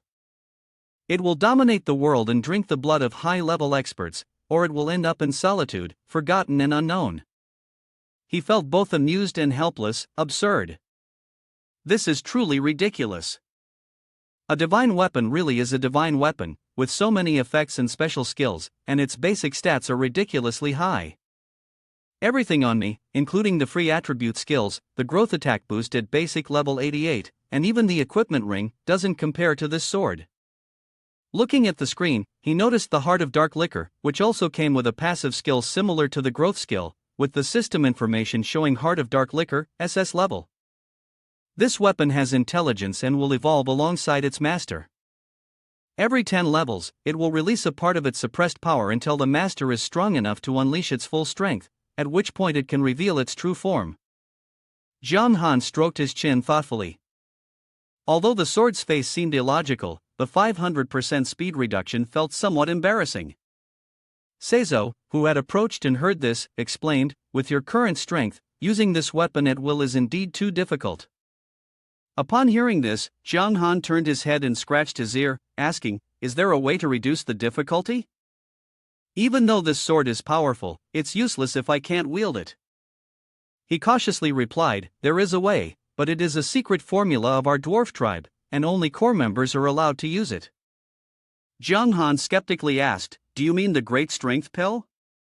He recalled that he had once seen the Great Strength Pill mentioned in the treasure of the demon god. It seemed that this was the dwarf tribe's secret treasure. Bowen walked over and asked in surprise, "You're a human. How do you know about this?" He quickly made an excuse, I came across it in some historical records." Bowen understood upon hearing this, historical records? So that's how it is. Seizo shouted, "Bowen, stop talking about that." Zhang Han knew they were trying to hide something, so he thought to himself that if they didn't want to talk more about the Great Strength Pill, he should change the subject. Zhang Feng had hinted that the involvement of the dragon tribe might be related to the dwarf tribe, so he pretended to shift the conversation and asked, "By the way, why do you all stay hidden in this underground palace, remaining in seclusion and not coming out?" Seizo remained silent for a moment before replying, "It seems you don't know this. Our dwarf tribe's seclusion is a necessity, not by choice.